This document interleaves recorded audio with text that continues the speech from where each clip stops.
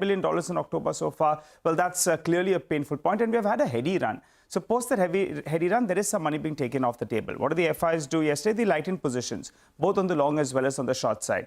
What did the clients do? Yesterday, after a while, they added more short positions in comparison to the long positions. Though on an absolute basis, the FIs, they continue to remain net short with more than 1.5 lakh contracts on the short side. While the clients, though yesterday, you had the long position that came down from 2.3 lakh contracts, it came down to around 2.2 lakh contracts, but that's still a net long position that you have on the index futures. The PCR, very important. That could be a technical indicator that you'll want to track very closely. It's come down to 0.73. At around 0.65, 0.66, we have seen that the markets do see a bit of a bounce because the call writing gets a little bit too aggressive. And in yesterday's trading session, that's precisely what happened. 24,500, 24,600, 24,700 call. All of them did see a fair bit of aggressive writing that we saw. The Nifty levels we're looking at yesterday was a weak session, particularly towards the end of trade, because we ended below that 100 DMA. So now we've breached a crucial barrier. The next support comes in at around this 24,000 odd mark. But in case we do see a bounce, you'll want the Nifty to go ahead and breach this 100 DMA. What about the Nifty Bank? That as well has broken a lot of those barriers, the 20, 50 and 100 DMA. So in case we see a bounce, I think you'll have to keep an eye out on the 100 DMA, then the 50 and then the 20. And I think today at some point of time, we are going to see a bounce on the low point of the day. And the Nifty Bank could be the one that's leading the way. It plays out the weekly expiry as well. A few stocks have come out of the F&O ban, so you'll keep an eye out on them as always. The list comes up for you on the screen. You have Granules, HDFC Bank, SAIL, as well as Hindustan Copper. So we'll keep an eye out on all these stocks. All right, Nigel, thanks very much for that. So keep an eye and, bounce, but the durable bounce actually will take it, right? I mean, we'll see if it's durable or not. But let's just get you some more opinion here. This is Sunil Kaul of Goldman Sachs, who thinks a large price correction in the market is less likely given support from domestic flows. But markets could time correct over the next 3 to 6 months. Consequently, they've tactically lowered Indian equities from overweight to neutral in the Asia EM allocations. They've revisited the Nifty 12-month target of 27,000, which implies a 9% upside, while the 3-month target of 24,500 and the 6-month price target of 25,500, which align with the range-bound or neutral view. Goldman is overweight autos, telecom, insurance, real estate. They've downgraded cyclicals like industrials, cement, chemicals, and financials. Okay, all right. Lawrence Belanco is now joining us. He's, of course, the much-tracked technical analyst with CLSA. Lawrence, great to have you with us here. Good morning. Prashant this side. Thanks for joining in. I think you were expecting larger downsides here on the Nifty and for the Indian market broadly. Run us through your thought process and the levels here, Lawrence. Yeah, let's just look at what we see on the daily chart and basically the break below the 50-day that we saw at the start of October. We've seen downside momentum now accelerate, and the classic reversal pattern being the head and shoulders that we've seen develop August high, the October high, and then obviously this early October high, forming that formation. And we're really looking for a move back to the 200-day moving average, which sits around the 23,300 area. So we see at least another sort of 5% downside. That'll take the market back to long-term trend support. Where do we get to, which takes us back to the trend support? Yep, 23,389. So that's where the 200-day sits, and that's the lower boundary of the uptrend channel of the 2023 lows. And the market stabilizes there, or you think, and how quickly? What's the time zone here? Yeah, so if we look at it, we think into November we'll be hitting those downside targets. So within the next sort of 20 trading sessions, we think we'll be down to those kind of levels. Yes, we would look for evidence of support developing there. You know, the last time we tested the 200-day was the intraday reaction to the general elections, and the prior occasion was actually in the sell-off that you saw in March, April of 2023. So we've only been back to the 200-day, the last 18 months on 2 separate occasions, and we think this will be the third. Okay, that's a significant downside from where we are. It's over 1,000 points lower, and you see that downside get tested over the next 20 sessions. We've noted that, Lawrence. So let's talk about this leg down that you're still expecting will play out. What looks the weakest to you in India? Yeah, the sector that we've really been highlighting as where the greatest downside risk is in the PSU space. So if you look at the BSE PSU index, that started to roll over basically from June, July, and since then we've broken down. Yesterday we saw that index break below its 200-day, and that's sort of leading the downside. And if you want to get sort of more granular in this, you can look at the PSU banks versus the private banks. Now, the PSU banks have been great outperformers from the COVID lows up until the start of this year, and since then it started to roll over. So essentially now we've seen private banks hold ground while the PSU banks underperform. So, if we get down into subsectors, but more broadly, PSU is the most vulnerable space here, having broken below its 200-day yesterday. Hi, Lawrence. Good morning and good to see you. Good morning. In fact, the PSU banking index yesterday breached the election day lows as well. So that's one of the first indices to breach those lows. Lawrence, in these sort of times, you're wondering who's going to bat for the bulls, who's going to come in there and support the Nifty. And I believe HDFC Bank could be one of those candidates. What are the levels you're looking out there? It's gone through that long time correction. How is the price action looking? Yeah, it is probably the most interesting long-term setup that you have within the Indian market. As you say, it's underperformed for the past 2.5 years. It's been consolidating below the 1700 to 1730 area, which we recently pulled back from, but we're now rising back towards that area. So that's really the breakout point for a significant move of over 40% if we break out from that. However, because we think the Nifty does have downside to its 200-day, we think HDFC will remain in this range, but it'll be a relative outperformer. So it is a place that we think you can accumulate here. And once this correction's over, we think we do see the setup for a potential major breakout there. So use the current volatility as an opportunity to build positions in HDFC. And what are the levels you're tracking on HDFC Bank if it has to break out? I mean, post this consolidation phase, where is it headed? That's the point number one. And point number two is you're clearly bracing for a bit of a correction. What level would it nullify that view? Above what level? Yeah, so I think let's start off with your last question. The 50-day has been the key resistance zone. When we broke below that in early October, we've had rebound attempts that have failed below it. So really to negate the immediate downside risk, we would need to see the Nifty take back its 50-day, and that currently sits around the 25,150 area. So that would be point one to negate this corrective view of a move down to the 200-day. Your question on HDFC Bank, the breakout area is just above the 1730 area. So clearing above that, holding above that breakout really gets us upside targets of 2,500 plus. So that's where we would see this breakout taking HDFC Bank once we clear through that 1730 area on a sustained basis. Lawrence, this downside leg, your primary thesis is this 5% down move, right? Testing the 200 DMA.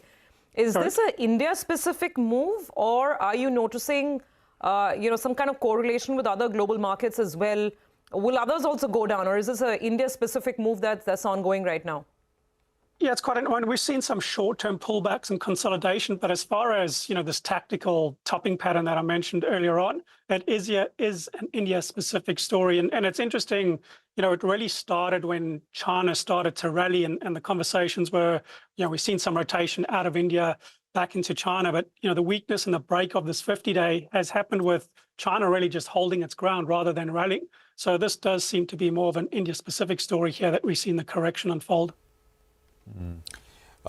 Lawrence, you'll be speaking with lots of so-called fast money, right? Hedge funds and those kind of investors. We've seen about $10 billion worth of foreign selling here in India over the last, over this month actually, so far.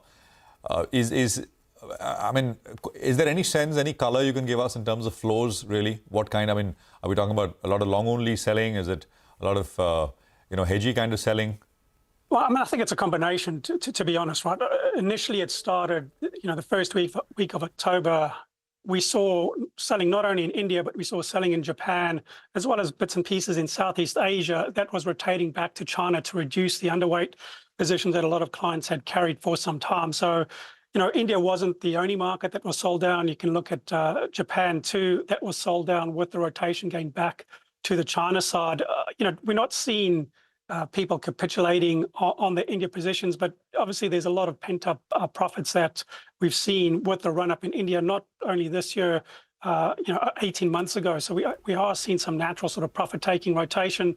And the other thing you've got to bear in mind is, coming into a year-end, there is a tendency for markets, particularly in the fourth quarter, to take profits in their winners and look at an allocation to some lagging trades looking into the new year. So there is a behavioral characteristic to this rotation setup. Okay, Lawrence, final question before we let you go. The good news from an India perspective is Brent crude prices are still well behaved. Last time you told us you expected to be in that $80 to $90 per barrel mark. Where do you see Brent crude prices headed? And what about gold? Month on month, we're seeing fresh all-time highs. Absolutely. I mean, gold's uptrend remains intact. We're well past our upside target where we started the year looking at 26.25 as the upside target, and we're $100 ahead of that. There's no signs of weakness there, and I'd advise clients to look at the charts of silver.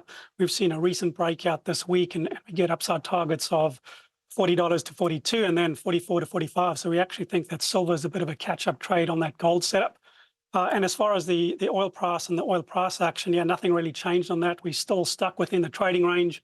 And in fact, within that range of the $70 to $90 area, the 200-day sits around $82. And that's where the recent rebound got to and failed. So in fact, we're consolidating in the lower half of that defined range below 82 and above 70. Lawrence, this last thing. So you said HDFC Bank, you gave us some levels. Any other high conviction trades, either long or short here in India? Well, I mean, we mentioned the PSU side, and in our reports, we've been talking about Coal India, we've been looking at Power Finance, and we're looking at Maruti Suzuki as stocks that do have weakness breaking down. Maruti Suzuki closed below its 200-day yesterday. We've been flagging that at least as a take-profit setup.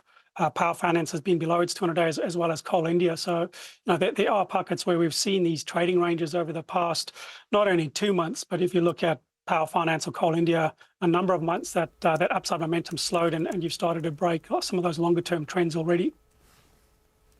Okay, so a couple of more names perhaps on the downside, and maybe something like an HDFC Bank could emerge stronger once all this is over. Lawrence, thank you very much for joining in. That was really helpful, and we look forward to more conversations in the coming weeks as well. Well, that's a big view coming in from CLSA on the charts, on the technical, saying that the correction isn't over. There's another leg down, and probably it could be 5% lower when the Nifty tests the 200 DMA. All right, so with that view behind us, let's now move on and talk about what else you can catch on the show today. A lot of corporate interactions lined up as always at 8:40. We'll get chatting with Manish Nandan of Zensar Technologies, talk about their second quarter performance. At 9:05, we'll have Karan Taurani of Elara Capital to talk about Zomato's fundraising plans and also, of course, the Q2 show. At 9:20, we chat with our market master of the day, Karthik Kumar of Axis Mutual Funds, join in.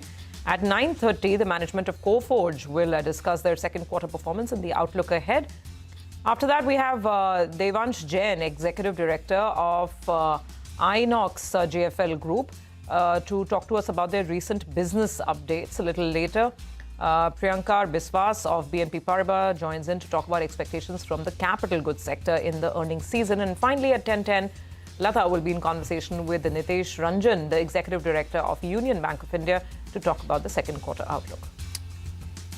Well, time for a quick break, but a lot of stocks we're going to be tracking for you on the other side. For the time being, run you through our top 10 list. We're looking at Max Financial, Canfin Homes, Persistent Systems, Indus Stars, Amber, Coforge and Paytm. All of them will be reacting to positive news flow, while you have Bajaj Finance, ICICI Prudential and Mahindra Financial that will be reacting to negative news flow.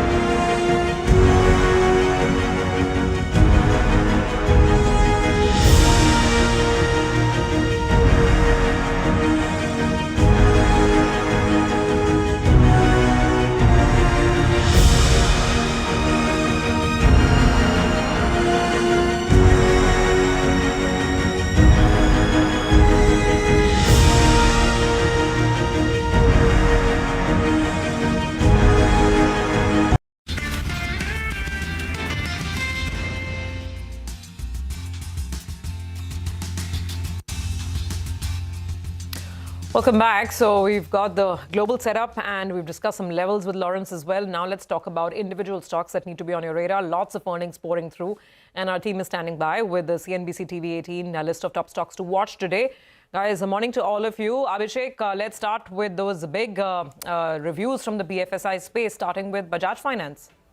Well, stress has increased for Bajaj Finance and they have increased their credit cost guidance as well. So to begin with, Bajaj Finance has raised their FY25 credit cost guidance to about 2.05% from the earlier guidance of about 1.75% to 1.85%. So it's a 30 basis to 20 basis point increase in the credit cost guidance for FY25. Provisions have increased 77% YOY and about 13.3% sequentially. Perhaps for the first time in many quarters that I am seeing their credit cost on a quarterly basis, annualized credit cost being above the 2% mark.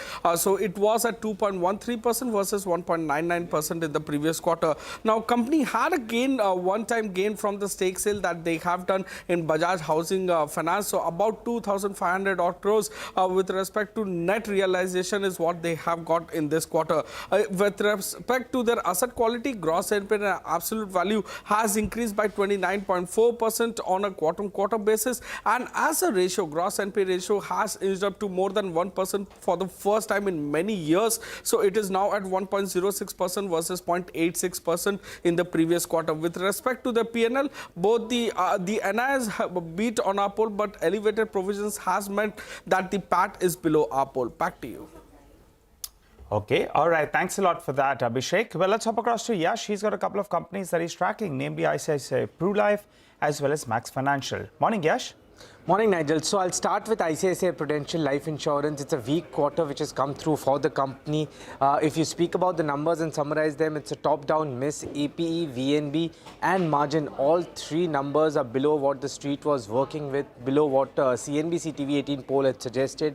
To start with, new business premium, that has seen a growth of 14%. It is in line with CNBC-TV18 poll. The number is 4929 crore. The number that we were working with is bang in line, 4929 crore. Total annualized premium equivalent, that has grown by 21%, but it's a miss when it comes to the estimates that the street was working with. The number is 2504 crore. The number that we were working with was 3,139 crore rupees. Retail AP seen a growth of 26% on a year-on-year basis. It's in line with CNBC-TV18 poll at 2161 crore rupees versus 2108 crore rupees. Value of new business, there's a big miss which has come on the VNB number. It is grown by just about 1.5%, and as far as the numbers that has come through is 586 crore rupees. The poll was 758 crore rupees. Speaking about margins on a year-on-year basis, the margins have seen a downtick of 458 basis points. It has come in at about 23%. The number that we were working with in terms of our estimates was 24.14%. Now, speaking about Max Life Insurance, it's been a good quarter for the company. You speak about new business premium that has come in line. Apart from that, total AP, retail AP and VNB margin is ahead of what the street was working with. New business premium seen a growth of 25%. It is in line with a poll at about 3016 crore. Total AP, that has grown at 31%. The number that has come in is about 2,170 crore. Our poll was 2,111 crore rupees. Retail AP, that has seen a growth of 26%. Value of new business, to speak about that, has grown by about 23%. It is much ahead of the poll that we were working with. Margin has also come on the higher side when it comes to Max Financial Services. All right, Yash, thank you very much for that. So that's insurance in focus. Canfin Homes and M&M Finance are the other two we want to go back to Abhishek on. Abhishek, good morning. Take it away. Good morning, Prashant. So to begin with, the Canfin Homes, for the first time in last 9 quarters, the growth rate with respect to AUM on a YY basis has been arrested from the declining trend that we are used to seeing over the last 8 quarters. So AUM growth is about 9.6% YY and about 2.8% sequentially. They have improved their net interest margin to 3.75% versus 3.57% in the previous quarter. Asset quality has remained stable and gross NPA ratio has improved to 0.88 versus 0.91% in the previous quarter. With respect to the PNL, NII is at 340 crore versus Kotak Securities estimate of 328 crores, while PAT is at 211.5 crore versus Kotak Securities estimate of 210 crore. With respect to M&M Finance, now their guidance X of gross NPA has been revised lower across various parameters. So to begin with, FY25 guidance for gross NPA has been put down to less than 4% from the earlier guidance of less than 6%. However, net interest margin guidance has been cut to about 6.5 to 6.7% versus 7.5% earlier. Growth has been pulled down from 2x of AUM to 1.8 to 2x AUM. OPEX to assets, that ratio was stated to be less than 2.6%, but now it has been revised to 2.6 to 2.7%. And the new business target that they had set for themselves was about 15% of AUM, but they have reached only 6% of the AUM, and management says that there is more work to be done over here. The return on asset, that's disheartening to see. That target was set at 2.5%. It's been now reduced by about 50 to 70 basis points. The new target being 1.8 to 2% for FY25. So on balance sheet loan growth of about 20% is perhaps the weakest loan growth that you are seeing in last 9 quarters. Disbursements have declined YOY for the first time in last 13 quarters. Asset quality has deteriorated, so gross NPA in absolute value has increased by 13.7% sequentially, as a ratio also is inched up to about 3.83% versus 3.56% in the previous quarter. Even their housing finance subsidiary, that's seen a deterioration in asset quality, wherein the gross NPA ratio has inched up by 30 basis points sequentially to 9.14%. Back to you. All right, Abhishek, thanks very much. Let's see if M&M Financial Services becomes the stock of the day, but for the wrong reasons today. Watch out for this one. But on to some happier numbers. Amber, Upasana is looking at this one. Good morning, Upasana. Good morning. Amber Enterprises reported strong set of numbers. Revenue and PAT came above poll estimates, while EBITDA margin was in line, and the strong performance was mainly driven by strong REC demand and low channel inventories. Now, revenue stood around 1,685 crore with an uptick of 82% on a YOY basis, and REC revenue grew by 104%. While non-REC component grew by 68% on a YOY basis. Company's margins came in at 6.7% with an uptick of 30 basis points on a YOY basis, and PAT stood at 19.2 crores versus a loss of 6.9 crores. So all in all, strong set of numbers reported by Amber Enterprises in its Q2 FY25. All right, thanks a lot for that, Upasana. Well, let's go across to Rima. She's here to tell us about Coforge. Rima? So Coforge has reported a good set of numbers. The performance has been boosted by the Cigniti acquisition. So reported revenues have gone up 26%, but even on an organic basis, X of Cigniti, we've seen a top line growth of more than 5%, 5.5%. Margins, though, have come under pressure because of higher, depreciation and amortization costs related to the acquisition. But the key positive is the new order wins. So the order wins are very strong, growing more than 40%. So strong organic revenue growth, very good order booking, and that's why I'm going to go with Grid for Coforge. There's a conference call which is currently going on. Well, Rima, thank you very much for that. But Persistent reported numbers as well, and those were really good, right? What about Indus Towers as well? Yeah, go on. So Persistent was a beat on revenues and margins. This is a company which is seeing very high growth, the fastest in the industry. Top line growth this quarter came in at 5%. They've maintained their margins. Deal wins continue to inch up, 14% up. And the company in the conference call reaffirmed their FY27 guidance of achieving $2 billion in revenue. So strong for Persistent. Only thing is valuations are much higher than peers. Indus Towers, the key positive in Indus Towers is the margin improvement. Margins for the company went up from 61 to 65%, and this is because the company has managed to recover some old dues from Vodafone Idea. So that was to the amount of 1,080 crore that boosted the company's margins, which is why, despite just a 1% revenue growth, the company's profits went up by 15% sequentially. Back to you.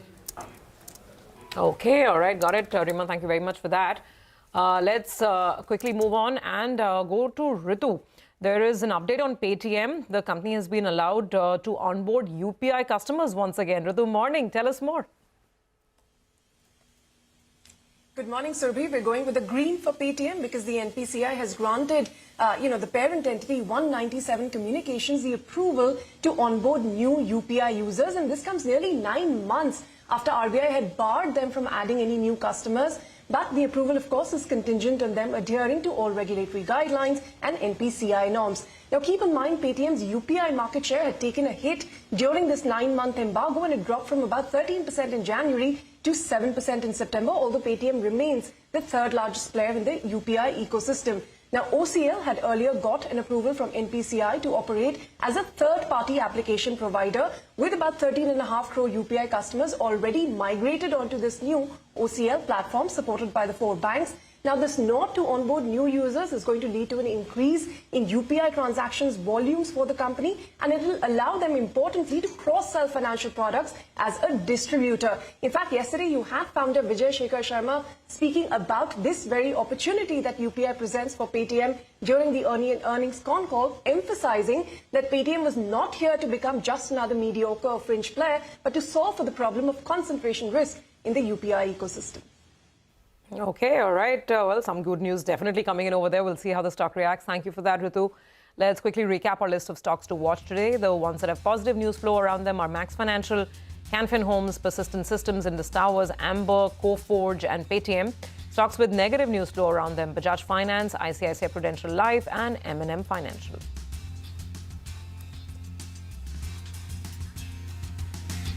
Okay. Okay, well, that's essentially the list of stocks to watch, but we're going to address one more, and this is Gujarat Fluorochemicals, and I think this is a we told you so moment, not for me, but for Nimesh. The Gujarat Fluorochem subsidiary has raised 1,000 crore rupees from getting investors into its chemical battery business. Now, Nimesh had highlighted this as part of his D Street chatter, and the chatter is now reality. Nimesh, morning. Morning, Prashant. So it's official now that the Gujarat Fluor in its subsidiary business, which is GFCL EV, they've raised 1,000 crores at an equity valuation of 25,000 crores. So it's a big deal. They've raised money from some marquee large family offices. They've not mentioned the name of those investors. The funds will be essentially used for capex. Now, the press release of Gujarat Fluor very clearly says that the entire EV battery chain opportunity is estimated to be $300 billion by 2030. So that's a large TAM that Gujarat Fluor can address through. Now, if you look at the subsidiary business, the EV business, that has got a couple of products. One, the battery chemicals. Second, cathode active materials. And third, the binders. So it's a significant development. I'm saying significant because the Gujarat Fluor's market cap is 50,000 crores. The EV business is now valued at 25,000 crores. So half of the market cap comes only from the EV business. So significant development. The only caveat here is, Prashant, the stock is rallied pretty hard. The first time when I highlighted, the stock was at 3,400. Now it's almost at 4,700. So in the price to some extent. So maybe there could be sell on news, but it's a significant development, and they've raised money from some large market investors. All right. Thanks a lot for that, Nimesh. Bang on yet again. So good one with regard to Gujarat Fluoro. But let's move to Manisha Gupta, who's standing by to tell us about what's going on in the commodity market. Manisha, morning. Morning, and thank you for that, Nigel. When I'm looking at all-time highs yet again for gold and silver prices, overnight has been great moves on the higher side here. So when you look at the gold prices, we have seen $27.50 an ounce almost being hit there. Indian markets are trading at an all-time highs here. For the silver prices, overnight gains have been to the tune of 3%. International markets are trading at a 12-year highs, but the Indian markets have hit a lakh rupees a kg for silver prices in all futures and in the spot markets as well. So it's lakh a kg now for the silver prices. Strong gains is what we've seen come back for the crude oil prices, almost 2% of gains in the overnight market. This is after there have been some reports suggesting that we perhaps are looking at tighter global demand and supply numbers by the first quarter of 2025. In any case, previous week did see crude oil prices decline by 7%. So some buying opportunity on the lower side is what we are looking at in sense of prices. All right. Manisha, thank you very much for that. So that is, of course, what's happening as far as oil is concerned. Now, we're going to take a break, but we're going to leave you with some good news as we slip into this break. 1 million Indians are now making smarter investments with the help of Money Control Pro. Money Control Pro, which is part of the listed entity Network 18, has crossed the milestone of 1 million paying subscribers. The site closed September at over 53 million unique visitors, nearly 30% higher than its closest competitor, Economic Times, underlining the fact that Money Control Pro is India's platform of choice when it comes to making financial decisions. If you haven't subscribed yet, scan the barcode on your screen now to become a part of the Money Control Pro family and help yourselves make better financial decisions.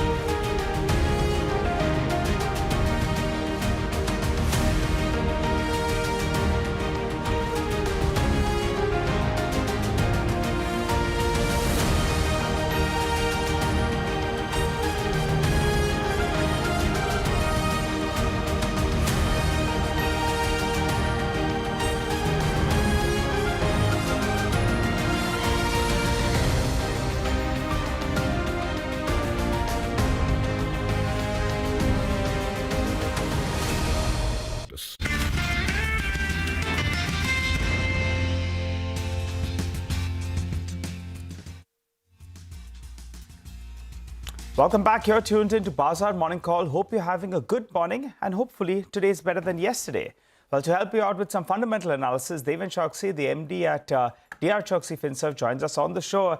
Hi, Deven. Good morning and good to see you. Well, let's start talking about Bajaj Finance. Well, that one has gone through a time-wise correction. It's practically not done anything of the recent past, and the numbers were a little bit subdued. What's your view on the stock? Yeah, good morning. Overall, I think the loan growth continues to remain healthy. On the other side, I think the pressure is appearing on the margin, I think largely because of the higher amount of credit costs. In my viewpoint, I think this is a passing phase. I think till the time the rate gets adjusted, I think you are going to see this kind of pressure continuing for a couple of quarters. Fortunately, in the second half of the financial year, we are seeing a strong demand growth emerging from the economy. Particularly for the business of Bajaj Finance, where I think the consumer credit growth is likely to be much sharper and much better going forward. Should the cost of fund gets adjusted in the price that they are charging to the customer, I think the NIM pressure will eventually come down. But maybe the December rate quarter is not likely to see that situation. So one will have to wait and see. Overall, I believe that the performance of the company remains in line with growth trajectory in which the company is operating.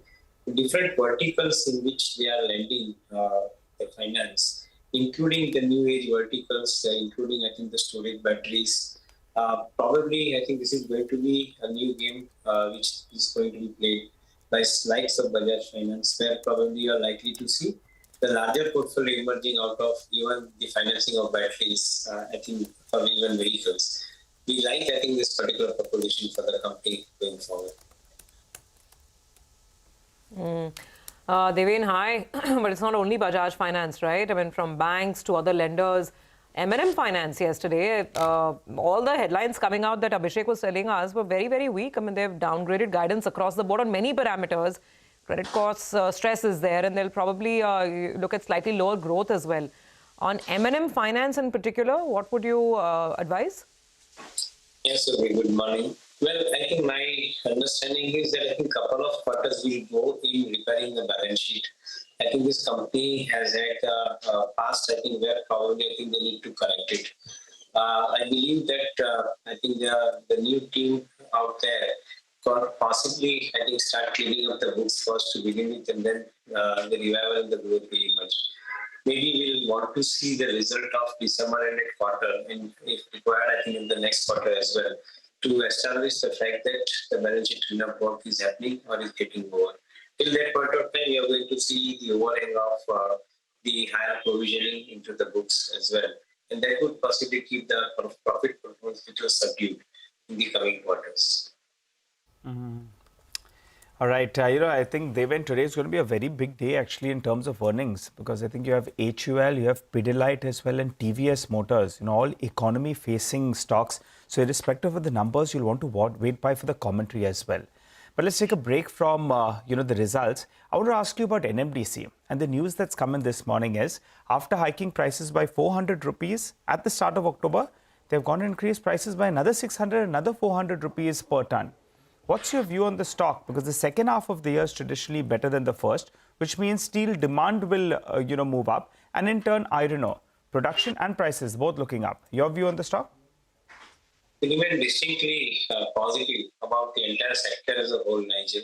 And I think in particular, the ferrous and non-ferrous commodities, we believe that I think the steel commodity could possibly look up smartly.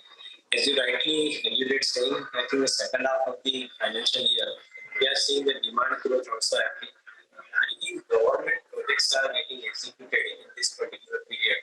And considering the fact that this time around the full budget came in after 1st July, I believe that the growth will continue to be, I think, smarter and bigger in the second half of the financial year, where the steel commodities could probably look up significantly.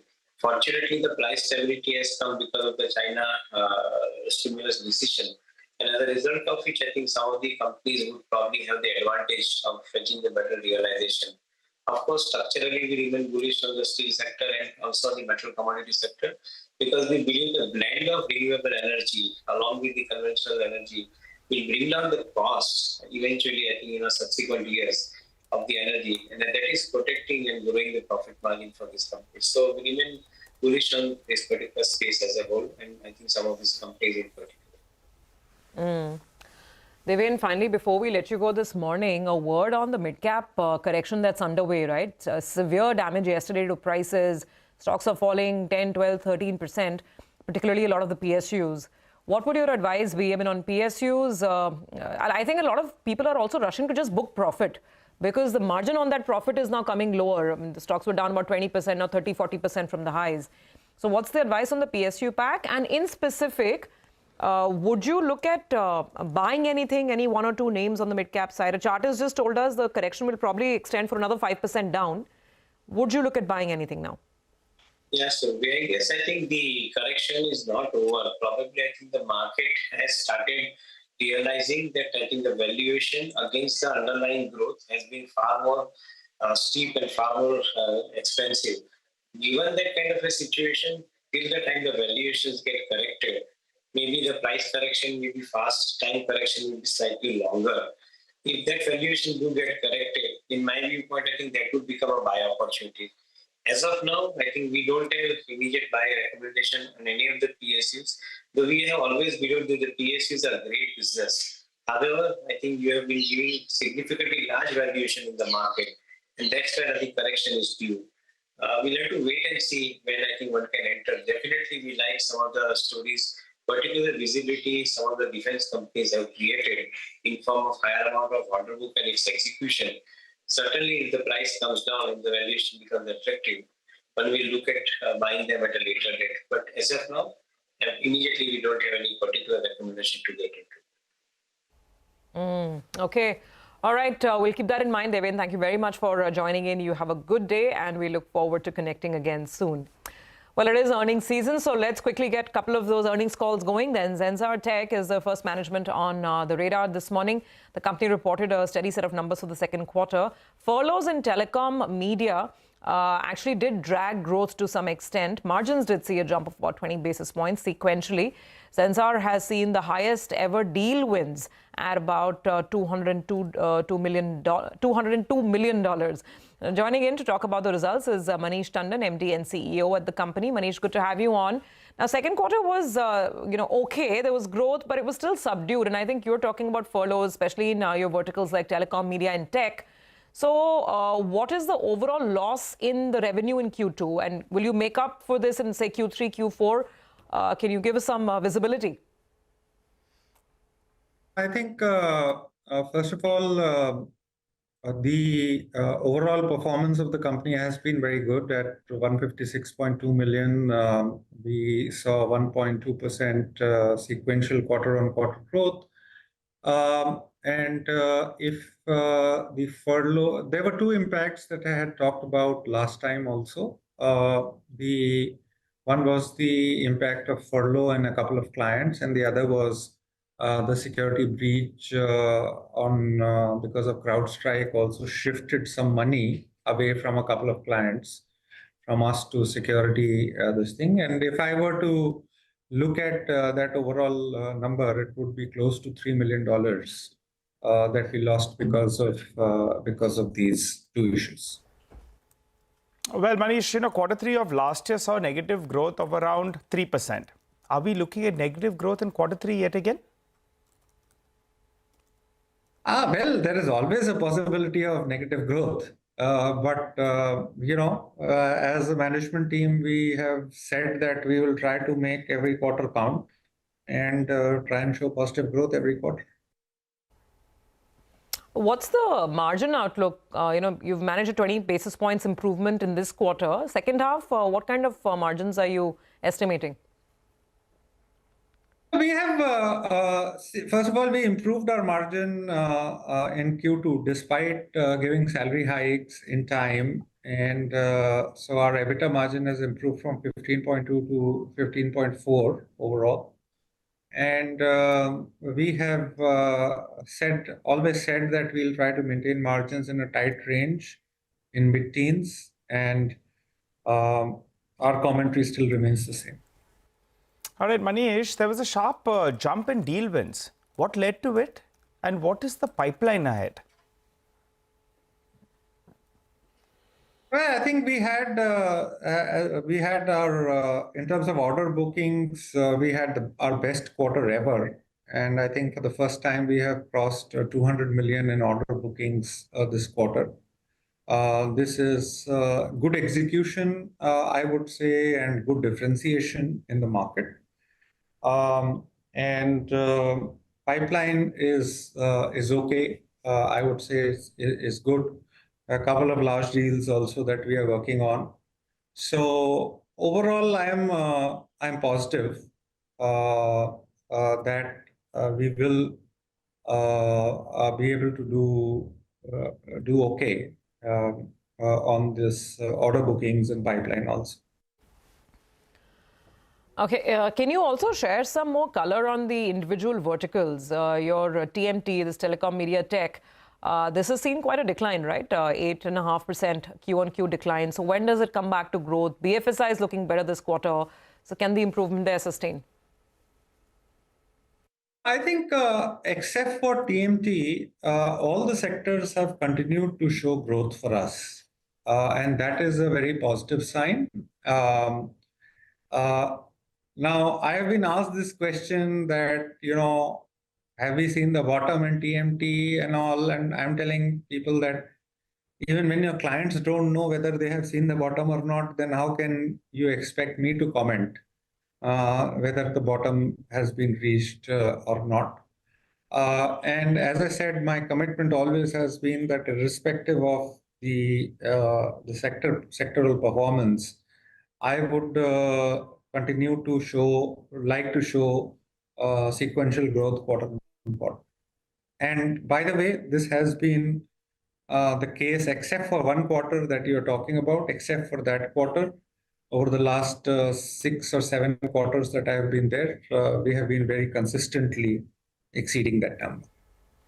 Okay, Manish, appreciate you stopping by and speaking to us here on CNBC TV18. Wishing you a good day ahead. We look forward to chatting up with you to see how the year is progressing in the coming quarter as well.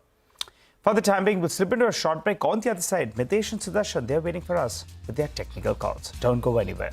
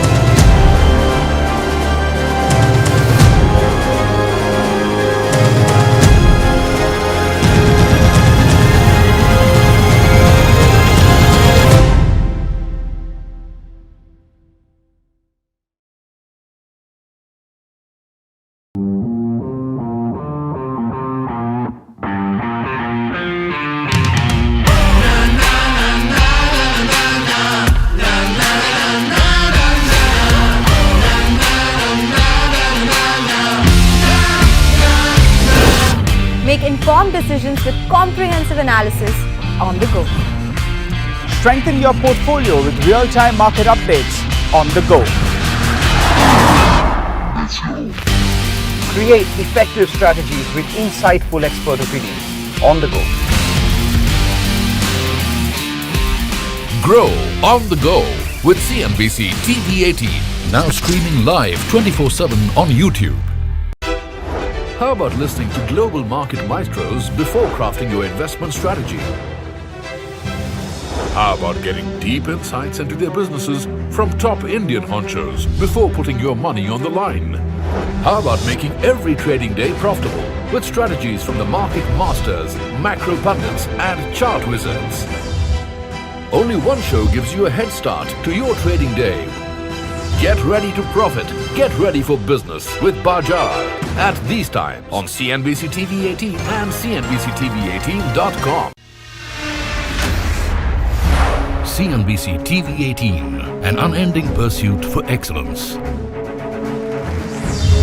A pioneer, a leader, a visionary, building a lasting legacy of credibility, consistency, and trust.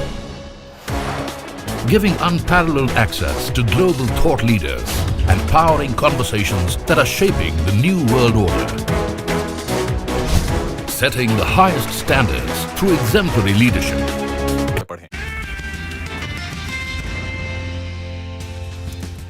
Welcome back. As promised, let's go to our technical guest. We have Mitesh Thakur and Sudarshan Sukhani who join us this morning. Good morning, gentlemen. Thanks a lot for joining in.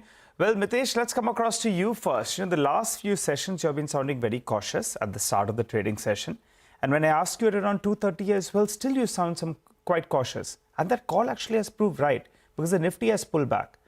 Where are we headed now on the Nifty? And what would your positioning be at around this 24,500 mark? Yeah. So I think the weekly structure, has been weak. In the sense that the charts have turned negative, the indicators are now looking on the downside. And therefore, I think, you are seeing such kind of a strong supply emerge and every rally is getting sold into. My sense is that I think, the next few weeks might be spent in a choppy correction consolidation kind of movement, wherein you will get declines on, you'll see a lot of supply at higher levels and on rallies and pullbacks. And I think, till some kind of a significant base building happens, I'm not looking at a reversal. Yes, you can get bounce backs and pullbacks, but for me, in the short term, the texture is negative. So these bounce backs will be used to sell into it. The key level on the upside was 24,750, 800, which is holding very nicely. So any pullback to those levels, I think, would be the first level where I would want to add on to short positions, though we have taken some profits as well yesterday. Got it. Okay, all right. Mitesh, quite clear on that. Sudarshan, what about you? Would you also be shorting the bounces, or do you think we're closer to the lower end? So in case you get an intraday dip, you look at a counter trade? Yeah, good morning. Actually, I don't usually recommend short positions in the Nifty or even the Bank Nifty, simply because the overall trend of the market is up. And it's not easy to catch these shorts except for a very professional trader. So the trade usually is, if you are not long, then you are on the side. Don't take any trade. That was my view for the last 2-3 days. That continues. The only way we will know that this market is finding a base or building a base is when the market starts going up. Otherwise, levels are of no use. Every level is being broken one by one. So the view is wait patiently for a couple of days, more days, for the markets to actually start going up, not just stay here. Once the market shows upside momentum, then consider buying. That's unlikely to happen today. So today is a stay away day. Got it. All right. But Sudarshan, you'll have individual calls on stocks. So let's get to that. Yeah, sure. I have two intraday shorts. Short selling should always be done intraday. PEL is an intraday short with a stop above 1,050. Divi's Lab, from the same group, the same sector, is an intraday short, stop above 59.50. For some reason, Pharma seems to be getting ready for a correction. Jubilant Foods is bottoming out. Now, that may or may not happen in this market. It's worth finding out. So buy Jubilant Foods with a tight stop under 610. And yesterday's high flat come. City Union Bank continues to be a buy with a stop under 161. Okay, all right. Thanks for that, Sudarshan. I'll tell you what, we'll slip into a short break, but Mitesh is waiting to give us his picks on the other side of the break. So don't go anywhere.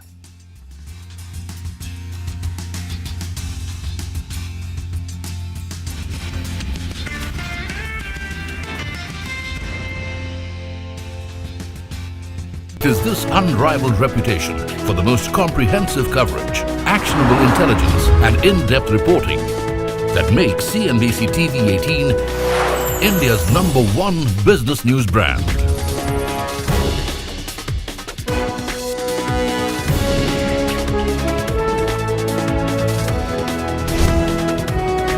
Foreseeing change, growth, and transformation for over a quarter of a century.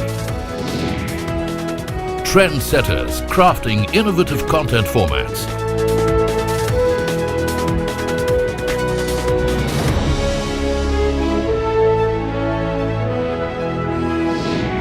And award-winning business journalism. On air, online, on social media. As we embark upon 25 years of excellence, we invite you to be a part of our future. CNBC-TV18, your trusted partner and investment ally. What does it take to build India's largest startup platform? It takes a journey of starting out as an unknown and ending up as unforgettable. It takes more than 2 decades of celebrating the most influential and influencing the most celebrated entrepreneurs. From chronicling the stories of India's startup universe to becoming a success story in itself as India's longest running show on startups and entrepreneurship. Celebrating 21 action-packed years of building India's biggest startup community. Young Turks at 21. Only on CNBC-TV18 and CNBC-TV18.com.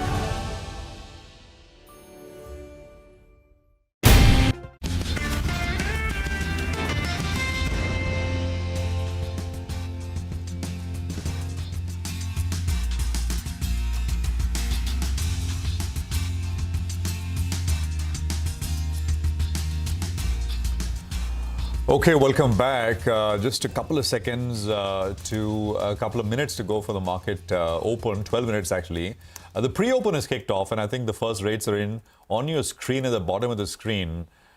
Oh, I don't think we'll get a 240 point lower start. So let it adjust a little bit. It'll settle down to much more flatter, maybe sideways kind of market. That's essentially was the indication from the GIFT Nifty as well. But well, lots of news flow. And this is, let's talk about Zomato first up, right? I mean, they've, okay, I think what we'll do is, Karan Thurani is going to join us on Zomato in just a bit. But Mitesh is with us and Sudarshan as well. Mitesh, morning. Your trades for the day? Yeah. I have more of sell calls today, but on a level specific basis. So Grelmark is a sell if it breaks yesterday's low of 1676, keep a stop at 1695, look for targets of 1635. Coal India on a bounce back around 472, 473. Take a short position with a stop at 479. And here the first target is 460 on the downside, and a sell on Atul Limited around 74.60, 74.80. So again on a mild pullback, keep a stop at 75.51. Look for targets of 72.50, and one buy call, that's Axis Bank around these levels of 11.75, 76. Buy with a stop below 11.55 and a target of 12.10 can be looked at. Got it, Mitesh. Thanks a lot for that. Well, let's focus on Zomato then. Yesterday, that fundraise was announced along with the numbers. We'll get to Karan Turani in just a bit. But for the time being, let's go to our in-house expert. Manglam joins us to run us through his quick analysis on that. Manglam. Well, the results for Zomato weren't particularly bad, but they are indicative of an impending competitive intensity in at least the quick commerce space. So if you just take a look at the numbers, good part was 55% growth in the B2C business, GOV growth, that is, adjusted EBITDA came in at around 330 crores versus 41 crores. Food delivery, there too, the gross order value grew 21% year-on-year. Quick commerce, GOV actually doubled year-on-year with a 122% gain, and going out business, which is a business that the company is seeding going forward, is up 171% as well. The reported revenue for Blinkit was up 129% at 1156 crores. The EBITDA loss out there contained to 8 crore versus a loss of 125 crores same time last year, and they have around 791 stores. This compares with 411 stores as well. On the District app, the company said it would be live in the next 4 weeks. So the key to track now will be how the District app sees traction once it is launched. And secondly, competitive intensity in quick commerce. Why do I say that? Because they have announced a $1 billion fundraise, and everyone's asked, why raise this fund when you have over 10,000 crore of cash on their books? On that, the company said they need to enhance their cash balance given the competitive landscape. They want to ensure that they are on a level playing field versus competitors. And quick commerce continues to operate at near adjusted EBITDA break-even, but they would just like to have a little more cash on their books. The good part is they've assured the street that there are no plans of any minority investments or acquisition, but this is just them strengthening their balance sheet beyond what it is already. All right, Mangalam, thank you very much for that. Karan Turani is now joining us, Senior Vice President, Research Analyst at Elara Capital. Karan, good morning. Good to have you here. Prashant this side. Again, we heard from the management themselves in terms of the reason behind fundraising.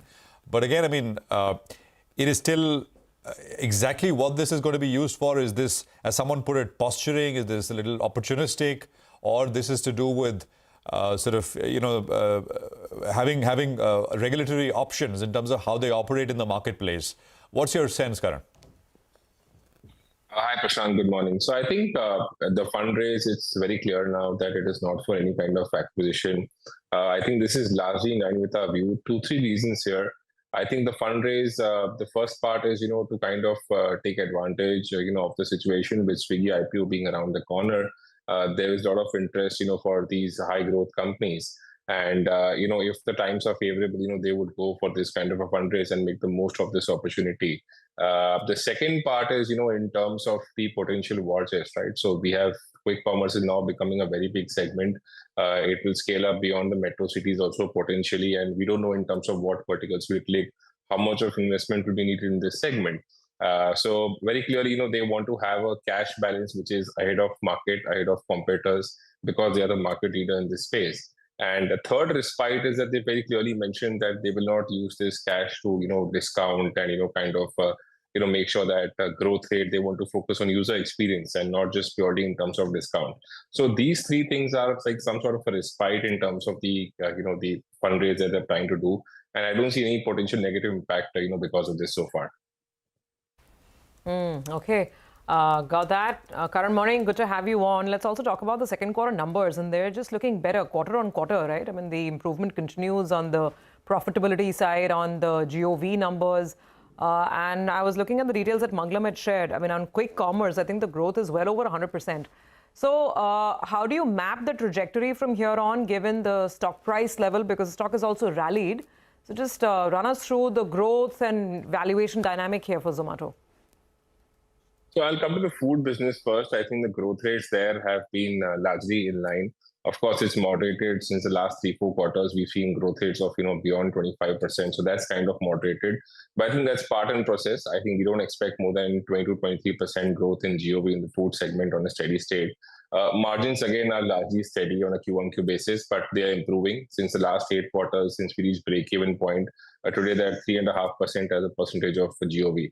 So clearly traction in the food segment continues to be there. I don't think there's an issue in terms of food business or them kind of potentially losing market share for now. So, and in terms of valuations as well, we do see that this business can trade at about 80 times P and about 55 times EV/EBITDA basis execution. So two things to watch here would be the consistent growth rate of 20% plus GOV in food going ahead, and also the improvement in terms of margins towards that 4 to 5% band that the management has guided for. On the quick commerce side, it's very clear that they want to really gain market share here, and that's why the aggression in terms of adding more stores versus the peers, and they are on track for that as well. So growth rate in quick commerce remains to be good. Take rates are largely stable. That's primarily because of store expansion. Two good things in the quick commerce is that one, of course, the losses haven't increased, despite this heavy store addition that they've done over the last 2 quarters. So that is some respite.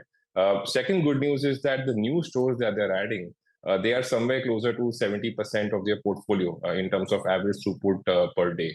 So clearly the new store addition is, kind of generating good order volume, good traction, and this is not coming at the cost of, losses going up. The break-even point is maintained. So I think it's good news for both the food and the quick commerce. Business execution remains to be on track. Okay, all right. Hi, Karan. Good morning. Good to see you in. Karan, the valuations between Zomato in the listed market and, there's a lot of action in the unlisted market. So how does it weigh between the two right now, Swiggy versus Zomato? So I think Swiggy valuations, as per some media reports, are pegged at about $11.5 to $12.5 billion. I mean, we don't have it under coverage, so we'll refrain to comment on that front. But I think given the kind of the metrics that Zomato operates versus Swiggy, given the kind of market share numbers, given the kind of a higher AOV, higher customer base, higher scale, better profitability, better track record, better execution, I think I would still prefer a Zomato versus Swiggy for now, because clearly I think in terms of track record they've been far superior. And whatever challenges we've seen so far is all external led. This Karnataka government kind of raising some kind of 2 to 3% higher outgo for gig workers, some kind of regulatory impact because of this Consumer Good Association going to CCI. These are all external measures, and they will have a negative impact on the company in some or the other manner in terms of the earnings. But internal execution remains to be on track and remains to be strong. So we'll still go with a Zomato over a Swiggy for now. What are the current market share numbers? What are your channel checks indicating? How much is the gap between the two? And also, what would be your comfort valuation range for Zomato? I mean, how much more would you give it? So I think in terms of the market share numbers on the food side, Zomato is about 20-25% higher market share versus Swiggy. They're at about 50% plus kind of market share on the food side. On the quick commerce side as well, if you look at Zomato's market share, they're at about 30-35% higher market share versus Swiggy as well, despite them entering this segment much later, after Swiggy. So clearly that edge remains. And I think in terms of valuations, we are almost near to the bottom now. And I think at price levels of 240 levels, these kind of markets where everything is falling, Zomato will be the very good price to accumulate, because 6 to 8 months down the line, once you roll over, our target price of 320 can potentially become over 400. So clearly, it's a good time to accumulate this stock, at these levels. Okay. All right, Karan, we'll leave it on that note for this morning. Thanks very much for joining in and giving us some perspective over there. Just looking at the pre-open trends now that things have settled, well, 93 points down. That's what the pre-open Nifty is telling us, at least as of now.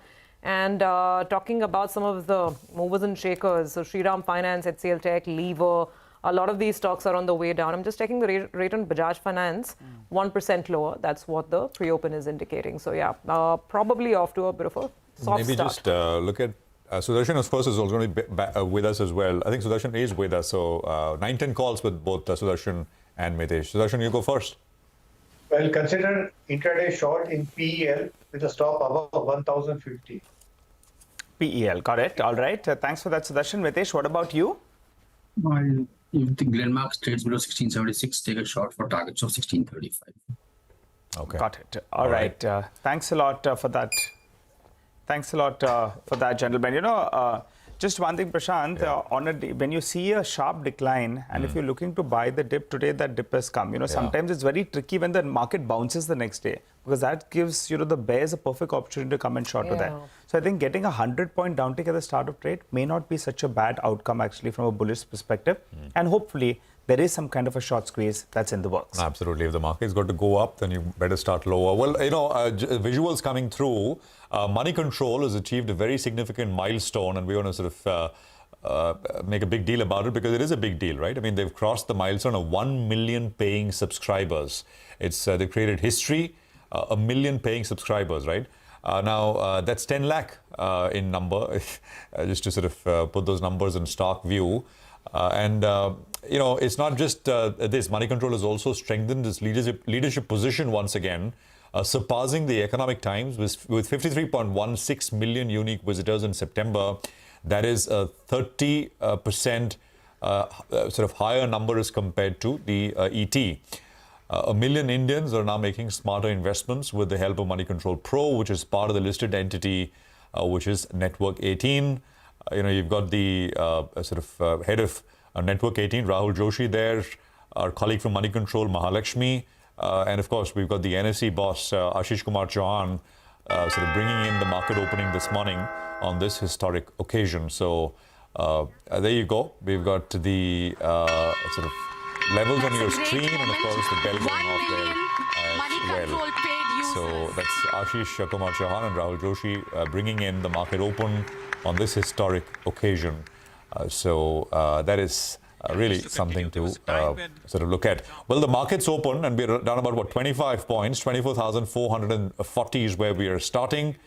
And you've got, that's a 40-odd point lower start. Bank Nifty is starting about 25 points with a 30-point cut. It's actually absolutely flat, nothing at all.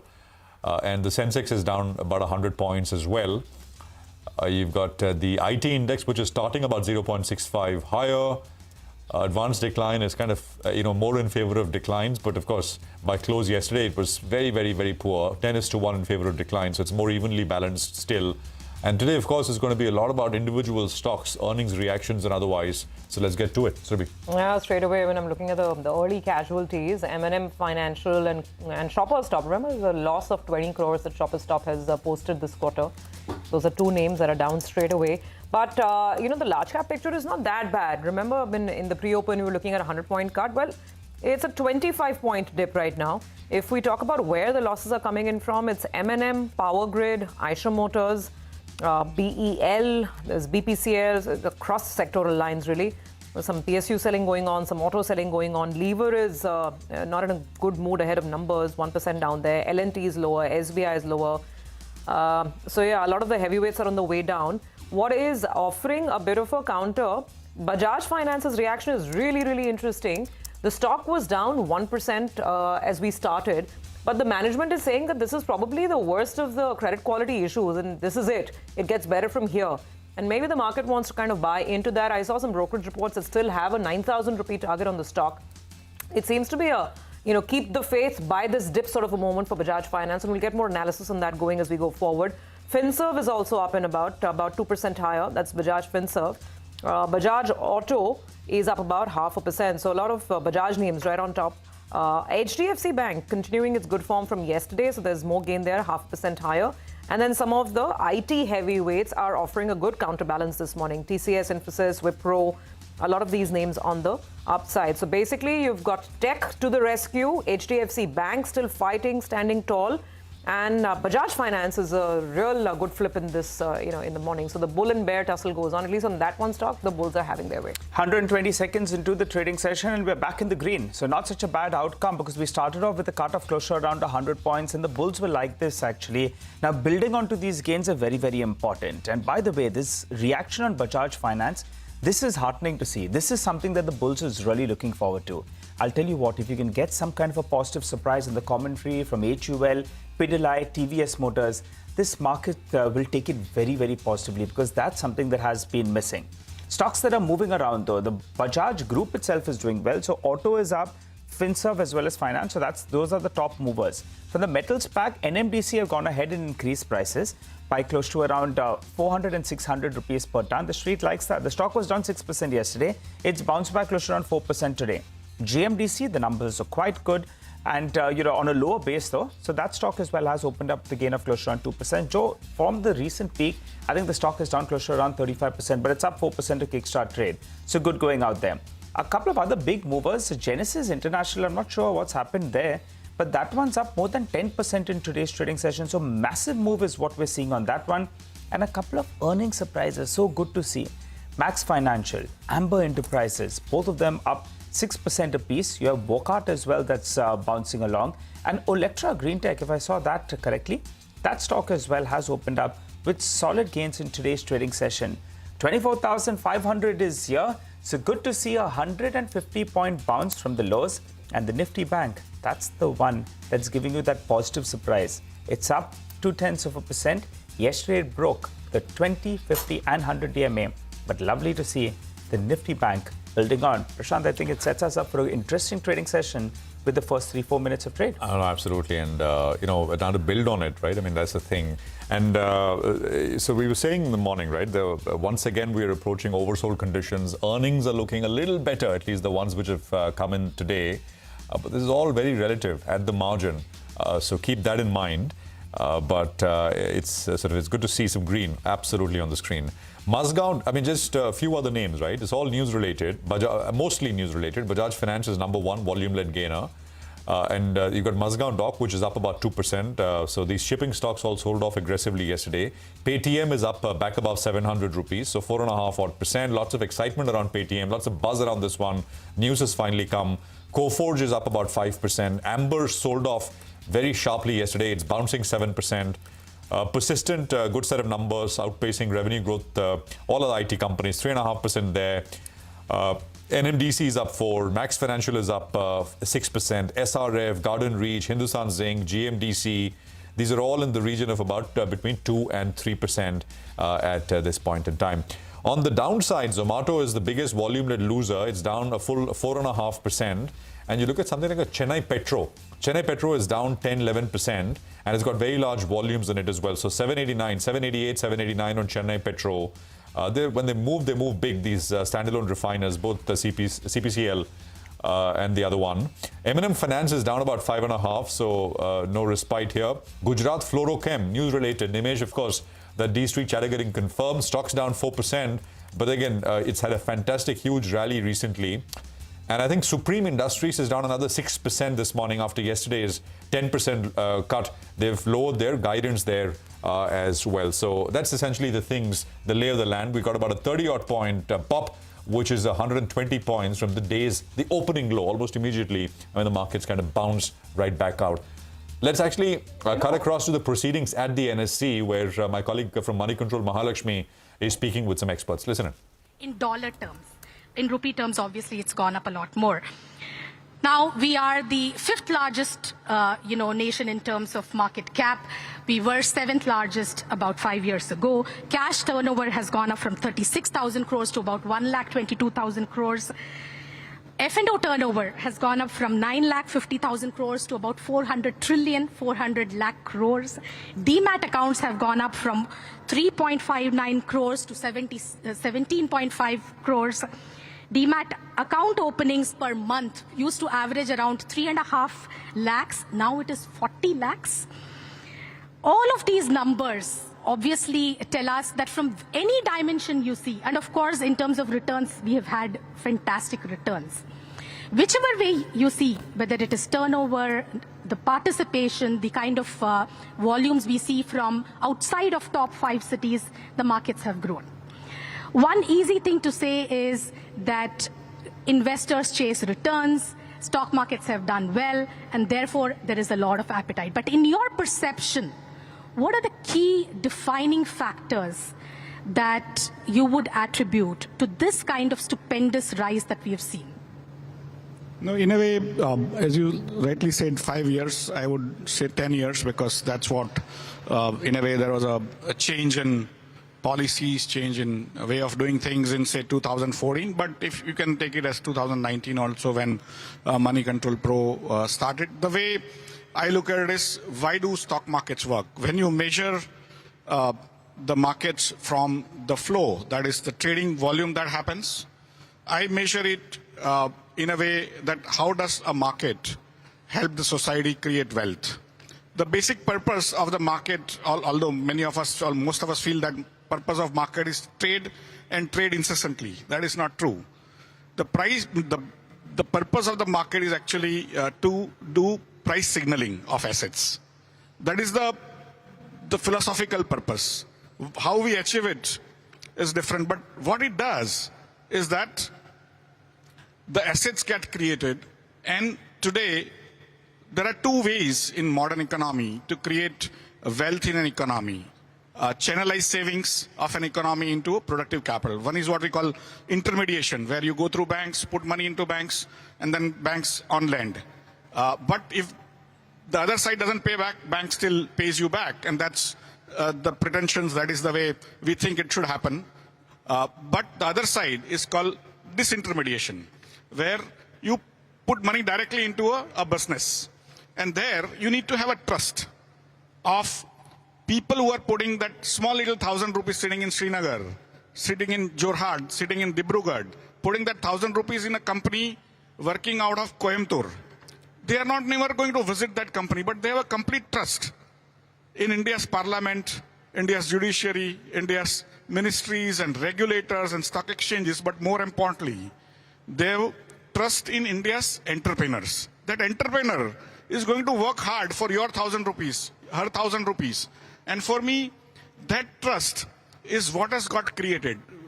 Usually, I mean, if you read the economics books on markets, it is very clear that countries with low per capita income cannot have good markets, thriving markets, because poor people don't save, and if they save, they don't trust even their brothers with their money. That's why they put money in gold and all. India is an outlier. With $3,000 per capita income, we have now the fourth largest, you said fifth, because you take Bloomberg data, and Bloomberg after 1998 should have merged Hong Kong into China, at least I did, and rest of the world, but Bloomberg still wants to project that Hong Kong is separate from China. But otherwise, India is fourth largest, and the market capitalization is $5.6 trillion, not $4.8 trillion. But besides that, there is no country in the world with $3,000 per capita income, which is our style of markets. $6,000, no market. $12,000, no market. $24,000, one market is there, whose name is China. When markets go down, government has to go and buy shares. You might have seen recently. In India, have you seen that in last 25 years? So that's why I'm saying this is a market of the people, by the people, for the people, but it is a trust between entrepreneurs and the investors. We all, including you guys, we or anyone else, we are just facilitating that. And that is what all of us need to understand, that it's very difficult to create that trust and very easy to give away that trust, right? So nothing should be done by any one of us who eat out of this, right? We are literally drinking out of the same pond. And anyone poisoning that pond, we'll all be hurt, right? So that is where I think this trust is so beautiful. I always say that over last 75 years, 77 years of independence, what India has achieved is trust in its entrepreneurs. And it's so beautiful that somewhere India has become a trustful nation, right? It's a very, very beautiful thing that has happened. DP, I want to come to you because you crossed a milestone few months back, 10 lakh crore, and you are perhaps present in every nook and corner of India, should I say? You're distributed everywhere. Tell us some anecdotes, numbers, things that demonstrate the trust that he's talking about. What is your hope? What do you see as an opportunity going forward? And what are the challenges? No, I absolutely agree with what Mr. Ashish Chauhan has said. Reaching out to every nook and corner and selling trust rather than selling a product. When our people has the trust in the entrepreneurs of the country, and then channelizing that from the farthest part of the country and bringing it to the investment manager who is doing the complete research and investing every single penny of that person into those stocks. This is something which has happened in a very, very beautiful manner. Today we take pride that in all the especially the hidden everywhere you talk about Northeast, you talk about Kashmir, which he touched about. We are the market leaders because of the brand, because of the trust. People already had trust in the brand. People have channelized money through that channel into this. And today when we are having more than 1.5 crore SIPs customers into the market with the ticket size of less than 2,000 crores. Just to give you an example, the small cap fund, which is ours, and we don't take pride that we are giving the highest returns because we choose very, very good companies, has got 2.5 million investors every month coming with the ticket size of less than 2,000 crores. 25 lakh लोग जो हैं जो उसमें पैसा डाल रहे हैं हर महीने, और we are not accepting lump sum money. Still, we are getting 700 crores every month. Well, that's $4 billion a month into equity mutual funds. That's essentially what Mr. Singh of SBI Mutual Fund, the country's largest mutual fund, is referring to. And of course, we'll cut back to the proceedings there. There is Samir Arora, as you could see from the visuals. There's Saurabh Mukherjee, and there are other market experts. We'll continue to dip in and out of that event. The big news, of course, is what you can see, that Money Control Pro has got 1 million paying subscribers. It's a historic milestone as far as the news business in this country is concerned. Well, the markets has had a swing, 120-point upswing. Then the market dropped into the red, and now it is up again 20 points, right? Look at that. That's what's happened. Opening low, it's up 100 and down 100, and now we're about 12 points in the green. What we'll do is we'll just go back to the proceedings at NSE and listen to Samir Arora in conversation. And SBI and all, our assets were less than what we have in Helios now in less than 10 months. And I can see this thing of trust, you can call it, or because of the things set up by the mutual fund industry over the years to get that confidence and whatever protection, that we are in our 11-month history have got maybe investors from more than 300, 400 cities. For us, I can see broadly that, people investing 1,000 rupees after the first 5,000 rupees. We are now about 0.3% of their size. Yeah. So we hope that we have much more room to grow than the overall this thing. But it is visible everywhere. So this time it is for real. This time the confidence that is built up in equities, the trust that we say. Every time in a bull market, one tends to believe this is real, but ultimately you're disappointed on because that the market point, if I may say, flee. On that point, I may say, because that is my favorite point, that don't look at last 5 years data of the market to say that this market has done very well.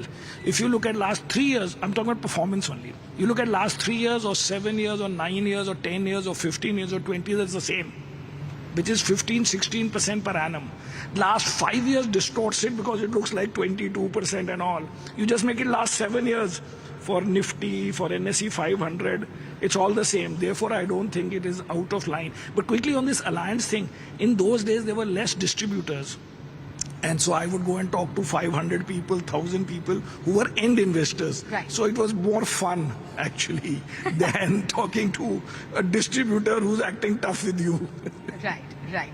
Rashesh, again, building on this point on trust, the retail investors have definitely reposed a lot of trust in the market. One thing that is a bit unnerving, I don't know, maybe that's too intense a word, but one disturbing trend is this promoters selling out, and that's been continuous over the last 3 years at least. Do you see that as a concern? As a skeptic, I would say this is distribution. As an optimist, I would say this is democratization. As a realist, what would you say? Okay, we'll keep dipping into that conversation and get you sound bites coming out of that event. For the time being, this market has been, starved of any kind of good numbers. And we've got one such number, Coforge. That's the management that's joining in on the show. The company reported a very good set of numbers, a well-rounded performance. Margins declined, but also that was because of a couple of one-off costs. They also witnessed solid organic growth with good order intake. We have Sudhir Singh, the CEO of Coforge, joins us on the show. Well, Sudhir, it's not just your investors, but I think the markets are cheering you today because we have been missing any kind of earnings beats. So very good performance is what you have delivered. But can you keep up this momentum? Give us a couple of numbers. Organically, can we see a double-digit growth for this year? And also, what should the margin band look like? The last quarter was, a couple of D&A and other inorganic related costs were there. But on a steady state basis, what is the margin band? Well, if you look at our numbers, the Coforge organic business itself on a sequential basis has grown 6.3% in US dollar terms. And of course, when you look at our aggregate numbers, the firm has grown almost 27% sequentially over the last quarter. So as we look ahead and we look at the next 12-month signed order book, which at this point in time is 40% higher year on year at $1.3 billion US dollars. As we look at the order intake during the current quarter, which was more than $500 million, it was exactly $516 million. As we look at the fact that our large deal pipeline, beyond just the 3 that we've announced in the last quarter, is looking even more robust, we feel very confident that not just the coming quarter, which is quarter 3, but quarters to come should see very robust and sustained growth. And we will continue to deliver that growth as we have over the last 7 years. Sudhir, hi, morning. So if you could put some sort of, rough numbers to that so that we can understand on a full year basis, let's talk, FY25, what will the base business, the organic business grow at, given the strong commentary, and also what the total sort of growth is going to be, given the Cigniti acquisition as well? We don't offer a formal annual revenue guidance, but as you can see, just the quarterly growth this quarter has been 27%. Next quarter, we expect it, even though it's a seasonally weaker quarter for the IT industry, to be a robust growth quarter again, as should quarter 4 be. So on the whole, this should be, I suspect, a standout year for the firm. The growth should be robust, and it will continue to sustain. Okay, I think the only niggling issue, not nitpicking, but I think it was something that was pointed out that for the organic business, the margin dipped a little bit in the second quarter. Can you elaborate on what the reasons are? And I think you've indicated to analysts that there could be some additional ESOP costs in the quarters ahead as well. So if you could throw some light on this. Absolutely. Our margins at the end of the first half of the current fiscal, our EBITDA is 125 bips higher than last year first half. Quarter 2, the drop that you saw was largely because of the fact that global annual salary increments were done in this quarter. So the quarter in which you do it is the quarter that sees a downward blip. But overall, if you look at the first 6 months, we are 125 bips higher. And we believe that we have significant margin levers even going forward to make sure that we deliver or over-deliver on the margin guidance that we'd given for the year. We had said that our gross margin will go up by 50 bips this year over last year. Given where we stand right now, we believe we're going to meet that guidance and at a stretch exceed that guidance going forward. But the EBIT level and the ESOP issue that I think was raised in the investor call, can you just tell us can you quantify the impact there? Sure, the ESOP cost will be the same in BIPS level for the full year as it was last year. We've issued new ESOPs starting quarter 3. Quarter 1 and quarter 2, therefore, saw a depressed ESOP cost. But when you look at the full year, the cost of ESOPs this year is likely to be at the same level as the cost of ESOPs last year. So, good morning, Prashant here. So, gross margin expansion can be, 75 basis points, 100 basis points? It's definitely going to be 50 bips that we committed to, Prashant, at the beginning. Currently, where we stand, it's at the end of the first half, it's 60 bips higher than first half last year. If that trajectory sustains, we might land up at 60 or maybe higher. But 50 at a minimum, which is our guidance, is something that we believe is ironclad right now. You've already given us the headline, a standout year for Coforge. And, it's almost as if, I'm not talking to an IT company, because most IT companies are, when we speak with, still largely the commentary has been slow and we're waiting for things to pick up, etc. But here you're talking about a standout year. So, we're wrapping up 24. We're looking at calendar 25. Interest rate cuts have started. Does that add to the confidence for calendar 25 as well? Any early indications of budgets, etc.? Prashant, it does add on the margins to the confidence, but our story, the Coforge growth story, has never really been driven by the demand environment ups and downs. Even last year, which was a very tough year for the industry, we had grown 13% in CC terms at a time when most firms were struggling to get to 3, 4, or 5%. So obviously the demand environment easing with the interest rate movement that you alluded to will help. But even if it doesn't, we will deliver the numbers that we need to deliver. Sudhir, throw some color on the Cigniti acquisition. Now that's closed out. How is that contributing? And you also mentioned there would be going to be cross-selling opportunities. So if you could quantify a couple of numbers on that front as well, and synergy benefits. Absolutely. Cigniti in this quarter has grown sequentially 6.1%. So it's obviously exceptional growth that they've recorded. This was the first quarter in which we had operational control over that firm. Their margin, more interestingly, it's not just been a great revenue quarter for them. The EBITDA margin of Cigniti on a sequential basis has jumped 360 bips to 16.2%. When we announced the Cigniti acquisition, we had indicated that we would expect Cigniti to hit an EBITDA of 16.5% by the fourth quarter of this year. But we now believe that Cigniti is going to exceed 18% EBITDA by fourth quarter of this year. The cross-sell that you talked about is proceeding extremely well. The growth that we've seen in the current quarter of 6.1% sequential has not come because of the cross-sell opportunities that are in play. It's only been one quarter. We expect that impact to start coming in starting quarter 3 and to be fully reflected by quarter 4. Sudhir, that explains in part why you were saying this would be an exceptional year for Coforge. But just round it up for us. I mean, where is the confidence coming in from? I think the insurance vertical, as I can see the numbers here, has done really well for you. 8% sequential growth. BFS is growing. But, really, what makes you confident, and what are the sort of demand triggers that you're seeing out there and the clients that you're working with? I think you're executing contracts on the Gen AI side as well. So just some qualitative perspective as well. Well, qualitatively, the thing that gives me the most confidence is the fact that every industry vertical of Coforge, every geographical unit of Coforge, and every technology unit of Coforge is doing well. To the point that you made, insurance has grown almost 9% sequentially. These are not YOY numbers. These are not annual numbers. These are sequential numbers. Insurance has grown almost 9%. Banking has grown more than 5%. The exact number is 5.2% sequentially. Travel has grown 6.2%. Emerging verticals have grown more than 7%.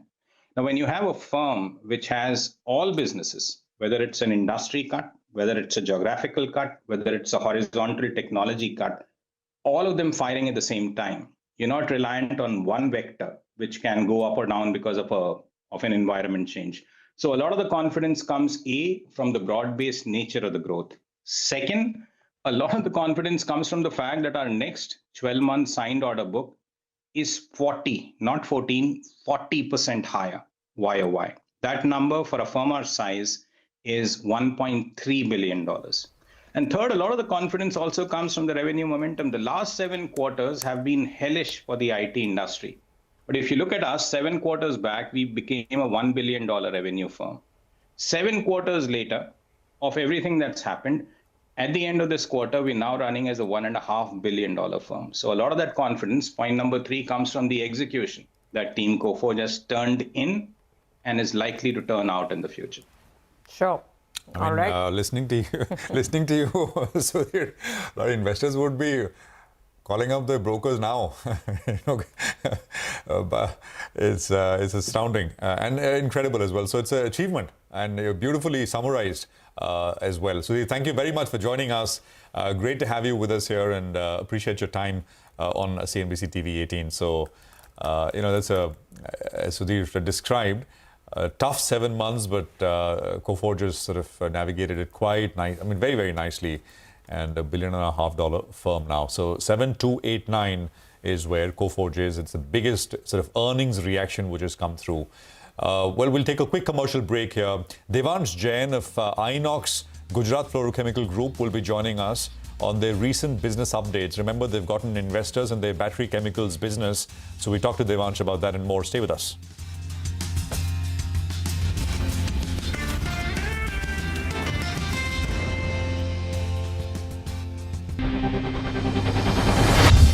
CNBC TV18's most comprehensive and award-winning news show, India Business Hour, drops first on YouTube.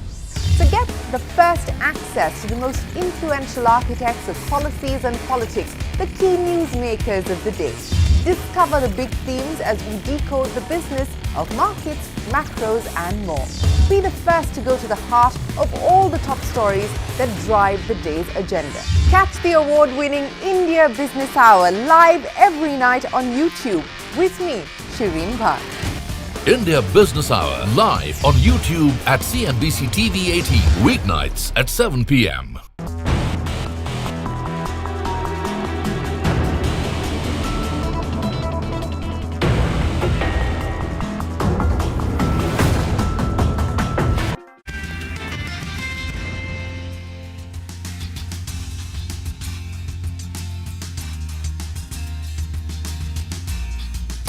Okay, welcome back. The market is volatile and how, right? I mean, I think it's what, 9:45, so 30 minutes worth of trading.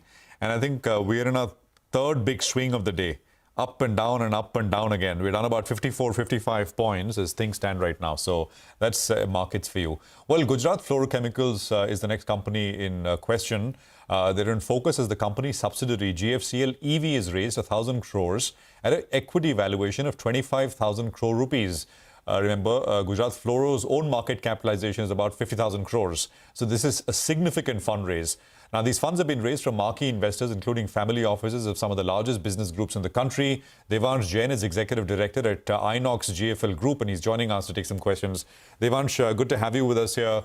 Good morning. Prashant this side. Congratulations. It's a significant sort of development for investors in your company and for you as you look forward into this sort of, emerging big business line.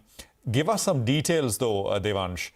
So this is a 100% subsidiary of the listed entity in which you've gotten these investors in. 1,000 crores worth has been put in, and the company is now valued at 25,000 crores. So if you can confirm those details and who has put the money in, if you can give us some inkling, because I believe, Sunil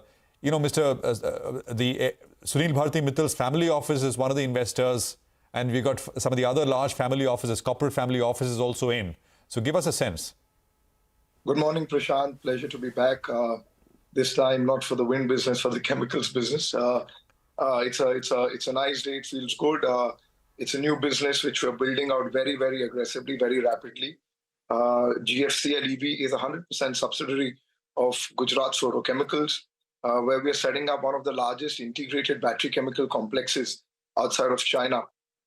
We have raised 1,000 crores. While I will not name the family offices which have invested, what I could certainly give you is these are some of the largest business groups across auto, across FMCG, across cement, across metals. So very, very strong pedigree guys across family offices which have come in. We've diluted close to about 4% of GFCL EV to raise this capital. I don't know how much everyone knows, but to date, we've pumped in close to 1,500 crores of equity into GFCL EV. And we have a large capex plan of almost about 6,000 crores over the next 2 to 3 years. And this capital raise, along with potentially another round, should see us through that along with our internal accruals. So 6,000 crores capex over the next 2 to 3 years is the plan here. Another round of funding soon, a year out, by when? Soon. We're talking to a few large private equity investors. We should be doing another round soon. And with that, I think we should be well covered. The aim is to raise about 2,000 crores, 1,000 odd we've raised from family offices. Potentially another 1,000 would be raised. And that, along with the 1,500 which we've already put in as equity, would be good enough to see through the entire business plan without any debt. I mean, as you would be aware, the Inox GFL Group is very debt averse. We don't like debt in any of our businesses. With this raise, along with the incremental raise, basically all the capexes will be funded from the equity and internal accruals. There will be no borrowings whatsoever across the group. The business, though, just to kind of, you're going to be making batteries, right? No, so putting what together. we make is basically it's three parts, right? We cater to the entire EVV and the ESS ecosystem. So it's battery chemicals, which is basically electrolytes, salts like lithium hexafluorophosphate, and various formulations and additives which go into the battery, along with cathode active material, which is LFP, and high-end fluoropolymers, which are used as binders, which is both PVDF and PTFE. In effect, broadly, the products which we make, depending on the chemistry, constitute about 40% of the battery. And the battery constitutes about 40% of the electric vehicle's cost. So in effect, we control about 12 to 15% of an electric vehicle's supply chain. And this would be 6,000 crores, 2 to 3 years, building out what capacity? I mean, if you can give us a sense. I mean, so for example, when we speak with OEMs like Ola, they give us I mean, they're building out this gigafactory, right? I mean, they want to be integrated and they're building out a large capacity over the next few years. So give us a sense of what, and they would be your customers. Who would be the customers here for you? I mean, I think just to give you a little overview about the EV landscape, we expect the market to move from about 1,100 gigawatt hours to about 5,000 to 6,000 gigawatt hours by 2030, opening up a $300 billion opportunity. I think what's happening is with the Inflation Reduction Act in the US, primarily supply chain, 90-95% of the battery supply chain was out of China. And with the IRA, you've effectively cut off the entire Chinese supply chain. So effectively, the entire US market is ideally looking for a key supplier. And I think we fit right in. We are early movers. We've got a majority of the plants up and running. We've gone through multiple rounds of approvals. We are currently in sampling and final trials of our products across our commercial plants. And we expect to start commercial supplies from Q4 FY25. Having said that, I think what's also important is outside of China, there are only 1 or 2 small players in Korea and Japan, which gives us a very, very large opportunity to build out this business. While I won't specify exact numbers, but I mean, in LFP, for example, we're looking at over 1 lakh of tonnage. In LiPF6, we're looking at almost 30,000 tonnage over the next 3 years. Devansh, just to come in over there. So that's the thing that investors, sometimes grapple with, to try and understand specifically what would be the opportunity for an Indian company. And from what you're saying, it looks like obviously you're catering to the international market and domestic. So if you could give us a mix, how much of it will be international, how much domestic, and isn't there some concern about, while of course it's a big theme and it's here to stay, but isn't there some concern about a little bit of a slowdown in demand as well? In the near term, that is. Look, effectively, as I mentioned to you, the global opportunity is expected to play out from about $65-70 billion currently to almost $300 billion over the next 4 to 5 years. Currently, the supply chain is primarily China-driven. And with the Inflation Reduction Act, for example, in the US, it's banned. You can't be with the Chinese. Effective 25 and 26 for various products. That's where we step in. No, but how much of this would you want to target, Devansh? That's the global picture we've got. Let me just explain this to you. In Europe, what's happening is majority of the OEMs are moving away from the Chinese supply chain. So you don't have IRA, but they need to have an alternate. And I think that's where we fit in. Now, if you look at the size of the market, almost 55% of the market would be the ex-China market. So currently, maybe the total market, the TAM where we would be playing is about 40 billion, moving up to about $150 billion. At peak, we would target about 7% of the global market. So while you look at a slowdown, which is primarily India, India is very, very small in our larger scheme, and India is really going to play out from 26. Majority of the battery plants are getting in shape now. You'll have some capacities coming up next year, be it Ola and so on and so forth. It's too small. We're really playing the global markets at this point in time. Okay, hi Devansh, congratulations on this big announcement, and you clearly seem very confident and optimistic about the future. Give us a few quick numbers though. Out of the 1,000 crores, how much is the promoter entity putting in? So the promoters have put in 200 crores. The remaining is coming 200, and the remaining is coming from the larger family offices across India. Got it. That's out of the way. Next up, what is the ROE you're expecting on this business? Currently, I think it's around 17-18% for GFCL. Look, we would expect much higher than that, but I would not be able to. Talk about that at this point in time. Point number 3: will you be looking at listing this business? That should be the eventual plan, say in the next 3-4 years. Yeah, certainly. I think as is known across Inox GFL Group, we build out businesses, capitalize them well, and once they're on their own, we eventually list them. So certainly for GFCL EV as well, we would be listing this over the time period you mentioned. Okay, in the next 3 to 4 years. And this remaining 1,000 crores that you were talking about, a fundraise, will be done at similar valuations, and should we expect it in this fiscal year? I would expect so. Okay. Devan, just sorry, one thing. You said this business is already up and running for you? So all our plants, so we've got our LiPF6 plant running, we have our electrolytes plant running. In this quarter, we expect to commission our LFP plant. So these are all commercial plants. I mean, it's a very, very rigorous approval process. You'd have a pilot plant, then you have a commercial plant. It takes a year from the pilot plant, then from the commercial plant, another 9 months odd. So we've got sampling done, validation going on. As I mentioned, Q4 is when we expect to start commercial sales of most of these products. So FY27, right? What would roughly? I mean, just to give a sense of what we're looking at, what could revenues be? In excess of $1.5 billion. From the EV business. That's right. Okay, FY27, $1.5 billion in revenues. On an investment of 6,000 crores. Well, the investment will play out. So that would be for the larger top line. Okay. The turnover ratio we would look at about 2 times, but 2 times, 2 to 2.5 times. But effectively, 6,000 would enable us to supply, 12 to 15,000 crores. And growing at what rate, Devansh? From there on, you mentioned those numbers. $150 billion TAM. You like a 7% share. So sure, I mean that's a very large. But that's in 2030. Let's get there. I think at this point in time, the TAM is at about 40 billion. We are ramping up. I think, as I said, with the equity raise we're doing at this point in time and the equity we've already pumped in, the internal accruals are large enough to keep growing that business. So, I mean, we're looking at abnormal growth rates for the next 3 to 4 years. And then they would peter down, but I think they would be fairly high even at that point in time. Got it. All right, Devansh, thanks a lot for joining. Congratulations on this big announcement. We look forward to touching base with you as you raise some more capital and as things progress. Well, time to move on then. It's time for our special segment, Quarter Se Quarter Tak, where we get you earnings expectations from every sector. Vamakshi joins us to tell us how Q2 will shape up for the capital goods sector. Vamakshi. Well, Q1 was a solid quarter for most industrial product companies with strong commentary on tender and order pipeline. Looking ahead to Q2, domestic order inflow is expected to ramp up now with the election and the budget behind us. Private capex is likely to see selective growth in sectors like data centers and industrial automation. Exports may still continue to be a bit of a mixed story. Exports for companies like Cummins are likely to bottom out, while for sectors such as energy transition, turbines, as well as transmission and distribution, they are likely to be robust.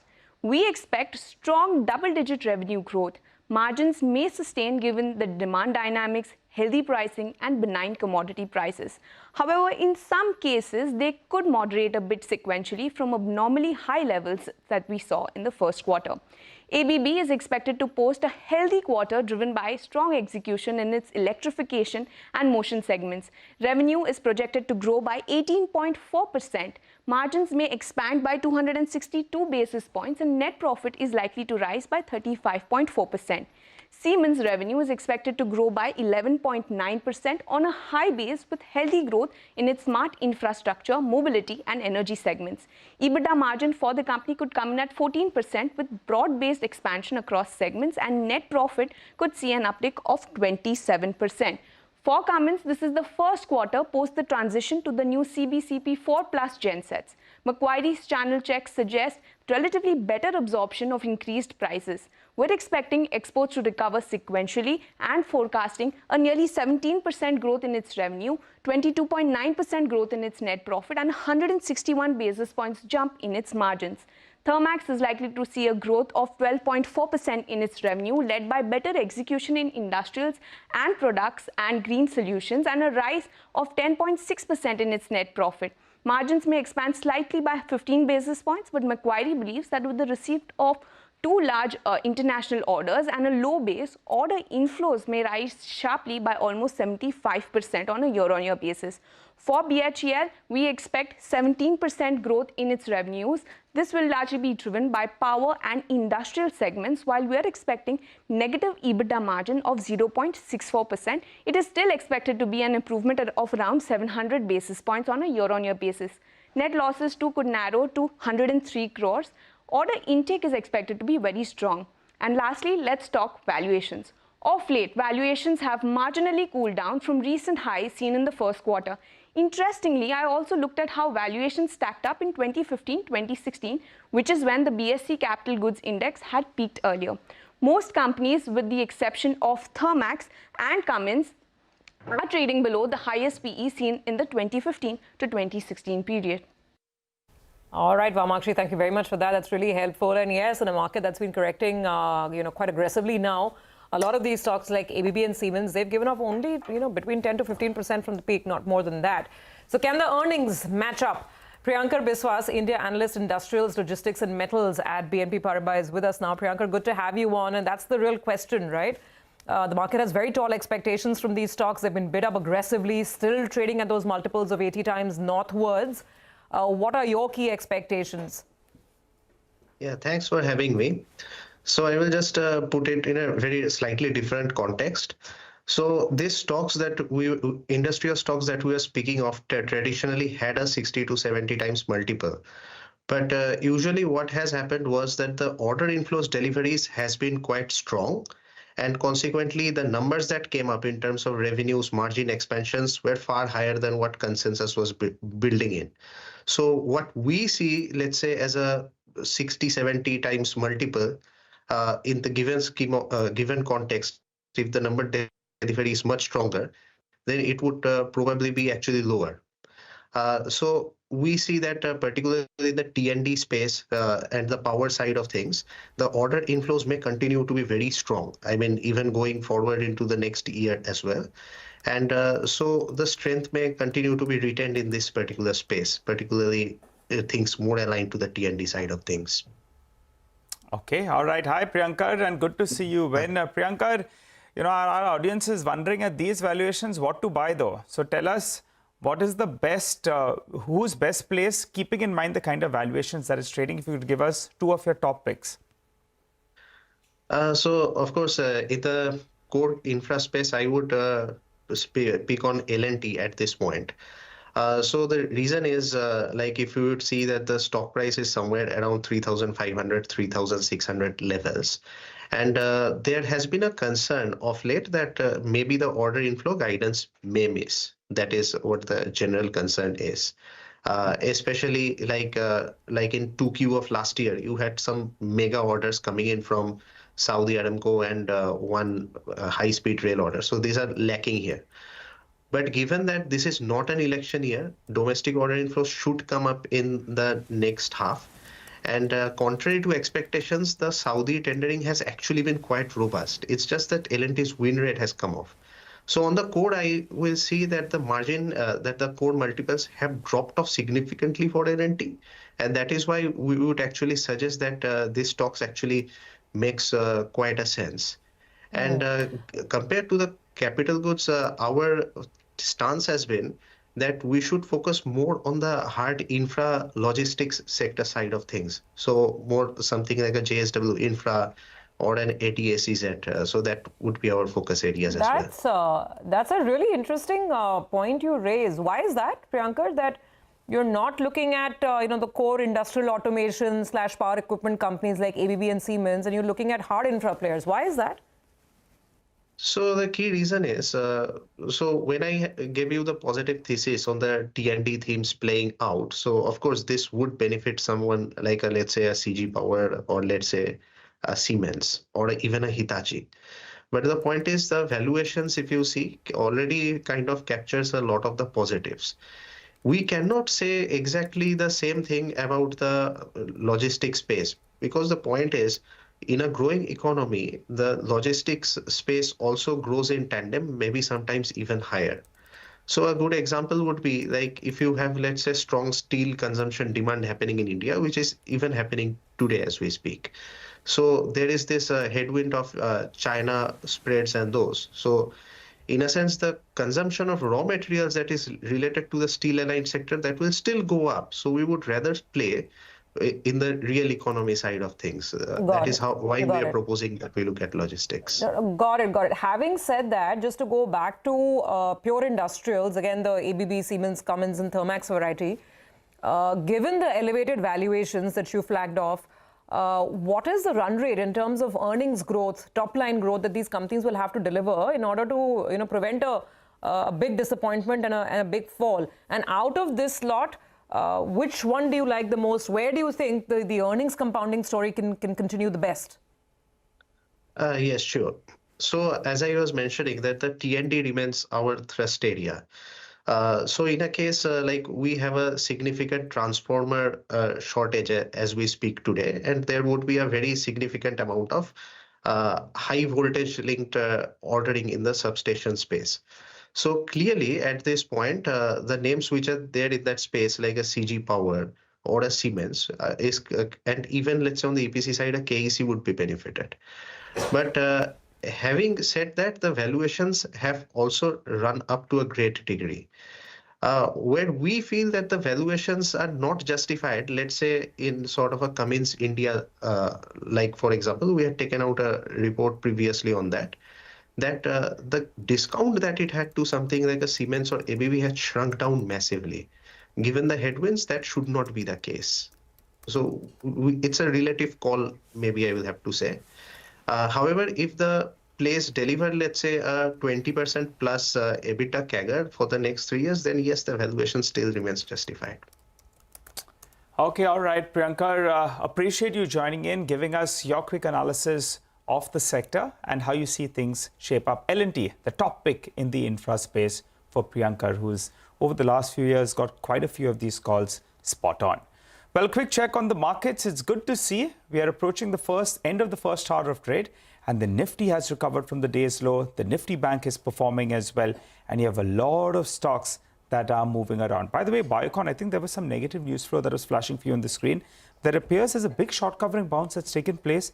Now the stock has moved to the high point of the day, so sharp uptick is what we're seeing on that counter as well. Good move. And from the Nifty pack, let's just pull out a few stocks out there.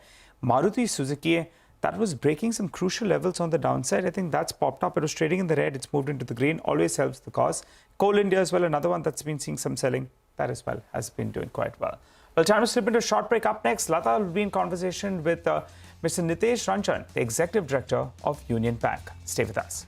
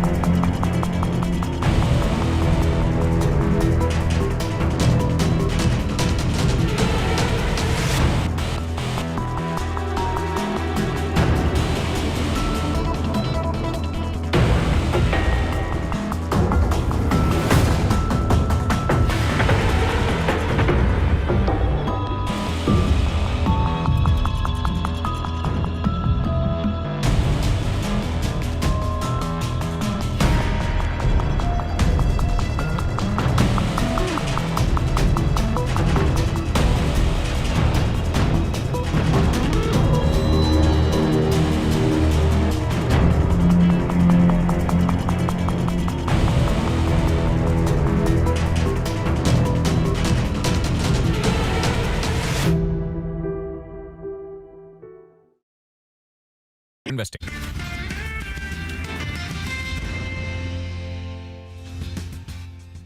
Welcome back to Corporate Radar.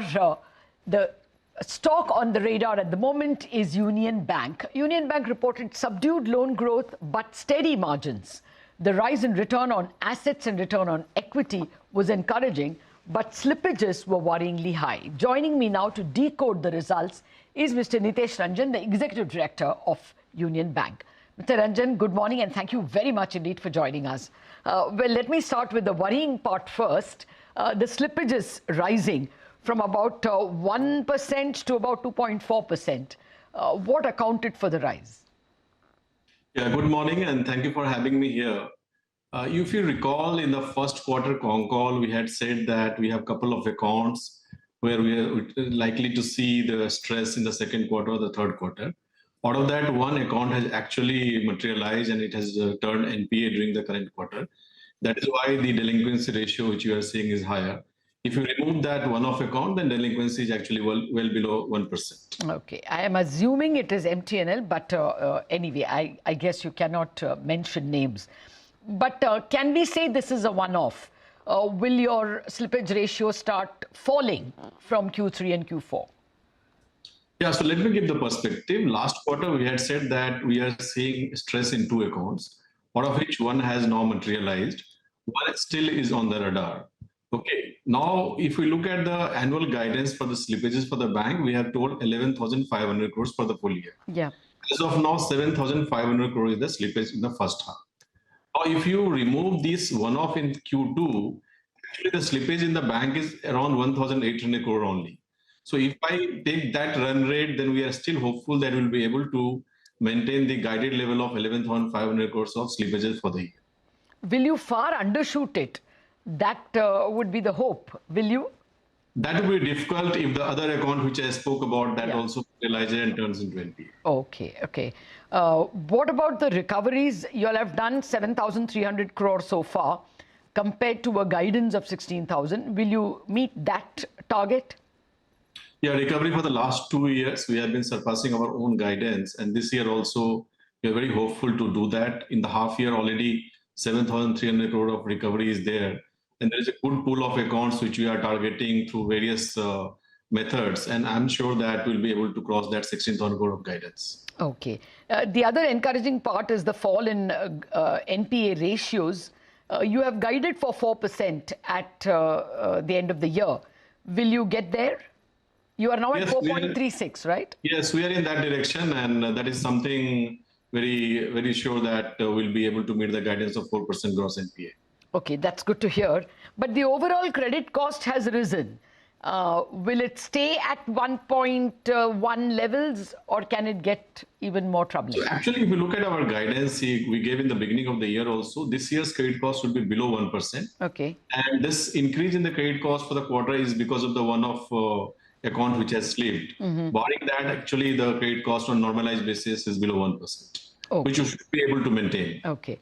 Well, you know, when you in the place where you have given up the breakup of your difficult loans, there is a slippage in LC and others. Is that something we should worry about in the slippages?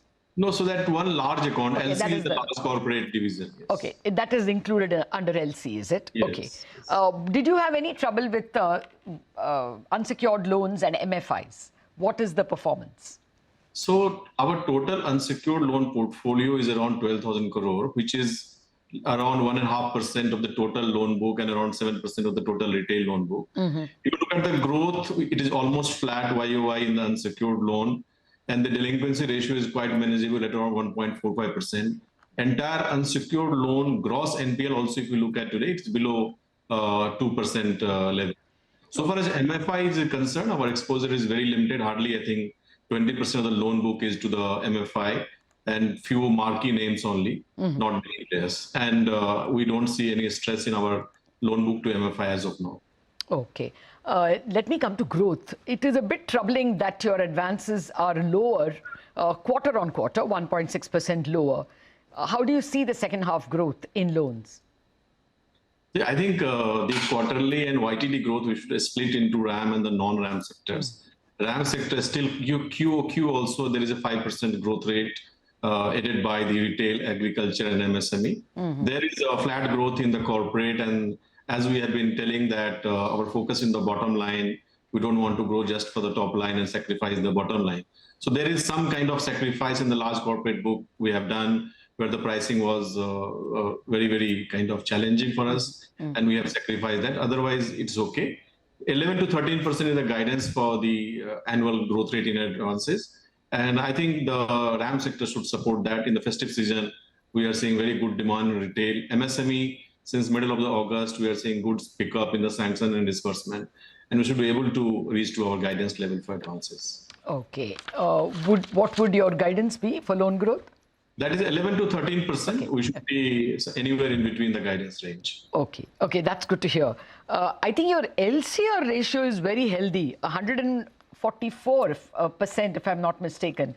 Would you maintain it at this level? Would you run it down? And what impact can it have on margins if you brought down your LCR?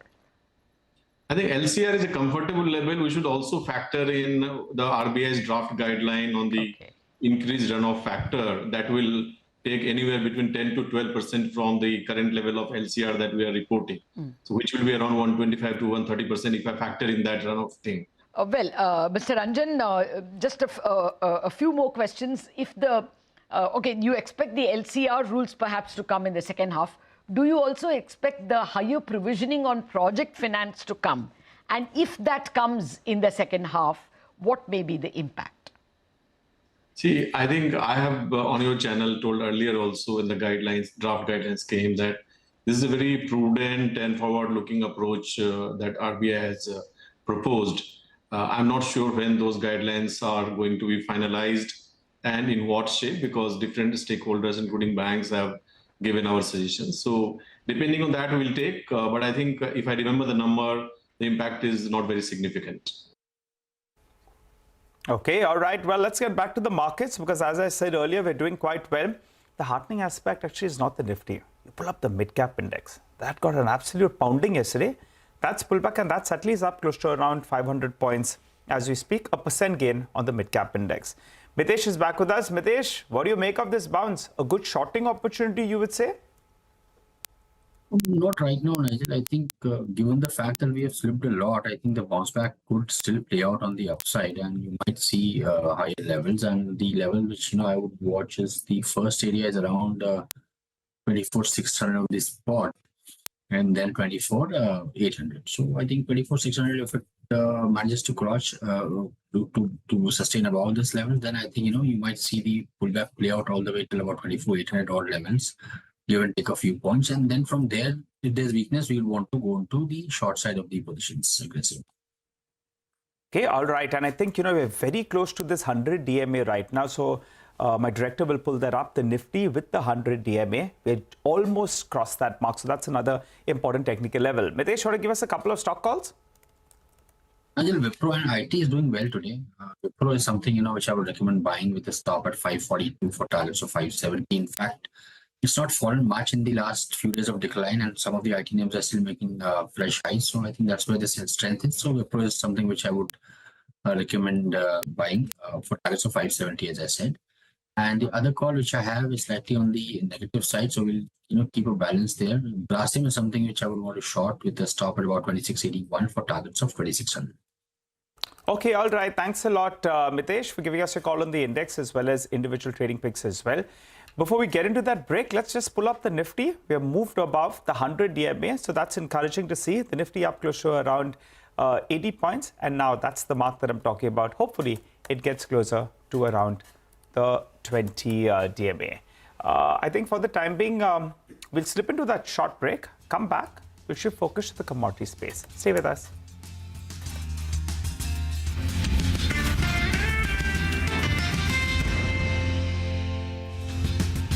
और Ukraine के बीच चल रहे संघर्ष के विषय पर हम लगातार संपर्क में रहे हैं। जैसा मैंने पहले भी कहा है, हमारा मानना है कि समस्याओं का समाधान शांतिपूर्ण तरीके से ही होना चाहिए। शांति और स्थिरता की जल्द से जल्द बहाली का हम पूरी तरह समर्थन करते हैं। हमारे सभी प्रयास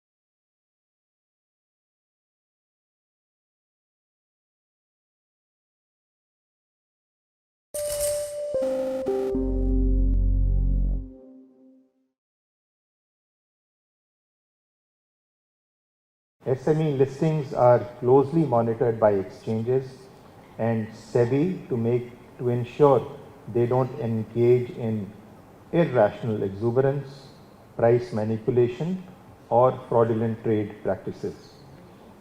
We are working on a discussion paper on SME IPOs that should be coming out soon. But what we have seen is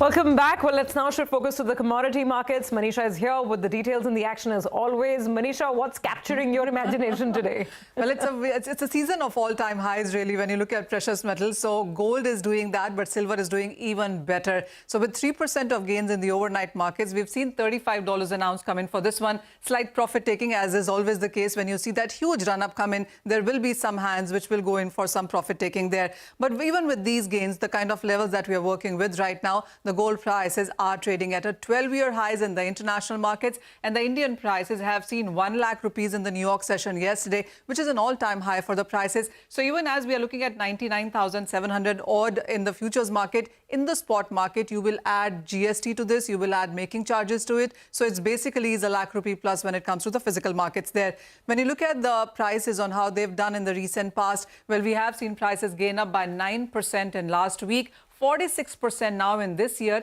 and 51% in the matter of last 12 months. So that is what silver has done for you in your portfolio there. Well, the reason that silver prices are surging is, one, there is strong investment demand that you have seen come in for this one. And then apart from that, the record high gold prices, safe haven demand that silver also caters to in some sense have been supportive. There is also a record offtake that we've seen come in from the photovoltaic as an industry. And then it also has been about the mine output, which has continued to be stagnant, supporting prices. I want to talk about the world global deficit, and that is a market which continues to support the prices. So this is going to be a fourth straight year that the global silver markets are into a deficit. Last year was almost at around 184 million ounces of a deficit. This year is even higher at 215 million ounces. So we continue to look at those kind of numbers there. The street also is looking at the industrial demand, which is hitting record highs. This is also going to be a fourth straight year that the industrial demand for silver is going to hit a record highs. The markets do believe that going forward from here, it is going to be further highs that you can see in case of silver. A Citi report that came in yesterday suggests that next 6 to 12 months, you could be looking at silver prices hitting $40 an ounce. There also are reports from UBS, JPM, Goldman Sachs, everybody saying that it is going to be anywhere between $38 to $42 on the higher side that you could see for silver prices in the next year. Okay, all right. Thanks a lot for that, Manisha. Well, we have Dodla Dairy's numbers that are flashing for you on the screen. 30% growth on the top line. Good performance, it looks like, on the top line. Let's get the profitability number as well. That should come up for you on the screen. The EBITDA number as well is up close to around 36%. So, good one on that stock. But let's go across to Nimesh. He's here to tell us about Bajaj Auto. Nimesh? Hi, Nigel. We heard the management yesterday and they was quite confident. Rajiv Bajaj was quite confident about Q2 and Q3. But Goldman Sachs has today gone ahead and upgraded the stock to buy from neutral, and they've raised the target price to 12,500. Now, Goldman's upgrade is based on few theses. One, they expect a 17% domestic two-wheeler volume growth visibility in FY25, which is the current year. 55% large addressable market in the three-wheeler business, where they are market leaders. Third, pick up in the export volumes. Fourth, more runway from the current current levels for the two-wheeler cycle. And 5, a good positioning in the 125cc market. So that's the key reason why they believe that Bajaj Auto should do well. On back of all this, Goldman has raised the FY25 and FY26 EPS estimates by up to 40%. So a big earnings upside is what Goldman believes. And hence, after a 20% correction, what we saw recently, an upgrade to a buy now on Bajaj Auto, and target price now raised to 12,500. All right, big one out there. Thanks a lot, Nimesh, for joining in and giving us that top brokerage call that you're tracking. Well, keep an eye out on a few stocks in the broader markets. We have IOB that's moved to the high point of the day. So good move is what we're seeing out there. HFCL as well has now moved higher. It's up close to around 4%. So these are some of the top volume movers. While on the flip side, we have IDFC First Bank that's seeing some selling. So that stock is down close to around 3% as we speak, currently at the low point of the day. But I'll tell you what, it's time to wrap up on this edition of Bazaar Morning Call. But you stay with us, because Chartbusters comes up next.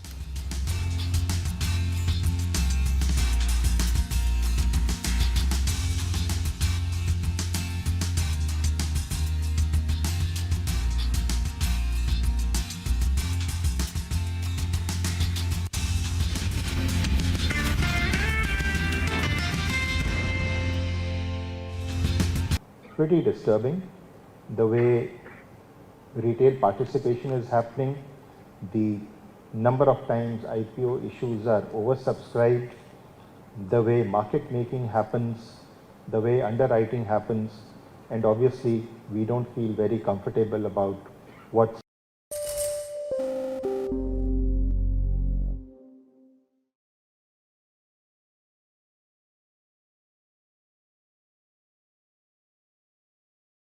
If I go back to financials is number one. Okay. This whole energy, renewable energy kind of is area number two. The whole hard assets is area number three. And in that, what else have I done recently? Let me think. So I have renewables. I have an airline stock, for example, believe it or not, that there is a, hopefully a revival in that as well. I mean, from an individual investor perspective, there's enough to do. And it's not a market which is going to crash and therefore you say, I want to sit on cash. Next Diwali, if we get double digits from the index, I would be surprised. I think at some point, and there are a lot of stocks. Even remember, we've spoken in the past about EMS. Some EMS stocks are down 40%. And it's not like the story is over there. Some of them are over 100 multiple. Some of them are not.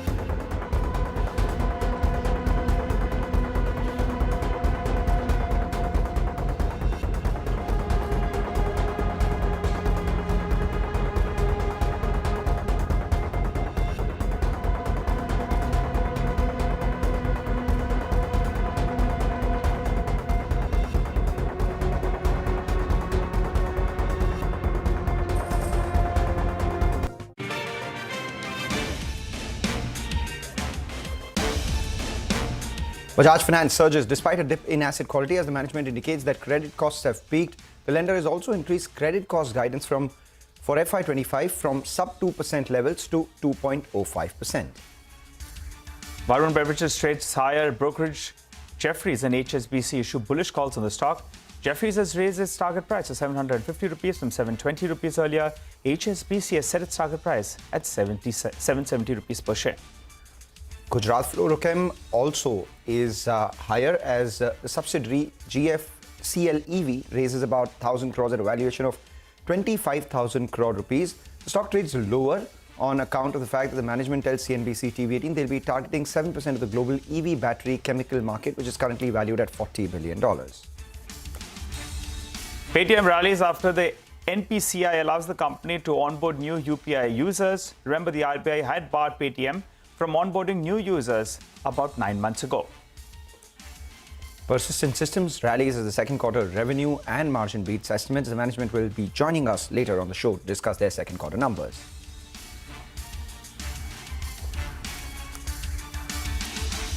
Hello and welcome to Chartbusters. I'm Nigel, with me is Mangalam, and to the top of the screen you'll see there's more green today. So that's good news. It's been a volatile first start of trade, but at least as we speak, well, the bulls are hanging in there. And what's particularly heartening is the breadth of the market. You have 3 stocks that are advancing for 1 stock that's declining. Good to see, Mangalam. Good to see, and let's see whether this holds or not. Because of the volatility that we've seen in the last 2 trading sessions, the mid-cap index would be a fairly heartening fact, given it's lost about 5% in the last 2 trading sessions itself. Though, still not out of the woods, but definitely some green is good on the screen. Where do we go from here? Good time to get in Soni Patnaik of JM Financial Services to give us her view on the market. Soni, we've been taking a beating, especially on the broader market front over the last few trading sessions. Do you think in the very near term there could be a bit of a bounce from oversold levels? And if yes, then would you use that bounce to sell more, or perhaps think that it could be building on to some gains from here? Hi, good morning, Nigel Mangalam. Thank you for having me on your show. I think definitely because Nifty is quite oversold now, there could be a bounce back of about 100-150 odd points. Anywhere from current levels of 24,500 to 24,700 could be the range where one can see significant call writers. I think that's the level one can actually again look for a sell, because that is the level. If it does not cross, there could be more selling pressure from those higher levels. From current level, one may capitalize on a very small bounce back of keeping a stop loss of 24,450 on the intraday basis point, and we can see it heading towards making a recovery of about 100 points. I think what's crucial over here would be to watch Bank Nifty, which has still not broken below 51,000 support, neither yesterday nor today. So I think that's the level to watch out for. Bank Nifty still holding on quite strongly. There's a possibility that as long as it holds above the 51,000 mark, it may remain sideways towards 52,000. One can see, there could be some selling pressure, but as of now, there can be a good bounce back of 400-500 points in Bank Nifty. It's wise to remain cautious and keep your positions hedged when it comes to indices. And I think, one can adopt the stock specific strategy as well from current levels. Okay, all right, stock specific. So let's get straight to the stocks then. Right, so Nigel, that would be a balanced approach for today. One buy idea and a sell idea. The buy idea is in MCX, which has seen very strong bullish engulfing candle pattern today on daily charts, as well as fresh longs adding in the stock. So one can buy in MCX on any small declines up to 6,600. Keep a stop loss of 6,400 and a target of 6,850 to 6,900 can be seen.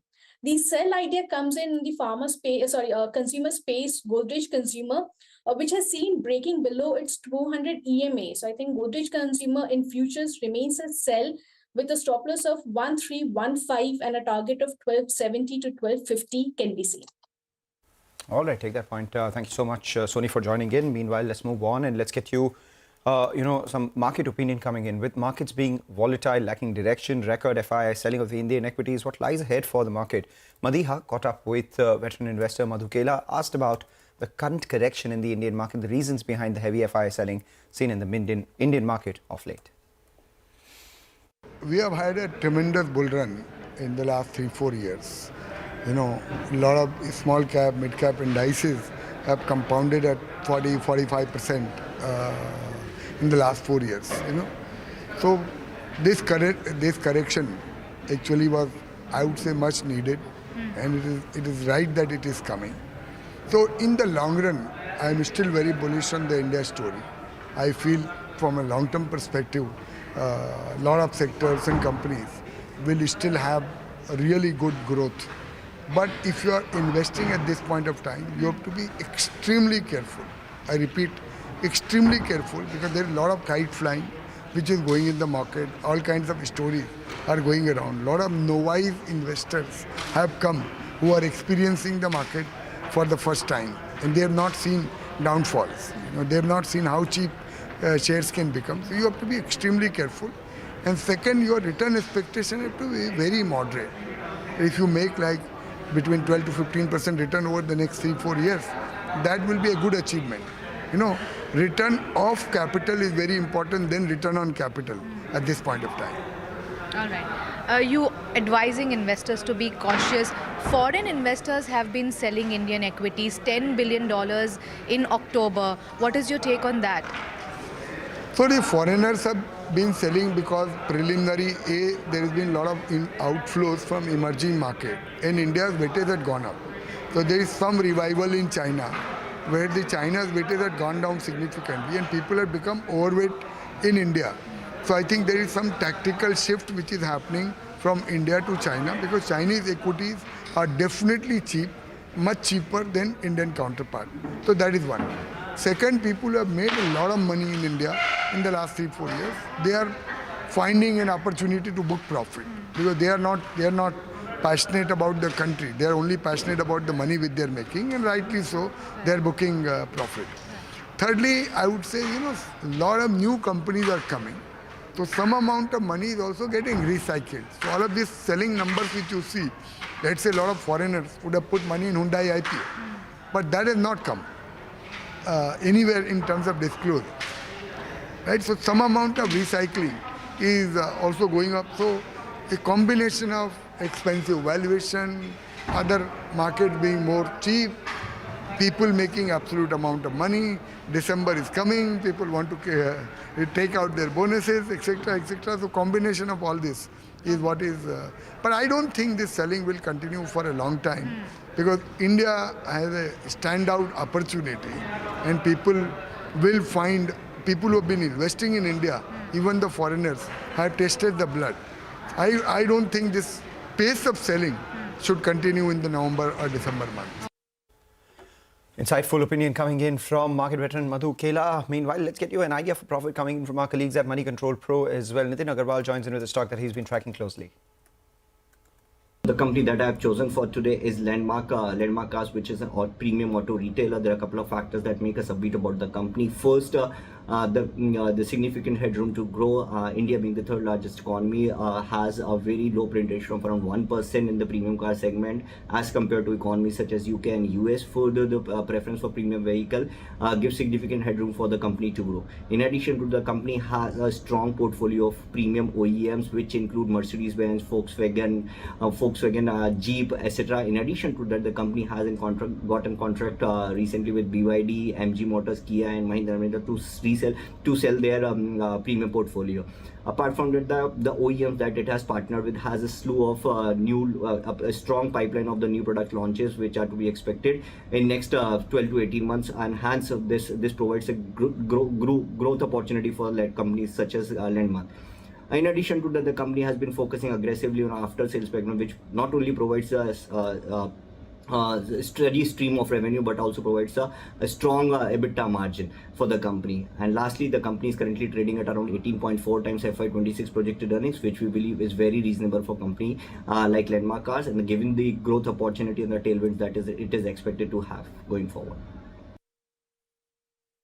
Right, leaving you with some good news as we slip into a short break. A million Indians are now making smarter investment decisions with the help of Money Control Pro. Money Control Pro, which is part of the listed entity Network 18, has now crossed the milestone of 1 million paying subscribers. The site closed September at over 53 million unique visitors, nearly 30% higher than its closest competitor, ET, underlying the fact that Money Control Pro is India's platform of choice when it comes to making financial decisions.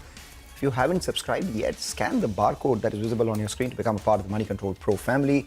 Help yourself make better financial decisions.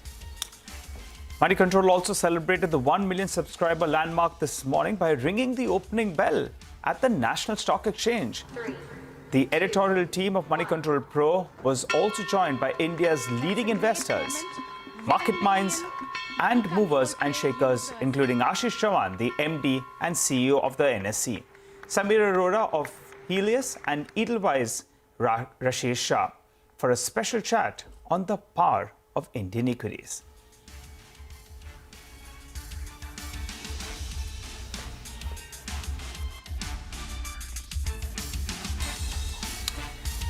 Time to slip into a short break. Though we come back, we'll get the management of Persistent Systems who will detail the past quarter's numbers. Stay tuned.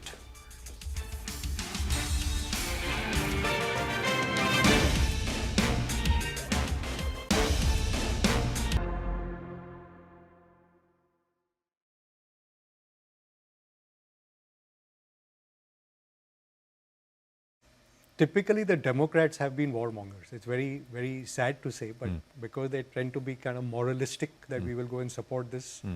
And the Republicans, which are more conservative and fiscally oriented, like this is why we're spending this money. And Trump just says it in a more blunt manner, that why should I be paying for Europe's war or for Taiwan's war? Let them pay their own bills. So I think if Trump comes, the way the betting markets now seem to be suggesting, you get lot of these wars wrapping up quickly. There will be some negotiation and settled. But he's also a tariff guy, and he wants Make America Great Again. You put tariffs up, it's inflationary. You cut taxes, it's inflationary. It's bad news for bond markets, as you said.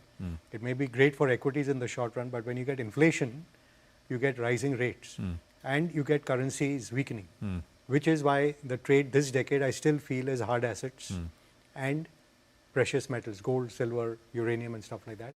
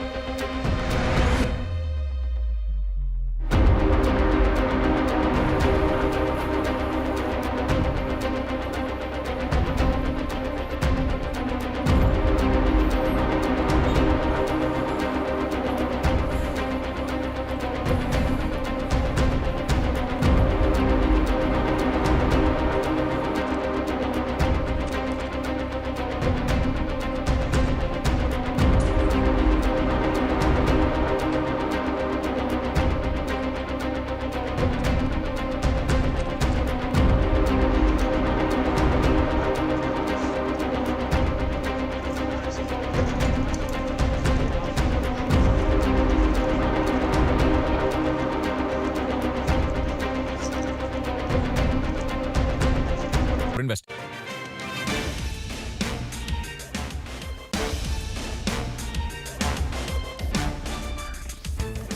Welcome back. Well, the markets are holding with gains. The problem is the Nifty Bank actually. That's actually underperforming today. It's now moved into the red. So I guess a couple of these banking names have come in for some profit taking. So let's pull up Axis Bank. Axis Bank actually has been doing quite well of late, but that's come in for profit taking. The other big boy is ICICI Bank. That one as well is a little bit lower, Manglam, in the last few minutes, which explains when both those two banks move into the red. That's the reason the Nifty Bank as well is now down close to 50 points. Absolutely, take that point, and in the broader markets as well, a couple of these PSUs, the PSU index has been quite an underperformer of late.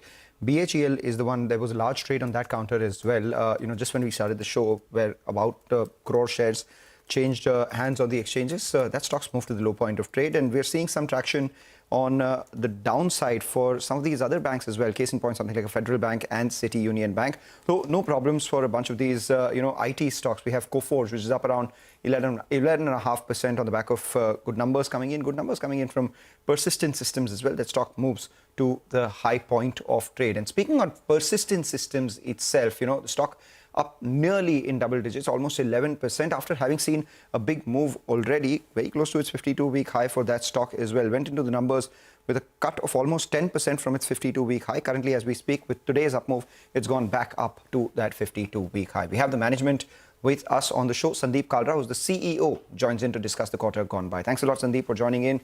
You've achieved 5% revenue growth in the first quarter and the second quarter. Now, the obvious question, the visibility for the second half of this year. What do you have on? So let me first summarize the result for the quarter. For the quarter, we saw 5.3% in dollar terms, quarter on quarter, which translates into 18.4% year-on-year growth and a revenue of $345 million. In rupee terms, this translates into 5.8% quarter on quarter and 20% year-on-year. And as you rightly said, this is on the back of 5.6% dollar term growth last quarter. Now, if you look at our pipeline, we have announced significant amount of deal wins. So that should bode well for us as far as the H2 is concerned. We don't give forward-looking numbers, so I'll not be able to quantify that in dollar terms and so on. But if you look at our overall annual contract value and total contract value that we have booked in the last several quarters, that should bode well for us. But do you think that the second half of the year can be better of the second half of the year last year when you clocked around 3.5% of revenue growth? As far as the pipeline is concerned, as far as the order book is concerned, it points in that direction, but we'll let the time flow by. Otherwise, it's again like giving forward-looking, kind of numbers. As you've seen, we have grown 18 sequential quarters. We have outperformed the industry. We have invested in AI-led technologies, the platforms that we have built for both product companies and for IT side of the house, and we are relatively confident of outperformance from the sector perspective. That's good. Confident of outperformance from a sector standpoint. But can you explain what's happening on the margin front? I mean, there is a reversal of contingent consideration payable on acquisitions. How much has this boosted margins by in the first half? And what happens with the margins in the second half? And also FY26? Sure. So let me take a little time to explain this to you, because I think this is a question that has been brought by you last quarter as well. So look, when you do acquisitions, anyone who has done acquisitions understands that, not 100% of your acquisitions pan out 100% times the way you think they should, or the basic hypothesis for that. Some of the acquisitions do extremely well, and some of the acquisitions don't do well. When acquisitions don't do well, it is contingent upon the company to still perform the way they had planned to perform, and you need to invest in building capabilities around your sales and marketing and so on. In addition to that, if you look at the last 2 years, the technology services market, or even the technology market, is being disrupted by what many people call generative AI. I would call AI at large. And we have been doing significant investments in that as well. Now, if you look at the reversals that happen for acquisitions, if the acquisition doesn't perform, the payouts don't happen for the earnouts that are there. That is deployed by Persistent in our sales and marketing capabilities, in our other technology-led capabilities, and we still have delivered. If you look at the last several years, last 4 years for Persistent has been 12.9%, 35%, 35%, 14.5% year-on-year growth, which has relatively on a CAGR basis for last 4 years outperformed the industry by 16%, the compounded annual growth rate for Persistent being 24% for the last 4 years. So if one has to look at a holistic picture, holistically, Persistent has delivered with acquisitions doing very well, and some of them not doing very well, investing in the right places to deliver the overall growth. So we are very confident the trend will continue in terms of our growth and margin trajectory. We had said we want to be at the same margins aspirationally as the last year, and we'll deliver to that. We are on that path. We'll see how it pans out. In the years to come, with the optimizations that we have done, our margin should improve. We have said very clearly our aspiration is 200 to 300 basis point improvement on the margin front over the next 2 to 3 years, and we stand by that. Hopefully that answers you. Yeah, absolutely. We noted that point on the margins. Now, the street is expecting a pickup in spends due to interest rates cuts. Is that likely? What are clients telling you for 2025? Will they see a pickup in budgets? We are listening to the customers in terms of their apprehensions about the elections, apprehensions about the Middle East, where things could go wrong. At the same time, the interest cuts are, obviously a good thing, good news for many people who are leveraged. Otherwise, also people who want to invest, the cost of capital goes down. We'll let the things pan out. Overall, too early to call. Green shoots are there, but we'll let the next 2-3 quarters pan out because a lot of these things are very dynamic in nature. Right. I'm sorry, I'll just comment on that once again. You said you're expecting green shoots, but when?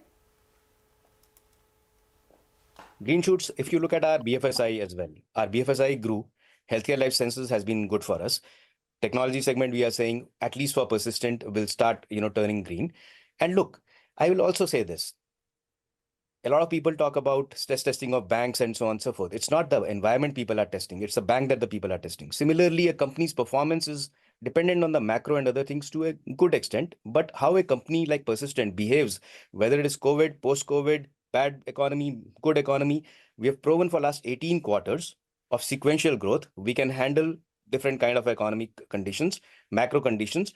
We know how to figure out the revenue pools and profit pools, connect the dots and deliver a good return for our customers, investors, partners put together. So irrespective of that, we are confident we are on a good trajectory and we'll give it our best. Appreciate you joining in, sir. Thanks a lot for giving us all that commentary. For the time being, the street has taken heart from that commentary that's come in, and the stock has moved to the high point of the day. Now we're up close to around 11.5%. So clearly, the street has listened in to what the management had to tell us. Well, time to slip in a short break. You come back, we'll continue to focus on markets and stock-specific action.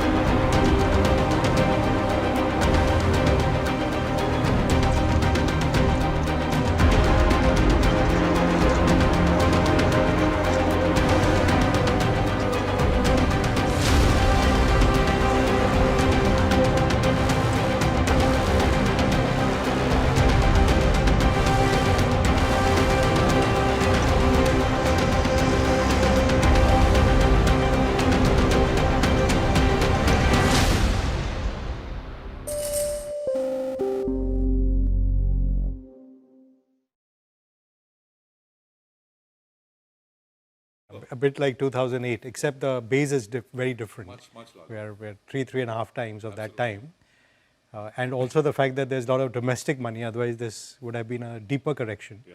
But having said that, foreigners own 15-16% of India. So it's about $800 billion at least of stock which they have.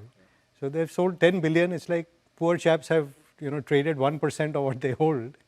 We shouldn't be grudging them that. In the context, in the last 6 months alone, we've raised $30 billion in our markets, of which 15 has come from companies raising it for building new capacities or whatever. Right. But 15 has actually been promoter and private equity selling. So if this sort of selling can get absorbed, it creates confidence that this is actually a two-way street. I'm not trapped like I'm in China or in Africa.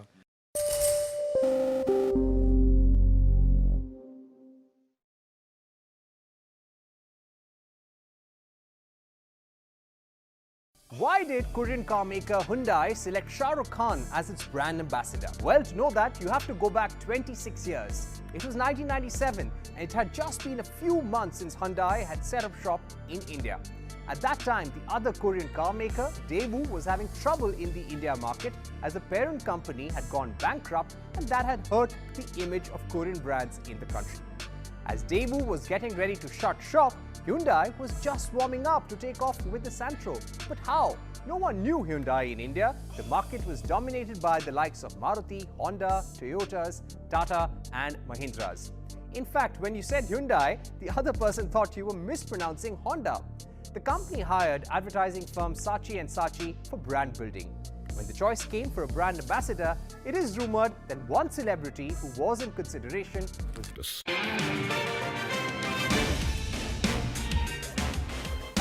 Welcome back. Let's focus on a couple of stocks that are moving around. Varun Beverages came out with its set of numbers yesterday. Mangalam, how are the numbers and what's the read-through? Well, the numbers were very good, Nigel, yesterday. And they were good in the sense, the context, because everyone in the beverage space was worried about, weak out-of-home consumption. At the same time, there was some competition, etc. as well. But despite that, Varun Beverages, India volumes grew by 5.7%. Yes, they were below what majority on the street were expecting. But then again, given the context, it was a lot better than what was feared as well. And as a result of which, we have brokerage notes that have come too. In the midst of muted consumption trends and unfavorable weather, Varun Beverages' 6% India volume growth appears reasonable. That's not all. In fact, it was better with the recent forays in South Africa and Congo for the international business as well. And the company, with growth, they've also shown margin expansion. Add to that, they've announced a QIP of almost 7,500 crores as well, which will help them repay debt, pursue some M&A and add capacities, basically strengthen their space in the marketplace itself. And on the Campa Cola, pricing itself, there were questions in the conference call. The management said they're unfazed on price cuts coming in from Reliance's Campa, even though it is a formidable competitor. So we have Jeffries, which have raised the target price from 720 to 750 odd rupees, implying a 30% upside. And we have HSBC as well, which has a buy call and a target price of 770. So yes, there is some challenge in the beverage space. But despite that, Varun Beverages stands out and does better. Indeed. Quite a few stocks, actually, Mangalam, from the broader markets are moving around. You pull up Godfrey Phillips as well. Suddenly, that stock has moved to the high point of the day. Solid move is what we are seeing out there. Torrent Power, that's the other stock that's moved. And it's moved, actually, these stocks have moved in the last 30 minutes or so. So just want to pull out some of them. And Emphasis, the numbers, the day of numbers were pretty much okay. There was no big negative surprise, but the stock ran away. Now, as we speak, the stock is up 5.5%. And I think the mid-cap IT space, that's the sector to watch for today's session as well. But I think on that note, we'll wrap up on this edition of Chartbusters. You stay with us though. Trading Hour comes up next.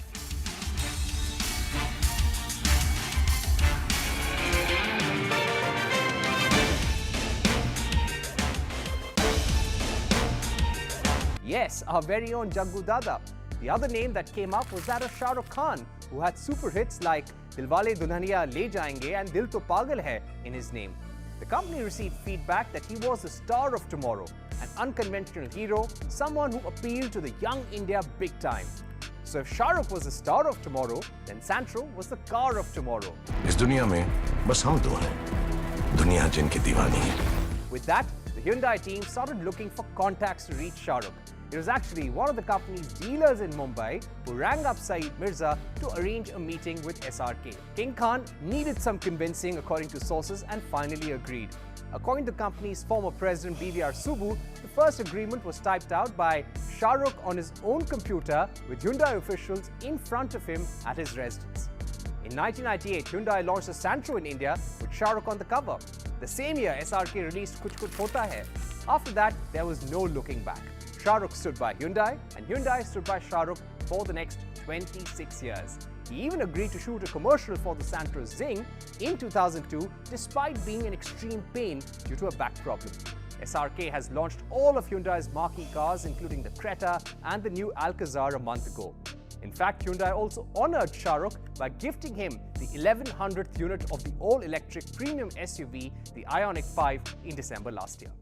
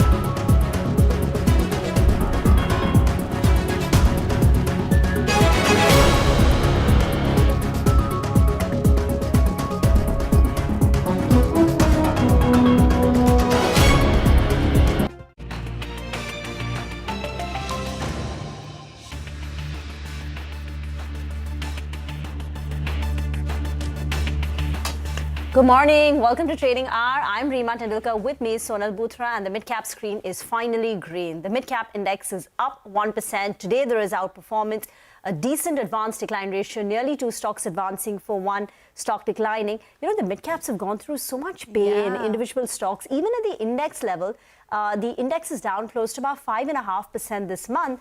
And from its highs, recent highs, it's down close to about 7%. But today, you are seeing a rebound. Even the small cap index. At the index level, that's the Nifty and the Sensex, there has also been a recovery. The Nifty low today was below 24,400, and now we're bouncing back towards 24,550. So firmly in the green now. The dip came just about 9:30, 9:40, but after that, things have picked up for the markets. We're holding on to the gain, and look at the way the IT stocks are moving up. The Nifty IT index is up 2.5%. Persistent, Coforge, these are names with a 10% rally. We'll discuss this in greater detail on the show, but that's clearly the sector of the day. Sector of the day for sure, and it's a 160-point recovery thanks to the IT space today, right? That's the kind of move that we are seeing. And after 2 consecutive days of a 1,000-point fall on the mid-cap index, this is something that the bulls would like. It's a 640-point uptick on the Nifty mid-caps. The small caps, that index is up around 1.5%. We also have some comeback which is coming in from Nifty Metals, that index up 1%. There's Auto Index which is up 0.8%. But we do have some names which continue to be under pressure. The CPSE basket, for instance, is under pressure. Yet again, we have the private banking names, some of them under pressure. But nevertheless, after the big fall that we saw over the last 2 trading sessions, this has come in as some relief for the market. So let's do just that and discuss market fundamentals. We have Niket Shah, CIO at Motilal Oswal Mutual Fund, joining in now to discuss the way forward for the markets as well. Niket, good morning. Thank you so much for joining in. Well, today we are seeing a bounce back, but this is coming after that fall that we saw over the last 2-3 trading sessions. What's your sense? Is there more pain left in the broader markets and the benchmarks as well? Yeah, thanks for having me here. I think if you look at our September fact sheet, you would have seen probably the highest cash level ever that we've got. We would have about 22% cash across most of our funds. And the reason was that it was quite difficult to get companies with reasonable amount of earnings growth of, say, roughly about 20-25%. Even getting 25% earnings growth for most of the companies across sectors was quite a tough task. So we are seeing slowdown across the space, across sectors. And hence, if you look at our portfolios, which were a 30-stock portfolio, is now moved on to 22-stock portfolio because we just have to be much more sharply positioned. Two things that we are seeing. One is on the macro side, we are seeing some slowdown. Government capex is down 18%. If you look at most of the other cases from the state side, state capex is also down about 8%. So I think the macro side of the market continues to remain quite weak. Corporate tax rate are in single digit. Electricity growth is back to 6-7% versus double digit in the past. And last but not the least, the personal tax growth, which looks like 24-25%, but if you strip off STT and capital gains, it's down to 8% on a apple-to-apple basis. So whether it's macro, and then if you look to company specific or corporate earnings, if you look at banks, broadly roughly about 5-7% kind of a PAT growth for most of the companies. Large cap IT hasn't done extremely well. We are seeing again low single digit growths there. If you look at capital goods, which have been the darling of the street, we do believe a large part of the capital goods is really played out because a large order book win was in the last 2-3 years, and post that we have actually seen raw material prices coming down, and hence a large amount of benefit is because of margin led rather than top line led, which obviously is quite short lived, and we expect that to kind of reverse in the next 2 to 3 quarters. So I would say capital goods is pretty much towards the last leg of its rally, and hence the only sector then left is IT, telecom, consumer discretionary, NBFCs. I think these are the 4-5 spaces where we've kind of hidden ourselves. And within manufacturing also, some of the spaces like defense, where valuations have really caught up in the last few years. We are actually now moving back to wires and cables, where I think there is reasonable amount of visibility of growth. So it's a very, very narrow market. We expect market to be quite polarized. We anticipated that this quarter will be quite weak from an earnings growth standpoint, hence the high cash. But as things stand, we believe large part of that correction is played out. Maybe another 1 quarter of correction can be possible. There is expiry week and all of that. But fundamentally, we believe that a large part of the market participants aren't factoring in the US election. We believe if a favorable outcome of US election, which is on 5th of November, can really change the course of the market. And we do believe that we will still have a big year-end rally in November and December, and we hopefully will end the year with a lifetime high.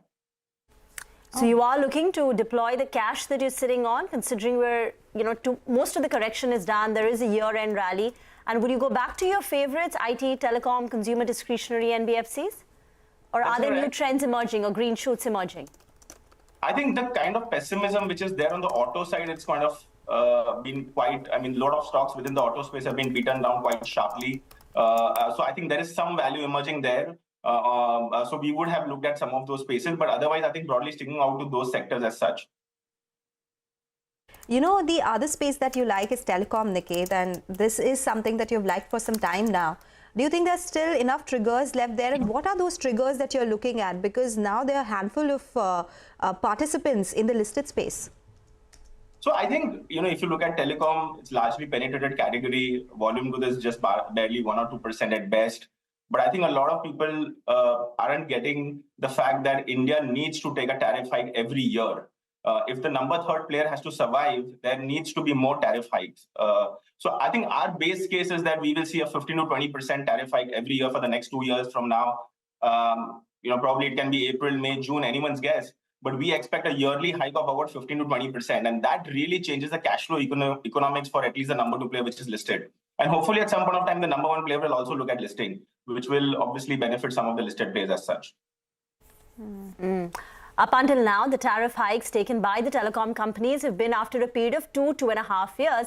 But the converse argument, Niket, for this is that for a telecom hike to be absorbed, it takes 2 to 3 quarters till the entire pass-through happens. So therefore, to expect one immediately after in another quarter seems to be on the higher side, but that's the converse argument. Talk to us about technology. Now, large cap IT numbers were fine, in line, but there were no blockbuster numbers. But today we've got numbers from Coforge, Persistent, and they've blown the lights of the market. Stocks have reacted with a 10% up move. So mid cap versus large cap, and the next 1 year outlook for IT, according to you, the thesis.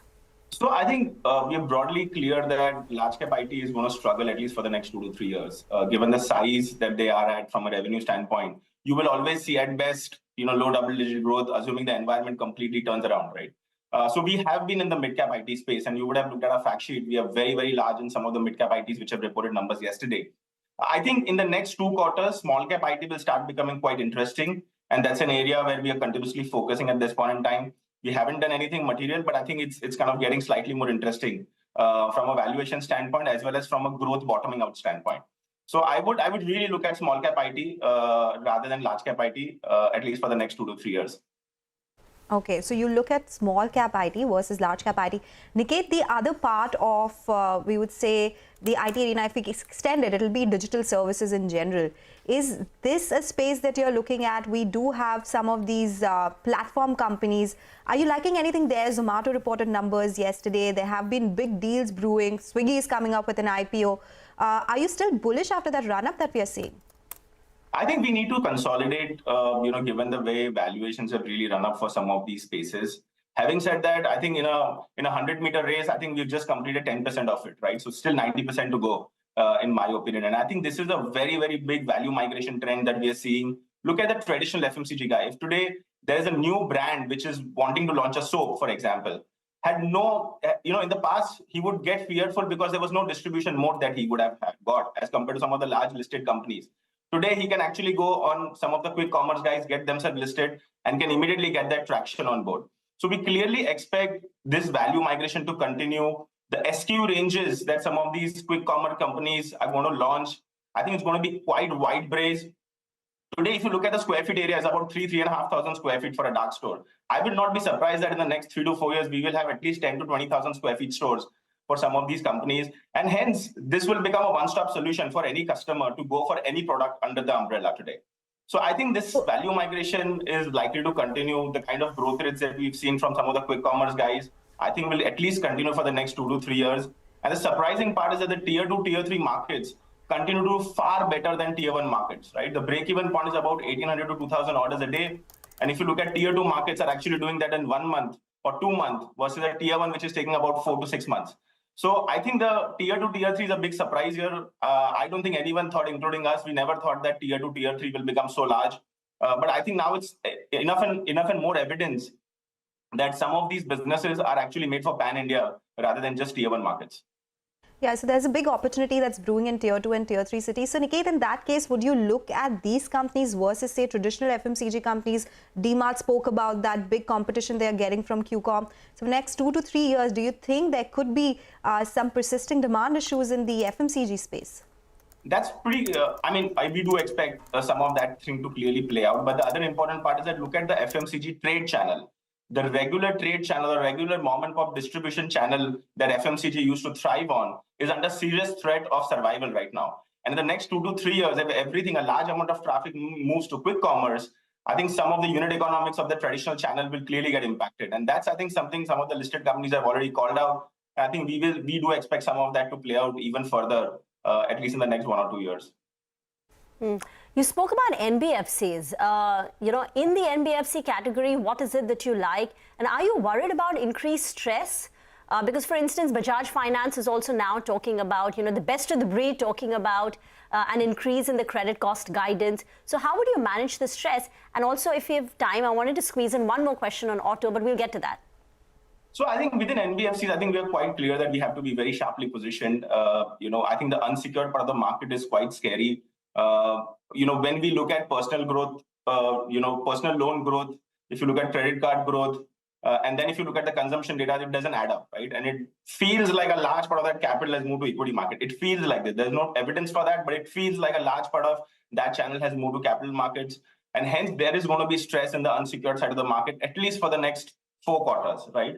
And hence, I think our clear focus has been that within NBFC, if any company has a large unsecured portion, we want to stay away from it. And hence, we would move more towards the secured guys within the NBFC space.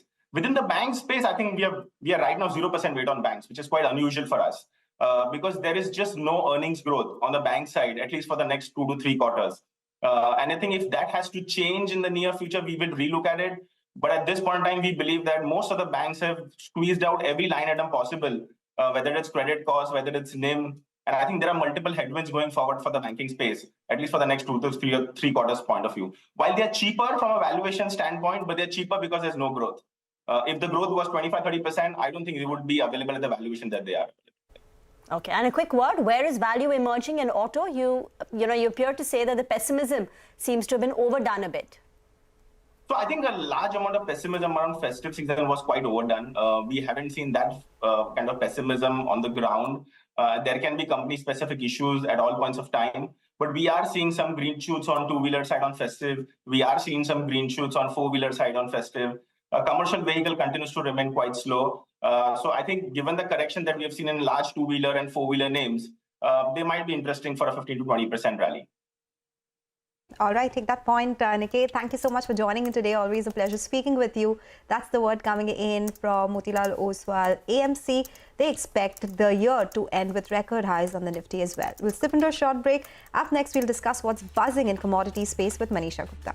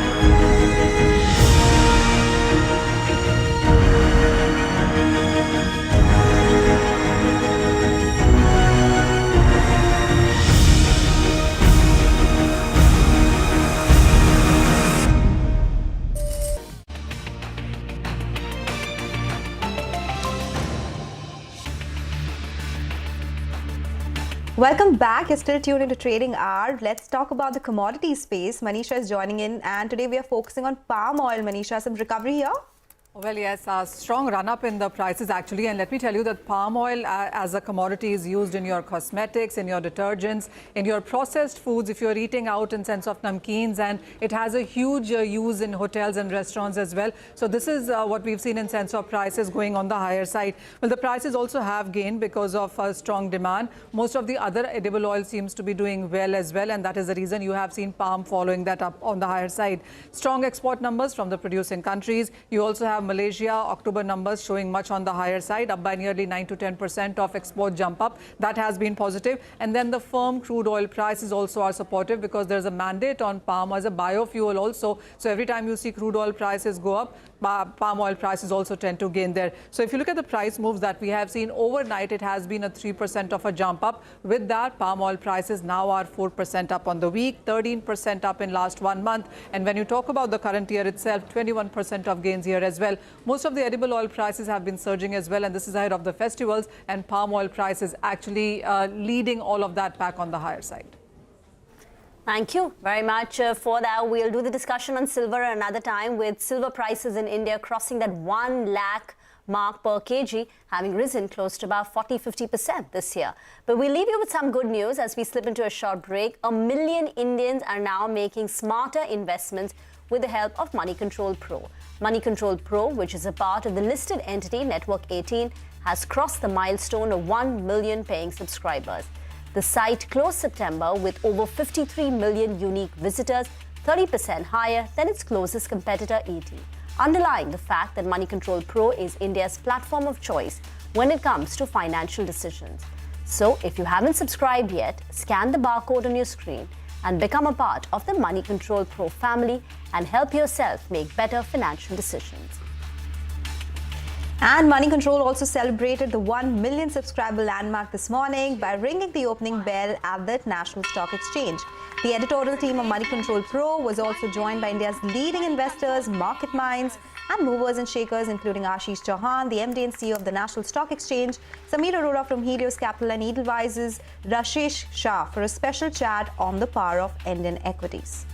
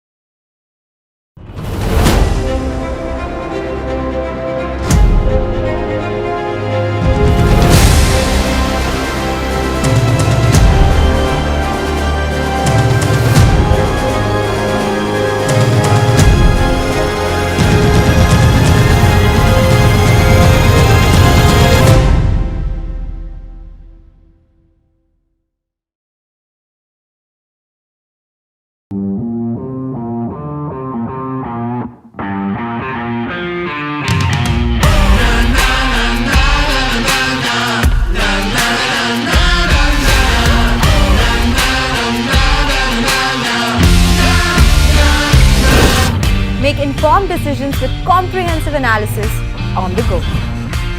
Strengthen your portfolio with real-time market updates on the go.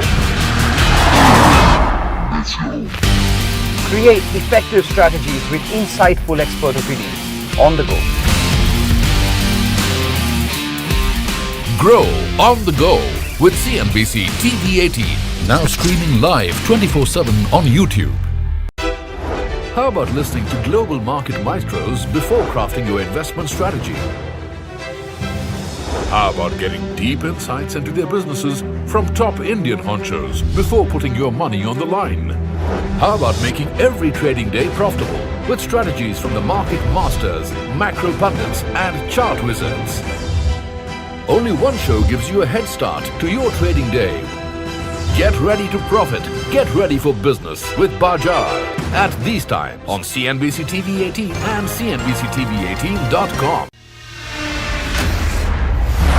CNBC-TV18, an unending pursuit for excellence. A pioneer, a leader, a visionary, building a last.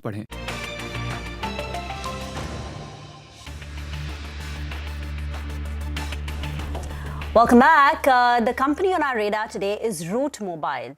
The company's top line has seen a growth of close to about 0.9% on a quarter-on-quarter basis, and on a year-on-year basis, the revenue growth was 9.7%. Margins came in at 12.1%, and profits have crossed that 100 crore mark. The company has retained its FY25 top-line growth guidance of 18 to 22%, with margins of 13%. Gautam Badalia, Group Chief Strategy Officer and the Chief Investor Relationships Officer at Route Mobile, is now with us on the show. Gautam, hi, thank you for joining in. This is Reema here. So first, to get to your guidance of 18 to 22% for the full year, you will need to do about an 8-9% growth in Q3 and Q4 on a quarter-on-quarter basis. Now, that appears to be on the higher side compared to the recent run rate. How will you achieve it? Thank you, Reema, for having me here, and good morning, everyone. So, from the last quarter standpoint, I think it panned out to be a good quarter for Route Mobile. But for about 7 days, I think where we had a platform glitch, which was really outside of our control, the platform really panned out well. I think we have kind of been getting now in the momentum of large deal wins. I mean, we won a large e-commerce deal. And that is, again, I mean, across 10 plus countries, largely in the European market. So, and there is some seasonality into the business. I mean, H1 usually pans out to be 47% of revenue. And H2 is where, because of the festivities, pans out to be a very, very strong kind of second half. And basis the run rate, I mean, for the early 20 days, I mean, the first 20 days of the month, I think we are very, very confident, reasonably confident that we should be able to kind of deliver the growth that I think we've already committed to in terms of the guidance. So can you tell us the growth that you've seen in the first 20 days of October? So on a YOY basis, I think we're looking at 15-20% growth already, I think, in terms of the run rate. In the first 20 days of October, right? You've seen That's a 15 correct. to 20% growth. That's correct. Okay. So, you spoke about how some days were impacted in the quarter gone by, and that impacted revenues. Is that the same reason why margins have been lowered? In the first half, 12.4% is the margin. Your guidance is 13%. Will you be able to achieve that? What would be the key drivers there? So the good thing is, I mean, the business today, I mean, works on a very fixed, I mean, a large part of the OPEX cost is fixed in nature. So if you are able to drive revenues and drive margins, I mean, there is a natural kind of an operating leverage that plays out.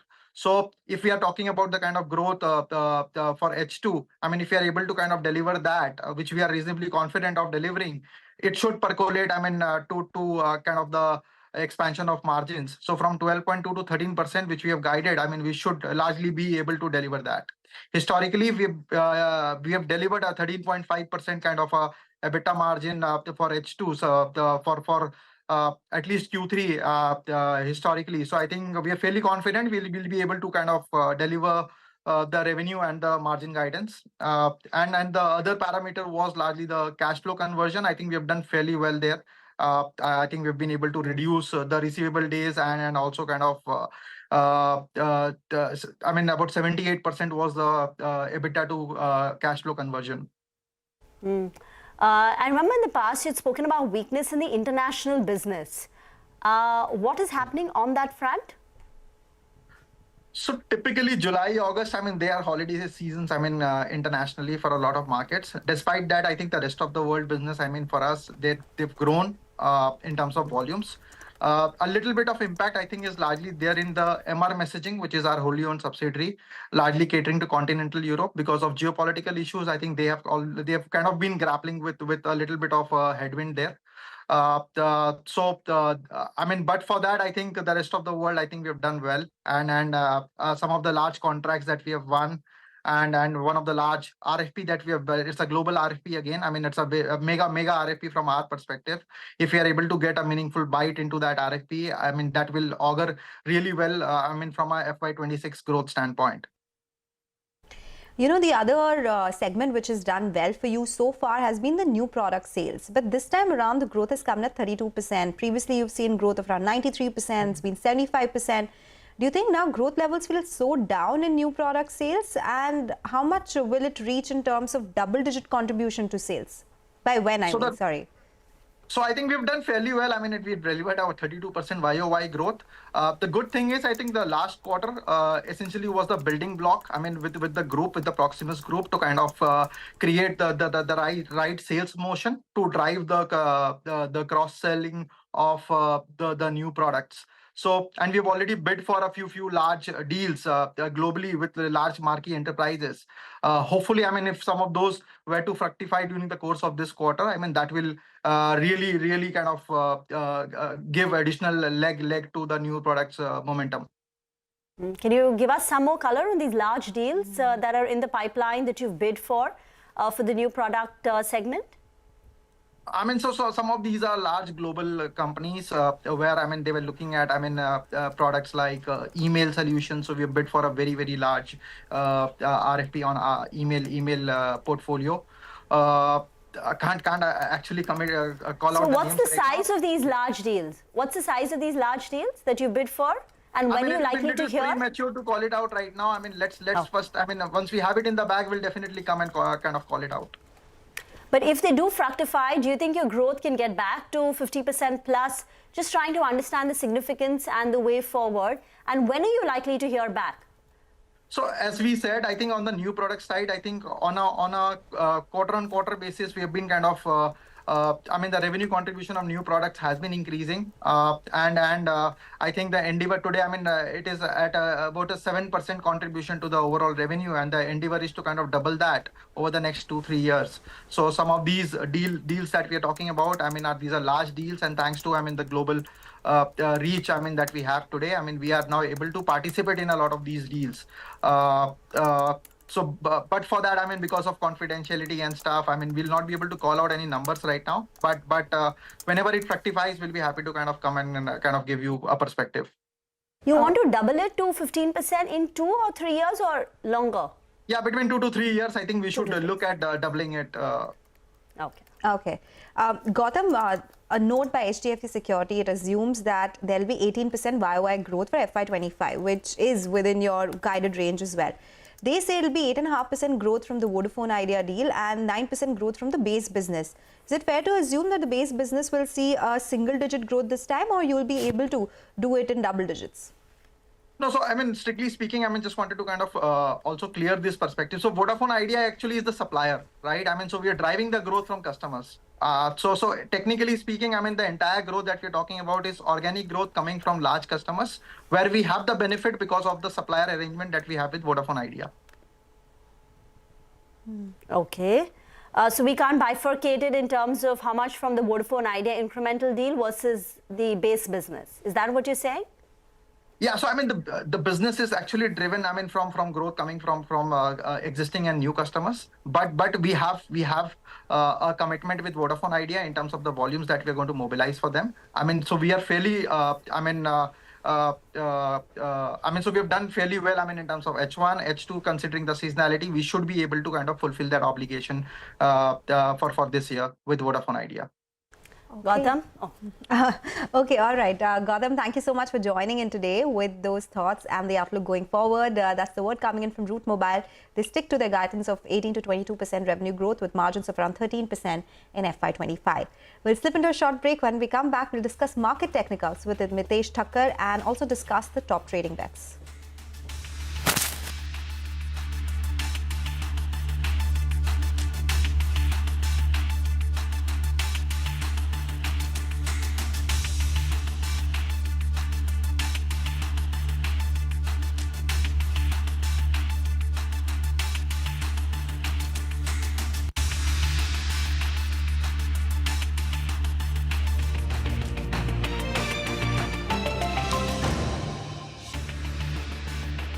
Credibility, consistency, and trust.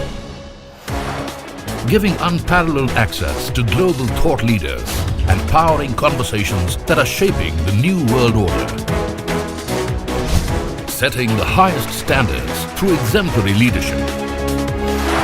It is this unrivaled reputation for the most comprehensive coverage, actionable intelligence, and in-depth reporting that makes CNBC-TV18 India's #1 business news brand.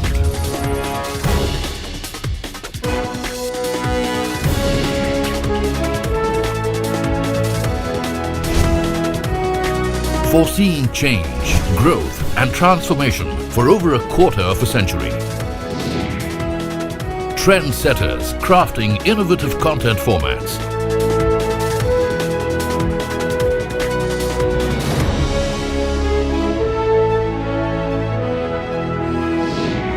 And award-winning business journalism. On air, online, on social media. As we embark upon 25 years of excellence, we invite you to be a part of our future. CNBC-TV18, your trusted partner and investment ally. What does it take to build India's largest startup platform? It takes a journey of starting out as an unknown and ending up as unforgettable. It takes more than 2 decades of celebrating the most influential and influencing the most celebrated entrepreneurs. From chronicling the stories of India's startup universe to becoming a success story in itself, as India's longest running show on startups and entrepreneurship.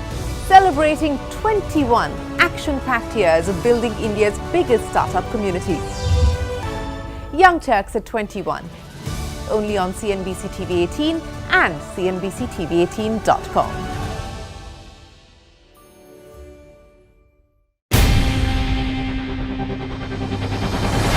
CNBC-TV18's most comprehensive and award-winning news show, India Business Hour, drops first on YouTube. So get the first access to the most influential architects of policies and politics, the key newsmakers of the day. Discover the big themes as we decode the business of markets, macros, and more. Be the first to go to the heart of all the top stories that drive the day's agenda. Catch the award-winning India Business Hour live every night on YouTube with me, Shireen Bhat. India Business Hour live on YouTube at CNBC-TV18 weeknights at 7 p.m.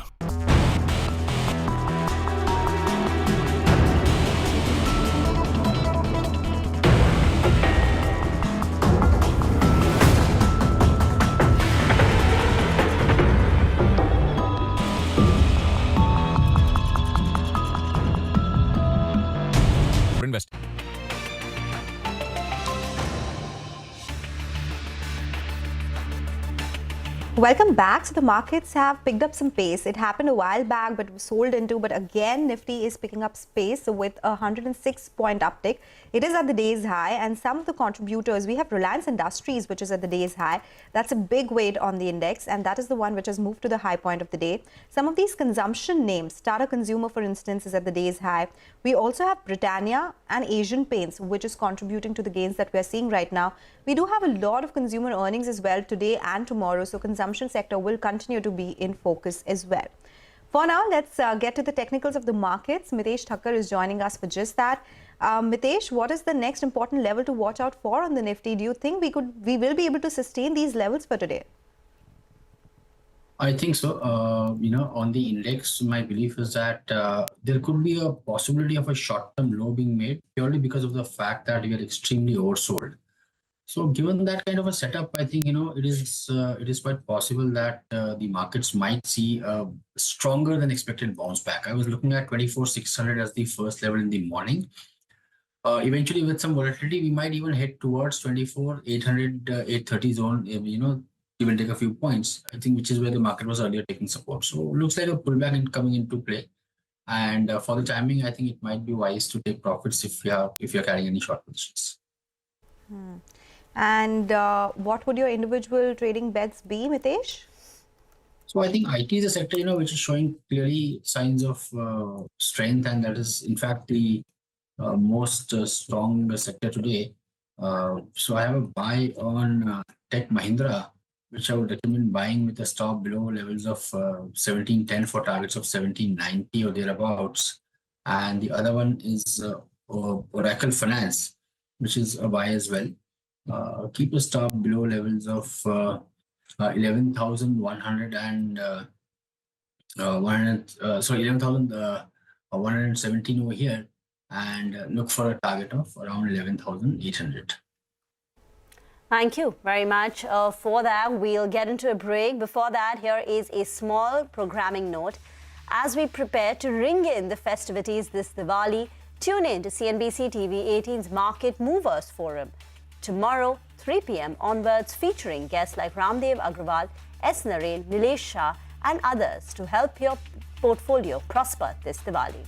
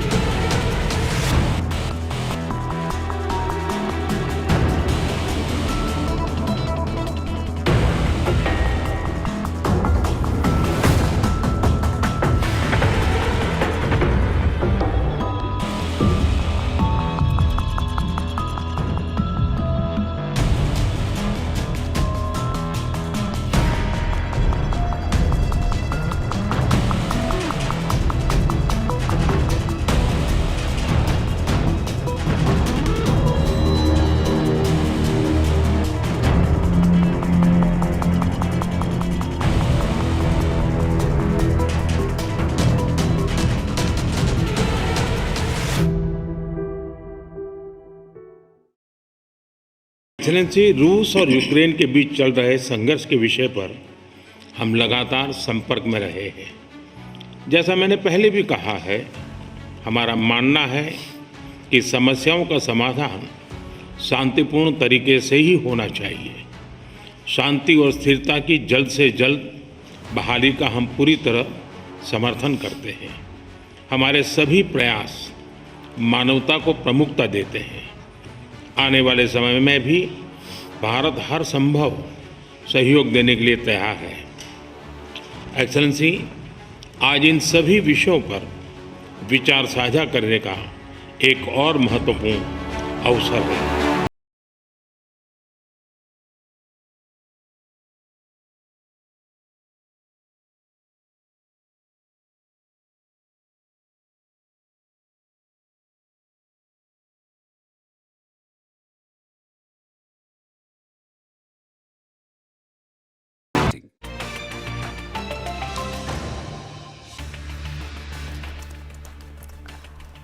Welcome back. Now, IT is clearly the sector of the day.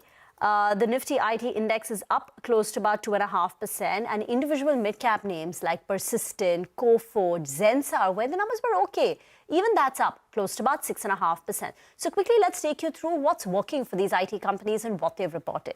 One, Persistent Systems, and this is a stock which has done so well. Its 5-year stock price CAGR is 75%. Despite that, the stock continues to move up 10%. The reason is growth and growth.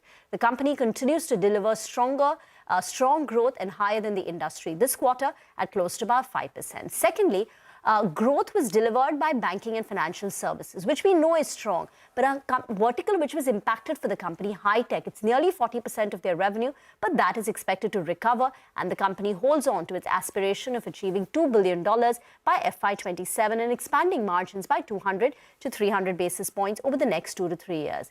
Now, Coforge is the other one, where the management themselves is saying that this is going to be a standout year for the company. Very strong. So reported numbers get boosted up because of the Signity acquisition. But if you strip that out, organic revenue growth was 6.3%. And the company says that momentum will sustain in Q3 and Q4. They will be robust quarters despite the weak seasonality because of, look at the way their order book is. Their order book itself has gone up 40%. Which has to be executed in the next 12 months, which means the next few quarters are going to be strong. Even on margins, the company said that they're confident about exceeding their gross margin guidance of 50%, either 50 basis points. Either they achieve it or maybe they'll try and beat it. And even Signity, this was an acquisition which the company did a couple of quarters back. There was a lot of skepticism surrounding it. I remember when the acquisition was announced, the stock fell. But Signity is turning around. This was the first quarter where they've consolidated it. And look at the Signity numbers. Revenue growth 6%. Even the margin performance is likely to be better than what they had earlier anticipated. Now, Zensar is saying that Q3 will see an impact of furloughs, but overall the impact of furloughs will be less than what we've seen in Q2, and Q3 will be better than Q3 of last year. Margins will be mid-teens within a tight band. Their pipeline is good, and the company is working on a few large deals. But a quick word, pull up even other stocks like First Source, and the other one is Emphasis. Now, these are companies with very high BFSI exposure, and we know BFSI has done well for all the IT companies. So Emphasis reported their numbers. BFSI was an okay performance, but I think the expectation is that going forward, things will only get better. So Emphasis is seeing a bit of a late reaction now. So there's some focus on the small cap or the mid cap IT space more than the large caps. Even Niket was saying Niket was saying, right, large cap IT companies have not delivered this kind of growth rate, which you are seeing with mid cap. Because of their large base, it's been what, hardly 1-2% kind of a quarter-on-quarter revenue growth. And these companies are talking about 5-6% revenue growth quarter-on-quarter. Year-on-year, of course, much more. Yeah, so big move there. Thank you for explaining that to us, Rima. That's all about the mid-cap IT space, big moves that we are seeing in that sector. But let's move on. A small programming note as we slip into a break. The biggest market experts will be joining us in the CNBC-TV18 studios. And this year, we are giving you a chance to meet your favorite market experts. 5 super fans will get a chance to visit the CNBC-TV18 studios on Thursday to interact with the biggest market experts. Write to us on our social media handles tracking 25 years of CNBC-TV18 to take your chance to meet the CNBC-TV18 Market Movers Forum at 3 p.m. this Thursday.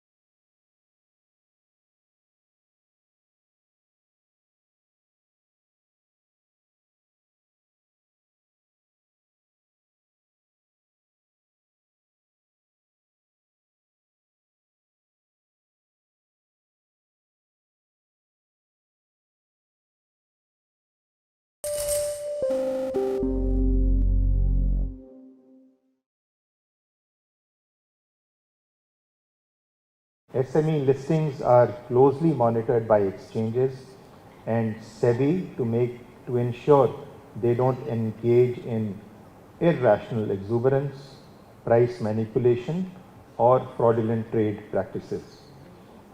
We are working on a discussion paper on SME IPOs that should be coming out soon. But what we have seen is pretty disturbing. The way retail participation is happening, the number of times IPO issues are oversubscribed, the way market making happens, the way underwriting happens, and obviously we don't feel very comfortable about what's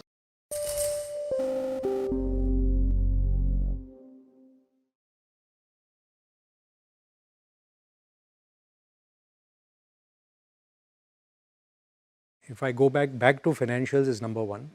This whole energy, renewable energy kind of is area number two. The whole hard assets is area number three. And in that, what else have I done recently? Let me think. So I have renewables. I have an airline stock, for example, believe it or not, that there is a, hopefully a revival in that as well. I mean, from an individual investor perspective, there's enough to do. And it's not a market which is going to crash and therefore you say, I want to sit on cash. Next Diwali, if we get double digits from the index, I would be surprised. I think at some point, and there are a lot of stocks. Even remember, we've spoken in the past about EMS. Some EMS stocks are down 40%. And it's not like the story is over there. Some of them are over 100 multiple. Some of them are not.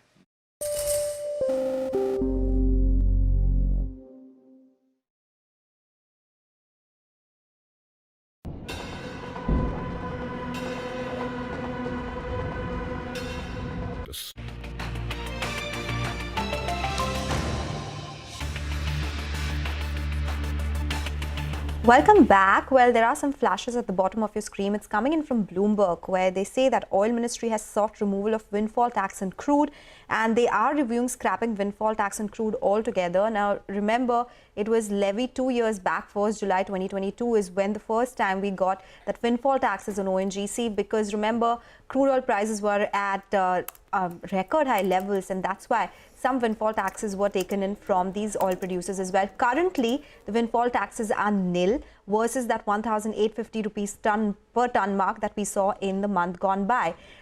This has been coming by in last couple of months, that there is a possibility of scrapping the windfall taxes altogether. If that does happen, these companies tend to benefit, but there is nothing final right now. We keep getting these news pieces where they say that there is a possibility. We heard the oil secretary also saying it on record that there is a possibility that would happen.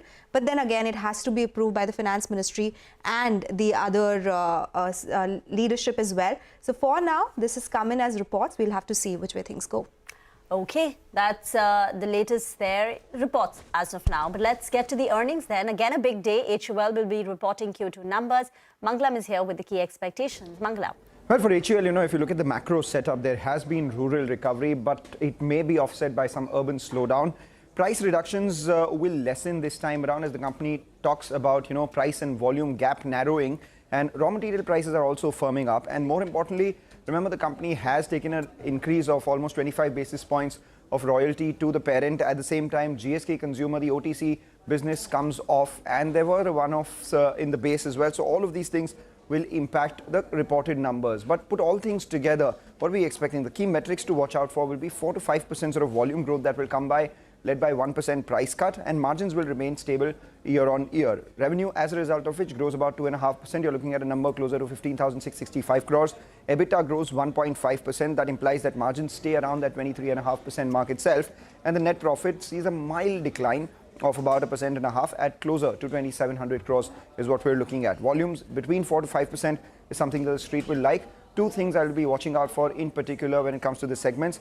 Beauty and wellness, the segment that they carved out last quarter itself in terms of reportage, should grow higher than the industry, should grow higher than the overall category.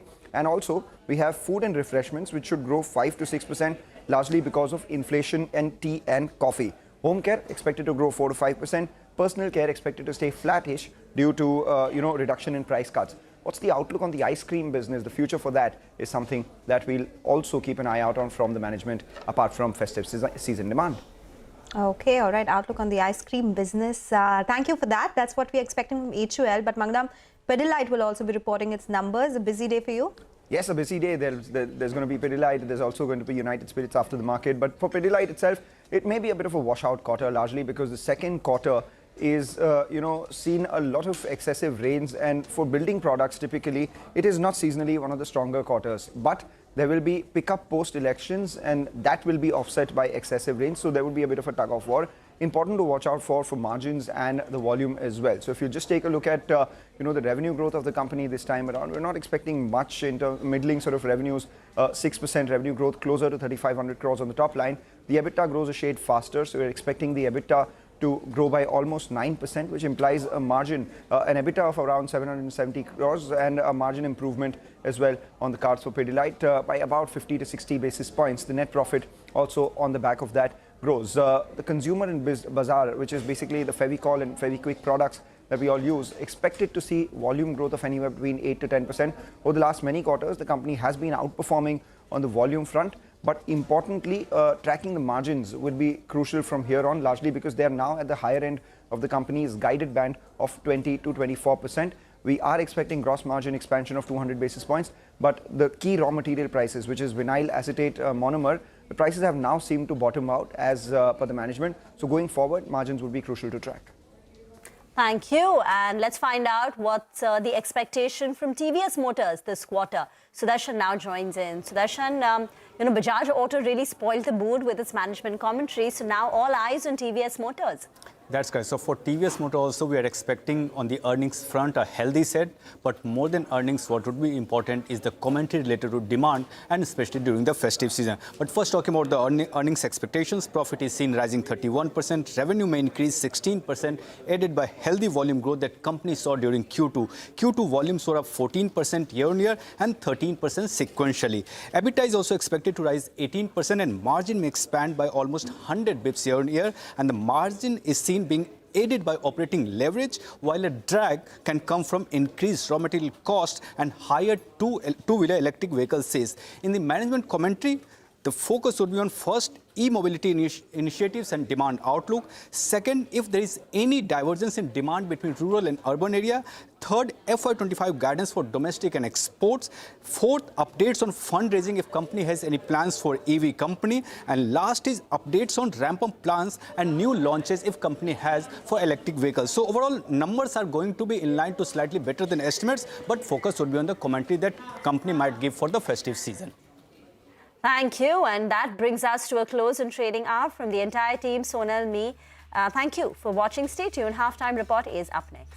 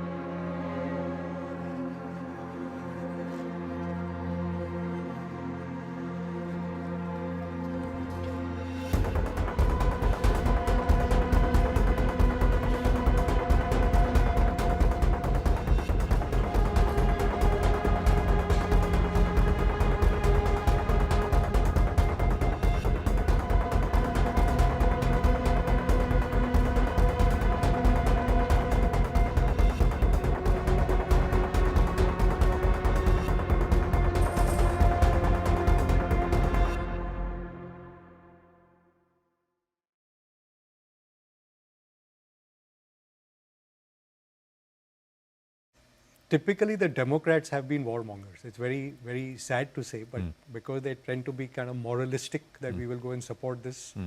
And the Republicans, which are more conservative and fiscally oriented, like this is why we're spending this money. And Trump just says it in a more blunt manner, that why should I be paying for Europe's war or for Taiwan's war? Let them pay their own bills.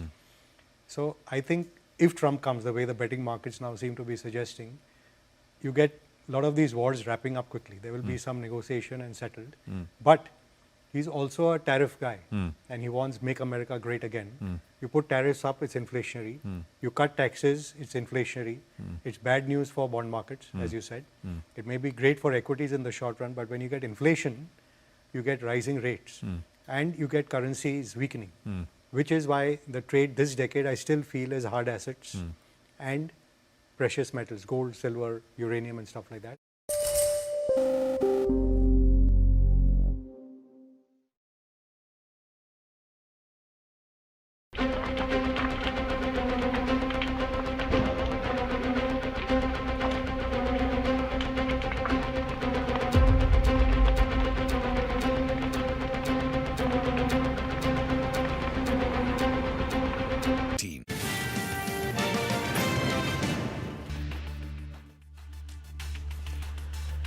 Stocks bounce after a weak open with mid-caps leading the charge. IT and metals are prominent gainers. Financials are off the lows while utilities are the big drags. Bajaj Finance gains after the lender says that credit costs have peaked in the second quarter and will moderate going forward, even though the rise in the Q2 pushes up the full year guidance. Its business momentum remains strong. Gujarat Fluorochemicals' EV materials arm raises 1,000 crore rupees from its promoters and prominent family offices at a valuation of 25,000 crore rupees.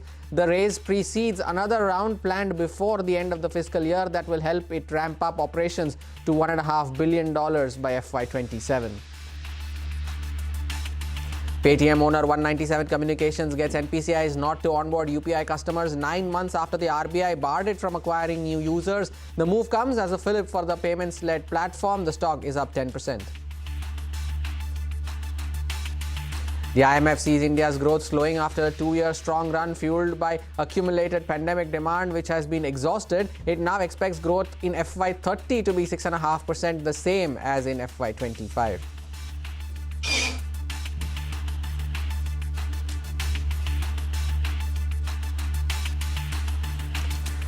Good afternoon, you're watching Halftime Report here on CNBC-TV18. I'm Hormus Patakia, with me is Manglam Balu, and finally some green on the screen after the sell-off that we have seen over the last two trading sessions. The Nifty is finally seeing some bit of recovery after the lows that we saw over Monday and Tuesday. Above the levels of 24,500 is where the Nifty is. The Nifty Bank too is participating in this recovery with healthy gains as of now, but it was participating actually. The Nifty is now nearing that mark of 24,600. The Nifty Bank slightly in the red though in today's trading session, but what is leading the gains is Nifty IT. Now it's up 3% now, and the surge in the IT index but predominantly led by mid-cap IT names. Manglam, good afternoon. Good afternoon. You know, the Nifty Bank has been fairly volatile over the last few trading sessions. If you look at it, the day before yesterday, it was held high only by HDFC Bank. Yesterday, it was ICICI Bank. Today, if you look at it, both of them are seeing some bit of a sell-off. ICICI Bank is among the top contributors on the way down.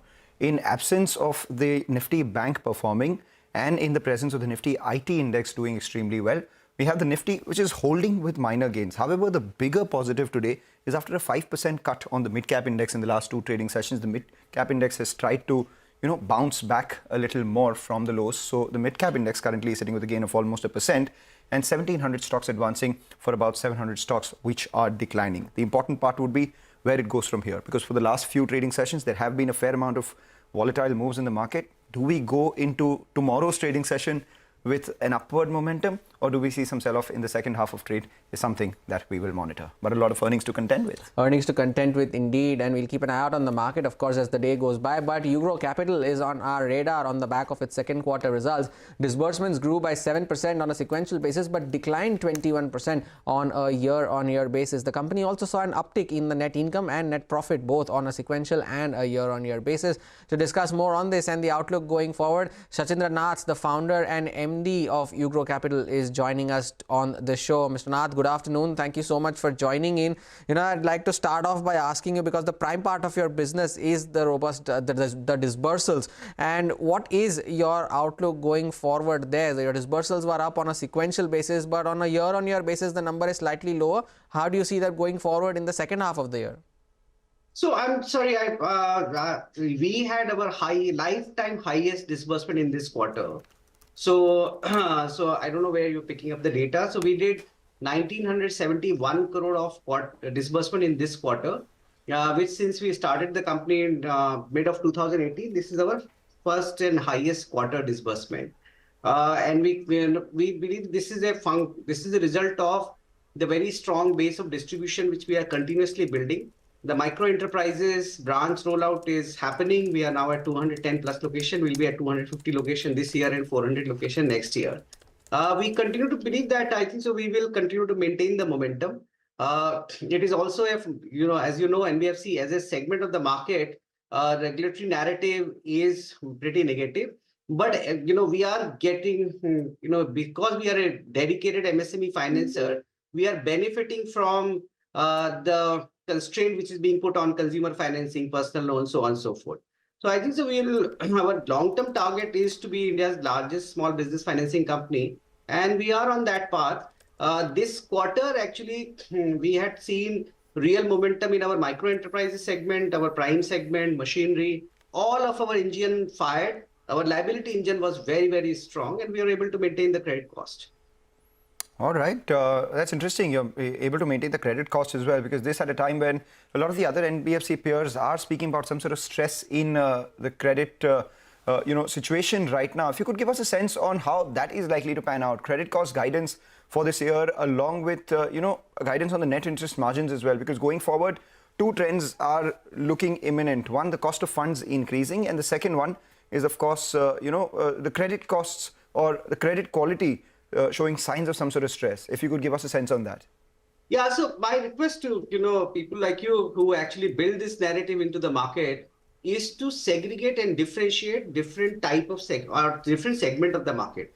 We run this campaign called MSME Acha Hai. We do publish a report which is along with DNB every 6 months. What we are seeing that this narrative that there is a credit cost or there is a ballooning of assets is happening is more, even if you look at RBI commentary, it is more driven for retail credit, and retail credit means consumer, personal loan, and microfinance institution. MSME is a segment of the market, especially the bottom of the pyramid, which we call 15 lakh turnover to 4 crore or 3-4 crore turnover small businesses. We are seeing very robust, cash flow generation happening to small businesses. And that's why we think so that MSME in this, next 3 to 5 years would be a mainline activity, and there is an opportunity to build a mainline financial institution. So this, this clubbing of overall NBFC scenario, microfinance, housing finance, consumer finance to MSME, time has come there wherein, we segregate MSME financing in India separately to the rest of the NBFC bank. Mr. Nath, your provisions have increased on a sequential basis. I wanted to ask you what led to that increase in provisioning, what demanded that, and which is the sector within your business that demanded that excess provisioning?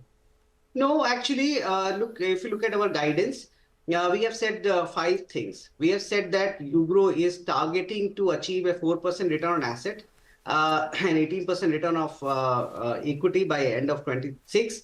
And that is a function of OPEX leverage, portfolio yield going up, a little bit of contraction in our cost of borrowing. And we have said that our credit cost on a steady state basis should be at 2%, which was roughly around 1.5%. So as the maturity of the portfolio and as the growth would come, the total credit cost and provisioning would get to that level. The way we design the business is by product line. So we have a prime secured business, we have micro enterprise business, we have machinery and green financing business, we have embedded financing and retail merchant financing business. As the portfolio matures, you have to take more provisioning in line with the anticipated credit cost. So this is a sheer function of our scale, size, and maturity of the portfolio. We continue to believe that our gross NPA, on a steady state basis, will remain at around 2.5%, and our credit cost all through the cycle would remain around 2%. All right. Just to way back on the margin front, I wanted to know two particular things. One, how much of your NIM expansion this time around was on account of lower cost of funds, and how much of that was on account of increasing yields? If you could break that up for us. And as central banks world over, including at some point the RBI, looks at reducing interest rates, what would your NIM targets be? Yeah, so look, we have said that our portfolio yield in next 6 to 8 quarters would go up by 150 basis points. This increase of 150 basis points is happening because our micro enterprise business, which is loans below 25 lakh rupees, which are originated through our branch network, whose contribution was 10% of AUM, would go up to 35% of AUM by 2026. And because that engine generates secured loan in the tune of 18 to 19%, the portfolio yield would increase by 150 basis points.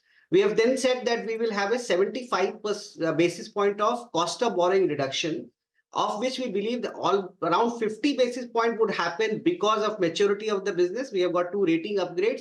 We have raised around 1,265 crores of capital. So in sequential year from now, the more profitability which is coming into our business, rating upgrade and maturity would bring around 50 basis of cost benefit. We are not seeing that right now because liability market had remained constrained for NBFC, not for us per se.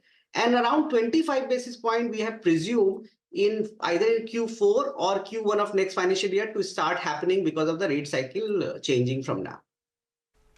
All right, Mr. Nath, thank you so much for sparing time and taking us through the quarter gone by and the road ahead as well for Ugro Capital. Wish you good luck for the second half of the financial year. That was the management of Ugro Capital, the stock trading with gains of just around 1%. Now, as we slip into a break, here's some good news. 1 million Indians are now making smarter investments with the help of Money Control Pro.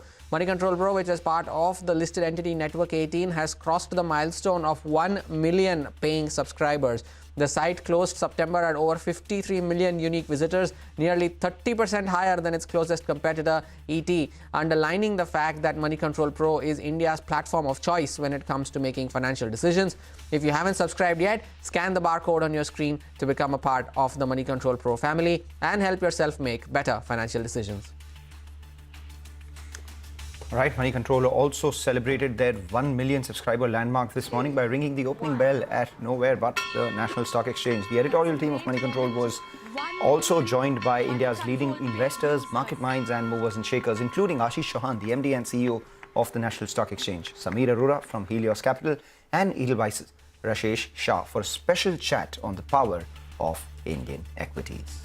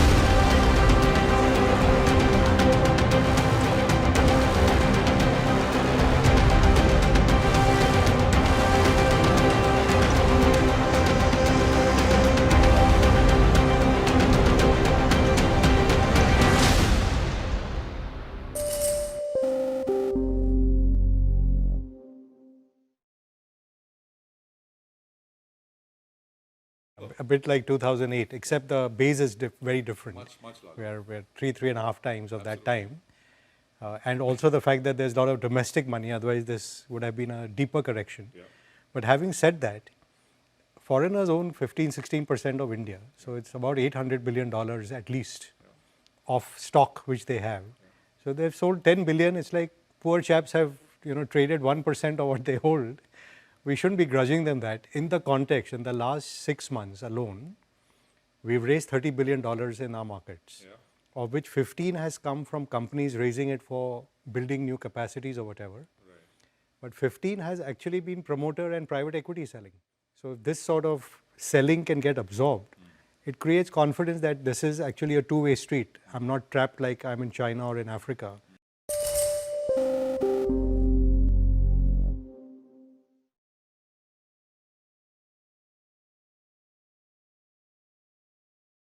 Why did Korean car maker Hyundai select Shah Rukh Khan as its brand ambassador? Well, to know that, you have to go back 26 years. It was 1997, and it had just been a few months since Hyundai had set up shop in India. At that time, the other Korean car maker, Daewoo, was having trouble in the India market as the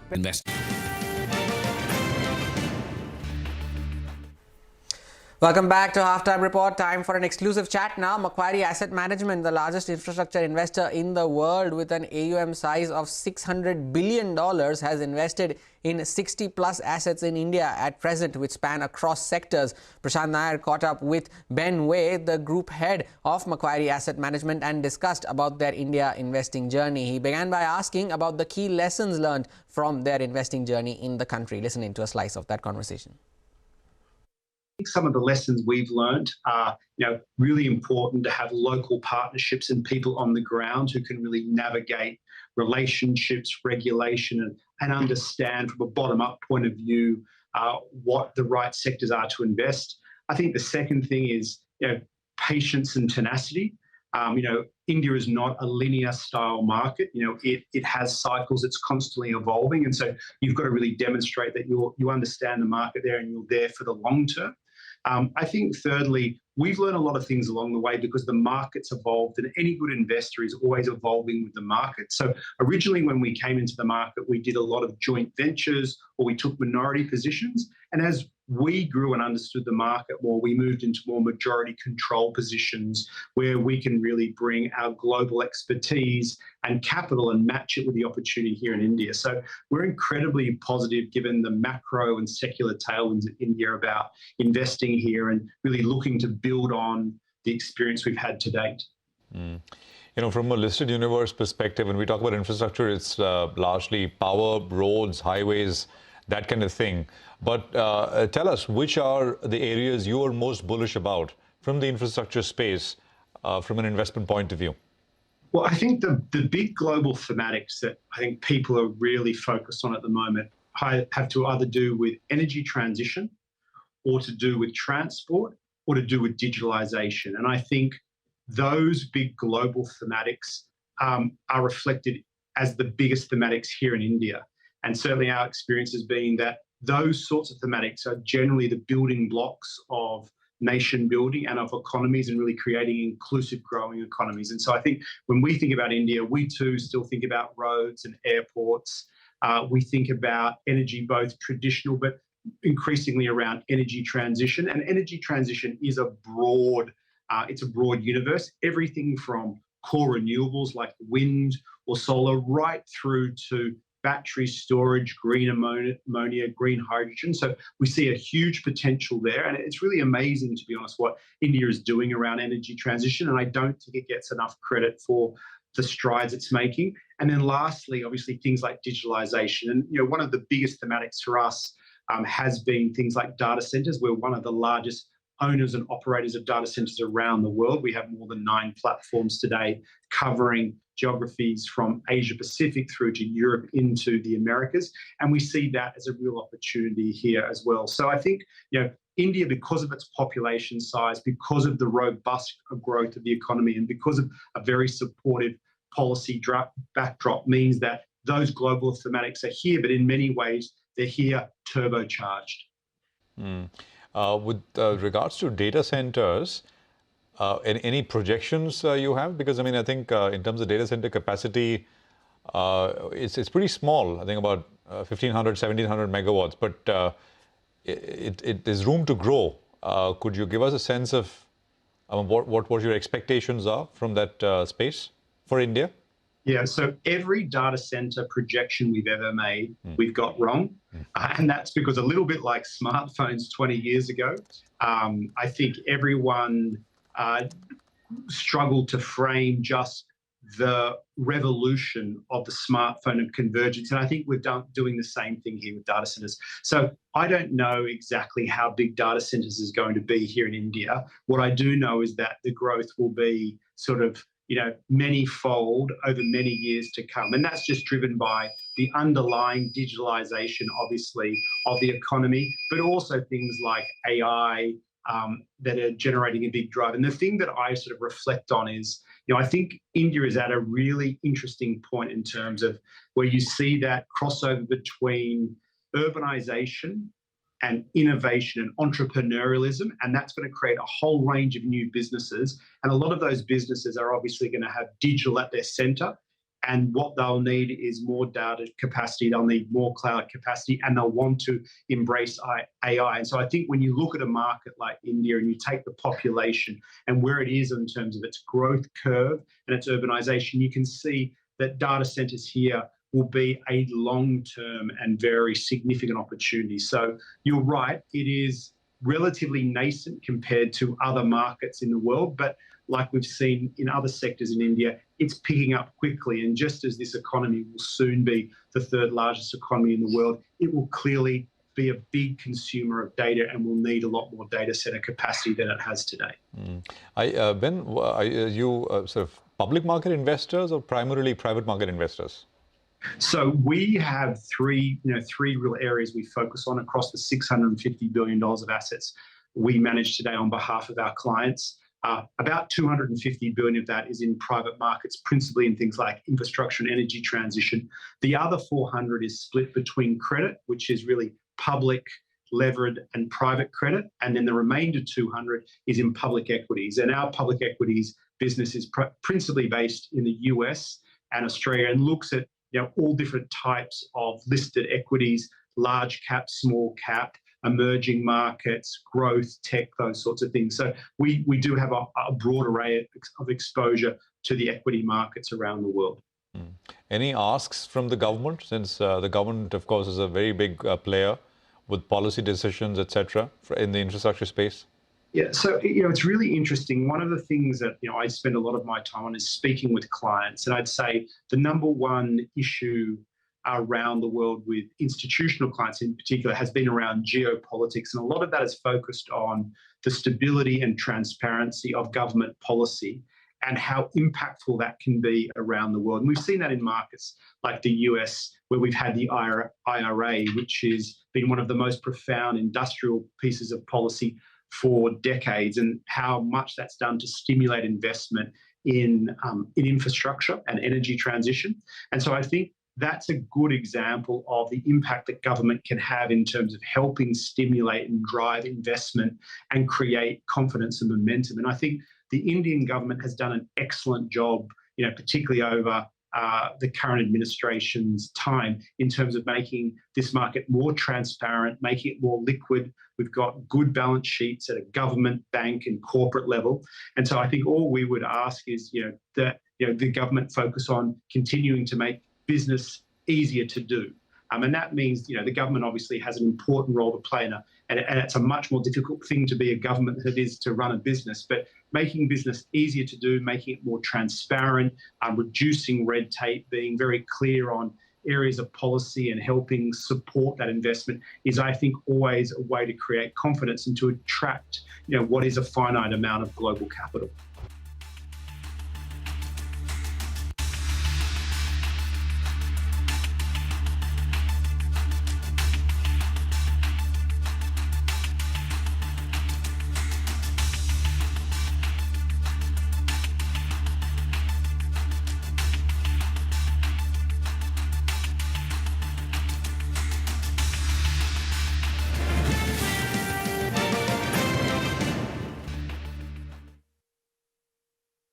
gone bankrupt, and that had hurt the image of Korean brands in the country. As Daewoo was getting ready to shut shop, Hyundai was just warming up to take off with the Santro. But how? No one knew Hyundai in India. The market was dominated by the likes of Maruti, Honda, Toyotas, Tata and Mahindras. In fact, when you said Hyundai, the other person thought you were mispronouncing Honda. The company hired advertising firm Saatchi & Saatchi for brand building. When the choice came for a brand ambassador, it is rumored that one celebrity who was in consideration was Jackie Shroff. Yes, our very own Jaggu Dada. The other name that came up was that of Shah Rukh Khan, who had super hits like Dilwale Dulhaniya Le Jayenge and Dil To Pagal Hai in his name. The company received feedback that he was the star of tomorrow, an unconventional hero, someone who appealed to the young India big time. So if Shah Rukh was the star of tomorrow, then Santro was the car of tomorrow. इस दुनिया में बस हम दो हैं, दुनिया जिनकी दीवानी है. With that, the Hyundai team started looking for contacts to reach Shah Rukh. It was actually one of the company's dealers in Mumbai who rang up Saeed Mirza to arrange a meeting with SRK. King Khan needed some convincing according to sources and finally agreed. According to the company's former president BVR Subbu, the first agreement was typed out by Shah Rukh on his own computer with Hyundai officials in front of him at his residence.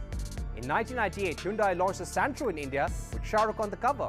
The same year, SRK released Kuch Kuch Hota Hai. After that, there was no looking back. Shah Rukh stood by Hyundai and Hyundai stood by Shah Rukh for the next 26 years. He even agreed to shoot a commercial for the Santro Zing in 2002 despite being in extreme pain due to a back problem. SRK has launched all of Hyundai's marquee cars including the Creta and the new Alcazar a month ago. In fact, Hyundai also honored Shah Rukh by gifting him the 1100th unit of the all-electric premium SUV, the Ioniq 5, in December last year.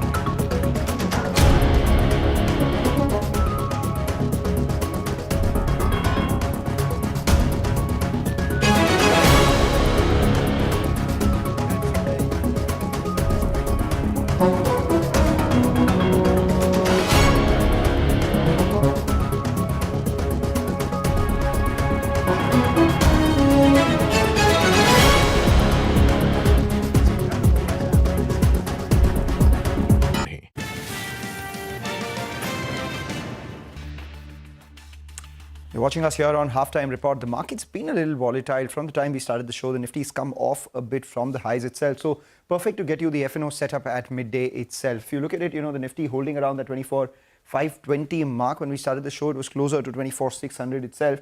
And that's because the Nifty Bank is down about 65 points. The Nifty Midcap Index, however, continues to do well, though that too is off the highs. What's interesting, however, is the midcap IT space, which is a buzz. Of course, Persistent and Coforge buzzing on the back of strong numbers, but there has been a bit of a rub-off on that, on names like First Source. We have, Emphasis doing extremely well in trade today, along with Oracle as well, both of them putting gains in a market which is slightly wobbly in today's trading session so far. For the Nifty, the 100-day moving average, which was a bit of a support earlier, then we went back below that mark today. And thereafter, during the day, we went above the 100-day moving average as well, but struggling to stay above that for a longish period of time. The biggest reason for that is the Nifty Bank. The Nifty Bank has now gone below its important levels as well. For the Nifty itself, 24,500 seems like a bit of a fulcrum, which is why we're seeing action on both the 24,500 call and the 24,500 put. So 24,500 put for a premium of 100 rupees, telling you 24,400 thereabout is the first leg of support. But on the way up, upwards of 24,500, closer to 24,600, there is resistance, and that's visible in the kind of action that we're seeing at the 24,500 call itself. Let's talk about the Nifty Bank now. The 51,462 mark, which is the 100-day moving average, is a level that the Nifty Bank is struggling to cross, and as a result of which there is some pressure on the Nifty as well. The Nifty Bank will be an important index to watch out for, particularly in the second half of trade, because it is Nifty Bank weekly options expiry. So 51,300 call and 51,000 put, both most active, whereas the Nifty Bank at 51,200, telling you there is 200 points on the downside in terms of support, whereas on the way up there is just 100 points when it comes to the resistance. That's about the Nifty Bank, but keep an eye out on a bunch of these stocks, specifically L&T Finance, Chambal Fertilizers and PNB, because the open interest is now below the market-wide position limits, below 80% mark. So the stocks may actually exit F&O ban today. Already 350 points off the highs of the day is the Nifty Bank, and shows the struggle on the Nifty as well. Mangalam, thanks a lot for that F&O update. Let's pose that question now to Pritesh Mehta, Senior VP Research at Yes Securities, who is joining us now. Pritesh, good afternoon. Thank you so much for joining in. You know, as the Nifty is firmly maintaining that sell on rallies template, do you believe that the risk reward for further downside now has abated? If you want to short at these levels, what's your call on the index? Good afternoon. So I would have a different approach right now. See, one thing I like to follow very closely is the internal breadth and also the intermarket analysis. So what our studies have shown us that our customized breadth on Nifty 500 is around 10%. It means that around 10% of the stocks of the Nifty 500 universe is showing bullish trend. The number is very low.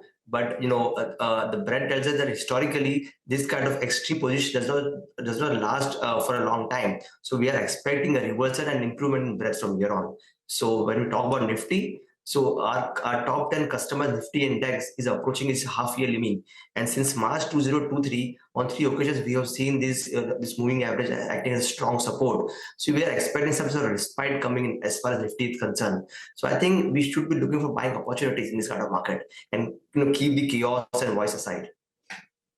Since you said look for buying opportunities, what are the stocks that you are recommending, Pritesh, this afternoon? So HCL is one stock that we like from the IT space. Now see, this stock is outperforming its peers from the large cap universe. Also, it is outperforming the IT index.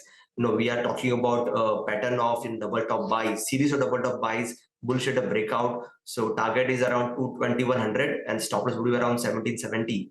Second stock that we like is Bharti Airtel. The stock is attempting a triangle break on counter figure chart. We are talking about a follow through of bullish anchor column. So target would be around 1,900 and stop loss would be around 1,620. All right, Pritesh, thanks a lot for that. Meanwhile, there are numbers coming in from Godrej Properties at the bottom of your screen. Of course, for real estate companies, quarterly numbers do not matter as much because the nature of reportage, you have advanced launches and collections, etc., would be a lot more important than just the reported numbers. But be that as it may, the net profit has seen a massive jump because of the element of a tax write-back. There has been a tax write-back of close to 169 crores as well. Stock holding mildly in the green itself. As we slip into a short break, let's get you a small programming note. As we prepare to ring in the festivities this Diwali, tune into CNBC-TV18's Market Masters, Market Movers Forum tomorrow, 3 p.m. onwards, featuring guests like Ramdev Agarwal, LBS Naren, Nilesh Shah and others to help your portfolio prosper this Diwali.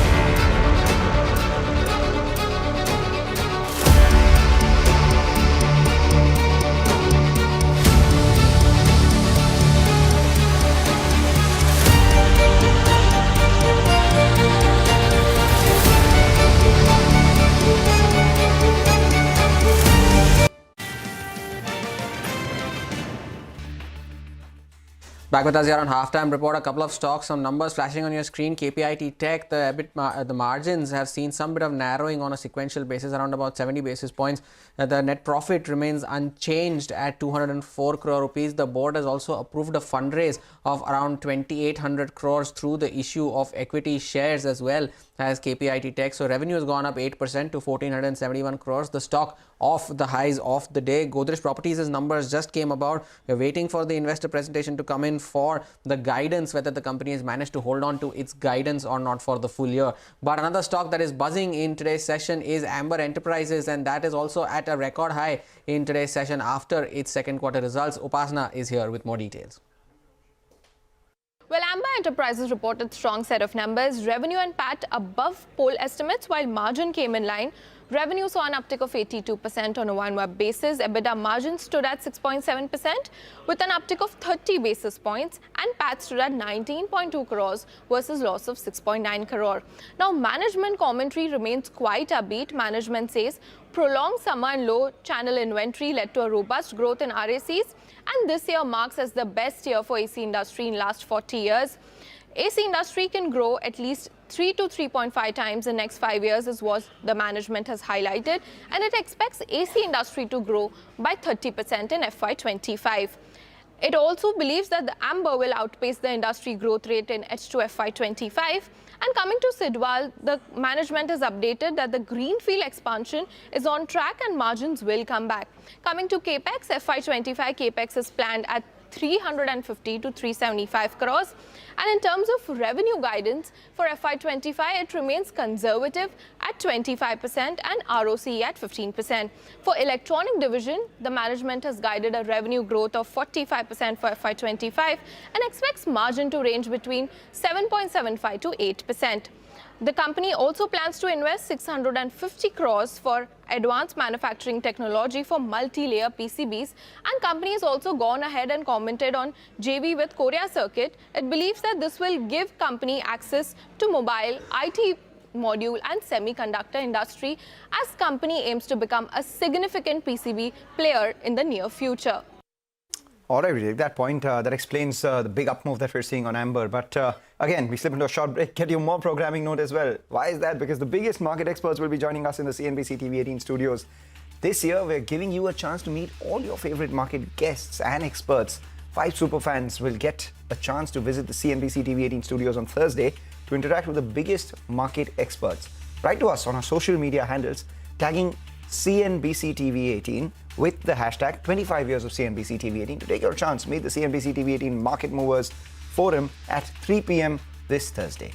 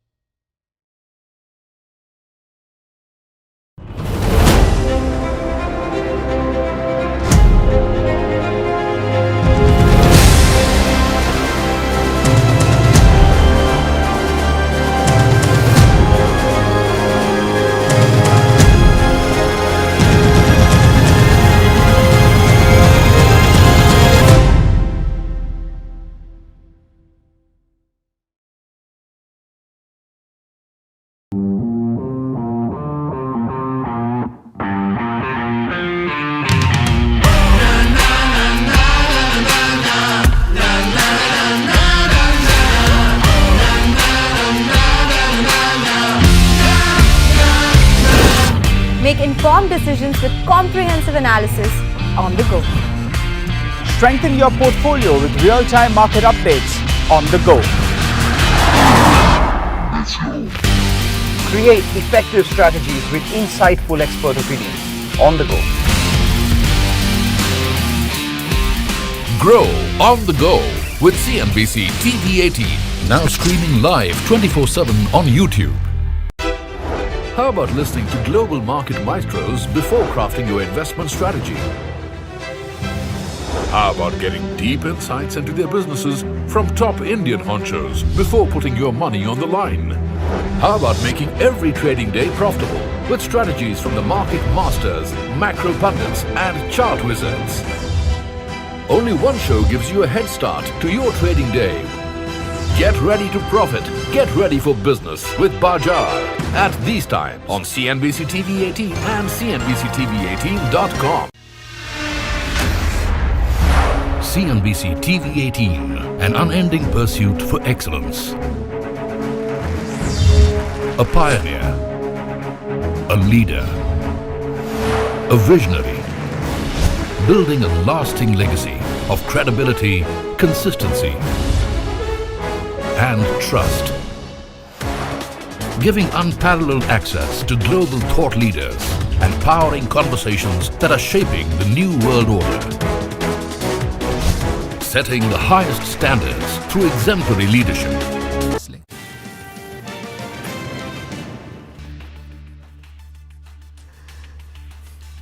Welcome back, and some other stocks that are buzzing in today's session. Max Financial is also on a tear after reporting its second quarter results. Yash is joining in with more details. Yash. Well, Hormaz, a top-down beat is what it was for Max Financial Services in the second quarter. Your total AP, your retail AP, value of new business and even margins came ahead of the number that we were working with. As far as new business premium is concerned, that grew by 25% in the second quarter, bang in line with CNBC-TV18 poll. The total annualized premium equivalent or total AP, that grew by 31% in the second quarter. The number that we were working with was 2,111 crore. What came through was 2,170 crores, so a slight beat there. Retail annualized premium equivalent grew by 34%. The number that we were working with was 2,180 crore rupees. What came through was 2049 crore rupees. Value of new business accordingly also grew by 23%. The number that came through was 512 crore rupees. The number that we were working with was 472 crore rupees. So a big beat as far as the value of new business is concerned. Finally, the margins, they were down 157 basis points on a year-on-year basis. The number on the margin front was 23.6%. We were working with 22.36%. So beat there as well as far as Max Financial Services is concerned. All right, Yash, thank you so much for that. That's about Max Financial. Take a short break, come back on the other side. Manisha Gupta joins in and an exciting conversation lined up with Suvankar Sen of Senco. Stay tuned for that.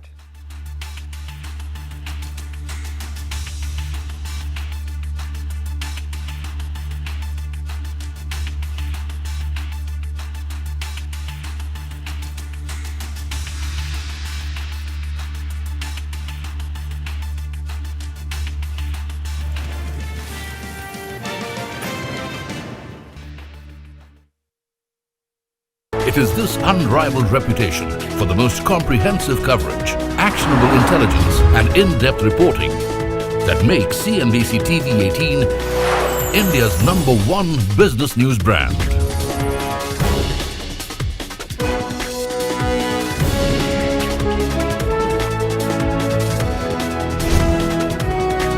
Foreseeing change, growth, and transformation for over a quarter of a century.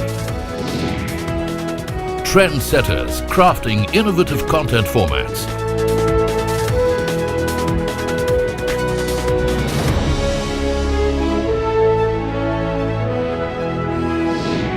And award-winning business journalism.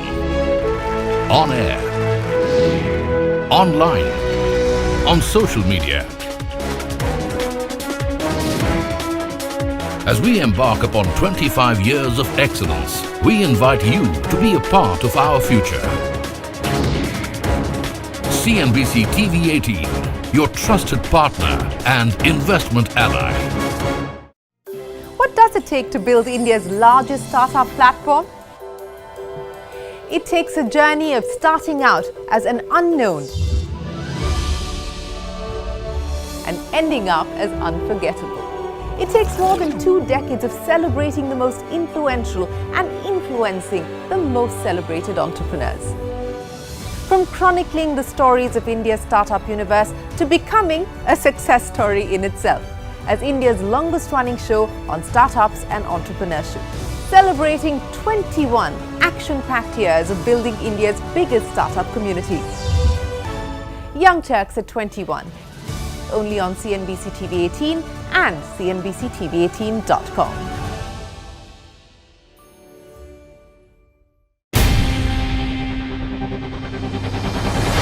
CNBC TV18's most comprehensive and award-winning news show, India Business Hour, drops first on YouTube. So get the first access to the most influential architects of policies and politics, the key newsmakers of the day. Discover the big themes as we decode the business of markets, macros and more. Be the first to go to the heart of all the top stories that drive the day's agenda. Catch the award-winning India Business Hour live every night on YouTube with me, Shireen Bhat. India Business Hour live on YouTube at CNBC TV18 weeknights at 7 p.m.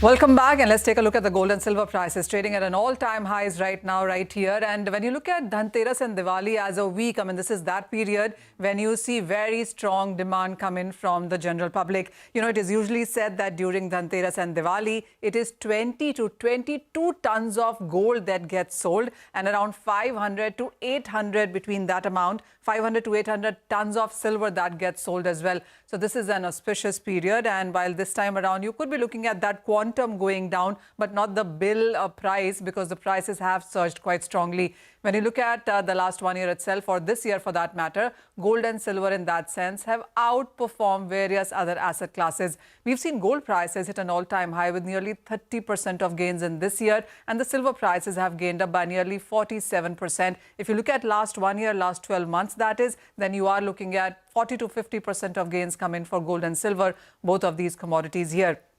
Well, to talk further about on what kind of sales are we anticipating and what are the new launches that we're looking at as well, we are joined by Mr. Suvankar Sen from Senco. Suvankar, hi, thank you so much for joining us. What is your sense with the all-time high gold prices? First of all, are you looking at much more gains from here on? See, so right now, if you see that, you know, I'm sitting in the showroom with Dhanteras around the corner, trying to, you know, interact with the customers and trying to understand what's happening on the ground. So, prices have moved up quite a lot in a very short period of time. Now, in terms of the gains, one has to understand that on what basis are these price rises happening. Yesterday, the BRICS summit was there. There is a lot of uncertainty for the financial markets that how India, China, or Russia would work together and try to come up with a plan for trade, how much importance of the dollar will be reducing. And on the other hand, you see the US elections coming in. There is a lot of uncertainty with who's going to be the leader, the next leader in the US as a country, which is one of the leading countries in the world. And I think in that whole uncertain situation and the war happening, the gold people, the investor community, and the various countries across the world are buying gold and silver as a hedge against the various uncertainties and risks. And now with this, honestly speaking, I remember talking to you, and when gold price was about 72, 73,000, I think it was not even a month ago. And then we were discussing that how much can it go up to? And obviously we were looking at it can go up to 10% from here, right? And in a very short period of time, these 10% movements have become like a piece of cake. It's just moving up and up when it has to. So, so I think, yes, I currently seeing the situation in a very practical and historical way. There is a possibility of 6-7% up from here for now, but there is also a possibility of 7-8% downward trend if there is some amount of certainty that we get across the world. But in the long run, a little bit of analysis what we can all do with 2025 continuously being a very year of uncertainty, with China becoming growing and Taiwan issues coming up. I wouldn't be surprised if 87, 88,000, like even if you've seen the high, look at silver, we've seen now 1 lakh rupees. Now, when you've seen the high, even if it comes down to 90,000, right? People will all come and buy at 90,000, 92,000 also, correct? Absolutely. So once you've seen the high, any correction, there might be demand coming from various sources. So we don't see a huge downfall, but the upside of 7-8% from here is always a possibility. Okay. So, Anka, since, you know, this is perhaps the first time I've seen you sitting in one of your showrooms there, is there a favorite jewelry piece that you have? And also, what is your sense then this Dhanteras? Are there any new designs or new launches that you're making at? And what are you anticipating in sense of sales this time around during this Dhanteras Diwali period? So you know, very honestly, if we look at the consumers that are coming to buy this Dhanteras, there is a large section of wedding consumers, because from November onwards, there is large number of weddings, November, December, up to whole of Jan, Feb. So there are buyers who in the month of August, when the duty got cut, we could actually, we saw a lot of footfalls at the stores in the month of August. And that had been the beginning of the buying of the wedding season. Then September, because of Pitri Paksh, it came down. And now again, this Dhanteras time, I think consumers are also worried. And and you know that what is there in the future? Should I wait? Should I not wait? But I think they have already started buying.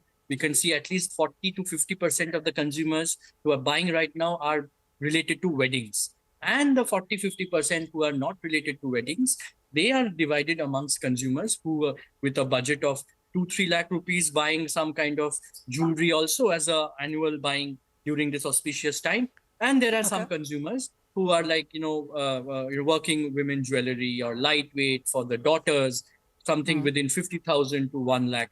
You know, that is how I think a kind of buying happening. 20-30,000 rupees is a budget, I think, consumers at the, you know, all levels, some kind of a pendant, ring or earring that everyone would like to buy during this auspicious time. So this is how we are seeing the consumer. Any, you know, you could see that I'm sitting at the diamond counter, and if you look, if the products are well visible behind me, you will see that the trend is that you have to work on the design, put a lot of color stones, right? It's either, you know, the rubies or the emeralds, or mix it up with pearls. So that is something that at one end, I think that's happening in a big way. Consumers are looking for a change, looking for something unique, whether it be lightweight jewelry or heavyweight jewelry. So that is one part of it. Like, for example, while there could be a lot of heavy jewelry, but you see here that these are the kind of modern designs,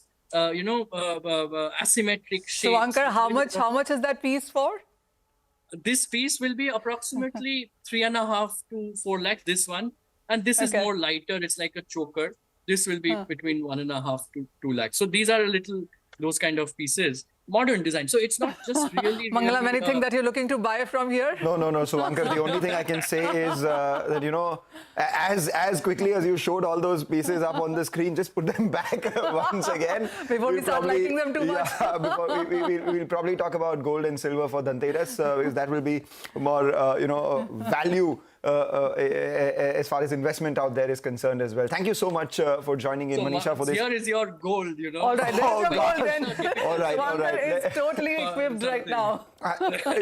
You know, next time we'll do interviews in your showroom only, because you keep distracting us with these pieces. But this is beautiful. I have to say that, Mangalam. That's a very, very pretty piece. So you have a ready buyer for that piece, Suvankar. But at these prices, not touching anything with a barge pole. Thank you so much for joining in. Wish you a very, very happy Dhanteras, happy Diwali as well. Manisha, thank you for taking us through with that conversation. With that, we're out of time on this edition of Halftime Report. Business Lunch will take all the market action ahead.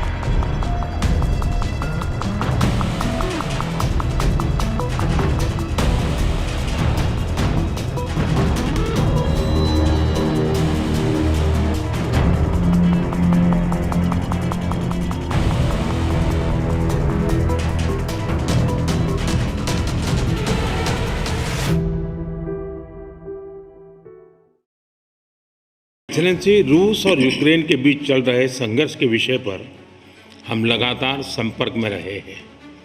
जैसा मैंने पहले भी कहा है, हमारा मानना है कि समस्याओं का समाधान शांतिपूर्ण तरीके से ही होना चाहिए।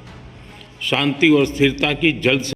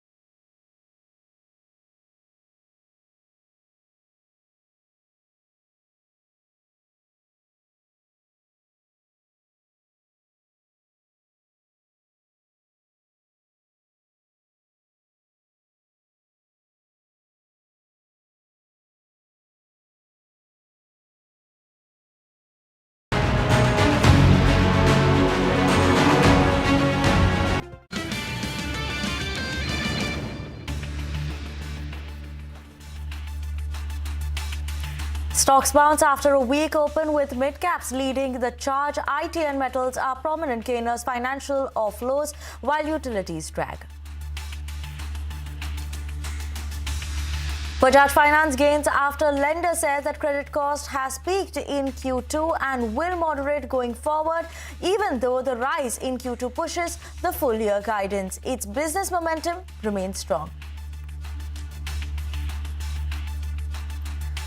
Gujarat Fluorochemicals EV material arm raises 1,000 crore rupees from its promoters and prominent family offices at a valuation of 25,000 crore rupees. The raise precedes another round planned before the end of the fiscal that will help it ramp up operations to $1.5 billion by FY27. Paytm owner 197 Communication gets NPCI's nod to onboard UPI customers 9 months after RBI barred it from acquiring new users. The move comes as a flip for the payments-led platform. IMF sees India's growth slowing after 2-year strong run fueled by accumulated pandemic demand, which has been exhausted. It now expects growth in FY30 to be at 6.5%, the same as in FY25.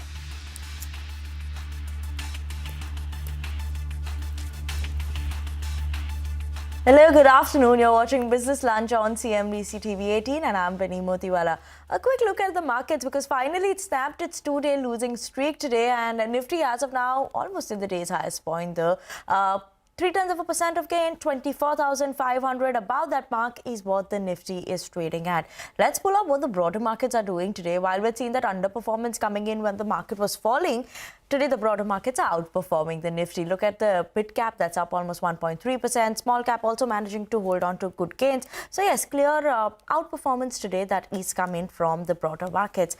Pulling up some of the top gainers today, we have Nifty IT that is among the top sectoral gainers. So yes, what we're watching out for in terms of the IT names, let's keep an eye out of that. Infosys, TCS, those are among the top gainers coming in the IT pack. As well as we have HDFC Bank, Bajaj Finance that's holding on to strong gains. So among the Nifty, these are the top pullers for the Nifty in terms of the contribution that we are watching out for today. Other than that, like I mentioned, IT is the top sectoral gainer. Keep an eye out on Coforge, Persistent Systems, KPIT Tech, all of them in focus on the back of its earnings. KPIT Tech, when the numbers were reported a short while ago, saw a sharp spike up, but now it's seen a bit of a decline, so keeping an eye out on that. Earnings impact, Amber Enterprises, GMDC, Max Financials, all of them managing to hold on to good gains after good numbers were reported by them. While weak set of numbers by M&M Financials, Chennai Petro keeping the stock under pressure. But like I was saying, Bajaj Finance, that's the one we're keeping an eye out on. Strong gains that we are seeing. They reported the second quarter numbers yesterday, post-market hours, which indicated a higher stress on the asset quality. Now, what are the factors and why is the stock buzzing in trade? Abhishek is joining in with us to give us the details.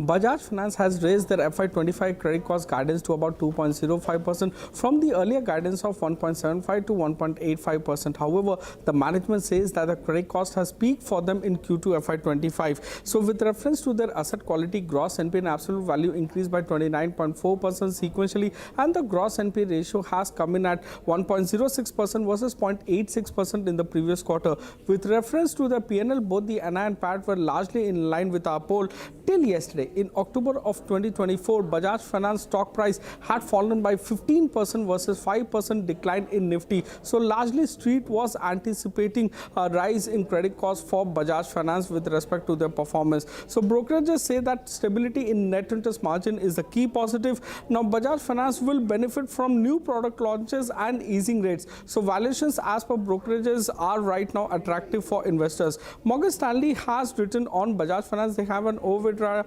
rating and a target price of 9,000 per share. Jefferies has a buy call with target price at about 8,400 per share.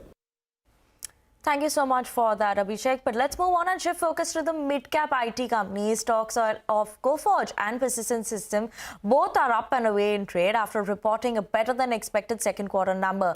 Earlier today, CEO of Persistent Systems, Sandeep Karla, and Coforge CEO, Sudhir Singh, commented on about the company's growth outlook. What are they expecting going forward? Listen in to what both the managements had to say. As far as the pipeline is concerned, as far as the order book is concerned, it points in that direction, but we'll let the time flow by. Otherwise, it's again like giving forward-looking, kind of numbers. As you've seen, we have grown 18 sequential quarters. We have outperformed the industry. We have invested in AI-led technologies, the platforms that we have built for both product companies and for IT side of the house, and we are relatively confident of outperformance from the sector perspective. Growth was driven by healthcare life sciences, which grew at 71.2% year-on-year, banking financial services, which grew at 15.3% year-on-year, and software high-tech was relatively flat. Now, if we look at the order book that we have had in the last several quarters and the pipeline that we have, we are relatively confident. Even the software, high-tech and emerging verticals should pick up steam over the next 1 to 2 quarters, and there would be a secular growth across all these segments as we look ahead.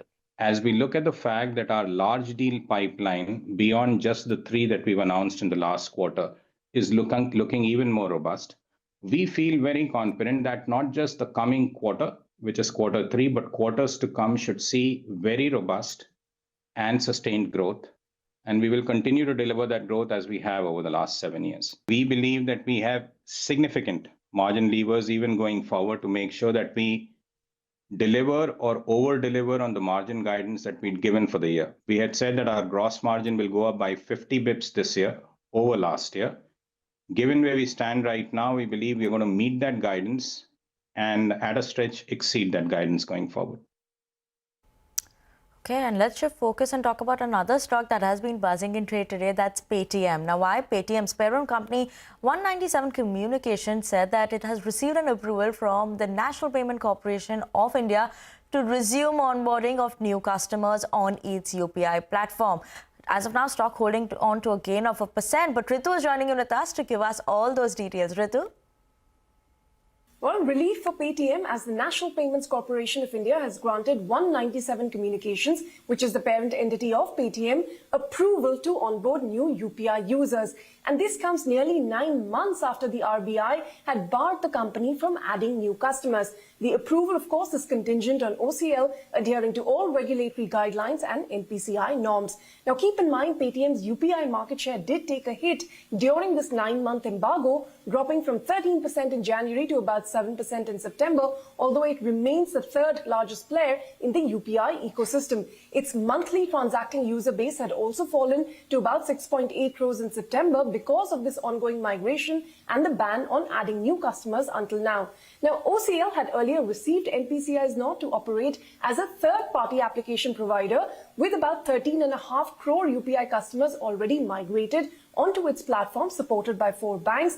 And this nod now to onboard new users is going to lead to an increase in UPI transaction volumes and allow Paytm to cross-sell financial products as a distributor. In fact, yesterday you had founder Vijay Shekhar Sharma speaking about the massive opportunity UPI presents for the company during Paytm's earnings con call, emphasizing that Paytm was not here to become just another mediocre or fringe player, but to solve for the problem of concentration risk in the UPI ecosystem.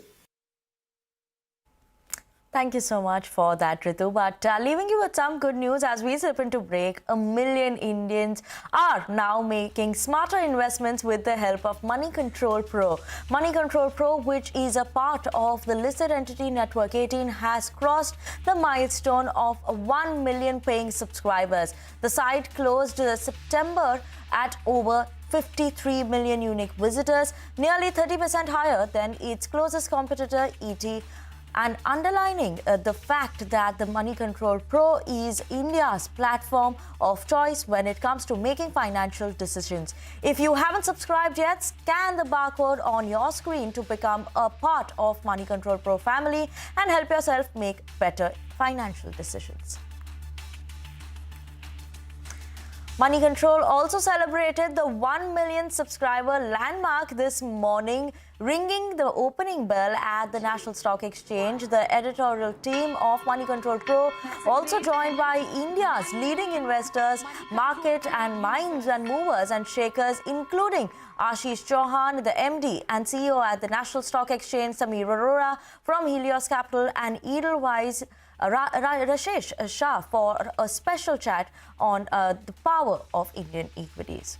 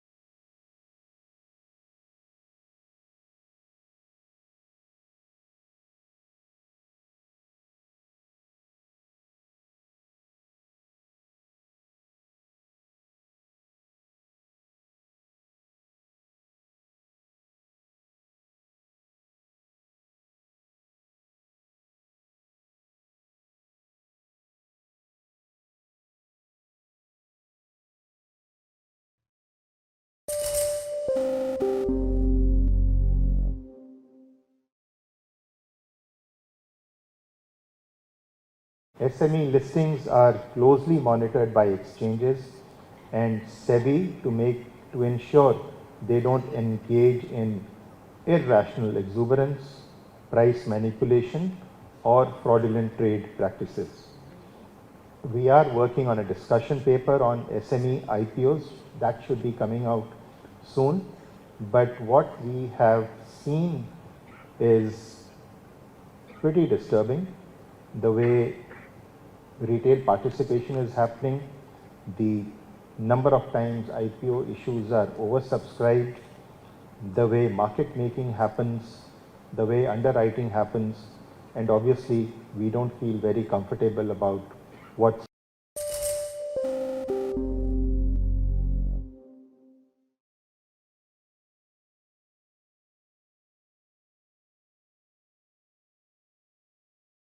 If I go back to financials is number one. Okay. This whole energy, renewable energy kind of is area number two.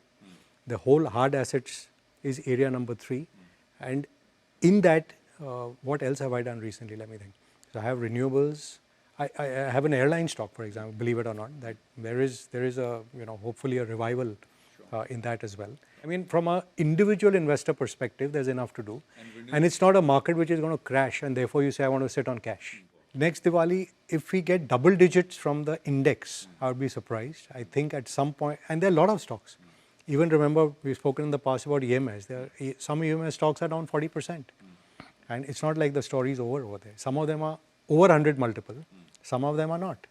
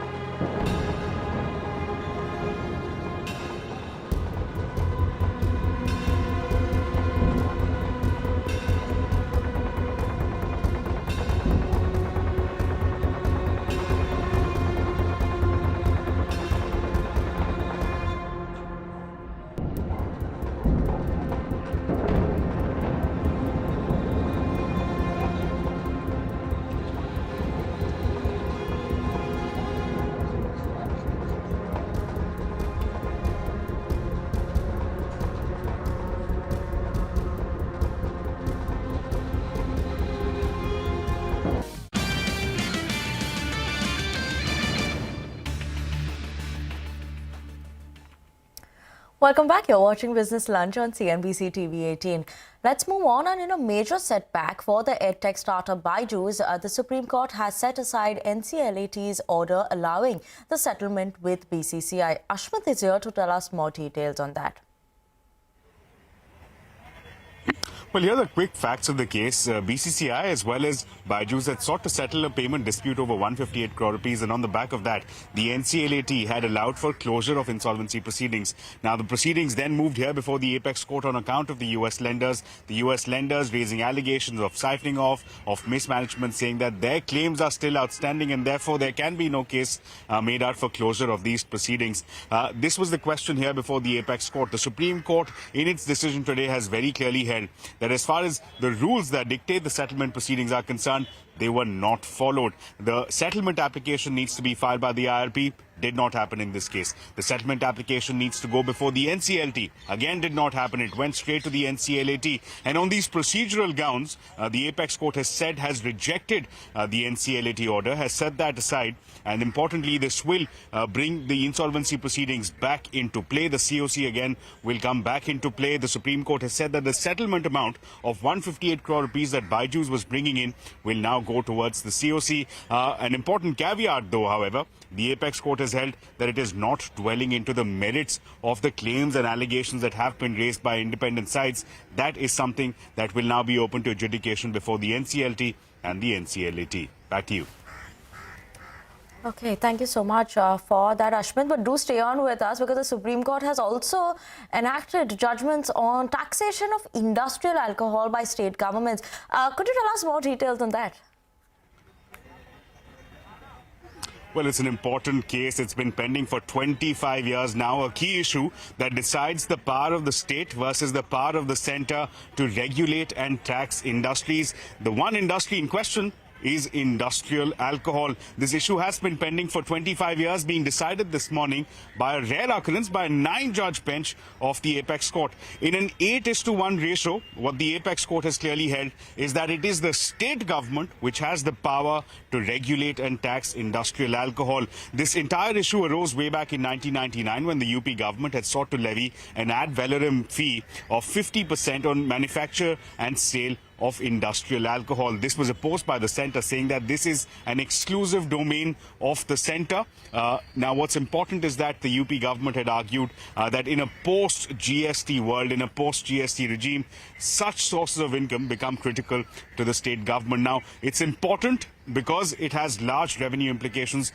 across various states. The states of UP and Kerala were petitioners in this matter, but this is applicable across the country to all states. So important on that count. Interesting because it is a rare case where we found that the state government, which is led by BJP-led Yogi Adityanath, was opposing the BJP-led government at the centre. So interesting question here being settled by the apex court by a 9-judge bench of the Supreme Court. Back to you. Okay, thank you so much for all those updates there, Ashmit. But on that note, we're going to slip into a very short break. Don't go anywhere. More news and updates on the other side.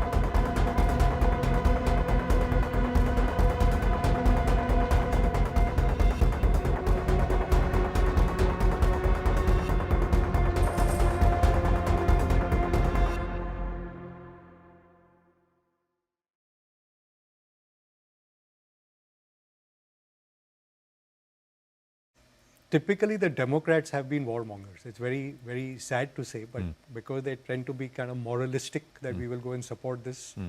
And the Republicans, which are more conservative and fiscally oriented, like this is why we're spending this money. And Trump just says it in a more blunt manner, that why should I be paying for Europe's war or for Taiwan's war? Let them pay their own bills. So I think if Trump comes, the way the betting markets now seem to be suggesting, you get a lot of these wars wrapping up quickly. There will be some negotiation and settled. But he's also a tariff guy, and he wants Make America Great Again. You put tariffs up, it's inflationary. You cut taxes, it's inflationary. It's bad news for bond markets, as you said. It may be great for equities in the short run, but when you get inflation, you get rising rates, and you get currencies weakening, which is why the trade this decade I still feel is hard assets and precious metals, gold, silver, uranium and stuff like that.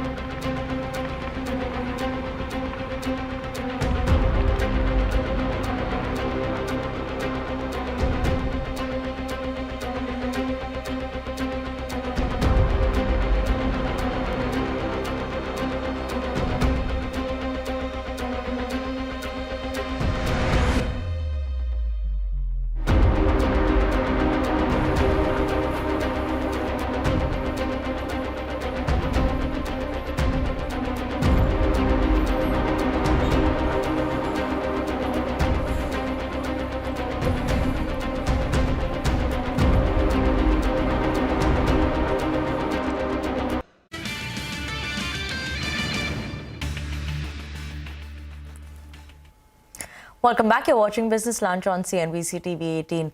Let's move on, and moving on to an exclusive. Sources tell CNBC-TV18 that the SEBI chief could appear before the Parliament's Public Account Committee tomorrow as it conducts a performance review of the regulatory bodies. Parikshit is joining in with us to tell us more details on that.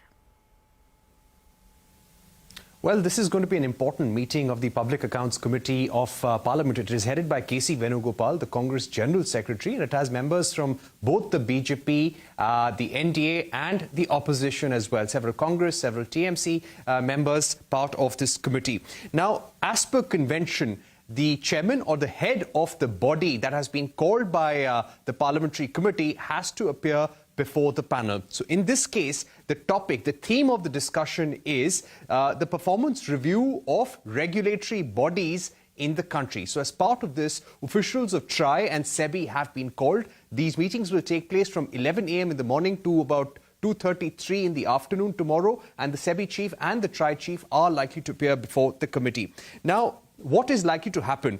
Well, the Hindenburg report has been in the news, and that has made some allegations against Madhavi Puri Buch, the SEBI chief, and her husband as well. We've been told by sources that this issue is not on the agenda. The agenda is only a performance review of the regulatory bodies. But that does not stop members from asking questions about the linkages with the Adani Group. That is a possibility. Now, there could be an objection also, which the members of the ruling alliance, that is the BJP, could raise, saying that you cannot make any kind of personal allegations or personal questions to Madhavi Puri Buch. You cannot go off the agenda, and you have to limit yourself to the topic of the agenda. So we're expecting some fireworks in that meeting as well. Having said that, what has the SEBI sent to the Public Accounts Committee ahead of this important meeting? Well, it has submitted a statement of accounts for FY23. The market regulator has submitted annual reports for FY23 and FY24. Annual reports have been submitted to highlight initiatives of the SEBI with regard to financial markets, primary and secondary markets, FPIs, regulatory action and enforcement, and protecting investor interest. SEBI has also provided details of audited accounts by the CAG, and they have also said that the internal audit manual of SEBI has been made applicable with effect from February this year. Okay. Thank you so much for that, Parikshit, over there. But let's move on to some news on the election front. Congress leader Priyanka Gandhi Vadra has filed her nomination papers for the upcoming by-polls from Kerala's Wayanad Lok Sabha constituency. Ahead of her nomination, the siblings also held a roadshow. The Wayanad seat has been vacant since Rahul Gandhi decided to hold the Raebareli seat after the 2024 polls. The by-poll will be held on November November 12th, and where Priyanka Gandhi will take on the BJP and the CPI. And let's move on. And in some tragic turn of events, at least 6 people were killed after an under-construction building collapsed in Bangalore on Tuesday. And this incident was followed by the heavy rains across the city that they have been witnessing. The police and the fire tenders have recovered 6 bodies from the site. So far, rescue efforts remain underway. As per initial reports, the management continued their work amid the heavy rains, which led to the tragedy. Okay, and that's all the time we have on this edition of Business Lunch on CNBC TV18. Thank you so much for tuning in. Don't go anywhere. Midcap Radar up next.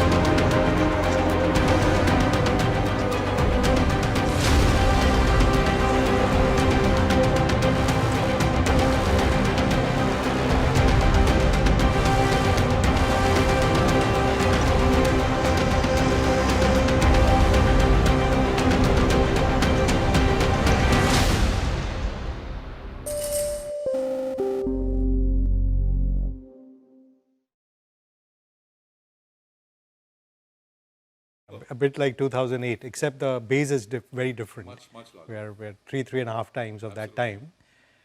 And also the fact that there's a lot of domestic money, otherwise this would have been a deeper correction. Yeah. But having said that, foreigners own 15-16% of India. So it's about $800 billion at least of stock which they have. So they've sold 10 billion. It's like poor chaps have traded 1% of what they hold. We shouldn't be grudging them that. In the context, in the last 6 months alone, we've raised $30 billion in our markets, of which 15 has come from companies raising it for building new capacities or whatever. Right. But 15 has actually been promoter and private equity selling. So if this sort of selling can get absorbed, it creates confidence that this is actually a two-way street. I'm not trapped like I'm in China or in Africa.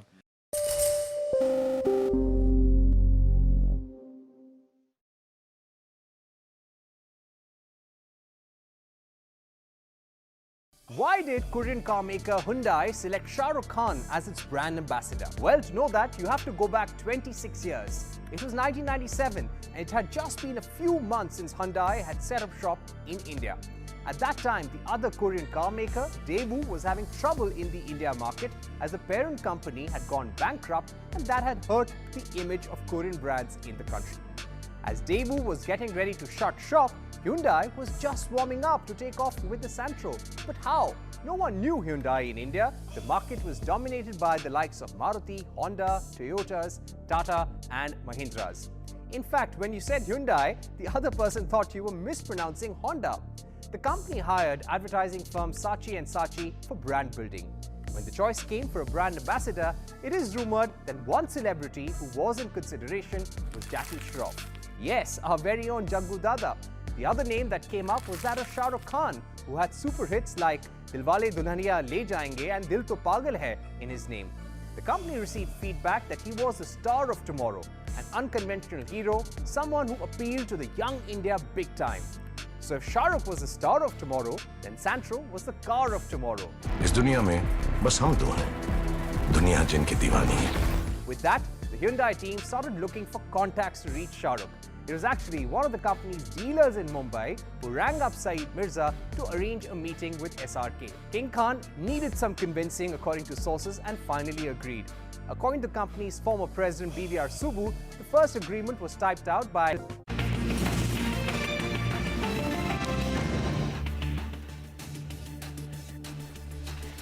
Good afternoon. Welcome to Mid-Cap Radar. I'm Sonal Bhutra. With me is Vivek Iyer. Well, to the show, it's really the mid-caps which are firing away. It's a 700-point gain that we are seeing, and this is after 2 consecutive days of a 1,000-point fall that we've seen. As to some recovery on the cards, the Nifty has come up from the highs, but still, again, it's recovered from the lows as well. So recovery is something that the bulls like after the big fall that we saw. That's right. The mid-cap IT space is firing away. The mid-cap index was down 5% in just the last 2 trading sessions. So it's a good bounce back from that, but quite a lot lined up on the show. Let's start off with the top headlines. Stocks bounce after a weak open with mid-caps leading the charge. IT and consumer durables are prominent gainers, while pharma and private banks drag. IT index surges over 3% with mid-cap stocks leading the chart. Stocks like Persistent, Coforge surge over 10% and others follow after strong earnings. NBFC stocks see a mixed reaction to their Q2 earnings. Canfin Homes surges after its assets under management surged nearly 10% on a year-on-year basis. M&M Finance corrects after the management revises downwards its guidance for FY25. Amber Enterprises surges more than 12% in trade after reporting strong Q2 numbers driven by room AC demand and lower channel inventories. Paytm owner 197 Communications get NPCI's nods to onboard UPI customers 9 months after RBI barred it from acquiring new users. The move comes as a fillip for the payments-led platform.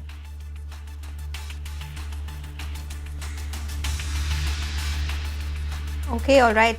There's a footage just coming in from the BRICS summit. So we'll just cut across to that in a bit. You will be able to see PM Narendra Modi, Russian President Vladimir Putin, Chinese President Xi Jinping and others.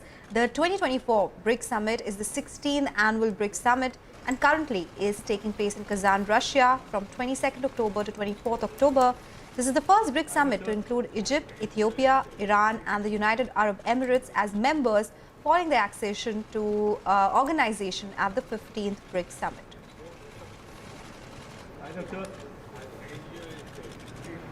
All right, we'll keep getting you updates from what's happening at the summit as well. We have some big member nations which are a part of this one, but we do have Bajaj Finserv's numbers which are flashing for you at the bottom of your screen. We'll get Abhishek in just a bit to understand what the numbers really looked like. At the bottom line, it was a profit growth of 8% on a YOY basis, and that is something that the street is liking for now. It's up around 2.5%. The total income is up 32%. Profit after tax is up around 8%.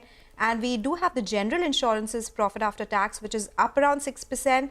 The life insurance net of new business value, that is where the profits are up 3% on a YOY basis. Of course, we'll need to get more details in terms of the internals as well. The company says that the asset, Bajaj Finserv's asset management recorded assets under management at around 16,293 crore rupees. And other aspects as well, which of course we'll discuss in greater detail. Well, that's right. Another important aspect as far as this particular set of results is concerned. Remember, yesterday you did see the news flash about how Alliance was likely to exit its partnership with Bajaj Finserv insurance arms. So any clarity on that also is something that the street will be looking forward to. But Hormaz is standing by the wall. All of the top mid-cap movers are on his list. Hormaz, over to you. Some relief finally after the kind of sell-off that you have seen over Monday and Tuesday with the broader markets firmly in the green. The question is whether it sustains in the final couple of hours of the trading session. Start off with earnings reactions, and finally for a change the earnings reactions are more extreme towards the positive side today, barring a few. Persistent Systems and Coforge leading the pack. Max Financial 2 is up 10%. Amber Enterprises at a record high. Chennai Petro is the only one that is sulking in terms of earnings reactions on the extreme front. 10.5% 1.5% lower there after the Q2 loss that it reported. But the Persistent Systems and Coforge impact has rubbed off on a lot of mid-cap IT names as well. Take a look at First Source, up 13.5% at the highest point of the day. Oracle Financial, Emphasis, L&T Tech, all of them seeing gains of anywhere between 4.5 to 5.5%. Stocks that are not doing very well in today's trading session, that PNC Infratech down for the third day in a row now after a 20% fall, another 7% yesterday and another 4.5% gone today. Gujarat Fluoro on the back of some news flow on the fundraise coming in. ABB India and Cochin Shipyard has now halved from its peak. Stocks that are doing well on the back of strong volumes in today's session. BLS International up almost 10%. GMDC, another earnings reaction, that is 10.5% higher. Deepak Fertilizers 16% higher now, and HEG doing very well on the back of strong volumes. And some other mid-cap gainers in today's session. BSC is on the list today after a while, 6.5% higher. Paytm, positive news flow, 11% higher on the stock there, and PNB Housing too having a good day at the office. Back to you guys. Right, so some of them having a good day in the office today. Thank you so much, Urmas, for joining in with that list. Let's do one thing. Let's leave you with some good news as we slip into the break. 1 million Indians are now making smarter investments with the help of Money Control Pro. Money Control Pro, which is part of the listed entity Network 18, has crossed the milestone of 1 million paying subscribers. The site closed September at over 53 million unique visitors, nearly 30% higher than its closest competitor, ET, underlying the fact that Money Control Pro is India's platform of choice when it comes to making financial decisions. If you haven't subscribed yet, scan the barcode on your screen to become a member of the Money Control Pro family and help yourself make better financial decisions.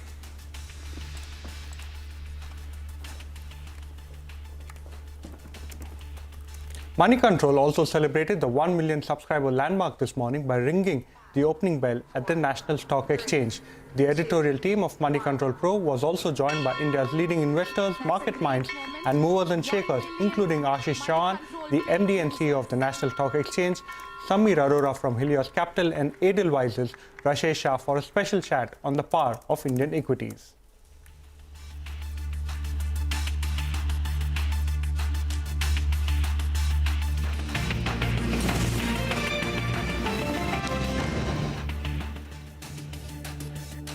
Own computer with Hyundai officials in front of him at his residence. In 1998, Hyundai launched the Santro in India with Shah Rukh on the cover. The same year, SRK released Kuch Kuch Hota Hai. After that, there was no looking back. Shah Rukh stood by Hyundai, and Hyundai stood by Shah Rukh for the next 26 years. He even agreed to shoot a commercial for the Santro Zing in 2002, despite being in extreme pain due to a back problem. SRK has launched all of Hyundai's marquee cars, including the Creta and the new Alcazar, a month ago. In fact, Hyundai also honored Shah Rukh by gifting him the 1100th unit of the all-electric premium SUV, the Ioniq 5, in December last year.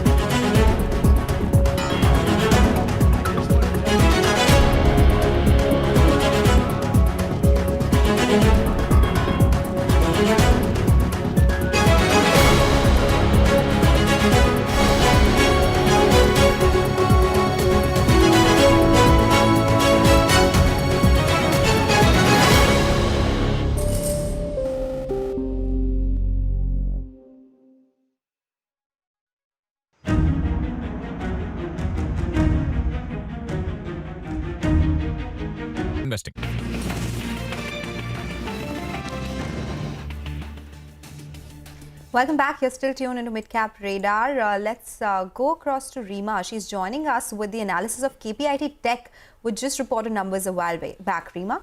Thanks so much for that. So KPIT Tech has reported a good set of numbers, largely steady, but the stock is not reacting because it's already run up close to about 400% in the last 3 years. So on the top line, rupee revenue is up nearly 8% quarter on quarter. Year on year, it's up 23%. Constant currency revenue growth is close to about 5% on a sequential basis. For the first half of the year, the company's top line growth is at 23.5%. Margins for Q2 have come in at 20.5%. This is slightly lower sequentially, but up, on a year-on-year basis. But it's in line with the company's guidance. As I said, the stock has done very, very well over the last 3 years. It's up 400%. The board has also approved a fundraise to the tune of 2,880 crore. This is over and above the 960 crore of cash that the company is sitting on. And the company has said that this is to evaluate certain strategic opportunities, but they will raise the money only when these strategic opportunities hit the advanced stages. So there is a fundraise announcement. Just to recap it, FY25 guidance of 18 to 20%, 22% top line revenue growth has been reaffirmed, and even the margin guidance of 20.5% has been maintained. Back to you. Thank you so much for that, Reema. Putting the spotlight as far as KPIT Tech is concerned. Moving on, NIT Learning Solutions is the company in focus. The company just reported its Q2 earnings. The net profit came in 21% higher, but its margins have contracted. To discuss this and more, we have joined by Vijay Tharani, the co-founder of NIT and the vice chairman and managing director at NIT Learning Solutions. Good afternoon, Mr. Tharani. Thank you so much for joining us. We just had a look at the investor presentation that you've just uploaded onto the BSE website. It appears as though BFSI this time around has kicked in, but sequentially some softness is seen. Take us to the highlights of Q2. Yeah, okay. So I think Q2 is for historical reasons, is a slightly softer quarter, if you see every year. But this year, in addition to being that, and that, by the way, happens because of holidays in Europe and stuff like that, also because of how professional services and consulting firms, for them, the previous quarter has been their highest. So they start their first quarter, most of them have this as their first quarter, they start on a lower note. But in this case, we also had the impact of the North America real estate contract that we have in North America for trading realtors. That took a dip, a fairly strong dip because of the interest rates as well as what else is happening in that part of the world. So I think those are some of the contributors. And of course, the professional services and consulting have also been lower, even though they are historically lower, but they've been a little lower than what they should have been. So, Mr. Tharani, what is the outlook for the second half? Will you be able to do the revenue growth guidance that you had given of 12 to 14%, EBITDA margins of 20 to 24%? Asking because EBITDA margins have fallen on a YOY basis. Is this because of the same reason that you just mentioned? No. EBITDA margins that we have seen are because of the product mix. In fact, they are fairly robust. The EBITDA margin at 24% is actually little beyond what we were expecting. And I think we will continue to see that 22 to 24% margin for the rest of the year, with the margin being on the higher side of the 22-24 range. So we are very well placed as far as the margin is concerned. On the growth, given the multiple environmental conditions which are happening, where economic indicators are very strong, but the sentiment is weak, and I think cost cutting is the real issue. I think in medium term, it offers a great opportunity for us because whenever cost cutting becomes the driver, outsourcing increases, and that's our main business. And I think we are very well positioned to recover from this in medium term. But for the year, our guidance now will be 7% plus. Okay, so you are saying guidance will be 7% plus versus 12 to 14% earlier. That's right. So the reason for this... Sorry? Yes, please go ahead. You were saying that is because of? The weakness in the environment. As I said, the economic indicators are good, but the sentiment is weak. And And therefore, while we have a very good contract base, we have very good wins this quarter also. We got 2 new MTS contracts. I think in the short term, while we recover from these, and as you know, there are multiple macroeconomic indicators at work. So I think while we will recover in the second half, our second half will do much better than the first half. But I think we are running about a quarter behind in order for us to meet the projections that we had talked about. Got that, Mr. Tadani. You've also mentioned that, you have a 100% retention rate in terms of actually going ahead and renewals. Now, give us a sense of these renewals. Are they happening at the same levels, or are you seeing some cost cutting? Are they happening at slightly lower levels compared to what it was last year? No, in fact, the renewals are actually pretty good, and renewals start with an expansion as well, because they are happy with us and they increase the level of work. What happens is, what was traditional consumption, people have been cautious in consuming the same amount of learning given this uncertainties in that one. But I think all these are very short-term issues. We are very well positioned in our overall guidance over the years. Exactly. That's what I was going to ask you, because you do have a long-term guidance, Mr. Thadani. You're targeting $400 to $500 million of revenues by FY27, which could mean a CAGR of 30%. That's on track, right? Yes, that of course also includes inorganic, and yes, and definitely we have opportunities there also. So any inorganic opportunities that we can look forward to this year itself, anything that's in the pipeline and the street can hear from you? Many in the pipeline, and you will hear them as soon as they are finalized. So is there a kitty for acquisitions that you've kept aside? Yes. We have more than 700 crores cash sitting in the bank. In fact, we are adding cash in that bank, in that account as we go along. And I think we are building up the kitty. We did one acquisition, as you know, St. Charles Consulting. And that acquisition has played out well, and I'm sure it will play out well in the future as well. But overall, I think there is opportunity, given the way our business is structured and given the way the opportunities are coming up. I think our generative AI practice has really taken a pole position, and I think that will be a very big contributor to our growth as we go forward. Because more and more clients and the learning is benefiting a lot from AI. Mr. Tadani, on a year-on-year basis, last year around BFSI contributed close to 8% of your total revenues. This time around it's close to 14%. So going forward, how do you see the revenue mix? And you've also given some positive commentary as far as BFSI is concerned. So do you see that mix trending higher? Yeah, see, at this point of time, BFSI is sitting on a lot of money with high interest rates, right? And also BFSI is going through a major transformation, the digital transformation, which is happening in the world. And with the purse strings loosened, I think they are in a hurry to be on top of the technology curve. And I think to that extent, it presents a great opportunity. So I would say BFSI and Pharma, life sciences, they are 2 sectors which are doing very well. Technology is a sector which is beginning to recover now, and I think we will see that contributor.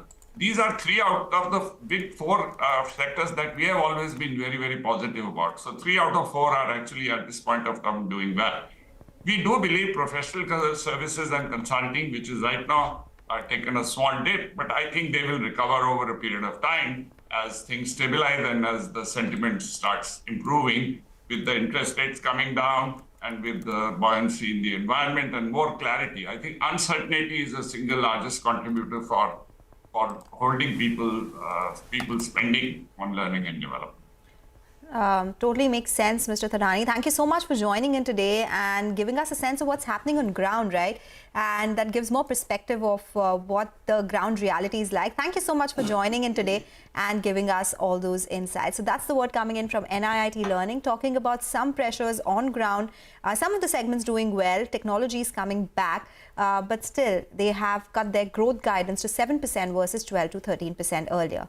We'll slip into a short break. When we come back, we'll talk more about markets and a lot of stock-specific action. Stay tuned for that.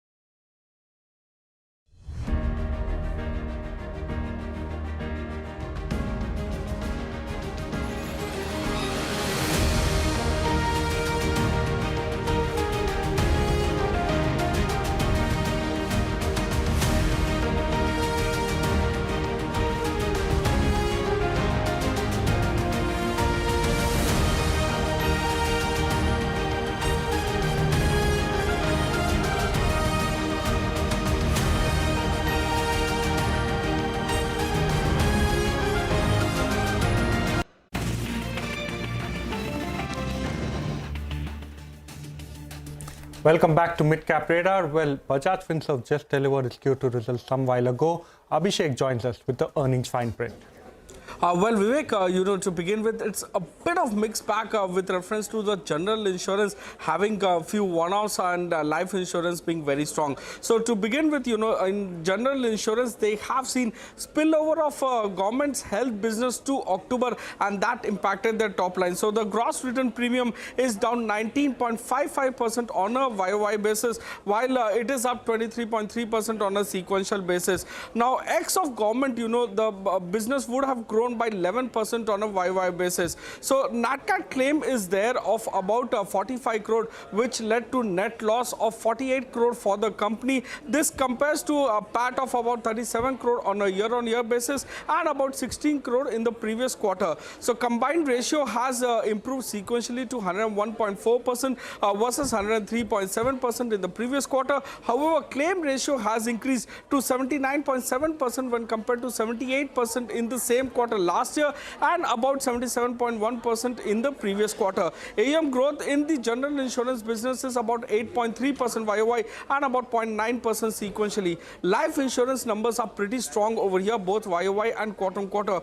Gross written premium is up 22.5% YOY and about 30.5% on a sequential basis. The new business premium growth is about 26% sequentially. So the renewal premium growth is about 32.8% YOY and about 35% sequentially to about 3,342 crores.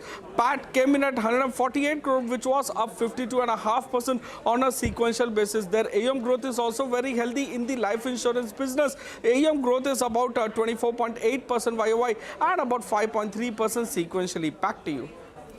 Okay, all right. That's about Bajaj Finance. The stock is up around 3% as we speak, and earnings, they keep trickling in. So we'll keep getting you the analysis and updates there as well. But for now, we'll take your leave on this edition of Midcap Radar. Stay tuned, your stocks when we return.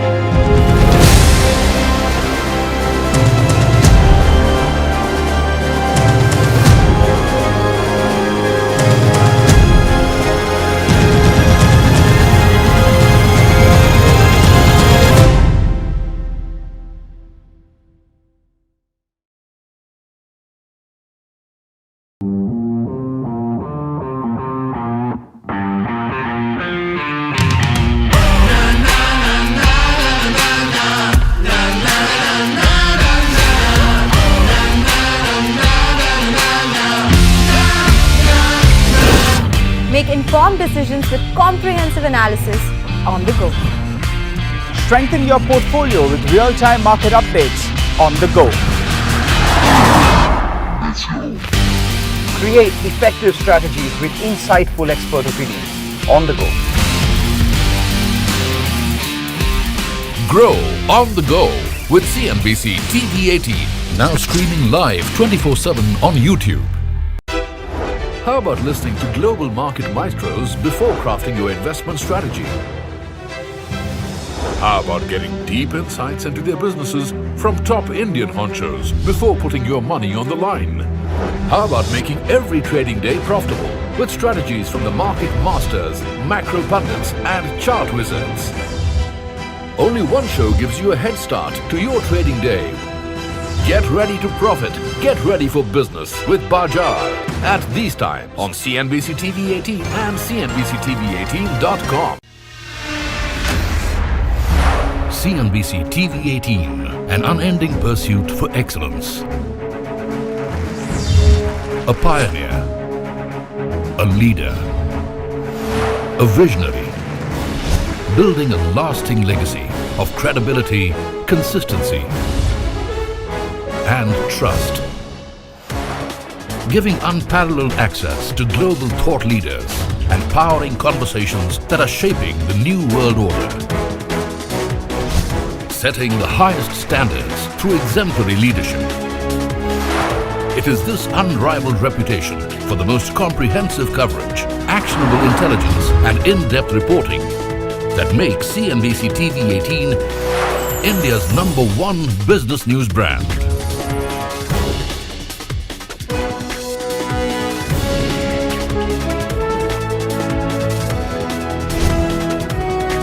Foreseeing change, growth and transformation for over a quarter of a century. Trendsetters crafting innovative content formats.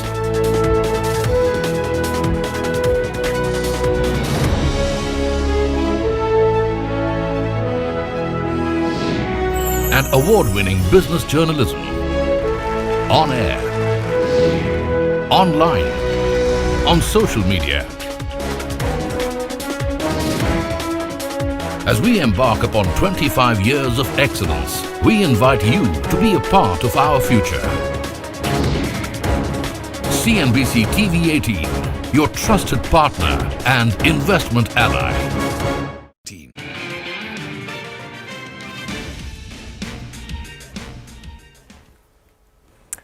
Hello, good afternoon. You're watching Your Stocks on CNBC TV18 and I'm Vinny Motiwala in the Mumbai studios. A quick look at the markets. Yesterday has been a bit of a respite after the fall we saw in the last couple of trading sessions. Nifty holding on to gains of 0.3%. 24,500 is what the Nifty as of now is managing to hold on to. Started a bit and went in the red, the Nifty, but recovered from the day's lowest point. Nifty Bank, that's where we're seeing some bit of a pressure today coming in. Nifty Bank is just flip-flopping between the red and the green. As of now, seeing a decline of around 0.05% and almost near the day's lowest point is what we're seeing the Nifty Bank at. But outperformance today coming in from the mid and small cap side. The broader markets clear outperformance there. 1% and more of the uptick that we're seeing for the Nifty mid cap as well as the small cap.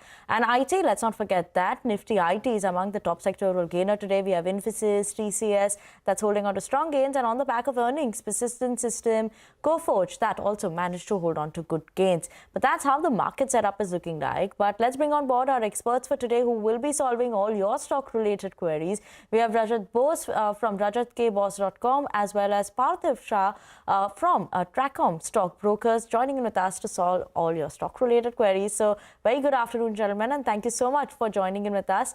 Let's just start with talking about the markets. After that sharp fall that we've seen, Parthiv, what's your view on the markets now? 24,500 as of now, Nifty is holding on to that. But what should we be watching out for?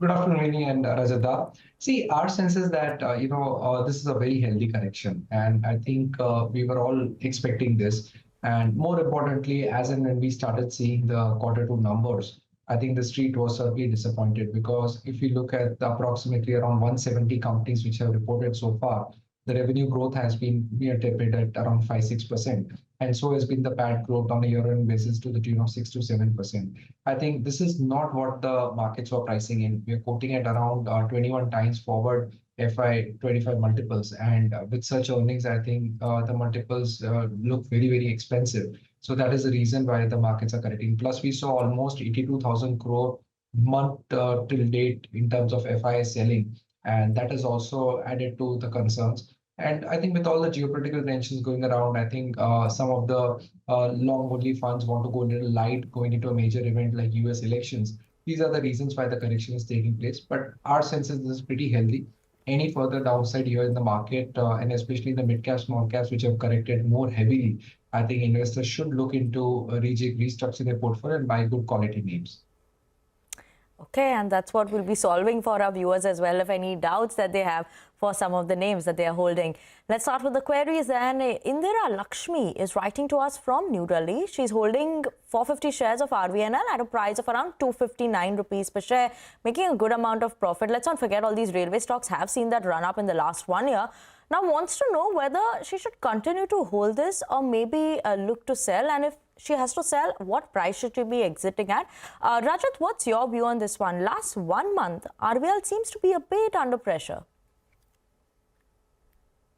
Actually, it has come under pressure since mid-July when it posted a high just around, say, 650. After that, it has been correcting, and currently it has, at least in today's session, the low that we see is 421. It is very close to the 200-day exponential moving average at 409. So a stock that has corrected from its high to the 200-day exponential moving average, and it has taken about, say, nearly 3 months to do so, means that the correction is more or less through. So I would not really advocate getting out of this stock right now.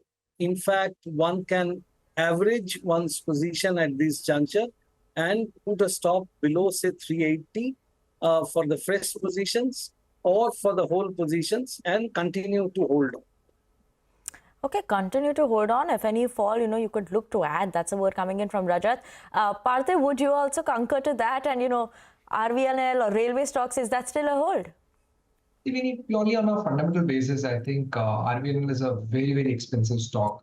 No doubt, I think there's a lot of work going around in the railway sector, and it is evident in the fact that RVNL, which used to have an order book of around 32,000 crore 4 years, 5 years back, is now currently sitting at an order book of almost 65,000 crore.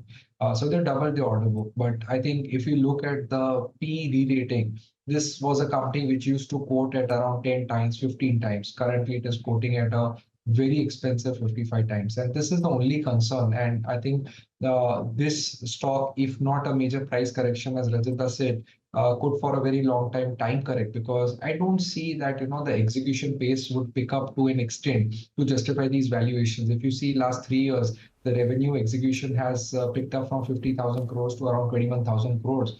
But the current multiples and the current valuations probably are looking to justify a revenue execution of 35,000 crore, which is not looking likely in the near future. So we would not suggest further add into this position, but if the investor is holding on to it, just hold on. Okay. Let's move on. This next query we have is on JSW Steel. Prasad is writing to us from Mumbai. He's holding 20 shares of JSW Steel at a price of 900 rupees per share, making decent profits as of now because the stock is at around 963. Wants to know whether he should hold or look to sell this counter. Rajat, what's your view? Well, I would say that one can book profits if one wants to, because it has already broken the 9-day, 20-day as well as the 50-day moving average. So it can go further down. But at the same time, one can wait a bit.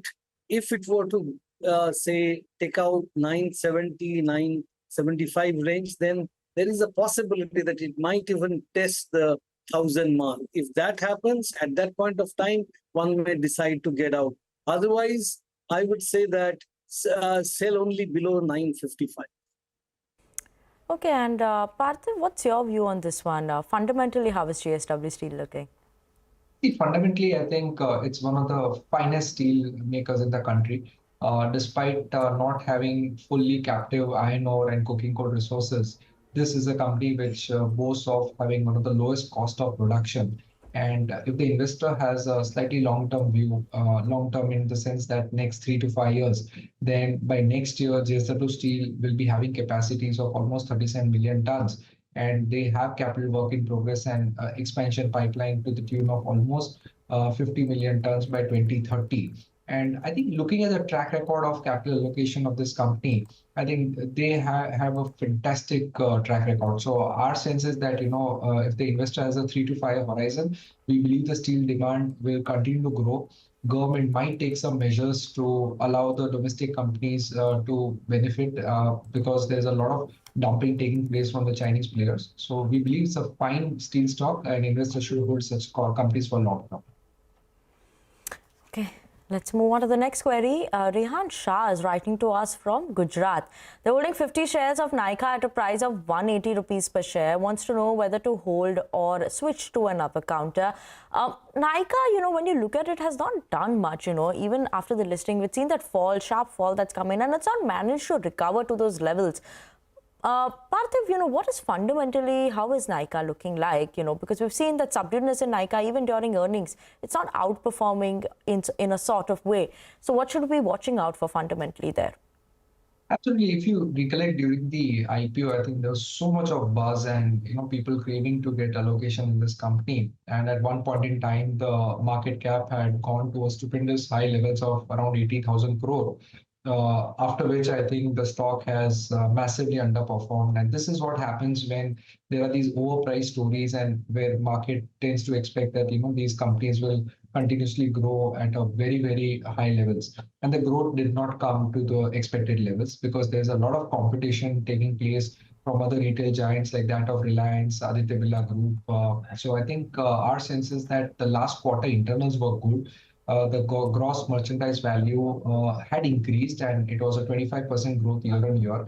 And in the fashion category, I think the company has been doing reasonably well. The beauty gross merchandise value grew by almost 29%, which was quite encouraging. But again, my concern is the valuations. These numbers also don't justify, the current multiple at which Nykaa is quoting at. And going ahead, we are expecting massive competitive intensity to grow, which would impact Nykaa's business. So not very gung-ho. And I would suggest if the investor is making at all any money, just exit this company. Okay. So exit the counter if you're making money. The viewers just breaking even at today's level, at least when you're looking at it. Rajat, what's your word on Nykaa? Should the viewer continue to hold at these 180 levels or maybe look to just book out? If the investing horizon is short term, then you exit because it can go down to 160. And if the investing horizon is pretty long, then I would say that since 2023, the stock is actually forming a base, and that base building is still not yet over. So you have to have patience for Nykaa to give you good returns from here. I completely agree with Parthiv that as of now, from the current valuation perspective, it's a sell. But technically, it's not all that weak. In fact, I don't expect it to go below 160. But yet, if it is a short-term bet, then it is better that you exit. Short term, then exit. Long term, you can continue to hold Nykaa. That's the word coming in from our experts. But on that note, we're going to slip into a short break. But here, we are leaving you with some good news. 1 million Indians are now making smarter investments with the help of Money Control Pro. Money Control Pro, which is a part of the listed entity Network 18, has crossed the milestone of 1 million paying subscribers. The site closed September at over 53 million unique visitors, nearly 30% higher than its closest competitor ET, underlining the fact that Money Control Pro is India's platform of choice when it comes to making financial decisions. If you haven't subscribed yet, scan the barcode on your screen to become a part of Money Control Pro family and help yourself make better financial decisions. Money Control also celebrated 1 million subscriber landmark this morning by ringing the opening bell at the National Stock Exchange. The editorial team of Money Control Pro was also joined by India's leading investors, markets, minds and movers and shakers, including Ashish Chauhan, the MD and CEO at National Stock Exchange, Sameer Arora from Helios Capital, Edelweiss's Rashesh Shah for a special chat on the power of Indian equities.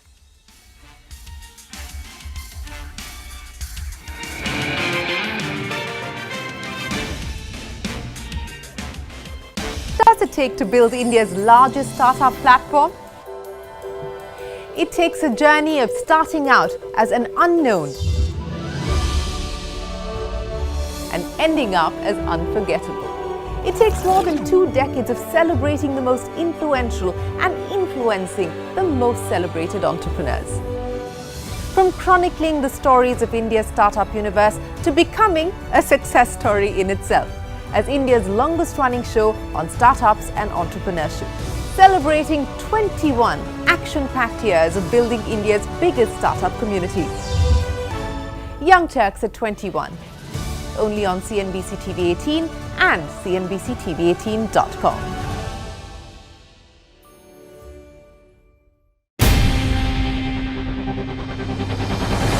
CNBC-TV18's most comprehensive and award-winning news show, India Business Hour, drops first on YouTube.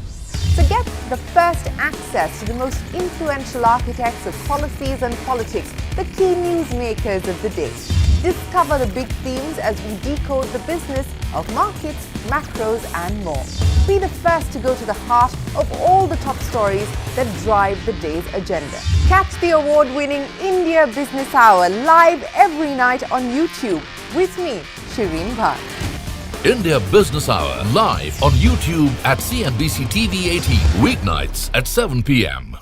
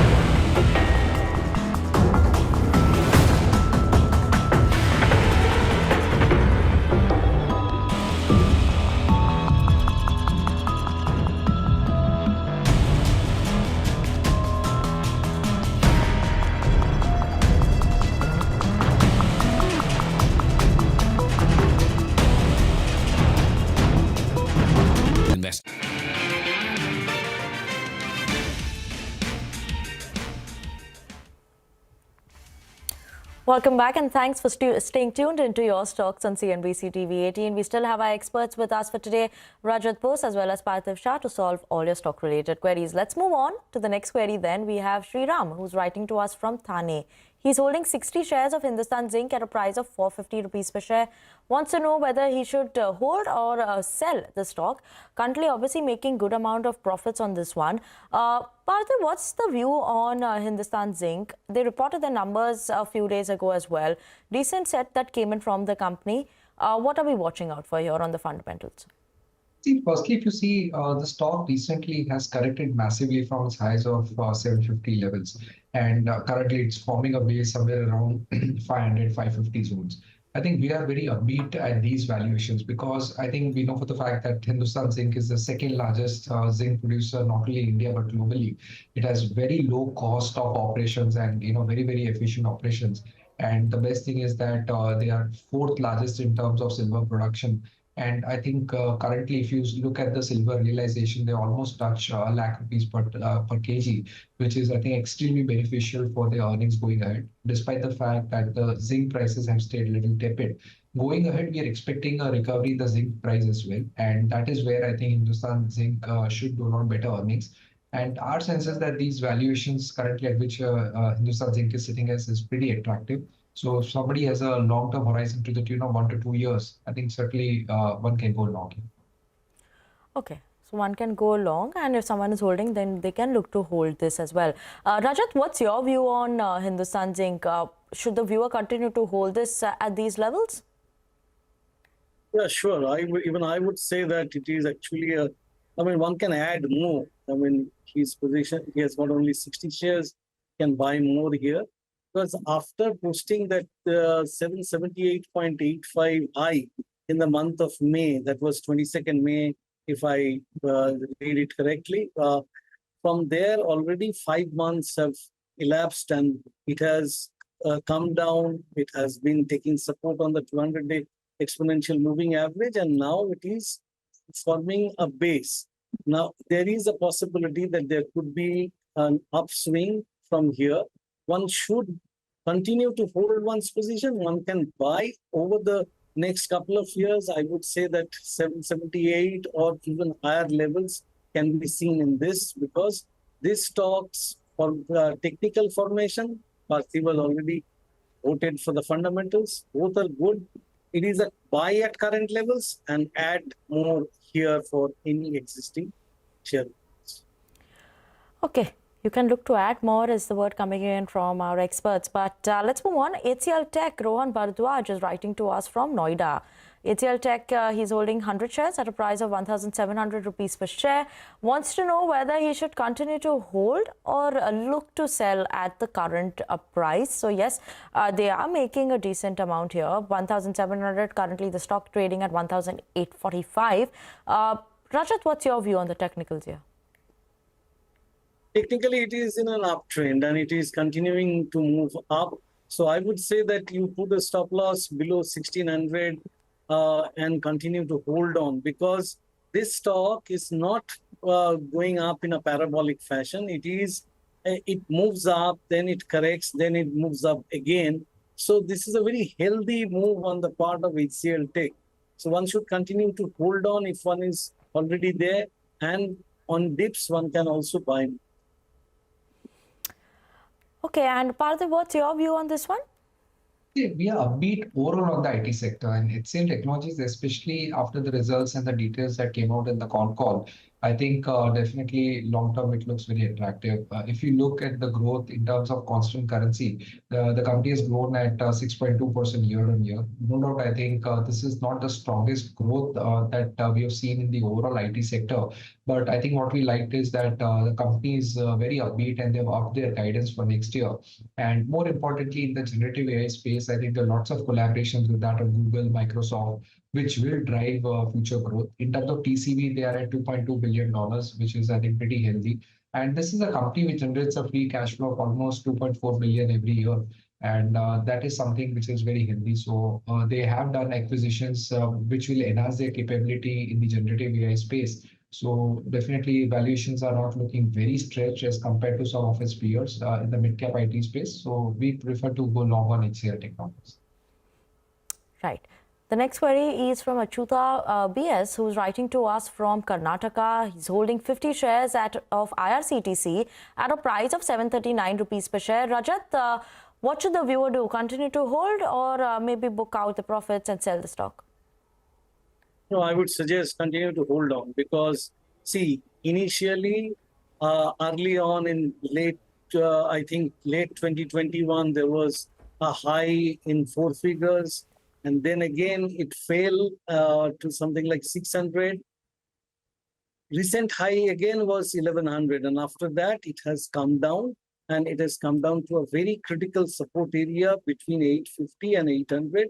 Unless that level is taken out decisively, I would suggest one can continue to hold on. Because overall, this stock seems to be doing pretty well from a technical point of view. There is no reason as to why you should get out at these levels.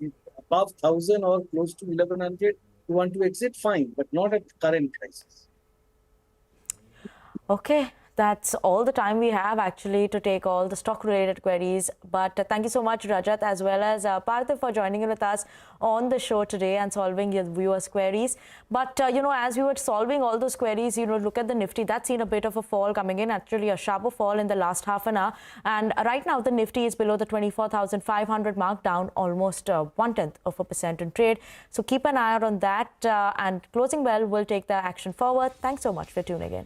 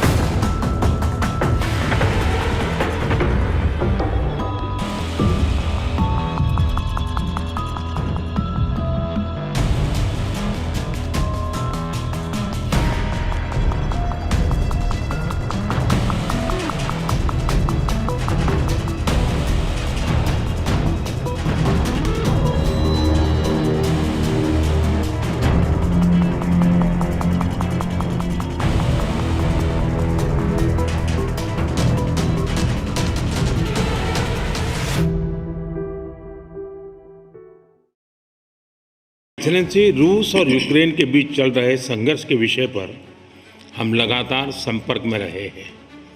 जैसा मैंने पहले भी कहा है, हमारा मानना है कि समस्याओं का समाधान शांतिपूर्ण तरीके से ही होना चाहिए। शांति और स्थिरता की जल्द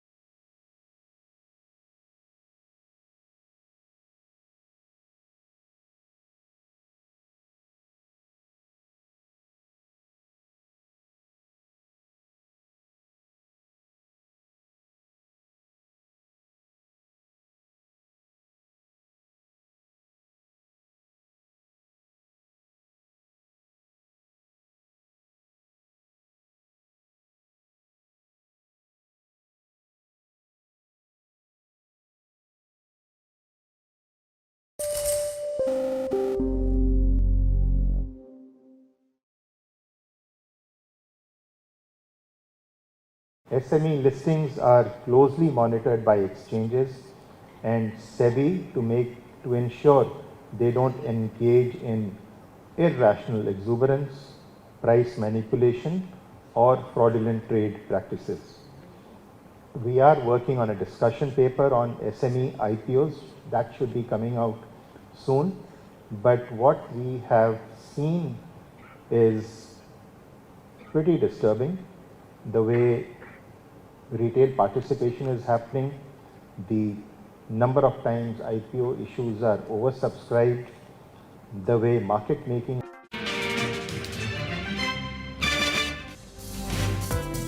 The Hang Seng is looking to be an outlier here, trading with gains of around 0.7%. Rise in credit cost as well as asset quality deterioration. PayTM approval to onboard new UPI users. Level to watch is 24,214. At some point of time, we are going to see a bounce in the low point of the day. Try to maintain margins in a tight range in mid-teens. 24,440 is where we are starting. I suspect a standout year for the firm. In the long run, I am still very bullish on the India story.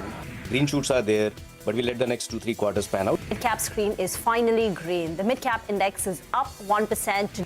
India is not a linear style market. You know, it has cycles. It's constantly evolving. It is not dwelling into the merits of the claims and allegations that have been raised by independent sites. It's really the mid-caps which are firing away. Sharpest strategies, top market trends, unmatched perspectives. The trading day's most comprehensive roundup. Stay ahead with NSE Closing Bell. Broadcasting live from the CNBC-TV18 Motilal Oswal studios in Mumbai.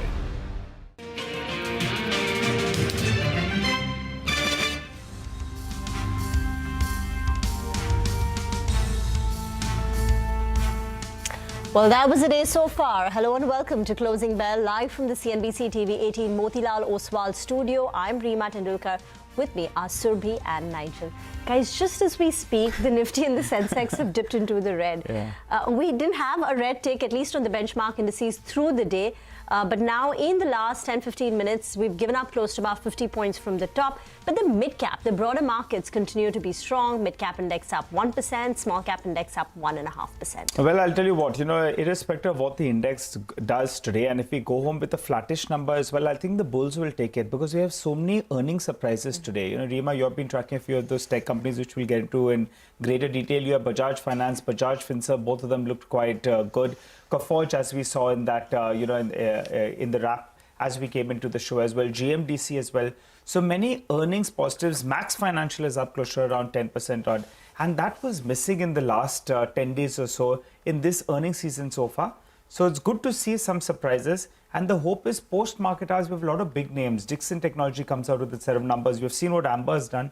Let's see what Dixon can do as well. These stocks have rallied. And on top of that, they're seeing a bit of a rally. So that's going to be important. And some of those frontline names like HUL as well. So commentary is going to be top of mind to track. TVS Motors numbers will be tracked after what happened with Bajaj Auto. Absolutely. And I think what's different in the market today is the market is willing to at least hear positive commentary and reward stocks for it.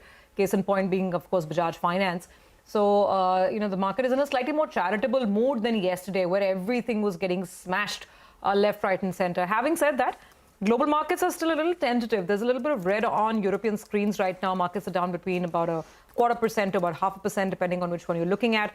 And even the futures, Wall Street futures, are pointing towards a bit of a cautious start. So mild negative on those markets. So let's see if we can retain a bulk of the gain that we've seen, because it's coming after a while. Just to talk about the movers and shakers, I mean, on the large cap screen, obviously Bajaj Finance is in pole position, and it's very, very interesting how the market's reacting to this one. But then it's also a question of pedigree and credibility with respect to what the management is saying, and stock valuations. That's what seems to be working in favor. There's been some buying in tech. Tech has been supportive today, whether it's TCS or names like HCL Tech, Infosys. They're all on the upside. The downside continues, from some of the banking names, some of the auto names are still weak. Axis Bank, ICICI Bank, SBI, they're all on the downside.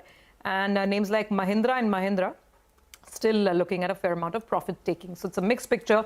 But, like you guys are pointing out, the broader market is where the action is. So, just some examples there. And Rima will tell us why the stocks are doing what they are. But Persistent, Coforge, it's been a blowout day for mid-cap IT, and we'll talk about it as we go forward. Even other earnings reaction, like Amber Enterprises, 13% higher. Paytm, where there's positive news, the stock has raced away to a close to about a 9% up move.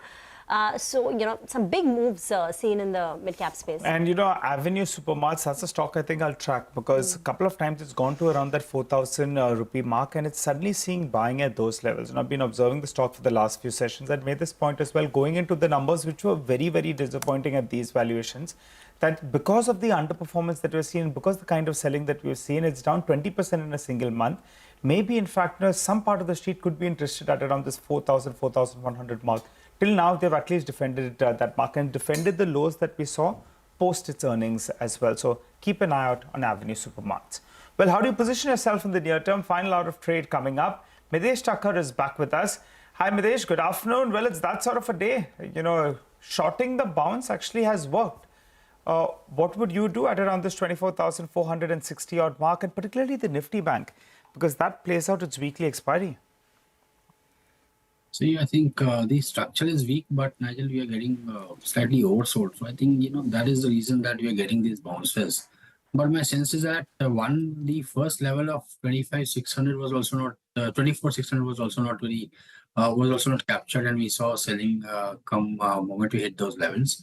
And beyond that, I think 24,800 is the area. So the idea is that if you already have shorts, you can tail your stop loss to today's high. If you want to short, then wait for the pullback to be slightly stronger and head towards 24,800, where the entry point is much better.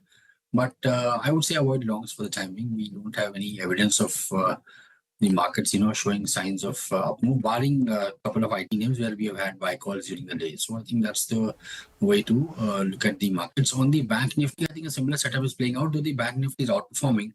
So it might continue to do that, because I still like HDFC Bank and Axis Bank amongst the banking names, which have a significant weight over there. But still, if you're short in the rest part of the market, then I think HDFC Bank could be a good bet on the long side against the entire short position.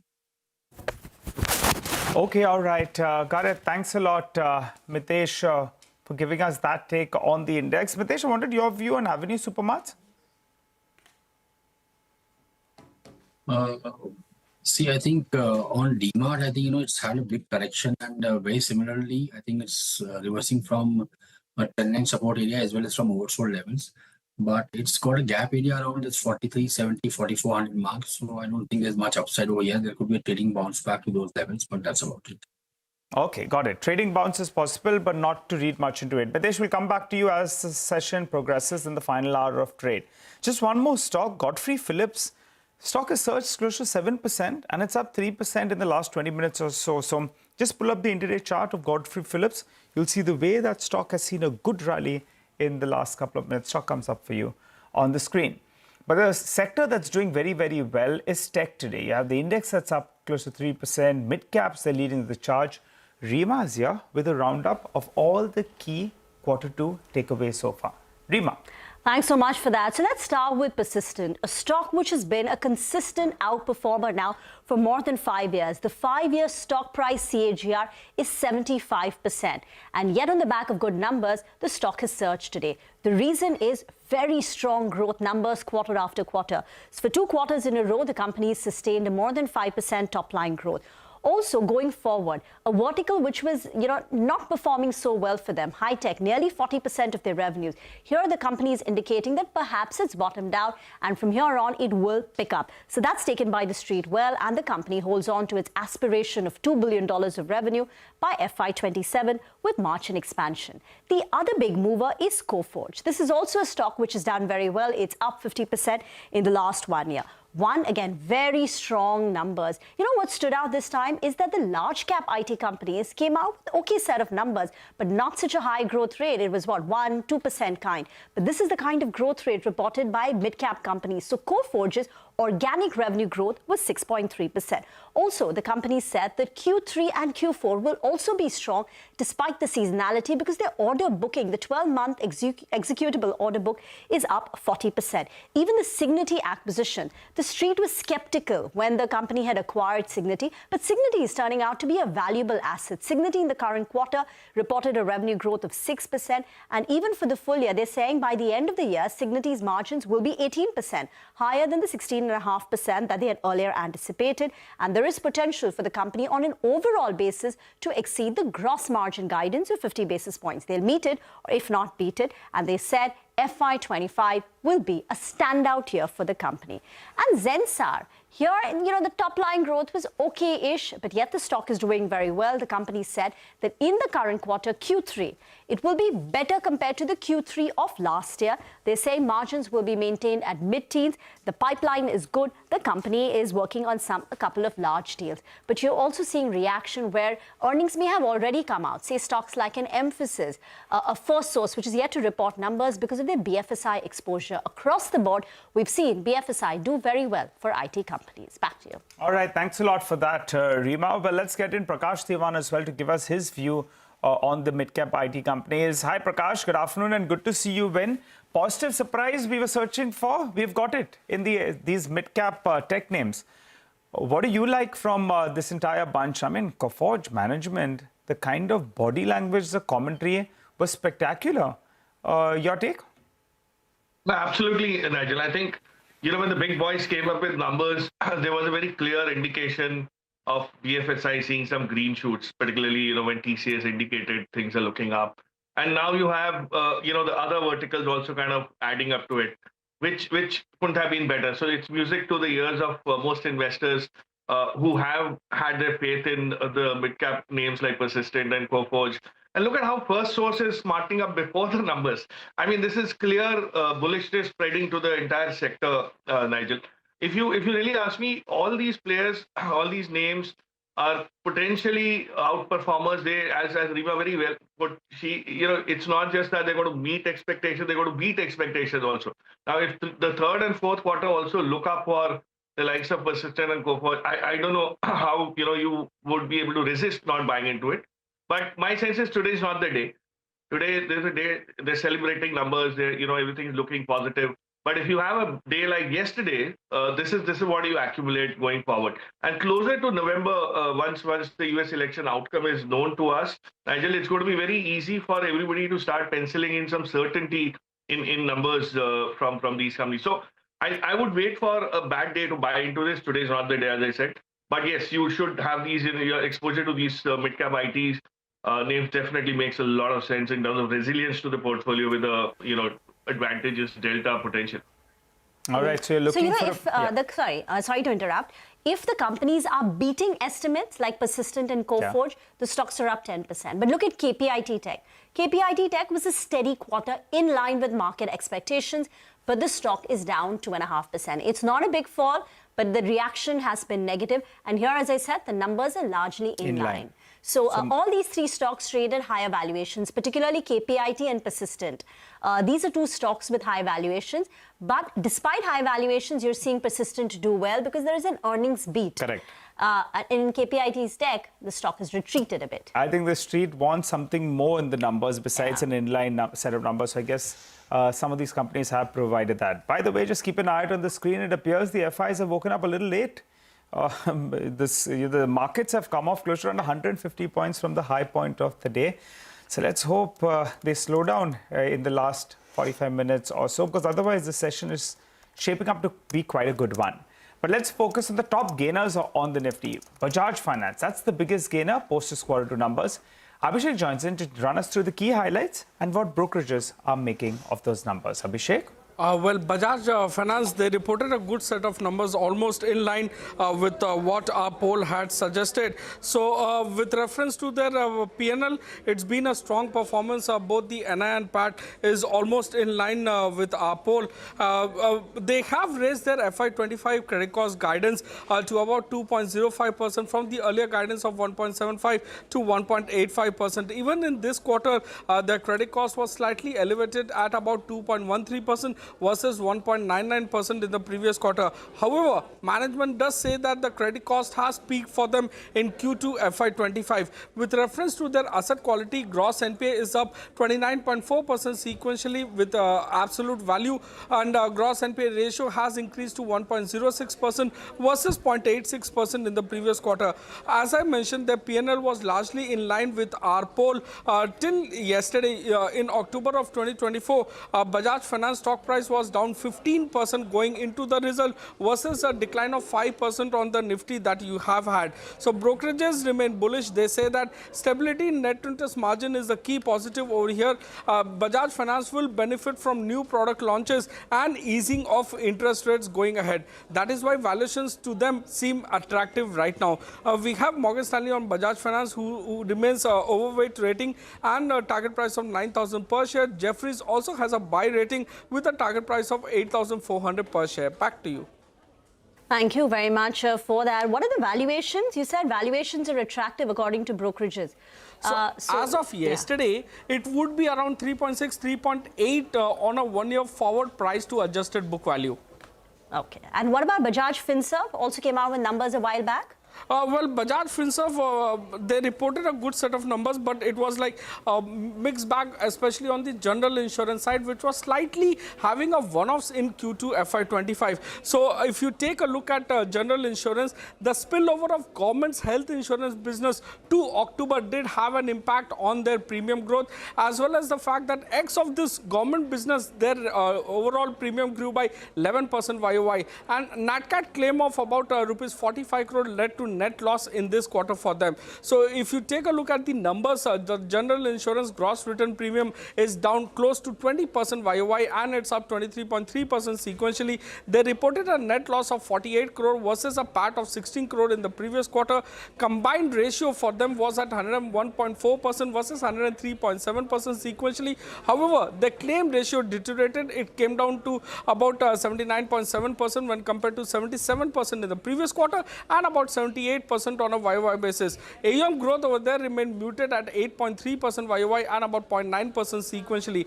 The life insurance business momentum was really strong for them in Q2 FY25. I'll take a look at gross written premium. It's up 30.4% quarter on quarter. The new business premium is up 26% quarter on quarter, and the renewal premium is up almost 35% on a sequential basis. So PAT grew by 52.6% on a sequential basis. YOY it's down because first year premium does lead to lower profitability in the immediate quarter. AUM growth is very strong at 24.8% YOY and more than 5% sequentially. Back to you. Thank you very much for that, Prakash. Which one would you pick? We've had numbers from finance, FinServ, housing finance. What stood out for you? So, Rima, I'll go to Bajaj Finance for the time being. FinServ, of course, is something which is also very positively placed in that sense. You have headwinds related to GST rationalization. You have, this alliance thing getting out of the way. Alliance was, of course, helpful in the initial stages. I don't think it's going to be a big issue. If there's a dip when that announcement comes, it's going to be an opportunity to buy FinServ. But I'll focus on Bajaj Finance, and I'll tell you why.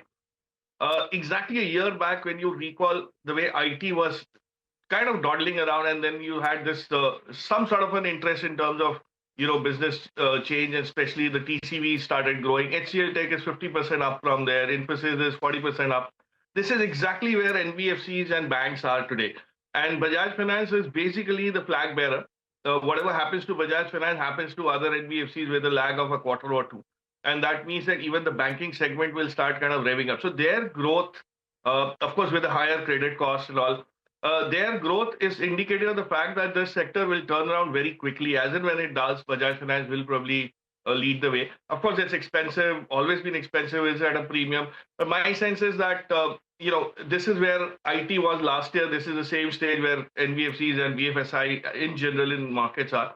I would definitely allocate some money to Bajaj Finance if I have a large cap orientation. And then you could at least sleep well when you have these kind of big names in your portfolio and not worry about 10-20% cuts every day. Okay, all right. So that's a call on Bajaj Finance and FinServ. Looking at some of the other names in the market, a couple of names like Deepak Fertilizers are up and about a 15-16% move over here. GMDC 9 to 10% higher. Lots and lots of stocks. Newland is having a good session, about 5%. There's Titagarh Rail up about 7.5%. Prakash, hi, good to have you this afternoon. So we've had a whole sort of raft of mid-cap earnings over the last 24 hours, right? From a lot of the mid-cap IT names to names like Amber. Then there was Shoppers Stop, which was weak. There was Zomato, which was positive. Just tell us, anything that really stood out, which would, make you go ahead and consider a buy. Good afternoon, Surbhi. So, this is typical behavior in result season. I mean, every day you'll have a smattering of results which go either way, and the market is, the market's responding to results in a very significant way. Bad results are getting punished, good results are getting celebrated. So, which tells you that the market also is looking for a reason to do things, right? Buy or sell either way. From the names that you mentioned and from the results that came out from marketers yesterday, I think GMDC is the top pick I have. I have been extremely positive on this stock for various reasons. The company managed change in terms of their business trajectory, the kind of targets they've articulated in the annual reports and AGMs. I think very clearly you are staring at a business that could probably be a multi-bagger in the next 4-5 years, given the change in the business profile. So look at that. These numbers corroborate that vision, that trajectory. If you get dips, you buy it. It's not done too much in the last quarter, or probably the last 6 months. But going forward, I think this is going to be a stock that will stand out, given the transformative, outlook that the management has shared. I'm extremely positive on this. You've already seen how NMDC has been hiking ore prices, how copper has been doing well, hard assets, commodities, everything's looking quite positive. There's no reason why GMDC would lag behind. Okay, thank you very much for joining in. Get into a break. On the other side, we'll touch base with Jitendra Gohil of Kotak Alternate Managers on the other side. Stay tuned.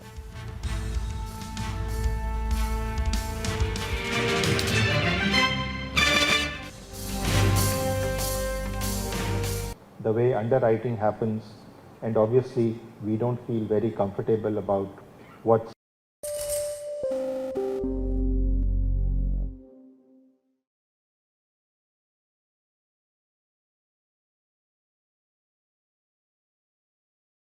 If I go back to financials is number one. This whole energy, renewable energy kind of is area number two. The whole hard assets is area number three. And in that, what else have I done recently? Let me think. So I have renewables. I have an airline stock, for example, believe it or not, that there is a, hopefully a revival in that as well. I mean, from an individual investor perspective, there's enough to do. And it's not a market which is going to crash and therefore you say, I want to sit on cash. Next Diwali, if we get double digits from the index, I would be surprised. I think at some point, and there are a lot of stocks. Even remember, we've spoken in the past about EMS. Some EMS stocks are down 40%. And it's not like the story is over there. Some of them are over 100 multiple. Some of them are not.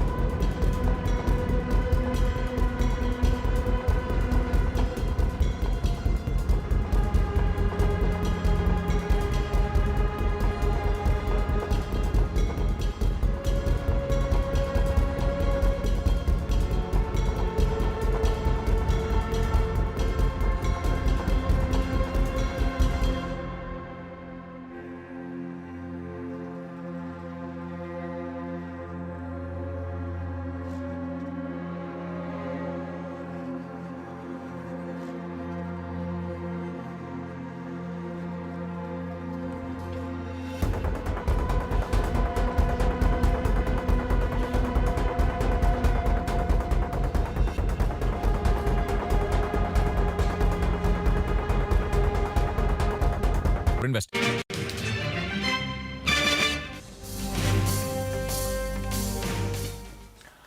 Welcome back. Our next guest on the show is Jitendra Gohil, Chief Investment Strategist at Kotak Alternate Managers. Jitendra, good to have you on. So the market's been dealing with a bit of a correction, something it's not quite used to.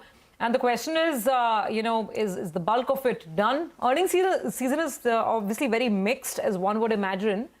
But what do you think? Is most of the selling over? Hey, hi Subhi, and thank you for inviting me on your show. I think major part of this correction is led by FPI selling, right? So we have seen humongous amount of selling that has happened, but the market remains around 5 to 6% below, at the beginning of the month. I feel that this FPI selling is the major, concern for the market. Domestic flows are pretty much stronger. So we have been recommending investors to stay invested. We believe that, look, the earnings growth is slowly slowing down, almost 13%. What we were expecting, it's slightly lower than that. But we think that upcoming festive season, then you have better monsoon. Government has been pretty slow in spending so far after the elections. And we think that the government spending might pick up. Also, the RBI has changed their stance from withdrawal accommodation to neutral. So net, I think if you look at going ahead from a 3 to 6 months perspective, the outlook is going to improve going forward. And hence, we think that this correction probably may not last longer. And this was much needed correction, I would say, the kind of valuations that we have seen in small and mid caps. I think this is a healthy correction. We just have to focus on fundamentals, and there are various opportunities available looking at 2 to 3 year perspective. So can you talk, Jitendra, about the various opportunities? If it's time to stay invested, if you had 100 rupees, how would you deploy it? So, see, we are asset allocators. So, in our think tank meeting, we discuss asset allocation outlook. So, we think that from a hedging perspective, the best asset class, I would say, is equity and gold. Going ahead, I think one has to look at rise in inflation. We don't know how US elections will pan out. Global inflation has been surprising on the downside, but slowly now looking at China stimulus and plus Donald Trump, if he comes to power, his policy seems to be inflationary. So we have to hedge our portfolios based on these kind of uncertainties. And hence we think that gold, we remain pretty bullish. We think that metals, especially gold, can do better. Silver is a strategic, I would say not a strategic, but a kind of a tactical bet. But I think precious metal, where we remain a little bit more positive. Coming to equity market, I think we have to identify sectors which are emerging. Now, in the broader market, you find several odd sectors. We think going ahead in the next 3 to 6 months, some of the real estate companies have corrected significantly as the interest rate cuts was expected to be around 50 odd basis point in US, another cut. But now market is, pricing in almost 25 bips rate cut. And also from India's perspective, rate cut cycle is a little bit pushed back. So some of the real estate companies have corrected. So I think that there one can look at investing from a 6 months to a year perspective. Similarly, now, if you look at the rural side, slowly, gradually, we have seen some rural plays have started to pick up. And I think consumption has been beaten down. Market was expecting some recovery, but it's not happening anytime soon. But these stocks have corrected. And I feel that in the next 6 to 9 months perspective, this correction should be used as a buying opportunity. So I would go into real estate. I will look at some of the consumption names which are beaten down. Thirdly, the financials, right? So as the economy grows, I think there will be more and more opportunities for the financial sectors. So far, the valuation is still reasonable compared to the market. NIMs have been coming down. Growth has been slowing down. But I feel that this is the kind of time where we should invest in these kind of sectors. So banking, financials, where we like large private sector banks, they've started reporting results, and we have seen most of the worst scenarios have been largely priced in. And I would suggest that barring the microfinance or unsecured loan, I think a large part of the banking stress is behind. And I think going ahead, I think one should look at buying some of the financials. Okay. Hi, Jitendra. Good afternoon and good to see you. And if you could put a percentage to the asset allocation, gold, equities, as of now, bonds, if you could put a percentage. And within equities, I recall earlier this year when we had a chat, you were talking about, I think, 70-80% going into large caps. Currently, would you stick to that? Hey, Nigel. Hi. Yes. I think, see, from commodity perspective, we have been talking about a 5 to 10% holding in gold. If I look at the equity and debt, it depends on the risk appetite, right? So, largely some clients would prefer to have everything in equity because they don't need money in the immediate 1 or 2 years perspective. So we generally recommend that, look, if you have any holding or any requirement in the next 1 or 2 years, we can look at having allocation to bonds. But a balanced kind of a portfolio, we recommend to build exposure in the higher duration bonds as our view that the yields are going to come off. Obviously, it will not come off very sharply, but slow and gradual grinding lower. So depending on the allocation or depending on the risk appetite, we allocate between equity and debt. But within equity, we believe that at least 70 to 80% should be parked in large caps. And that view continues. We feel that overall broader market perspective, we have booked profits in some of the stocks which have, gone to exorbitant valuation, where we are booking profits and slowly moving towards the large caps. Okay. Oh, wow. I think we're just, just losing that line with Jitendra, but that's the point that he's making, that there's a shift towards large cap. That's how they're looking at the portfolios now, and looking at some interesting bets in the financials universe as well. Okay, so the market isn't doing too much. We're still looking at a very, very mild 13-point sort of a cut on the Nifty. That's how it's playing out. Not sure if we have Jitendra back. Do we have him back on the line? Okay, we don't have him back immediately. The weakest names today include, like I was saying, the names like M&M, Sun Pharma, NTPC, Power Grid, L&T is also not contributing today, and then the banks are very, very indecisive. So that's the issue with the banking space as well. Jitendra, I think we have you back with us. So you were making the point about the shift to large caps. So that's one clear trend. The other thing that we want to understand is that in this correction, obviously a lot of the PSU stocks have cooled off very, very rapidly. In general, I mean, CapEx was the leader of the rally, right, for the better part of it. What is your view on PSUs, CapEx, industrials? Have you been taking profits as well?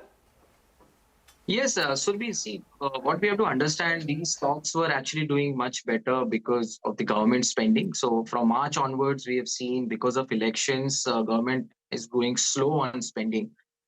So capex spending has slowed down from the government, and also even revenue spending is slowing down because of the election. And slowly, gradually, we feel that looking at the PMI numbers, which have seen some minor slowdown, I feel there will be a pickup.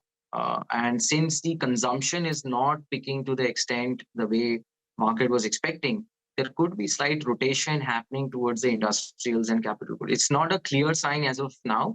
We will have to wait for some data points. But slowly, gradually, I think some pickup will happen in the high beta, or you can say capital goods and industrial names. Second thing that you spoke about is what I think on the capital goods. Yeah, on the industrial and capital goods side, yeah. Yeah, so that's and in terms of PSUs, I think see, the clear sign emerged after the election, right? So market was betting that there will be a clear majority government, and we did not have that. So that was a pivot, and a lot of investors have started buying PSUs to the extent that some of the PSUs were actually trading at something like unheard of valuations. So I feel that correction is underway. So we are staying away from PSU as of now. We feel that there's more de-rating possibility as the valuation is still high. And secondly, I think market is also waiting for a clear outcome of the state elections. So I feel that's a near-term trigger. If we see positive results, or BJP retaining Maharashtra, then I think we might see more interest in some of the PSU or capex spending kind of stocks, because we have clearly seen that in the past, government has tilted more towards social welfare spending if their political victory is not to the extent that they were expecting. So that's the view. I think it's a politics and PSUs go hand in hand, in my view. Thank you, Jitendra, for joining in. Just one more stock where, there's a lot of pressure. That's Chennai Petro on the way down, 11% gone. This is a stock in 2 years, went up from 200 rupees almost to 1,000. And since then, it's corrected. And today, down 11%. The company came out with their numbers. Very disappointing. EBITDA loss of 675 crore and a bottom line loss of 634 crore. So Chennai Petro is one of the casualties. Yeah. Just one more, SBI, SBI Life, I think those numbers, the value of the new business, well, that looks like it's in line, but the value of new business margin, that is much, much better than what the street was working with. So that's encouraging. Remember, when we had HDFC Life's numbers, those numbers were a little bit subdued. So all these stocks took a bit of a knock. But after HDFC Life clarified that for the future, they're expecting good amount of growth in the VNB business, as well as in VNB margins as well should recover, because there were a couple of one-offs. I think this SBI Life numbers, prima facie, looks like a very, very good set. We'll do one thing. We'll slip into a short break. And on the other side, I think Yash will join in and fill us in with further details on that front. There's also a quick programming note, because as we prepare to ring in the festivities this Diwali, do tune in to CNBC-TV18's Market Movers Forum tomorrow 3 p.m. onwards, featuring guests like Ramdev Agrawal, S. Naren, Navneet Munot, Nilesh Shah. We'll help answer, we'll help your portfolio prosper this Diwali.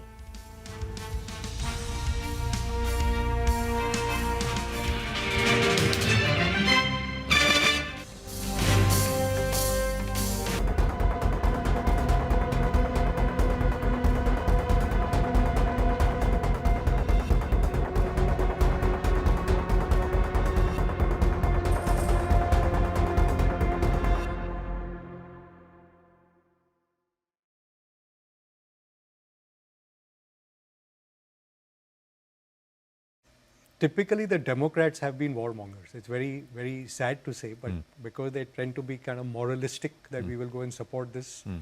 And the Republicans, which are more conservative and fiscally oriented, like this is why we're spending this money. And Trump just says it in a more blunt manner, that why should I be paying for Europe's war or for Taiwan's war? Let them pay their own bills. So I think if Trump comes, the way the betting markets now seem to be suggesting, you get a lot of these wars wrapping up quickly. There will be some negotiation and settled. But he's also a tariff guy, and he wants Make America Great Again. You put tariffs up, it's inflationary. You cut taxes, it's inflationary. It's bad news for bond markets, as you said. It may be great for equities in the short run, but when you get inflation, you get rising rates, and you get currencies weakening, which is why the trade this decade I still feel is hard assets and precious metals, gold, silver, uranium and stuff like that.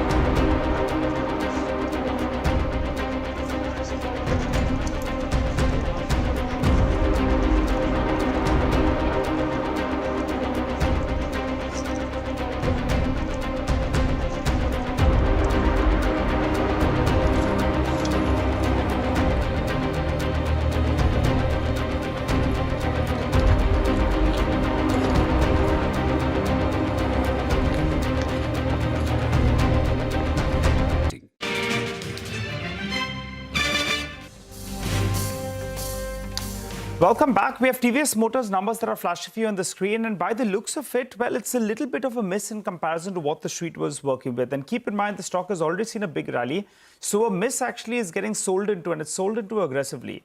The top line is a miss, but the good news actually is that the EBITDA number is not that much of a miss. So on the margin profile, it's closer to under 30 basis points miss in comparison to what we were working. We were working with a number closer to around 12%, while it's coming at around 11.7% odd.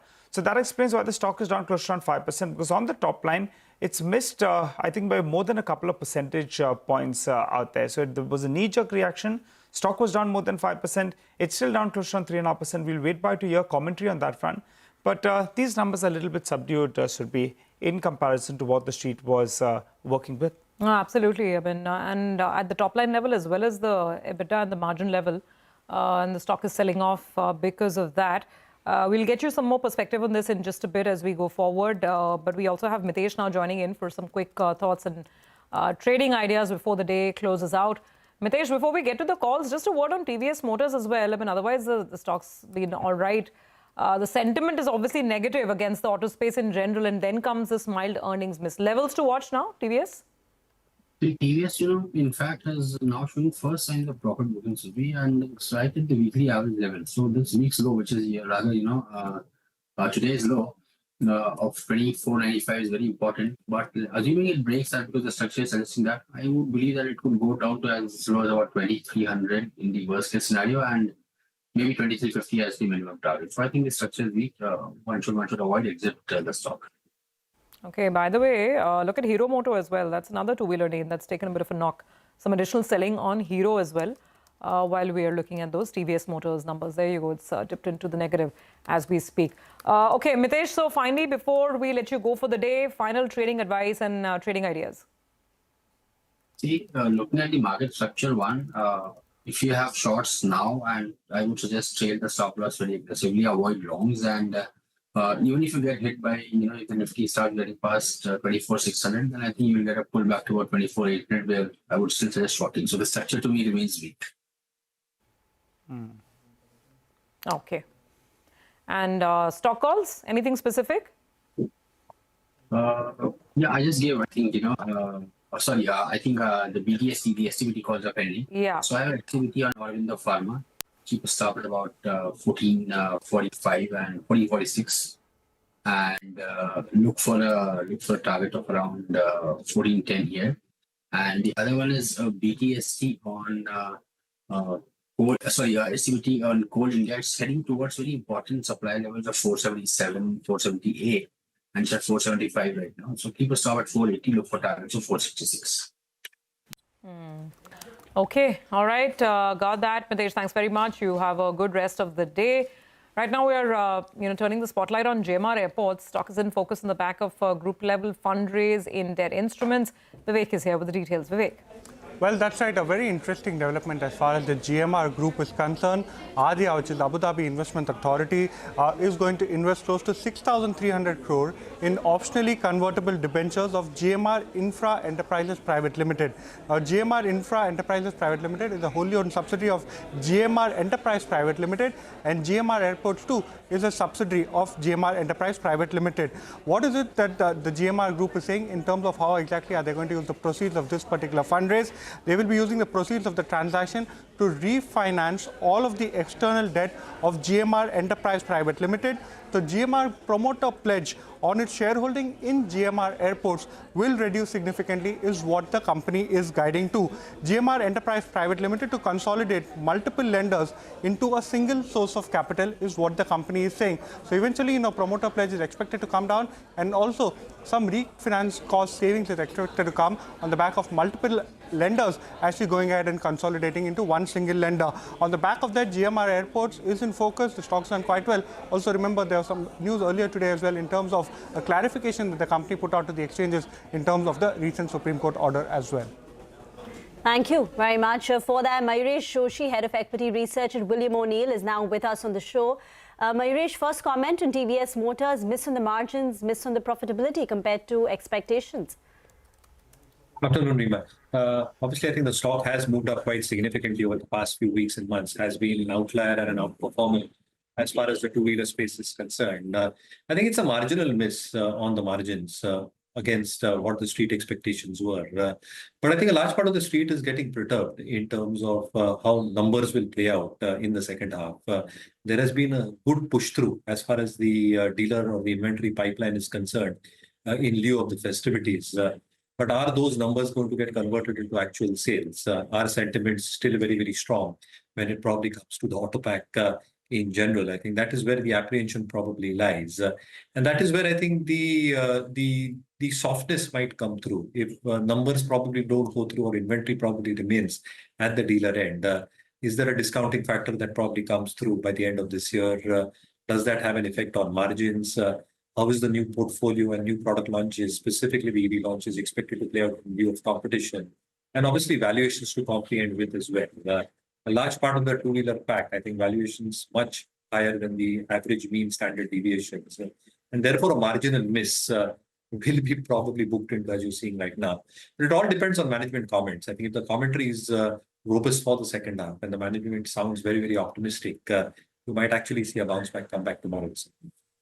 Actually, for the time being, the street is not buying that dip. It's a miss actually on most parameters, and I think the street doesn't like it at all. Even on the net profit number, it's a big miss out there. And the EBITDA front as well, there's close to around, I think, a 4% miss in comparison to what we were working with. Sudarshan is joining in. He's had a good look at those numbers. Sudarshan, these numbers are disappointing, and the problem is the street was in position for a weak set of numbers. Tell us more.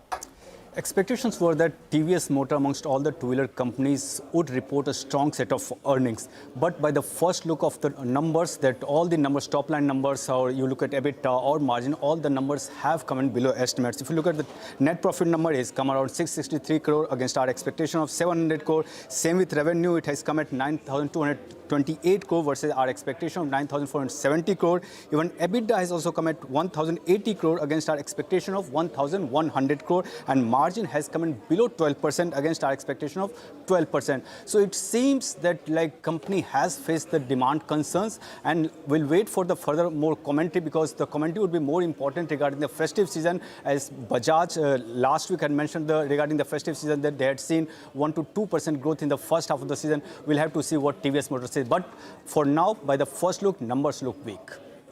You know, Bajaj Auto has recovered over the last couple of days, but it's still not back to the price that it was prior to the Q2 numbers when we had that 10% fall. At that time, the stock price was in excess of, I think, 11,600. Pull up a 1 month or a 14-day chart of Bajaj Auto, and you would see that. A chart would be more helpful, but as you can see, there you have it. It was closer to 12,000, 11,500, 600. Before the big fall. Sudarshan, thank you very much for that. We'll await more details from the management in the conference call. Mayuresh, Persistent and Coforge. These were stocks which have done well, and yet you've seen a 10-11% kind of rally. What would you do now? Yeah, so Rima, I think the numbers have been surprisingly very good. So if you probably look at both their numbers, constant currency growth, dollar revenue growth has surpassed expectations. Obviously, I think the kind of trajectory that the management is now looking at in terms of the order backlog that both these companies have, they're probably looking at very strong quarters even in Q3 and Q4, which are traditionally supposed to be soft quarters, both in terms of furloughs and Christmas holidays for Q3, and Q4 when the discretionary budgetary patterns probably get determined. But looking at how the order book is getting placed, the pricing for these orders as well, and the expectations in terms of a strong recovery, in terms of the strong platforms that they probably build. You look at Persistent's presentation and the platform that they are building, and the acceptability of this platform, I think, is getting well recognized across industries, and that is a big positive. Similarly for Coforge, I think the expectations in terms of stability, in terms of margins, and expectations in terms of all their core sub-segments actually doing well should augur well. So I think earnings have been a beat. Management commentary sounds very optimistic. Obviously, the stocks are not cheap even. They are expensive, to say the least. They're trading at late stage basis, as we see in markets with India. But as a disclaimer, we've always mentioned this time and again on the channel. It's Persistent, Coforge, emphasis is some of the stocks that we hold in our global portfolios. We continue holding that. And I think we will hold that, looking at how commentaries are plotting here. Okay, all right. Mayuresh, thanks very much for that. So that's as far as some of the earnings reactions are concerned. Let's, however, now just pause for a second and look at an important exclusive story that we are picking up. Sources are telling CNBC-TV18 that the SEBI chief could appear before the Parliamentary Public Accounts Committee tomorrow itself as it conducts a performance review of regulatory bodies. Parikshit, this could be very important and interesting. What exactly are you picking up? Well, for the last few months, we've been seeing how the Congress party and the opposition have been raising questions for the SEBI chief, Madhavi Puri Butch, and asking for accountability when it comes to Hindenburg's allegations against her and her husband Dhaval Butch. Both of them have denied all allegations. Now, what is going to happen tomorrow? The Public Accounts Committee is going to carry out a performance review of regulatory bodies in the country. So the heads of SEBI and TRAI have also been called for this meeting, which is headed by Chairman K.C. Venugopal, who is the General Secretary of the Congress Party. Now, this committee has members of both the NDA and the opposition. While the Hindenburg report is not on the agenda, it is quite possible that some members of the opposition may raise questions or may ask direct questions to the SEBI chief as well. Having said that, it is also up to certain members to raise objections and not allow such questions to be asked. So let's see what happens during that meeting. The opposition not revealing their cards just yet. But ahead of that, we learned from sources that SEBI has sent certain documents to the Public Accounts Committee. Now, this includes statement of accounts for FY23. They have also submitted annual reports for FY23 and 24 to highlight initiatives taken by SEBI with regard to financial markets, primary and secondary markets, FPI's regulatory action and enforcement, protecting investor interest. SEBI has also provided details of audited accounts by the CAG. And they've also said that the internal audit manual of SEBI has been made applicable with effect from February this year. This is on the advice of the CAG. Okay, all right, Parikshit, thank you very much for that. We'll watch out for this important event, most likely to take place tomorrow. Let's take a break on that note. We'll come back with more on the markets in just a bit.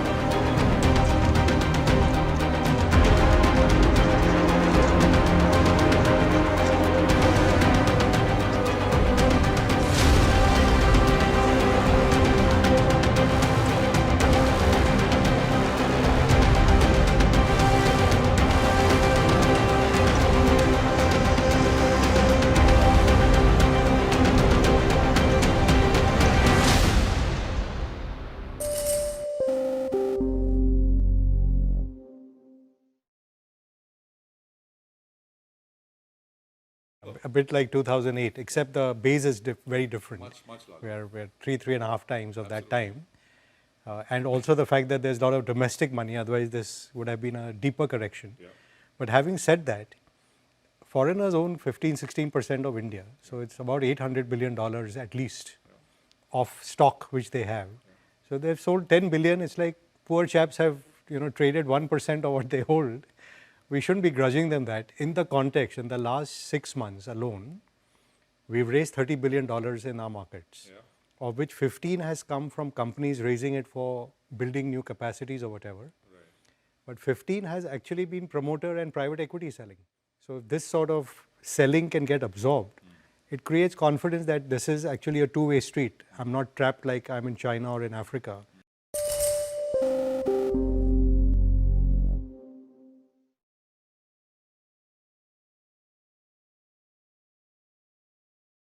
Why did Korean car maker Hyundai select Shah Rukh Khan as its brand ambassador? Well, to know that, you have to go back 26 years. It was 1997 and it had just been a few months since Hyundai had set up shop in India. At that time, the other Korean car maker, Daewoo, was having trouble in the India market as the parent company had gone bankrupt and that had hurt the image of Korean brands in the country. As Daewoo was getting ready to shut shop, Hyundai was just warming up to take off with the Santro. But how? No one knew Hyundai in India. The market was dominated by the likes of Maruti, Honda, Toyotas, Tata and Mahindras. In fact, when you said Hyundai, the other person thought you were mispronouncing Honda. The company hired advertising firm Saatchi & Saatchi for brand building. When the choice came for a brand ambassador, it is rumored that one celebrity who was in consideration was Jackie Shroff. Yes, our very own Jaggu Dada. The other name that came up was that of Shah Rukh Khan, who had super hits like Dilwale Dulhaniya Le Jayenge and Dil To Pagal Hai in his name. The company received feedback that he was the star of tomorrow, an unconventional hero, someone who appealed to the young India big time. So if Shah Rukh was the star of tomorrow, then Santro was the car of tomorrow. इस दुनिया में बस हम दो हैं, दुनिया जिनके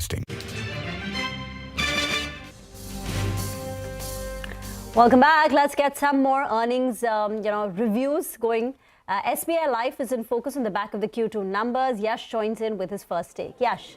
Well, Rima, it's quite an interesting quarter for SBI Life Insurance. The numbers largely are in line with what the street estimates were, with a big positive surprise that has come through in the quarter. New business premium, though it's down about 13% on a year-on-year basis, it is slightly ahead of CNBC-TV18 poll. Total annualized premium equivalent, or APE, that has grown by 3%, but this was largely expected to be soft. Why I say there's a little bit of surprise is that because this number as well is slightly ahead of CNBC-TV18 poll. Value of new business is down 3%. That is slightly below CNBC-TV18 poll. Now, the big surprise that has come through in this quarter for SBI Life Insurance is on the margin front. Though the margins on a year-on-year basis are down about 159 basis points, a deterioration in the margin is being seen across life insurance companies. But to the number that the street was working with, it's a big beat to that number. The estimates were a margin of about 27.57%. What has come through is 26.9%. So there is where it's given a big surprise on the margin front, and explains why the stock's been holding up after the results as well. Okay, all right. Got that. So some greed on SBI Life continuing for now. Thanks for that, Yash. Mayuresh is still with us. Mayuresh, some final thoughts.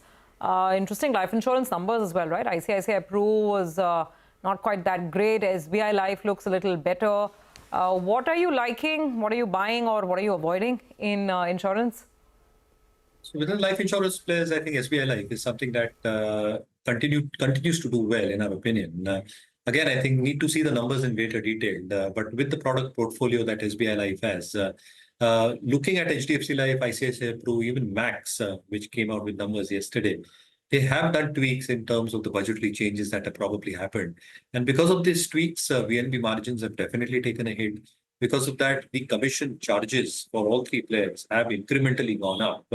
They will stabilize at some point going forward. But I think the general product mix that SBI Life has, the expectations in terms of their overall expense ratio as a percentage is far, far lower than its peers.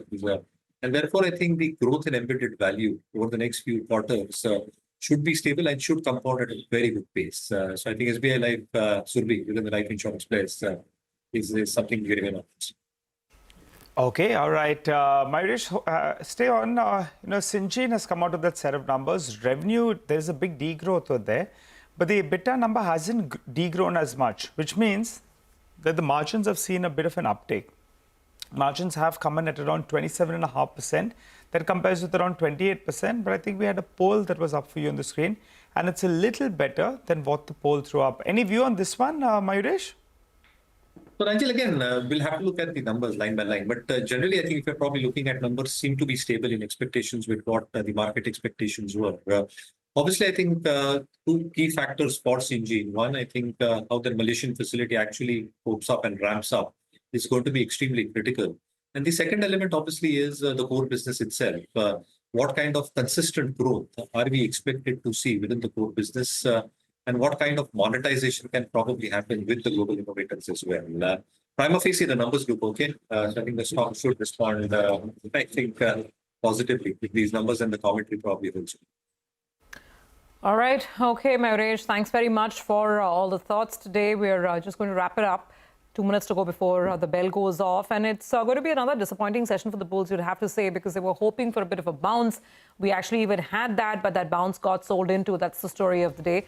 The net result is about a 41-point cut on the Nifty. Mid-cap slightly better. There's at least a 0.5% gain on the mid-cap index. But the frontliners, no such luck. So let's talk about where the weakness was on the large-cap screen. A lot of auto stocks coming under selling pressure, especially after the TVS results. Mahindra and Mahindra 3.5% lower. Eicher Motors has lost about 2% as well. Then you have quite a few of these pharma names like Sun Pharma, Cipla. They've had a weak session today. Look at some of the big boys like Lever, 1% down. ICICI Bank losing ground. L&T losing ground today. So this is where the weakness was. Not a great day for a lot of the commodity stocks, metal names included. JSW Steel, Tata Steel, all of them on the red side of the screen. What did work for the market was actually IT. Infosys, TCS, they were trying to offer some counter support. It wasn't enough, but for what it's worth, about 1 to 1.5% up on these stocks. HDFC Bank, second day running, It continued its good show, about 1.5% over there. And of course, Bajaj Finance was, of course, the stock of the day, 5% higher as the market believes that perhaps the worst of the credit cost is now behind them. Well, a few winners from the broader markets. Bandhan Bank from bottomed out levels, the stock was up 5%. HFCL was up close to around 6%. As Surbhi mentioned, metals were under pressure, but you had a couple of names that did do well. GMDC reacted to its numbers, reacted favorably out there. From the chemicals basket, Vishnu Chemicals comes up for you in the screen. That stock was up close to around 10% in today's trading session. So big surge is what we saw on that name in trade. Welspun Corp as well did quite well. That stock was up close to around 4.5%. So quite a few winners from the broader markets as well. Paytm was up 7.5%. And as Surbhi mentioned earlier, Varun Beverages did quite well. Jyoti Structures as well. Well, it won a big order and that stock was up close to around 5% locked through the trading session on massive volumes. Well, on that note, we'll wrap up on this edition of Closing Bell. Don't go anywhere. Markets forward, waiting for you on the other side.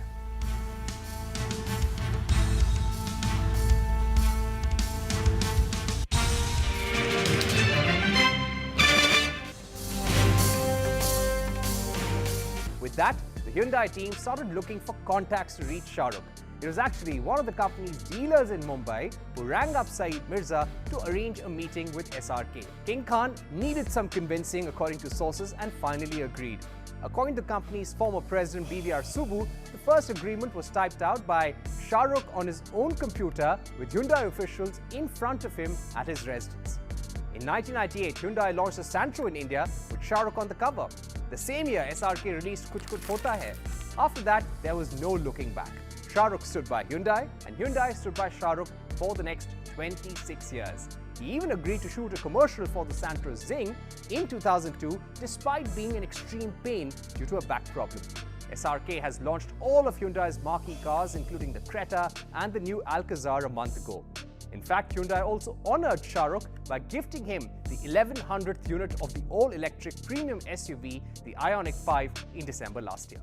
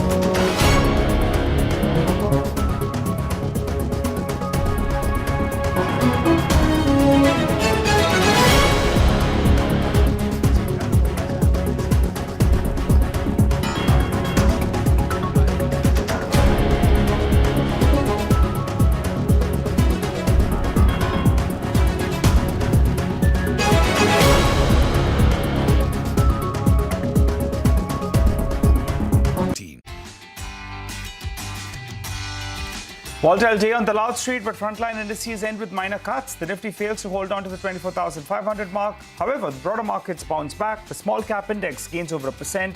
ID stocks zoom, while utilities lag in trade.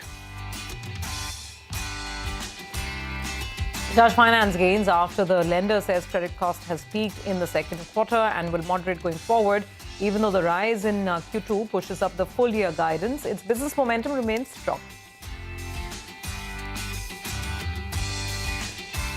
IT index surges over 3% with the mid-cap stocks leading the charge. Stocks like Persistent, Coforge surge 10%. Others follow.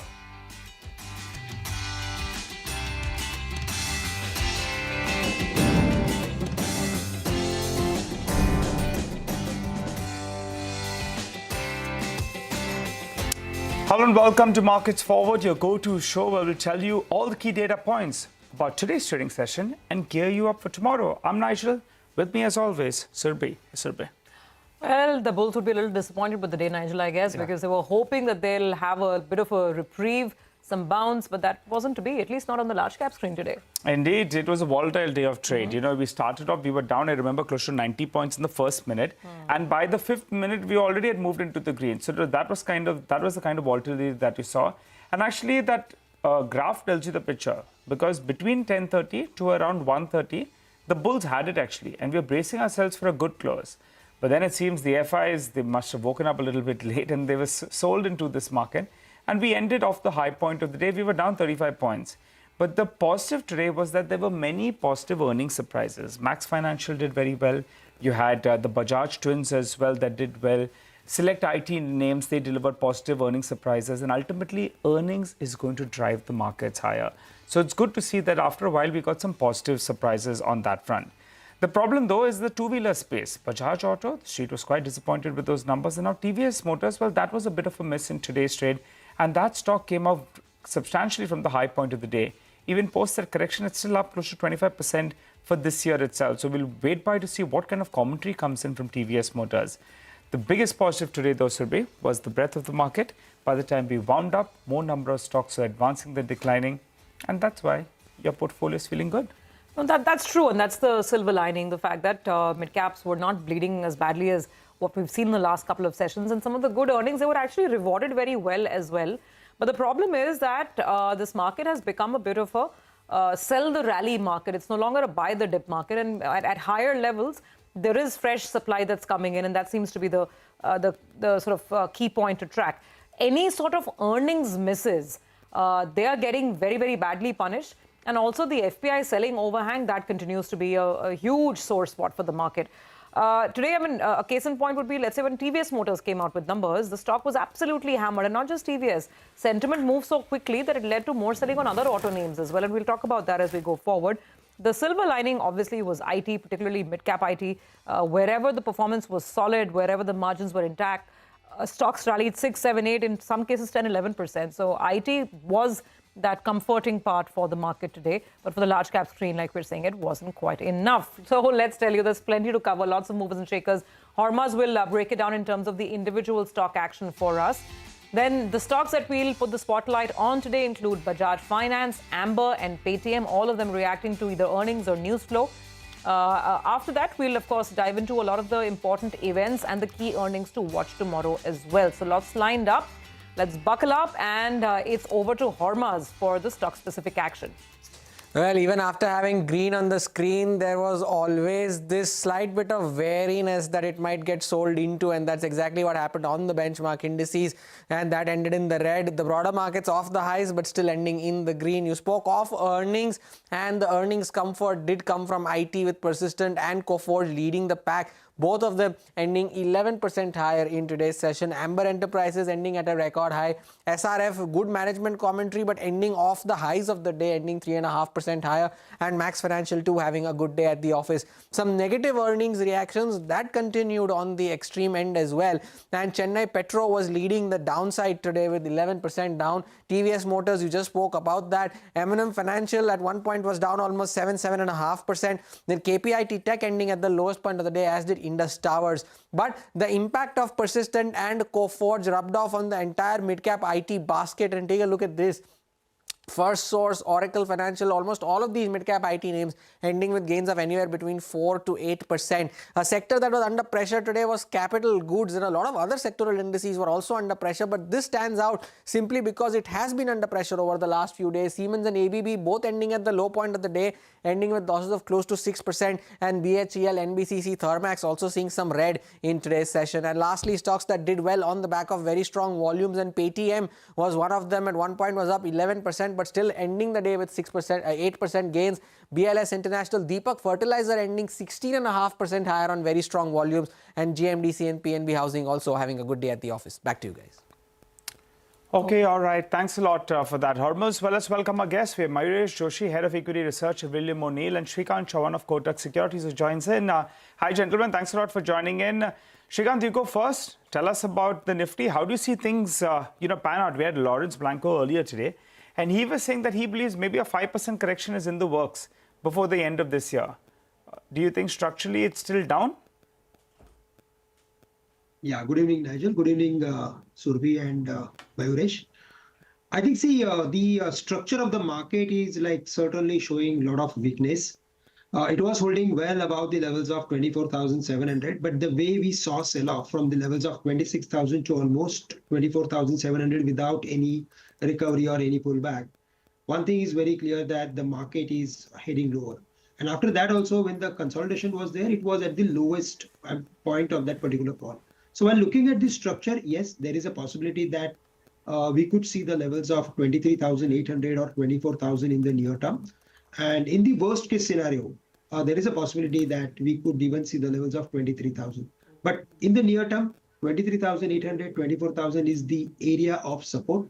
And from there, we can see some rebound in the market. But at this level, at current levels, we are at in-between levels. And further fall is more likely in the near term. For the Bank Nifty, then also we saw very a sluggish sort of activity. And there also we are expecting 50,500 or 700 sort of levels. Okay, got it. 23,800, 24,000 crucial near-term support. Well, let's focus on the top gainer then. Bajaj Finance. That one was up and about in today's trading session. Good numbers is what they reported. Abhishek joins us to break it down for us. Abhishek? Bajaj Finance has raised their FY25 credit cost guidance to about 2.05% from the earlier guidance of 1.75 to 1.85%. However, the management says that the credit cost has peaked for them in Q2 FY25. So with reference to their asset quality, gross NP in absolute value increased by 29.4% sequentially, and the gross NP ratio has come in at 1.06% versus 0.86% in the previous quarter. With reference to the PNL, both the NI and PAT were largely in line with our poll till yesterday. In October of 2024, Bajaj Finance stock price had fallen by 15% versus 5% decline in Nifty. So largely street was anticipating a rise in credit costs for Bajaj Finance with respect to their performance. So brokerages say that stability in net interest margin is the key positive. Now Bajaj Finance will benefit from new product launches and easing rates. So valuations as per brokerages are right now attractive for investors. Morgan Stanley has written on Bajaj Finance. They have an overweight rating and a target price of 9,000 per share. Jefferies has a buy call with target price at about 8,400 per share. Okay, all right, Abhishek, thank you very much for that. Let's talk about TVS Motors. That was a clear disappointment in the afternoon. The numbers came through and most of them missed the estimate. The stock took a nosedive immediately after. So what went wrong? Sudarshan is joining in with the fine print. Sudarshan? So it's a top-down miss for TVS Motor. It has missed estimates on all the front. If you talk about the profit, it was up 23% year-on-year, but it's below our estimate of 700 crore. Revenue has come in at 9,230 crore against our estimate of 9,465 crore. EBITDA again, it's up 20% year-on-year, but against it's at 1,080 crore against our estimate of 1,133 crore. Margin has come in below 12%. It's come in at 11.7% against our estimate of 12%. Now, what are the reasons? First, if we look at the realizations, it's down both year-on-year and sequentially. Year-on-year, it's down 1%, and sequentially, it's down almost 3%. Gross margin, though, remains steady around 28.5%. So now, in the management commentary, we will have to see what the management says about the demand outlook and how's the demand during the festive season, because more than the numbers that we have seen from TVS Motor, now the focus would be on the commentary. Okay, all right, got that. Thank you, Sudarshan, for the details over there. While TVS was down, the bright spot in today's trading action was the IT space. The IT index was higher and mid-cap IT stocks soaring anywhere between 10 to 11%. Names like Persistent Systems and Coforge did really, really well. Rima standing by with the earnings boost that some of these names have got. So Persistent is a stock which has done very well. 50% up this year, 95% in the last 1 year. And the key reason is strong growth. For the last 2 quarters, the company's top-line growth has been in excess of 5%. And going forward also, the management appears to be fairly confident about the momentum.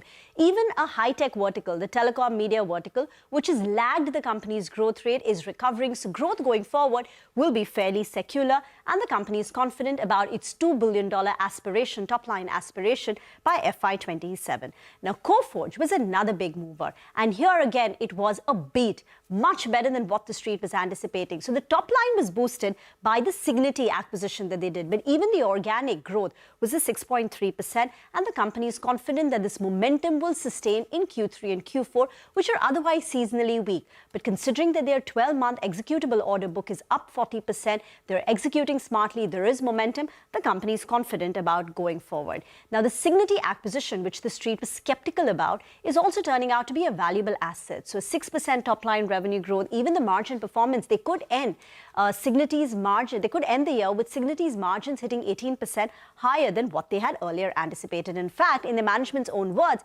FY25 could be a standout year.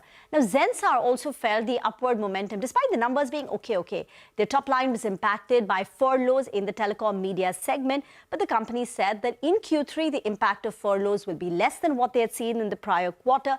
Margins will be in the mid-teens band, in a tight band, and they also said the pipeline is good. The company is working on a couple of large deals. Okay, all right, Rima, thanks a lot for that. Well, Mayuresh, I wanted your view on TVS Motors. You know, after Bajaj Auto, this one as well seems to have disappointed. But, you know, part of the street believes that it was a bit of an overreaction today. Though in comparison to our poll, it was a very weak set. Your approach to the stock? So yeah, the numbers have been soft, Nigel. No two ways about it. But the earnings the earnings outperformance that the stock has delivered over the past few quarters has put the stock in top quartile territory. And therefore, I think any earnings miss is supposed to be a big disappointment for the stock. However, I think what the management commentary will be going forward, how are they looking at the festive season? How are they looking at the inventory pipeline? What are they thinking about the new launches that are expected to come through? And do they see a recoupment in margins to happen in the second half and in the next financial year as well, persisting for the numbers itself? I think all those aspects will be very, very important. So I think, yes, a knee-jerk reaction shown on soft numbers. But if commentary remains strong for the second half and for the next few quarters to come, I think there should be a good bounce back in the stock to come through. So I think it all really boils down to our commentary. Okay, all right. Got that, Mayuresh. Let's quickly move on and look at some more interesting earnings reactions. Amber Enterprises rallied over 14% after reporting quite strong numbers in the second quarter. The performance of the company was driven by RAC demand and lower channel inventories. The company reported a profit of 19 crore rupees over a loss of 6.9 crore rupees last year. Upasna is here with the details. Upasna. Well, Amber Enterprises reported strong set of numbers. Revenue and PAT above poll estimates, while margin came in line. Revenue saw an uptick of 82% on a one-year basis. EBITDA margin stood at 6.7% with an uptick of 30 basis points, and PAT stood at 19.2 crores versus loss of 6.9 crore. Now, management commentary remains quite upbeat. Management says prolonged summer and low channel inventory led to a robust growth in RACs, and this year marks as the best year for AC industry in last 40 years. AC industry can grow at least 3 to 3.5 times in the next 5 years is what the management has highlighted, and it expects AC industry to grow by 30% in FY25. It also believes that the Amber will outpace the industry growth rate in H2 FY25. And coming to Sidwal, the management has updated that the greenfield expansion is on track and margins will come back. Coming to Capex, FY25 Capex is planned at 350 to 375 crores. And in terms of revenue guidance for FY25, it remains conservative at 25% and ROCE at 15%. For electronic division, the management has guided a revenue growth of 45% for FY25 and expects margin to range between 7.75 to 8%. The company also plans to invest 650 crores for advanced manufacturing technology for multi-layer PCBs, and company has also gone ahead and commented on JV with Korea Circuit. It believes that this will give company access to mobile, IT module and semiconductor industry as company aims to become a significant PCB player in the near future.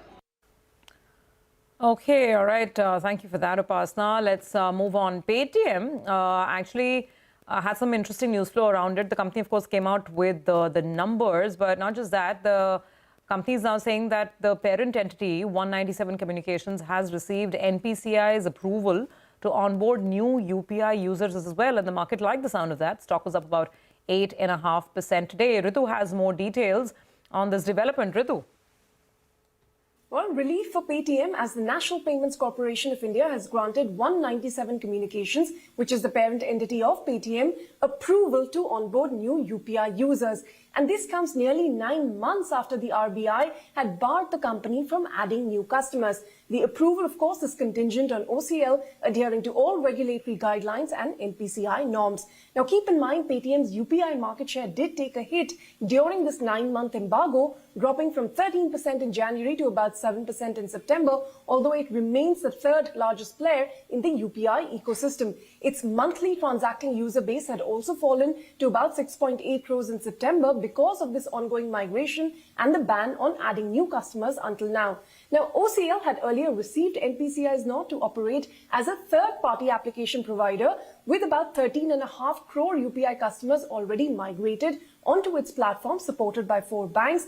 And this nod now to onboard new users is going to lead to an increase in UPI transaction volumes and allow Paytm to cross-sell financial products as a distributor. In fact, yesterday you had founder Vijay Shekhar Sharma speaking about the massive opportunity UPI presents for the company during Paytm's earnings con call, emphasizing that Paytm was not here to become just another mediocre or fringe player, but to solve for the problem of concentration risk in the UPI ecosystem. Okay, thanks for that, Ritu. Well, let's get back to the top stocks today in terms of earnings reactions. Max Financial Services was one such stock. Yash joins us to give us all the top points as to why the stock reacted so positively. Yash? Well, Nigel, as far as Max Financial Services is concerned, it was a great quarter for the company. A top-down beat coming in for Max Financial Services. You speak about total AP, retail AP, VNB or margin. All of them were ahead of street estimates. New business premium grew by 25%. It came in at about 3,016 crore rupees. The poll was about 3,015 crore rupees. Total annualized premium equivalent, that grew by 31% year on year. The number that came in at was about 2,170 crore rupees. The street was working with a number of 2,111 crore rupees. Now, retail annualized premium, that also grew by 34% on a year-on-year basis. Importantly, value of new business saw a growth of 23%.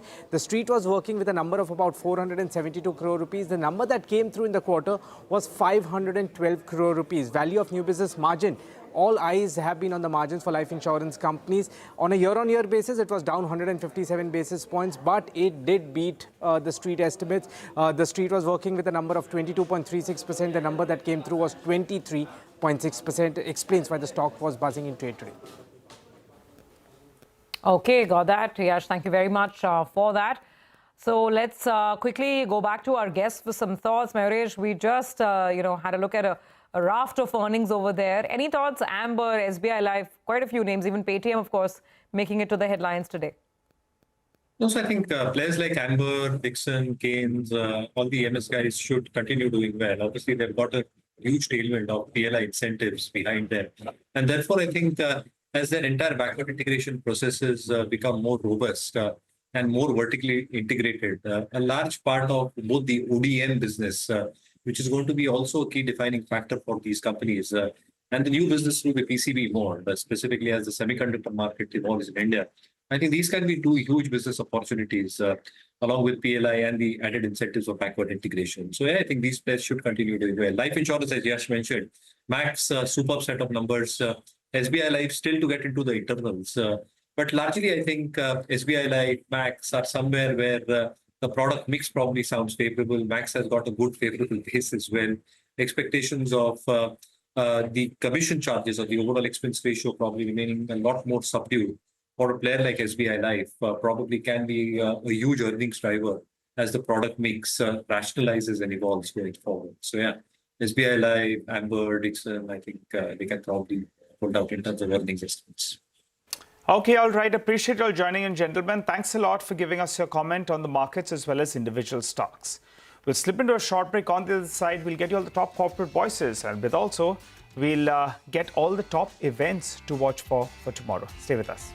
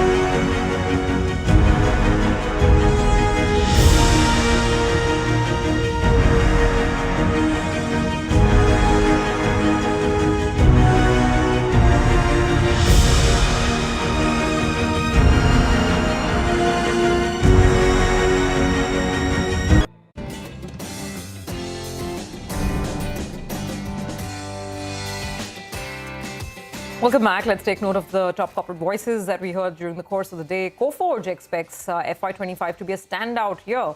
The company has reported revenue growth of over 26%, led by the Cigniti integration and an organic revenue of 6.3% in the second quarter. The management also guides for Q3 and Q4 to be strong despite the weak seasonality, led by a 40% jump in 12-month executable order book. And secondly, the execution momentum. Cigniti, the company that they have acquired recently, has now enjoyed a 6.1% revenue growth in the second quarter. The management expects Cigniti to end the year with the 18% versus 16.5% growth earlier. And Persistent Management told CNBC-TV18 that the order booking in the pipeline points to a second half being better than the second half of last year. But they refrain from giving guidance. They expect even technology sector, whose growth has been slower than the company average, to pick up steam going forward, driving secular growth. They also want to be at the same margins as last year, and their medium-term aspiration is to grow margins by 200 to 300 basis points over the next 2 to 3 years. Before we wrap, let's get you some key market events to watch out for tomorrow. Vamakshi is here with the list. Vamakshi. Well, lots to watch out for the trading session tomorrow. India will be reporting Nikkei's S&P Global Manufacturing PMI data as well as the Services PMI data. The US will be reporting their initial jobless claims, Manufacturing PMI and Services PMI. But apart from that, lots of stocks in focus on the back of earnings. We have three major Nifty counters reporting their numbers tomorrow, which includes NTPC, ITC as well as IndusInd Bank. There are several others as well that will be in focus on the back of its numbers, and that includes ACC, Adani Total Gas, Adani Wilmar, Colgate Palmolive, Dixon Tech, Godrej Consumer, GSW Energy, Laurus Labs, Radico Khaitan and United Breweries. But apart from that, another big event that is scheduled tomorrow, SEBI Chief Madhvi Puri Buch will be appearing before the Public Accounts Committee of the Parliament. All right. Thanks a lot for that, Vamakshi. Well, on that note, we'll wrap up on this edition of Markets Forward. We'll be back, though, with more news and updates on the other side.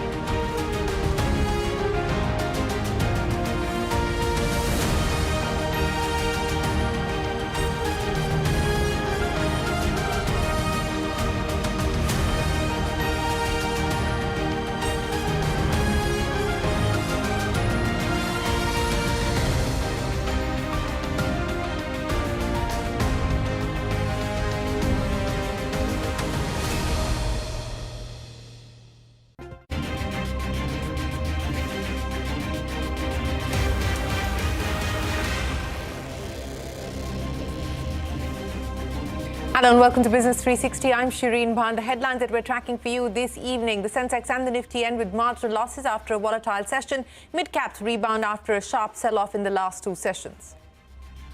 Prime Minister Modi and Chinese President Xi Jinping scheduled to hold their first bilateral meeting in 5 years on the sidelines of the BRICS summit. The meeting comes days after India and China said they reached an agreement on border patrolling in eastern Ladakh. Israel claims to have killed the presumed leader of the Hezbollah in an attack earlier this month. U.S. Secretary of State Antony Blinken called for a ceasefire and says the U.S. fully rejects the idea of a permanent occupation of Gaza by Israel. Setback for Bajaj as lenders reclaim the control of the troubled edtech company. The Supreme Court sets aside the company law appellate tribunal's decision to halt the insolvency proceedings. The apex court also scraps Bajaj's settlement with BCCI. Rules that the U.S.-based lenders have raised legitimate concerns over round-tripping. The Supreme Court upholds the power of state governments to tax and regulate industrial alcohol. A 9-judge bench overturns a 34-year-old verdict with an 8-1 majority.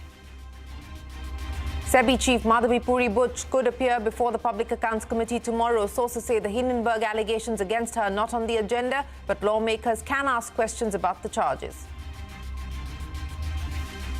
Hoax bomb threats continue to disrupt Indian aviation. Indigo and Akasa report fresh threats today. More than 170 bomb hoaxes have been reported in the last 10 days. The government asked social media companies to act proactively against the circulation of such threats. Priyanka Gandhi Vadra makes her electoral debut, files her nomination for the Wayanad by-polls, flanked by her family after holding a roadshow. Well, straight to the day's market action. A volatile day saw the Nifty and the Sensex ending mildly in the red. Banks down in line with the blue chips. Mid-caps, however, did buck the trend. That's the Nifty closing flat, 36 points low, 140 points low on the Sensex. The mid-cap index was the outlier, up by about 350 points. The Nifty Bank absolutely flat at close. In the oil market, crude oil prices have slipped after data showed that US crude inventories had swelled more than expected. However, losses were capped as the markets watched diplomatic efforts in West Asia after Israel continued its attacks on Gaza and Lebanon. Brent is around $75 a barrel at this point in time. Meanwhile, gold and silver prices hitting fresh all-time highs in India amidst escalating tension in West Asia and a surge in investor demand. Silver prices have breached the 1 lakh rupee per kilo mark in the country. Globally, silver prices have surged nearly 48% this year, outperforming gold, all industrial metals and energy commodities, that is. The big story this evening, Prime Minister Modi and China's President Xi Jinping will hold their first bilateral meeting in 5 years on the sidelines of the BRICS summit in Russia today. Earlier in the day, the Prime Minister and President Xi appeared on the same stage as leaders of the expanded BRICS alliance took their first pictures. Countries like Iran, UAE, Ethiopia and Egypt have joined the BRICS earlier this year. The bilateral between Prime Minister Modi and President Xi is significant as it comes days after India and China reached an agreement on border patrolling in eastern Ladakh. An informal meeting between Prime Minister Modi and President Xi took place in October of 2019 in Tamil Nadu's Mahabalipuram. The meeting had come 2 months after the Indian government abrogated Article 370. The two leaders also had brief encounters at the Bali G20 summit in 2022 and the Johannesburg BRICS summit in 2023. Well, now on to the escalating tensions in West Asia. Israel claims to have killed the presumed leader of Hezbollah, Hashim Saifuddin, in an airstrike earlier this month. Saifuddin was the head of Hezbollah's political decision-making body and was reportedly selected to lead the group a few years ago. Now, Israel has also claimed the strike has killed 25 other Hezbollah leaders. However, the Lebanon-based militant group has not commented on Israel's claims yet. Meanwhile, 3 Israeli airstrikes targeted Beirut's southern suburbs overnight. According to the Lebanese government, 63 civilians have been killed, raising the death toll to over 2,500 in the past 24 hours. Lebanon also claimed that more than 11,800 people have been wounded in the region since October last year. Lebanese officials have said that they need $250 million a month to help more than 1 million people displaced by the Israeli attacks. The U.S. Secretary of State Anthony Blinken has urged Israel to use the opportunity for a strategic result for bringing back hostages and de-escalate tensions in Gaza. Blinken left Tel Aviv for Riyadh as he hopes to broker a ceasefire. $250 million a month for a country that's actually annual budget doesn't exceed $2 billion. So this is the challenge, and the root cause of this is actually a war waged against us, a war that's totally not respecting any of the international humanitarian law or any of the UN resolutions or any of the international law. And I think this is what matters. We need to stop the war. Israel has achieved most of its strategic objectives when it comes to Gaza, all with the idea of making sure that October 7th could never happen again. In the space of a year, it's managed to dismantle Hamas's military capacity. It's destroyed much of its arsenal. It's eliminated its senior leadership, including, most recently, Yahya Sinwar. This has come at the cost, great cost, to Palestinian civilians in Gaza. Now is the time to turn those successes into an enduring strategic success. And there are really 2 things left to do. Get the hostages home and bring the war to an end with an understanding of what will follow. That's U.S. Secretary of State Anthony Blinken. On to earnings back home. TVS Motor reported a weak set of numbers in Q2, missing street estimates across all parameters. The company's net profit rose nearly 24%, while revenue jumped more than 13% on an annual basis. But this was lower than what the street was expecting. Bajaj Finance gained over 1% after it reported a good set of numbers for second quarter. Net profit up 8% on a yearly basis to a little over 2,000 crore rupees. A higher interest income and insurance premium income bolstered the bottom line. Meanwhile, revenue from operations up 30% year-on-year. The company's life insurance arm, Bajaj Allianz Life Insurance, has shown robust growth, while its general insurance business has reported a net loss. Geo Financial Services is reportedly in talks with German company Allianz to set up an insurance partnership in India. Now, as per Bloomberg report, the talks are at a preliminary stage. The parties could decide not to go ahead with the partnership. This comes at a time when Allianz is considering an exit from the life and general insurance joint ventures that it has with Bajaj Finance, a joint venture that goes back many years.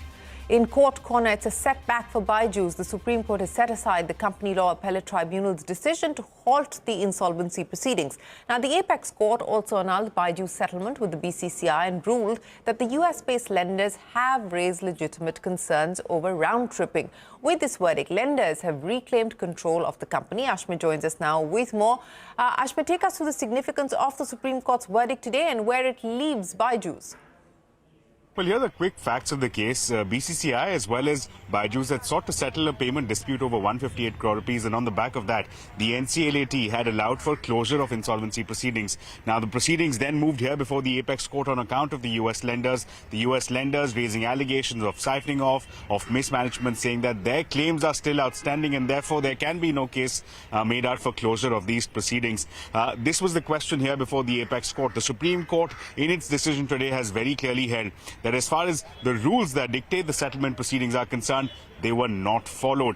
The settlement application needs to be filed by the IRP. Did not happen in this case. The settlement application needs to go before the NCLT. Again, did not happen. It went straight to the NCLAT. And on these procedural grounds, the Apex Court has rejected the NCLAT order, has set that aside. And importantly, this will bring the insolvency proceedings back into play. The COC again will come back into play. The Supreme Court has said that the settlement amount of 158 crore rupees that Bajaj was bringing in will now go towards the COC. An important caveat, though, however, the Apex Court has held that it is not dwelling into the merits of the claims and allegations that have been raised by independent sides. That is something that will now be open to adjudication before the NCLT and the NCLAT. Back to you. Ashmit, many thanks. Now, Prime Minister Modi is addressing the BRICS summit. Let's cut across. और medium scale industry के हितों पर भी focus करना चाहिए। मुझे खुशी है कि 2021 में भारत की अध्यक्षता के दौरान प्रस्तावित ब्रिक्स स्टार्टअप फोरम इस वर्ष लॉन्च किया जाएगा। भारत द्वारा दिया गया रेलवे रिसर्च नेटवर्क का इनिशिएटिव भी ब्रिक्स देशों के बीच लॉजिस्टिक्स और सप्लाई चेन कनेक्टिविटी बढ़ाने में अहम भूमिका निभा रहा है। इस साल ब्रिक्स देशों में यूनिडो के साथ मिलकर इंडस्ट्री 4.0 के लिए स्किल्ड वर्कफोर्स तैयार करने पर बनी सहमति बहुत ही महत्वपूर्ण है। 2022 में लॉन्च किया गया ब्रिक्स वैक्सीन R&D सेंटर सभी देशों की स्वास्थ्य सुरक्षा बढ़ाने में मदद कर रहा है। हमें डिजिटल हेल्थ में भारत का सफल अनुभव ब्रिक्स पार्टनर्स के साथ साझा करने में खुशी होगी। फ्रेंड्स, क्लाइमेट चेंज हमारी साझी प्राथमिकता का विषय रहा है। रूस की अध्यक्षता में BRICS open carbon market partnership के लिए बनी सहमति का स्वागत करता है। भारत में भी green growth, climate resilient infrastructure और ग्रीन ट्रांजिशन पर विशेष रूप से बल दिया जा रहा है। International solar alliance, coalition for disaster resilient infrastructure, mission life यानी लाइफस्टाइल फॉर एनवायरनमेंट, एक पेड़ मां के नाम जैसे इनिशिएटिव लिए गए हैं। पिछले वर्ष COP 28 के दौरान हमने ग्रीन क्रेडिट जैसे महत्वपूर्ण पहल की शुरुआत की। मैं ब्रिक्स पार्टनर्स को इन इनिशिएटिव से जुड़ने के लिए आमंत्रित करता हूं। ब्रिक्स के सभी देशों में इंफ्रास्ट्रक्चर के निर्माण पर विशेष रूप से बल दिया जा रहा है। भारत में मल्टी मॉडल कनेक्टिविटी को तेजी से बढ़ाने के लिए हमने गति शक्ति पोर्टल बनाया है। इससे इंफ्रास्ट्रक्चर विकास के लिए इंटीग्रेटेड प्लानिंग और इम्प्लीमेंटेशन में मदद मिली है और लॉजिस्टिक कॉस्ट कम हुई है। हमारे अनुभव आप सभी के साथ साझा करने में हमें खुशी होगी। फ्रेंड्स, ब्रिक्स देशों के बीच फाइनेंशियल इंटीग्रेशन बढ़ाने के लिए प्रयासों का हम स्वागत करते हैं। लोकल करेंसीज में व्यापार और सुगम रूप से क्रॉस बॉर्डर पेमेंट से हमारा आर्थिक सहयोग सुदृढ़ होगा। भारत द्वारा बनाया गया यूनिफाइड पेमेंट्स इंटरफेस यानी यूपीआई भारत की एक बहुत बड़ी सक्सेस स्टोरी है। इसे कई देशों में अपनाया गया है। पिछले वर्ष हिज हाइनेस शेख मोहम्मद के साथ मिलकर हमने इसे यूएई में भी लॉन्च किया। अन्य ब्रिक्स देशों के साथ भी इसमें सहयोग किया जा सकता है। फ्रेंड्स, भारत ब्रिक्स के अंतर्गत सहयोग बढ़ाने के लिए पूरी तरह से प्रतिबद्ध है। हमारी विविधता और मल्टीपोलैरिटी में हमारा दृढ़ विश्वास हमारी ताकत है। हमारी यही ताकत और मानवता में साझा विश्वास हमारी भावी पीढ़ी के समृद्ध और सशक्त भविष्य को सार्थक रूप देने में सहयोग होगा। आज की बहुत ही महत्वपूर्ण एवं आभार व्यक्त करता हूं। ब्रिक्स के अगले अध्यक्ष के रूप में मैं राष्ट्रपति लूला को हार्दिक शुभकामनाएं देता हूं। Well, that is the Prime Minister speaking at the BRICS Summit. Let's go back across to Ashmit on another important development in court today. Ashmit, a 9-judge Supreme Court bench overturned a 34-year-old judgment of the apex court itself. Now, the top court has held that state governments have the power to regulate and tax industrial alcohol, which is used in the manufacturing of perfumes and spirits. Take us through this order and its significance.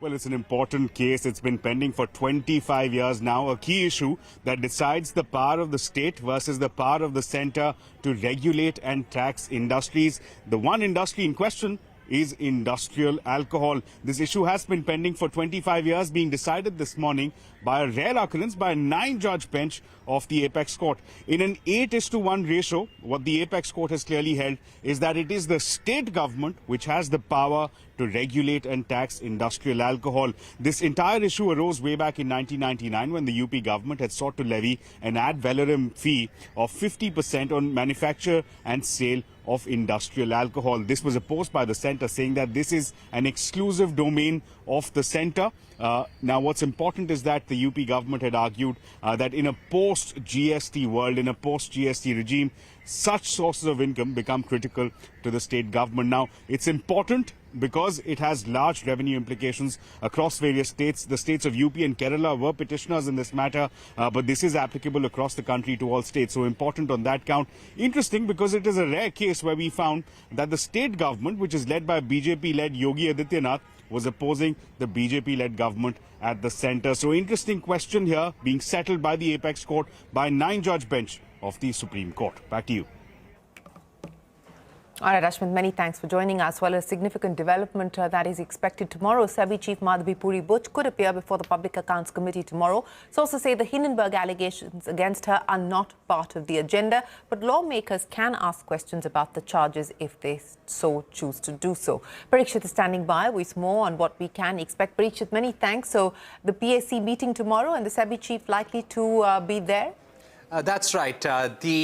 The Public Accounts Committee of Parliament has called this meeting for performance review of regulatory bodies in the country. Now, this meeting will have officials of SEBI, TRAI, and also the Department of Economic Affairs, the Ministry of Finance. Now, as per convention, it is always the head of the organization which comes, and that's why the SEBI chief and the TRAI chief are expected to appear before the committee tomorrow. They have to provide oral evidence of the functioning of the audited accounts of these bodies. So ahead of that, the SEBI organization has sent a statement of accounts for FY23.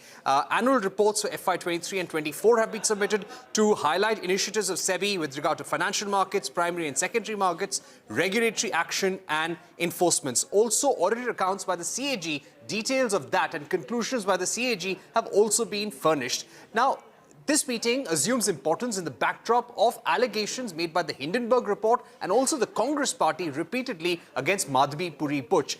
It's quite possible that members of the opposition may ask questions. Notably, the head of this committee, Public Accounts Committee, is K.C. Venugopal, who is the General Secretary of the Congress party. So it's quite possible that the Congress and the other opposition members may want to ask questions on the Hindenburg allegations. But at the same time, the BJP members can object to that as well. So let's see how that meeting pans out. It is going to be very interesting in the backdrop of those allegations which have been there in the opposition circles. All right, Parikshit, many thanks for joining us. We will, of course, be tracking that story right here. Now, the Automotive Research Association of India, that's the ARAI, has sought more clarifications from Ola Electric on their compliance with the PLI and the PM e-Drive scheme. Sources have told CNBC-TV18 that the company had submitted a response to the authority regarding questions on service centres and customer warranties. However, the ARAI examined the reply and has sought more details. Ola Electric has also told the Central Consumer Protection Authority that out of the 10,644 complaints mentioned in the CCPA's notice, 99% have been resolved as per the claim by Ola. Staying with earnings, Deutsche Bank's third quarter numbers were largely in line with street estimates. The bank reported a profit before tax of 2.2 billion euros, a 30% jump on an annual basis. The bank has also raised its loan loss provision forecast on the back of a weak German economy. Net revenue rose 5% to 7.5 billion euros. Coffee giant Starbucks has reported weaker than expected sales in its preliminary fourth quarter numbers. Net revenue and profit weighed down by weak demand in the US, and the firm has also suspended its forecast for the next fiscal in a bid to give its new CEO, Brian Niccol, time to script a turnaround. In a statement, Niccol said, and I quote, "Our fourth quarter performance makes it clear we need to fundamentally change our strategy so we can get back to growth, and that's exactly what we are doing with our backs to Starbucks plan," end of quote. Until 3 years ago, nobody would have believed that Unicommerce could have had such a successful listing. That's the word coming in from Kunal Bahel, the co-founder of Snapdeal. Speaking to me in an exclusive conversation on Young Turks Reloaded, Bahel spoke about the learnings from Snapdeal and how they have applied that to build Unicommerce into a successful venture. Take a look. 2023 and 2024 in terms of IPOs and in terms of exit options becoming much more of a reality, and many of the companies that you backed, I mean, when is your IPO coming, by the way, but you know, many of the companies that you backed have IPO'd, Kunal. Yeah, so I mean, not only backed but built, right? So Unicommerce, which is also part of our group, oftentimes, you know, Snapdeal hogs all the headlines, clearly, right? And you know, our Unicommerce, which is obviously a B2B software business, and actually the first SaaS company to list in India. Yes. We had acquired this business in 2015, primarily to run the software for Snapdeal's warehouses. And before we knew, over the next few years, we realized that many other brands and platforms wanted the same software, so we started selling it.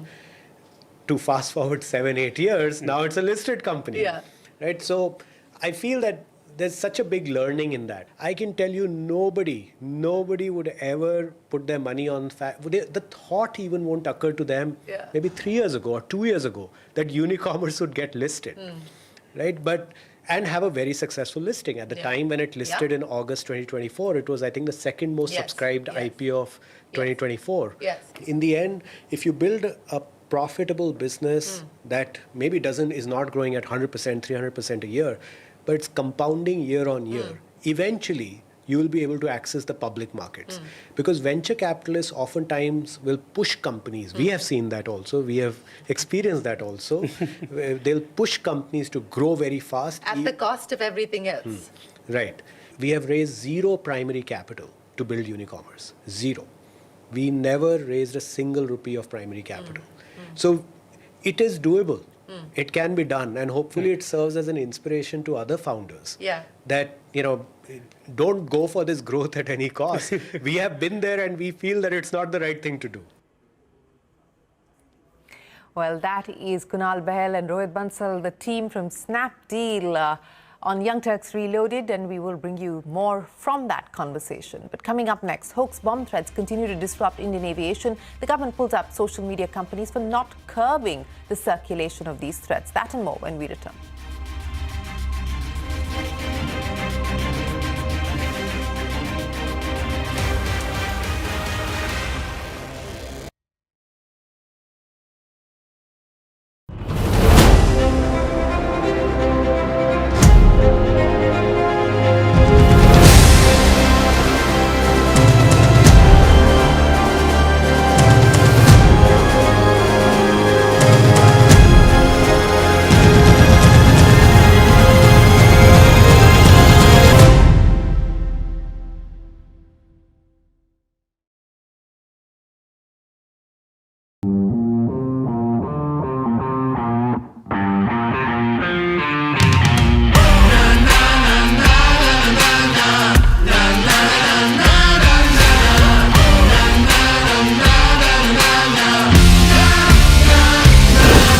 Make informed decisions with comprehensive analysis on the go.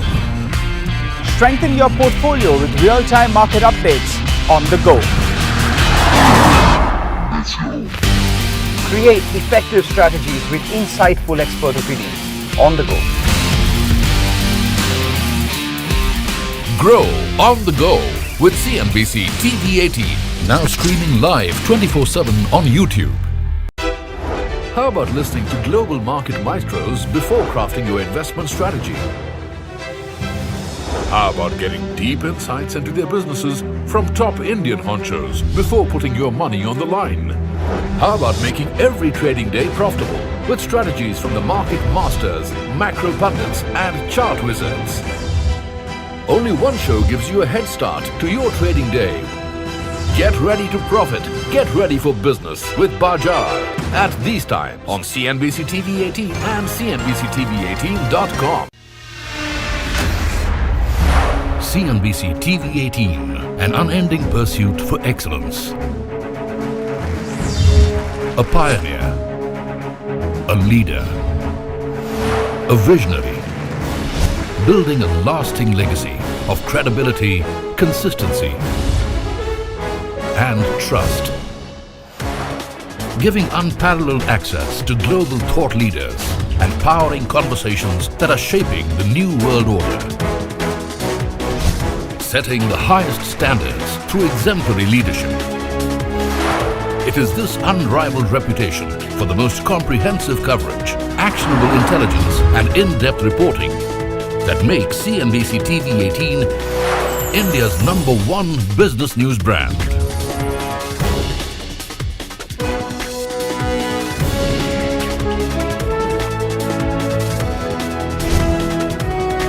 Foreseeing change, growth, and transformation for over a quarter of a century.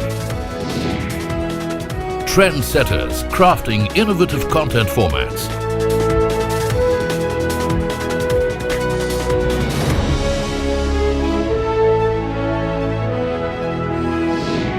And award-winning business journalism. On air, online, on social media.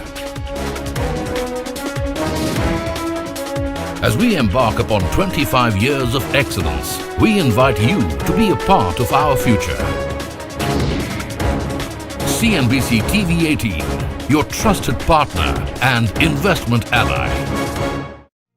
What does it take to build India's largest startup platform? It takes a journey of starting out as an unknown and ending up as unforgettable. It takes more than 2 decades of celebrating the most influential and influencing the most celebrated entrepreneurs. From chronicling the stories of India's startup universe to becoming a success story in itself, as India's longest running show on startups and entrepreneurship, celebrating 21 action-packed years of building.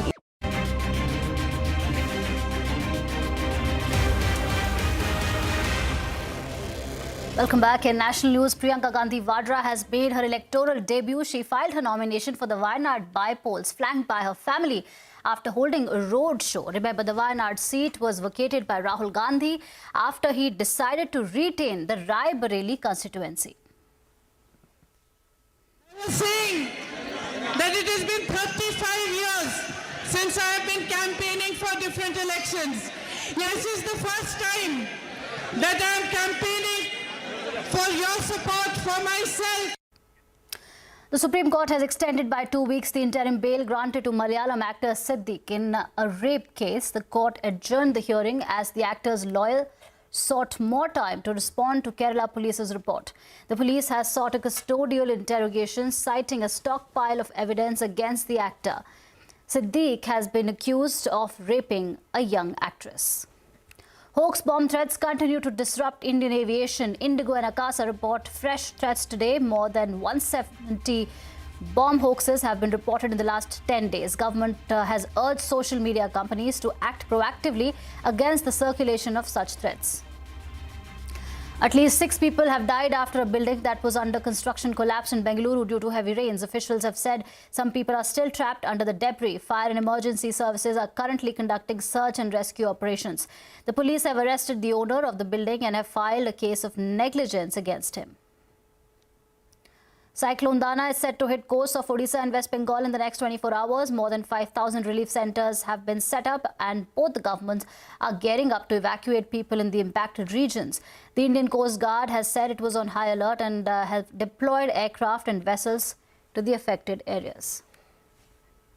An E. coli outbreak linked to McDonald's has hit 10 states in the United States. At least 49 people have been impacted. So far, officials have confirmed that 1 person has died and 10 people who've been hospitalized are in critical condition. The Center for Disease Control and Prevention is currently investigating the case. In a statement, McDonald's has assured to work with public health bodies and have removed their implicated items from the menu. All right, it's time for a short break. More news and updates in just a bit.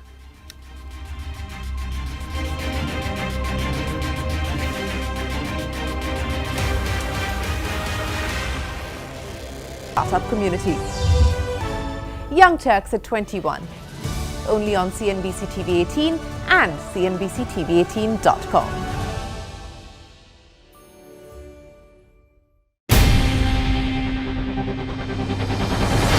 CNBC-TV18's most comprehensive and award-winning news show, India Business Hour, drops first on YouTube.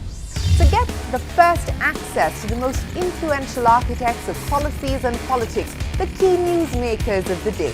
Discover the big themes as we decode the business of markets, macros and more. Be the first to go to the heart of all the top stories that drive the day's agenda. Catch the award-winning India Business Hour live every night on YouTube with me, Shireen Bhan. India Business Hour live on YouTube at CNBC TV18 weeknights at 7 p.m.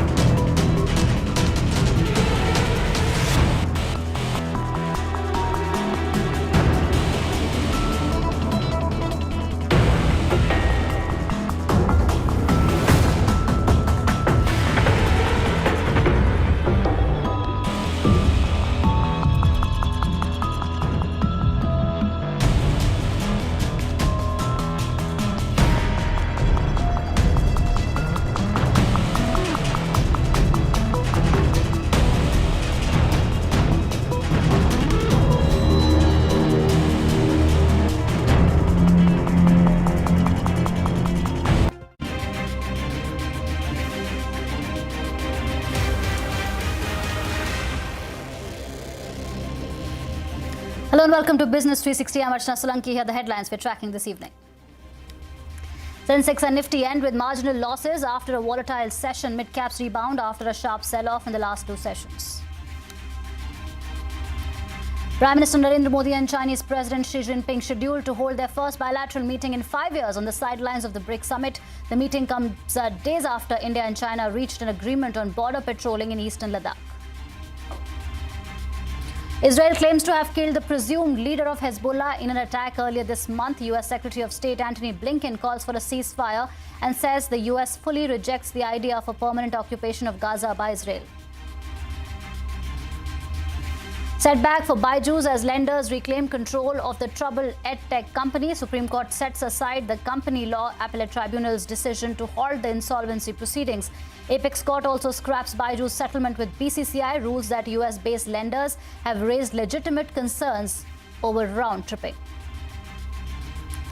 The Supreme Court upholds the power of state governments to tax and regulate industrial alcohol. A 9-judge bench overturns a 34-year-old verdict with an 8-1 majority.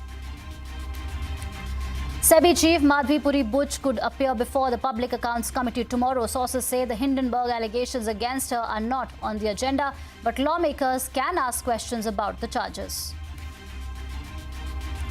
Hoax bomb threats continue to disrupt Indian aviation. Indigo and Akasa report fresh threats today. More than 170 bomb hoaxes have been reported in the last 10 days. Government urges social media companies to act proactively against the circulation of such threats. Priyanka Gandhi Vadra makes her electoral debut, files a nomination for the Wayanad by-polls flanked by her family after holding a roadshow. All right, let's start with the day's market action. A volatile day saw the Nifty and Sensex end mildly in the red. Banks fell in line with the blue chips. However, mid-caps bucked the trend. The index ended over 0.5%. In the oil market, crude oil prices slipped after data showed that US crude inventories had swelled more than expected. However, losses were capped as the market watched diplomatic efforts in West Asia after Israel continued attacks on Gaza and Lebanon. Brent is around $75 a barrel. Gold and silver prices hit fresh all-time highs in India amid escalating tensions in West Asia and a surge in investor demand. Silver prices breached the 1 lakh rupee per kilo mark in the country. Globally, silver prices have surged nearly 48% this year, outperforming gold, all industrial metals and energy commodities. And speaking of escalating tensions in West Asia, Israel claims to have killed the presumed leader of Hezbollah, Hashim Safiuddin, in an airstrike earlier this month. Safiuddin was the head of Hezbollah's political decision-making body and was reportedly selected to lead the group a few years ago.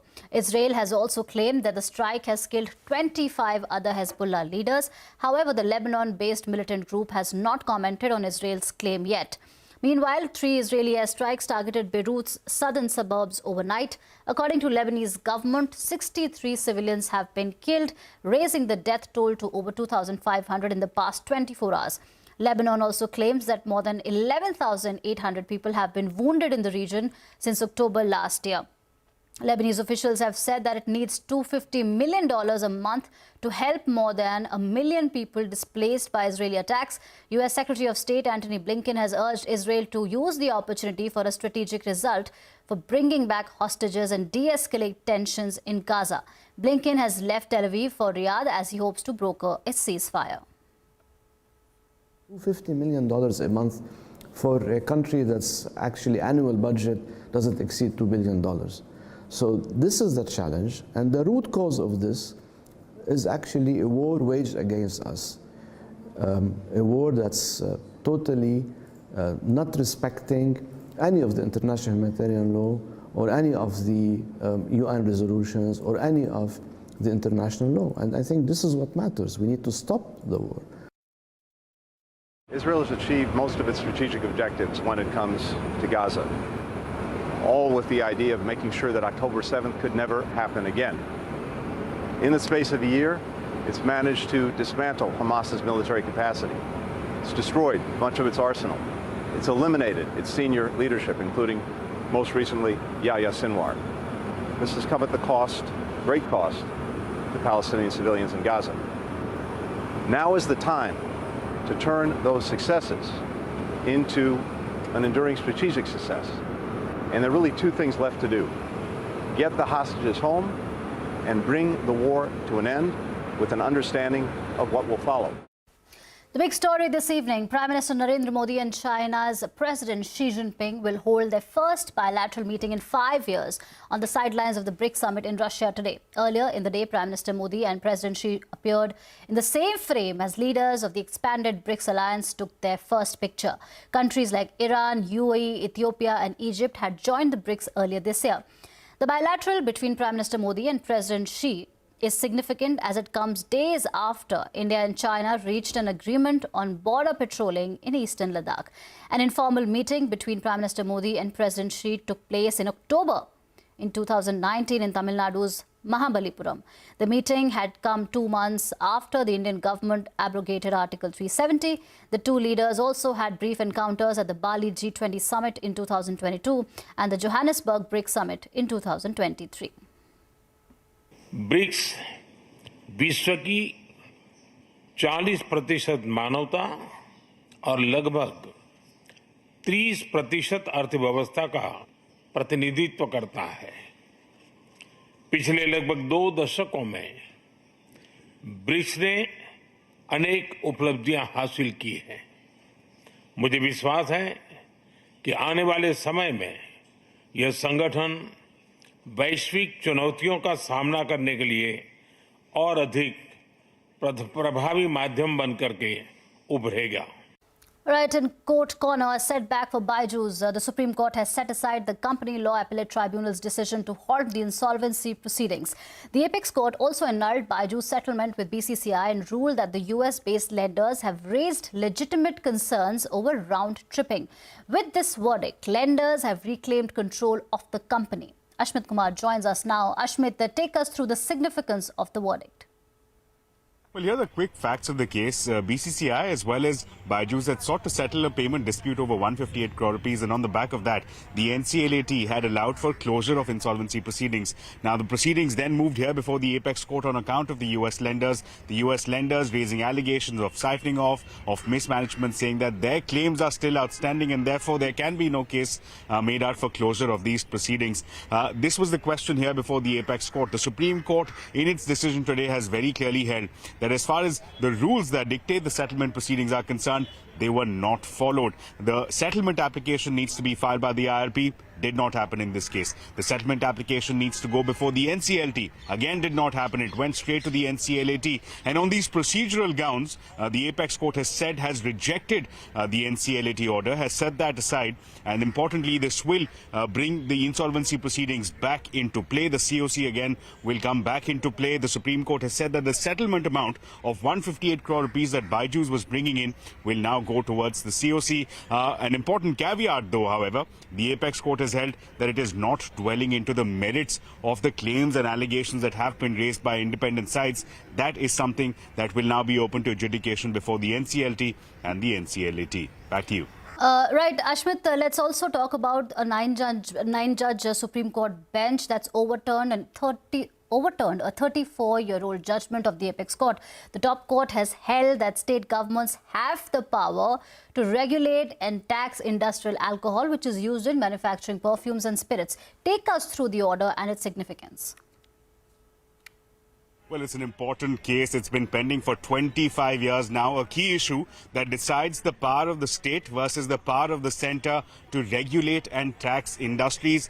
The one industry in question is industrial alcohol. This issue has been pending for 25 years, being decided this morning by a rare occurrence by a 9-judge bench of the Apex Court. In an 8:1 ratio, what the Apex Court has clearly held is that it is the state government which has the power to regulate and tax industrial alcohol. This entire issue arose way back in 1999 when the UP government had sought to levy an ad valorem fee of 50% on manufacture and sale of industrial alcohol. This was opposed by the centre, saying that this is an exclusive domain of the centre.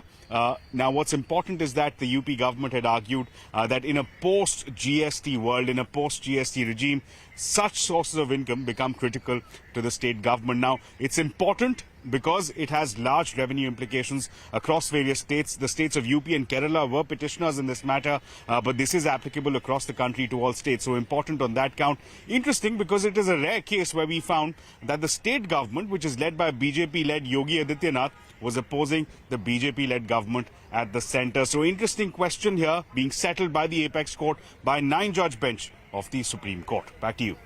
Right, thank you, Ashmit, for that. It's time for a short break now. News and updates continue right here.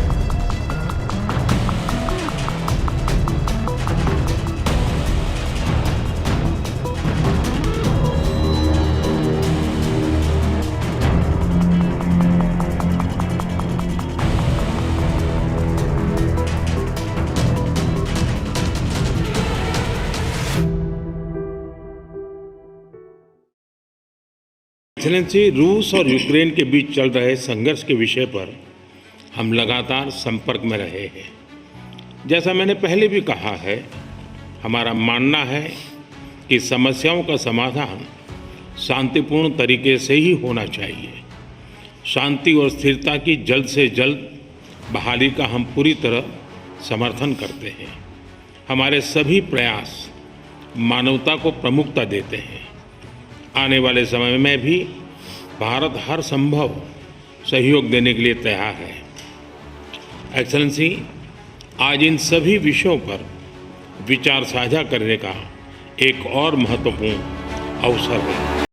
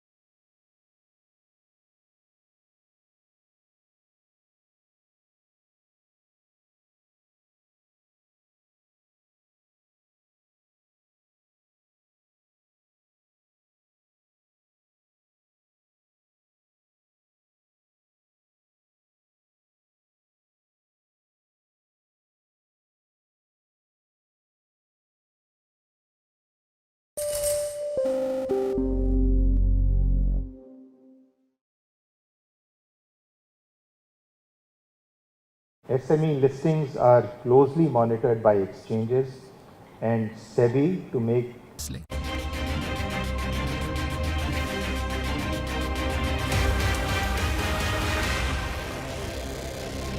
Welcome back. SEBI Chief Madhvi Puri Butch could appear before the Public Accounts Committee tomorrow. Sources say the Hindenburg allegations against her are not on the agenda, but lawmakers can ask questions about the charges. Parikshit Luthra is here with more details on what we can expect. This is going to be an important meeting of the Public Accounts Committee of Parliament. It is headed by K.C. Venugopal, the Congress General Secretary, and it has members from both the BJP, the NDA and the opposition as well. Several Congress, several TMC members part of this committee. Now, as per convention, the chairman or the head of the body that has been called by the parliamentary committee has to appear before the panel. So in this case, the topic, the theme of the discussion is the performance review of regulatory bodies in the country. So as part of this, officials of TRAI and SEBI have been called. These meetings will take place from 11 a.m. in the morning to about 2:33 in the afternoon tomorrow, and the SEBI chief and the TRAI chief are likely to appear before the committee. Now, what is likely to happen? Well, the Hindenburg report has been in the news, and that has made some allegations against Madhavi Puri Butch, the SEBI chief, and her husband as well. We've been told by sources that this issue is not on the agenda. The agenda is only a performance review of the regulatory bodies. But that does not stop members from asking questions about the linkages with the Adani Group. That is a possibility. Now, there could be an objection also which the members of the ruling alliance, that is the BJP, could raise, saying that you cannot make any kind of personal allegations or personal questions to Madhavi Puri Butch. You cannot go off the agenda, and you have to limit yourself to the topic of the agenda. So we're expecting some fireworks in that meeting as well. Having said that, what has the SEBI sent to the Public Accounts Committee ahead of this important meeting? Well, it has submitted a statement of accounts for FY23. The market regulator has submitted annual reports for FY23 and FY24. Annual reports have been submitted to highlight initiatives of the SEBI with regard to financial markets, primary and secondary markets, FPIs, regulatory action and enforcement, and protecting investor interest. SEBI has also provided details of audited accounts by the CAG, and they have also said that the internal audit manual of SEBI has been made applicable with effect from February this year. Right, thank you Parikshit for that, and the much awaited HUL numbers are out. I'm joined by my colleague Mangalam Malu for the details. Mangalam, over to you.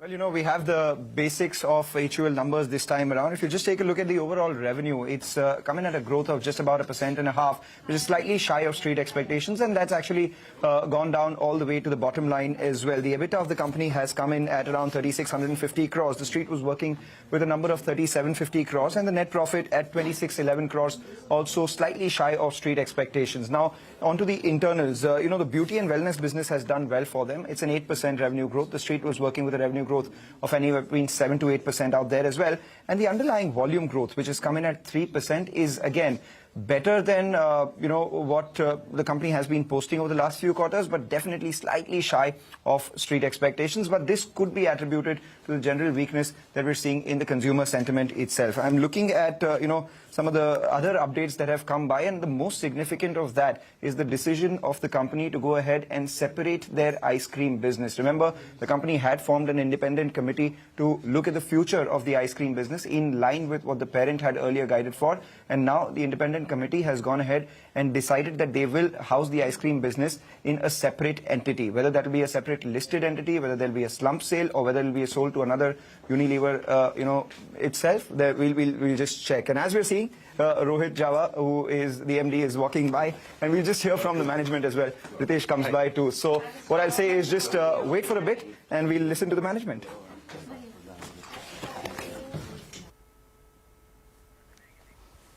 All right, that was Mangalam, who was giving us the latest on the HUL numbers. Joining us now is market expert Prakash Diwan on the broadcast. Mr. Diwan, thank you for joining us on the broadcast. What do you make of the numbers?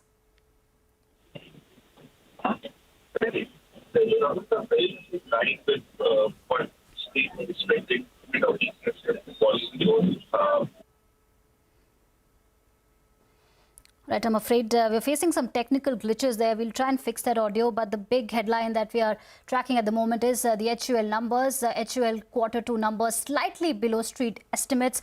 This is what we are reporting so far. We are waiting for the management to speak in a bit from now, but that is the latest that we are getting for you. The underlying volume growth, FUVG of 3%. This is let's cut across to the press conference. Crude palm oil and tea witnessed inflation of 10 and 25% year-on-year respectively. We continue to remain agile and take actions to provide competitive price-value equation to our consumers. In this backdrop, we delivered a competitive 3% underlying volume growth. Reported underlying sales growth was 2%. In September quarter 23 last year, we reported a one-off credit that we received from a favorable resolution of an indirect tax litigation. Excluding this one-off in the base, our underlying sales growth was 3%. EBITDA margins remained healthy at 23.8%. Reported profit after tax before exceptional items declined by 2%, while intrinsically it grew by 2%. We have a strong track record of consistently delivering competitive and profitable growth, investing behind our brands and long-term strategic capabilities to generate healthy cash flows while building a strong balance sheet. In lieu of this, I'm very pleased to announce that the board has approved an interim dividend of rupees 19 per share, along with a special dividend of rupees 10 per share. Together, this would mean a total payout of 6,814 crores. This demonstrates our unwavering commitment to provide our shareholders with attractive returns.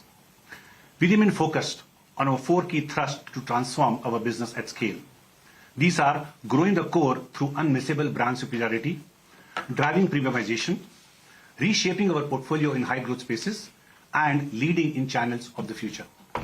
Using this lens, let me share with you the progress made on key business and strategic areas in the quarter.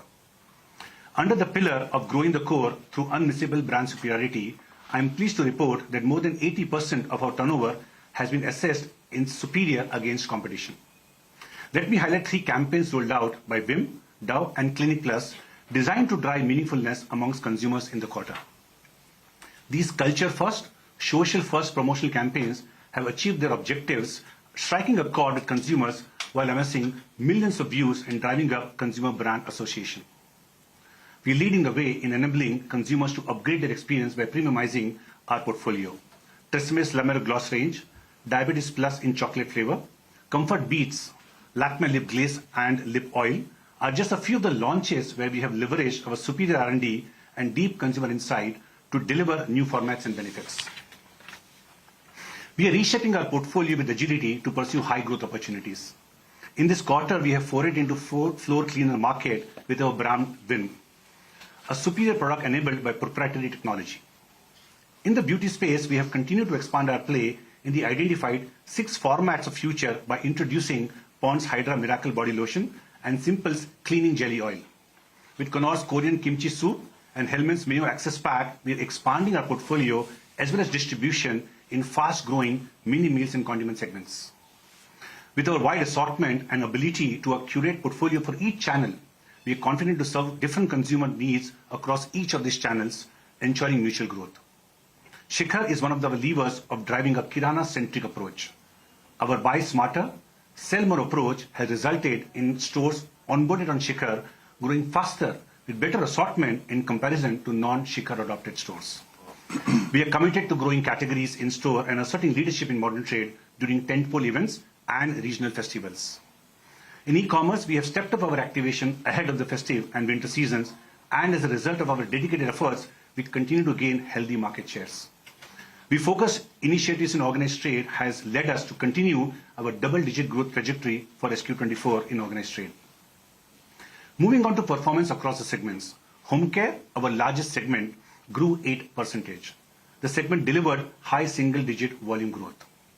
Beauty and well-being delivered 7% intrinsic USG, driven by mid-single-digit volumes. Reported growth for the segment was 1%.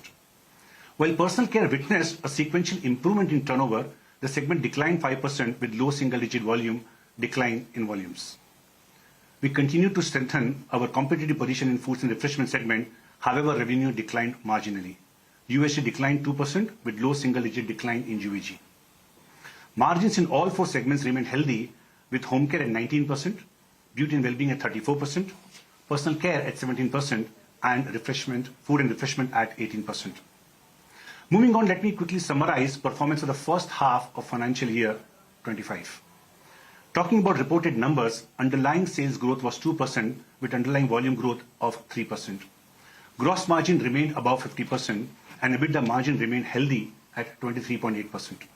PAT BI was flat while PAT declined by 1%. Excluding the one-off impact in the base, our PAT BI grew 3%. Looking ahead in the near term, we expect demand trends to be stable with no further acceleration in pace of growth. In this context, our focus remains on driving competitive volume-led growth while continuing to invest behind our brands and strategic priorities. If commodity prices remain where they are, we expect a low single-digit price growth in the near term.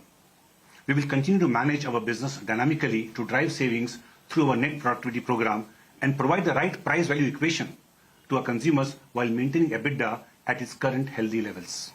With this, I complete my prepared remarks and I will take questions. Right. Congratulations on delivering your numbers in what is actually a tough quarter. But, the toughness is something that a lot of the consumer companies have called out for. And I'm looking at your remarks as well. You're witnessing moderate growth or moderating growth in urban markets while rural is continuing to recover gradually. Two-part question here is, what exactly is happening and what are the reasons that you attribute to this weakness? Because we had a comment coming in from Suresh Narayanan as well, saying that maybe shrinking middle class is what is impacting growth in urban India. What are the determinants of this moderating growth, if you could comment on that first? Yeah, let me first of all state that where we come from is basically the business we are in, right, and what we experience. So I should just comment from the lens of Hindustan Unilever and our categories and our presence in our portfolio. And as we mentioned previously, the rural markets have been on the recovery path for some time, and continue to recover gradually. And please note that it's about a third of our business comes from rural areas, and 2/3 comes from urban areas.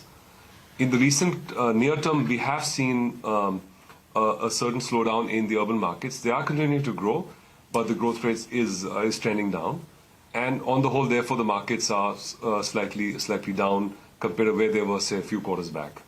Now, it's a near-term phenomenon, and it could be driven by various macro factors that could be short-term and long-term in nature. And where we come from, basically, is that we have to be very, very focused to go where the growth is. We have to be very, very focused on investing behind our brands and competitive capabilities, and also really keep consistent with the market development. And finally, we have to be very competitive, increase our competitiveness, and get stronger in every market condition. So the focus we have in a company is to see this as a near-term market trend, and basically stay focused on doing what's right for the long term, and measure our success in the level of our competitiveness, which, as you noticed from Ritesh's comments, we have in fact gained market share. We're pretty pleased with that progress. We're seeing strong leading indicators, and we remain very focused on essentially getting stronger through this market condition.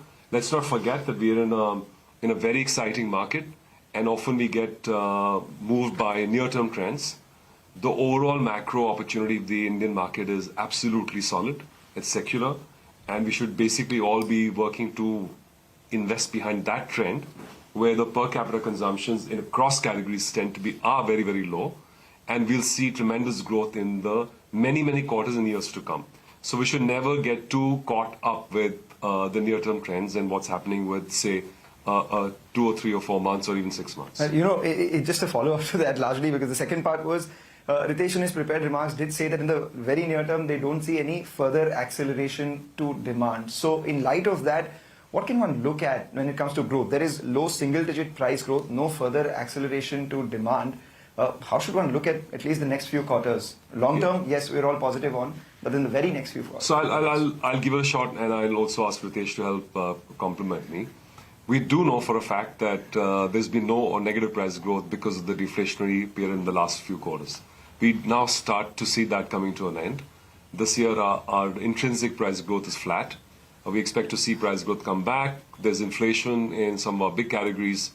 And as we mentioned, we will be looking at covering our costs in those categories. So therefore, price growth that tended to be in 3 or 4% long-term trend in the CPG market we account for is going to start trending back to the mean, we expect. And it'll all depend on really what's the level of inflation, and therefore we'll have to calibrate accordingly. The volume growths are volatile. They move up and down from quarter to quarter. And as rural is coming back and is higher than urban, which has been the longer-term trend, that's a good sign.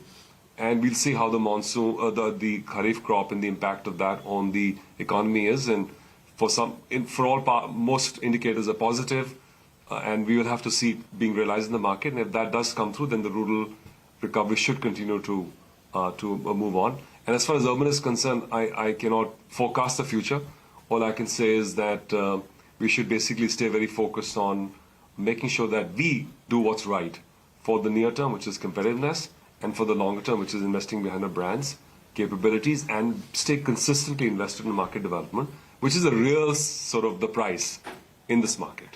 So just let me build and let me help you how you could think about it by quoting both internal and external factors. As Rohit mentioned, we know the market trends in terms of where urban is going, where rural is going, and hence cumulatively put together, we might see more momentum in rural as recovery happens with better monsoon overall, as we've seen, hopefully better agriculture output in short term. That should help rural recovery better. But urban, which is 2/3 of the business, we mentioned that the growths are moderating. So hence demand terms, in short term, the demand signals are more stable rather than showing material difference. In parallel along with that, 60% of HUL's business is growing in high single digit.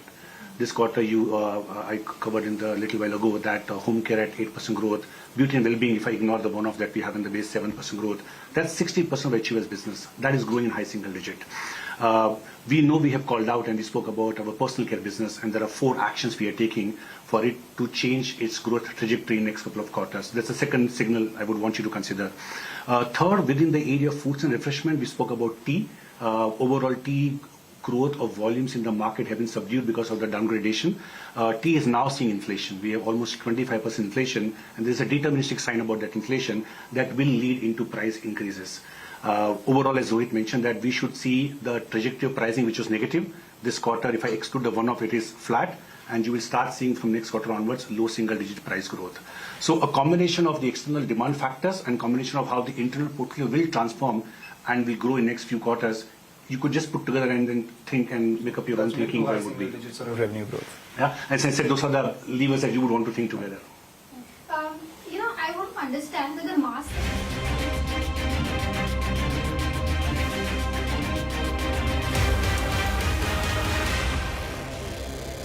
They don't engage in irrational exuberance, price manipulation, or fraudulent trade practices. We are working on a discussion paper on SME IPOs that should be coming out soon. But what we have seen is pretty disturbing. The way retail participation is happening, the number of times IPO issues are oversubscribed, the way market making happens, the way underwriting happens, and obviously we don't feel very comfortable about what's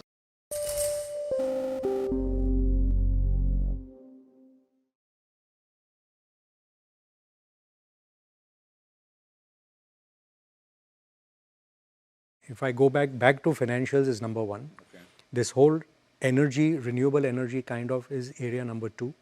The whole hard assets is area number 3. And in that, what else have I done recently? Let me think. So I have renewables. I have an airline stock, for example, believe it or not, that there is a, hopefully a revival in that as well. I mean, from an individual investor perspective, there's enough to do. And it's not a market which is going to crash and therefore you say, I want to sit on cash. Next Diwali, if we get double digits from the index, I would be surprised. I think at some point, and there are a lot of stocks. Even remember, we've spoken in the past about EMS. Some EMS stocks are down 40%. And it's not like the story is over there. Some of them are over 100 multiple. Some of them are not.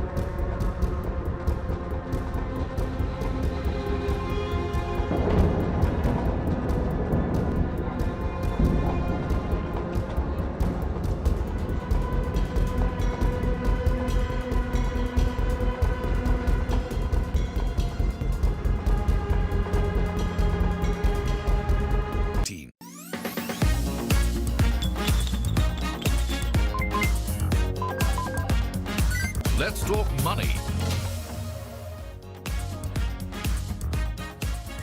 Hello and welcome to another edition of Let's Talk Money. I'm your host, Surabhi Upadhyay. Now, a lot of you have been writing into us, sending us queries on China. And most of you have noticed the rebound in that market, which is leading a lot of investors to wonder if they should take exposure to the Chinese market. Suddenly, there are queries on China-specific funds, whatnot. So we decided to do a proper classroom on global investing, make it a little more holistic, because it's not about trying to play a trading bounce in market A or market B or owning one fancy stock versus the other. It's about looking at your portfolio more holistically. Do global equity markets make sense for Indian investors? And if yes, what are the routes through which you can access them? What are the things to keep in mind? And what are the risks you should always consider before taking that investment call? Today, to answer those questions, I have with me Chintan Harya of ICICI Prudential AMC, as well as Mohit Gang, CEO and co-founder at Moneyfront.in. Gentlemen, thank you so much for joining in. And I can already see some of the Diwali festivities behind Mohit, so I think it's that time of the year. But, really, we wanted to start off, Chintan and Mohit, with broader thoughts. Like I said, the trigger for this conversation is obviously this 30% rise in China and then, 10% fall in China that we've seen. People, sit up and take notice of these things, and then they wonder, oh, how can I participate in this rally? So, opening thoughts, Chintan. So yes, I mean, India is only about 4% of the global market, and the rest 96% is outside. So US has been one of the largest in terms of the global market space. China has caught attention now. It caught attention in 2016 as well.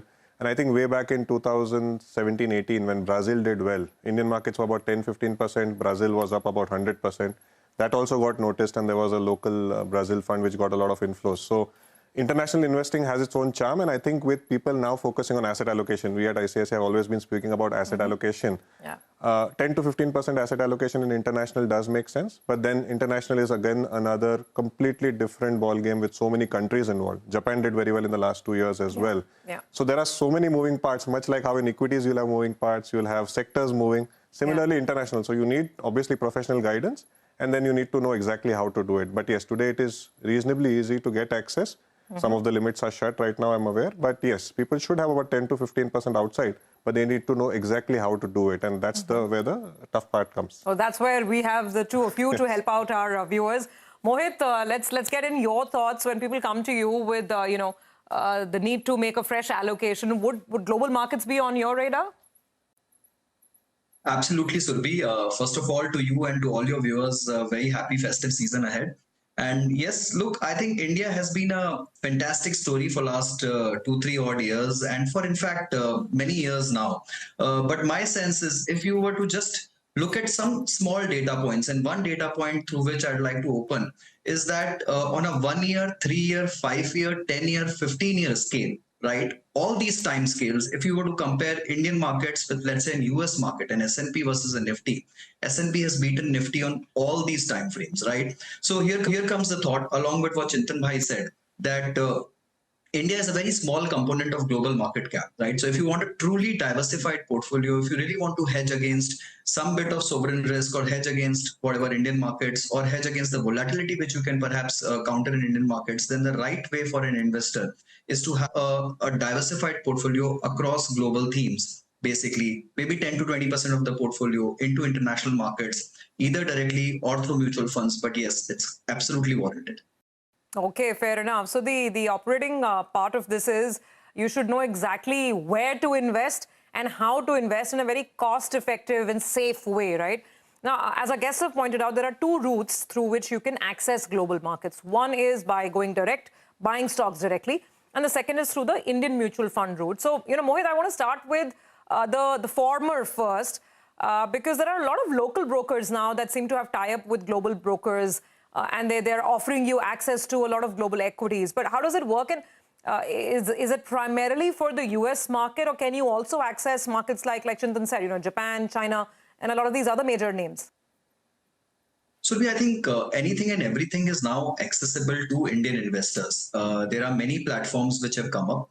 To my mind, I think Interactive Brokers is one of the largest players globally to buy anything, whether you want to buy ETFs, you want to buy direct stocks, you want to buy bonds, or you just simply want to trade global currencies. you can do through that platform. It's fairly simple, and it's a global platform, and it gives you access to almost every single country in the globe. Right? But the only thing which investors need to know is that it is all done through the LRS route, which is the liberalized remittance scheme, which is monitored by the RBI. So every investor, every financial year has a cap of 250,000 USD, under which he can invest into any of the global markets, right? So beyond that amount, you can't invest abroad. So similar to interactive brokers, there are platforms like Stockall, Vested, which gives you access, but they give you access to niche markets. To my mind, I think interactive brokers is one platform which is universally acceptable and gives you access to almost all markets. Okay, so thematically that sounds great, but now the technicalities come in, Mohit, because I might be a regular retail investor. I only have 50,000 to invest or 1 lakh rupees to invest. So then what about basic minimum entry threshold barrier limits? What about cost? How do I convert currency? Take us through step by step. Okay, so look, these are fairly expensive mechanisms. Honestly, these are not for retail investors. My 2 bits will be that if you are a retail investor, you're looking at smaller ticket sizes and you don't want to send your money overseas, right?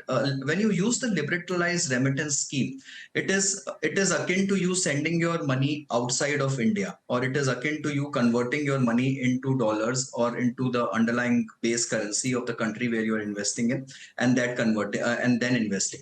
So there is a conversion cost, there are the platform charges, there are the broking charges, right? So the charges are pretty hefty, and one has to be absolutely cognizant that whatever underlying theme might be, he or she is absolutely confident that those charges perhaps are nominal to the overall extent of gains which the investor is looking at.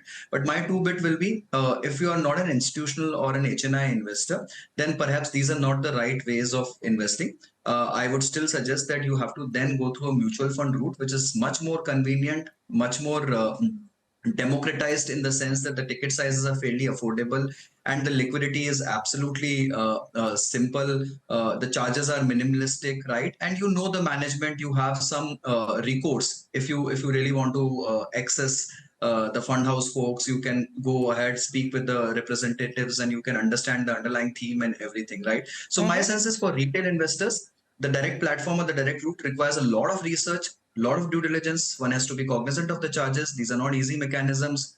And you have to do a lot of reporting to RBI for the funds which you're sending abroad. And once, if you want to get it back, then the taxability becomes a big factor. So all those are pretty tricky issues to tackle with, right? So it's not for retail investors. Unless you are a HNI and you want to send your funds abroad, or you have some ultimate usage abroad for the funds, that's when you choose these methods and try and go abroad through the direct platforms. Otherwise, I think MF route remains the best one. Oh, okay. So it's thumbs up for mutual funds, Indian mutual funds, even if you want to go overseas. Take your points and concerns on board, Mohit. So Chintan, come in on this. And some of the comparisons that Mohit was drawing, right, that the charges would be a lot higher if you're going through a broker directly, even if it is an Indian broker linked to a global broker. I mean, typically, how do those charges compare, let's say, with a MF expense ratio, a global fund expense ratio? So global fund expense ratios, much like local funds, are regulated. There are caps of 2.25% depending on what route it is. If it's a passive fund, then 1% is the cap. And within that overall 1%, the entire expenses, etc., are managed. Besides the expenses, of course, like Mohit Bhai mentioned, retail investor will have limited bandwidth to understand which sector, which segment, when NASDAQ or when, let's say, Japan or when US. Let the experts do it. So we mutual funds are trying our best to do it. Currently, if we look at it, because of the $7 billion limit, I mean, of the 60 lakh crore plus mutual fund AUM that is there, only about 60,000 crores or less is there in international funds because of the limit. So it's less than 1%. So it's not meaningful in the context of the overall mutual fund industry. But yes, it is meaningful from an absolute point. But the costs, etc., much like how we manage the active funds on the Indian side, etc., we try to break it as less as possible for the investors, be it the currency conversion costs when we remit, etc. So the point is, at lowest cost, the management of the funds investing in the right manner so that investors get the right exposure. And that's where when we thought of it in the last 10, 15 years, we not only had, let's say, a US fund or a NASDAQ or a global stable fund, we also brought in fund of funds where we could make the shifts. in the mutual fund, which help investors to participate. Currently, they are all shut, of course, because of the limit. Yeah. But our idea was to provide solutions to investors, and through the fund of fund route, that basically is something. You know, I actually want to understand the difference and the different routes, but just to complete the point on direct global stock investing, the charges that you mentioned, Mohit, I mean, ballpark, rough, range across different brokers, what would it be? And we're talking about maybe a brokerage fee, a currency conversion charge that you pay to the bank. So let's say you want to at least make a 8, 9, 10% return equity, because it's equity that you're playing. And on top of that, typically, how much can the charges be? To be honestly, I'll not have an exact extent, but my sense is the currency conversion can go up to honestly 50 to 70 bips in extreme cases when the ticket sizes are very small and very retail. Right, and then you will have brokerage charges and platform fees and other charges, which could be as high as around 2% and it can go even higher from that perspective. So when you club all these together, it's a fairly expensive mechanism. Though I will not have an exact breakup of the fee which each individual platform charges, and plus it will also varies from currency to currency and country to country. So if you're investing in US market, perhaps it might be cheaper because dollar is a fairly widely accepted currency and best used, right? So, but if you go into exotic markets, let's say if you were to invest in a Brazil market or even per se Chinese market, right? And if you want to pick direct stocks or pick up an index directly, then it might be a fairly expensive proposition. Absolutely. Okay, I think you've driven the point home really well that for retail investors who are not dealing with very large pools of money, mutual funds remain the best route through which we can take exposure to global stocks. So what we'll do is we'll take a break on that note. When we come back, we dive into the mutual fund route full throttle. A lot of funds are shut. Why are they shut? What is their structure? How do you sort of navigate this? What are your options today if you want to take global exposure through Indian mutual funds? We discuss this after the break.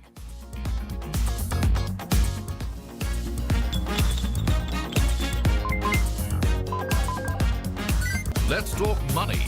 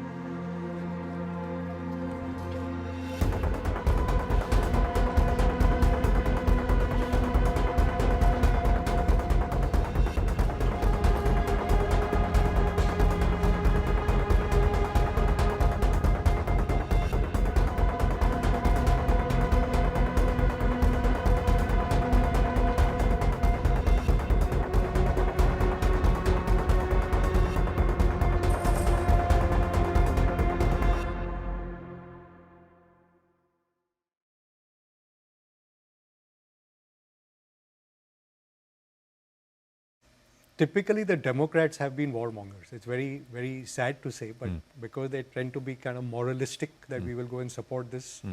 And the Republicans, which are more conservative and fiscally oriented, like this is why we're spending this money. And Trump just says it in a more blunt manner, that why should I be paying for Europe's war or for Taiwan's war? Let them pay their own bills. So I think if Trump comes, the way the betting markets now seem to be suggesting, you get a lot of these wars wrapping up quickly. There will be some negotiation and settled. But he's also a tariff guy and he wants Make America Great Again. You put tariffs up, it's inflationary. You cut taxes, it's inflationary. It's bad news for bond markets, as you said.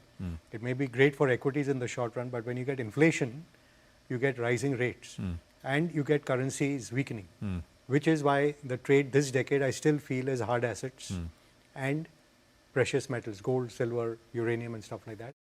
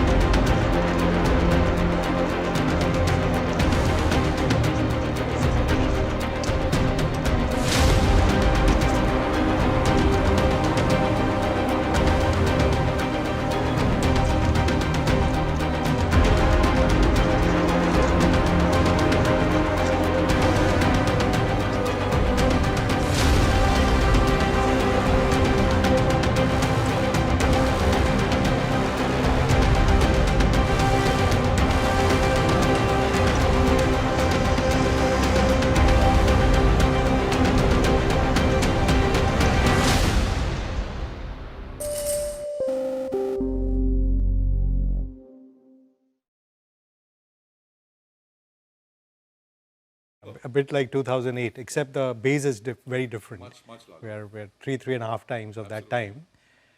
And also the fact that there's a lot of domestic money, otherwise this would have been a deeper correction. Yeah. But having said that, foreigners own 15-16% of India. So it's about $800 billion at least of stock which they have. So they've sold 10 billion. It's like poor chaps have traded 1% of what they hold. We shouldn't be grudging them that. In the context, in the last 6 months alone, we've raised $30 billion in our markets, of which 15 has come from companies raising it for building new capacities or whatever. Right. But 15 has actually been promoter and private equity selling. So if this sort of selling can get absorbed, it creates confidence that this is actually a two-way street. I'm not trapped like I'm in China or in Africa.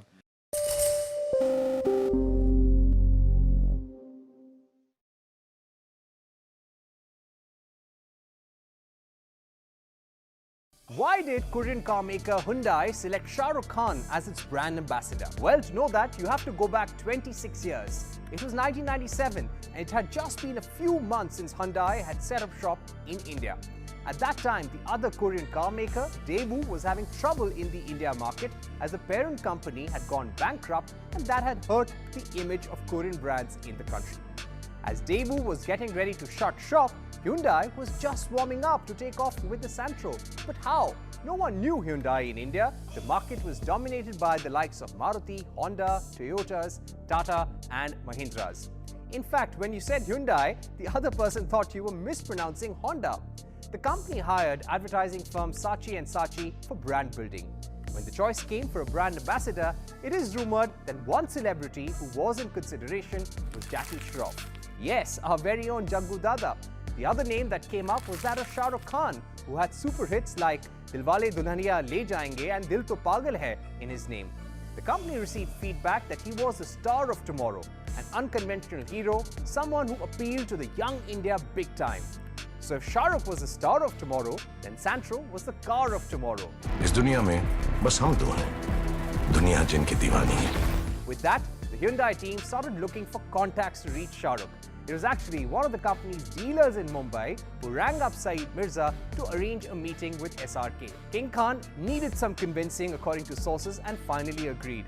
According to the company's former president BVR Subbu, the first agreement was typed out by Shah Rukh on his own computer with Hyundai officials in front of him at his residence.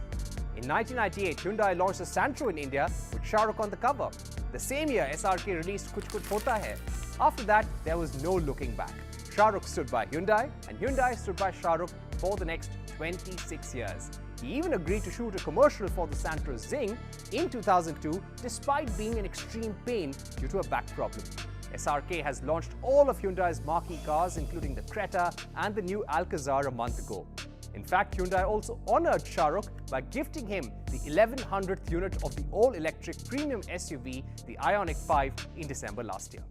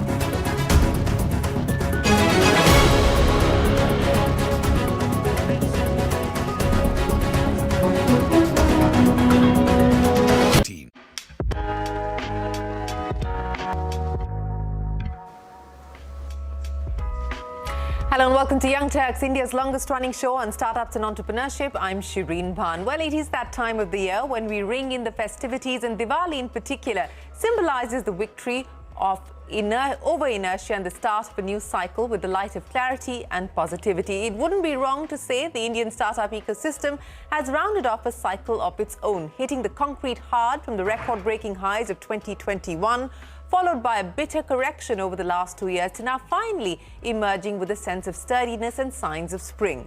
2024 is set to become the best year for startup IPOs since 2021, when Zomato, Paytm, Nykaa and others raced to the Lal Street as flag bearers. So far this year, we've seen the likes of Ola Electric, FirstCry, Digit, Exigo, Unicommerce, Office starting their public market journeys. More are on the way, with Swiggy, MobiKwik, BlackBuck and Ecom Express set to get their fireworks going, with plans to list before the year closes.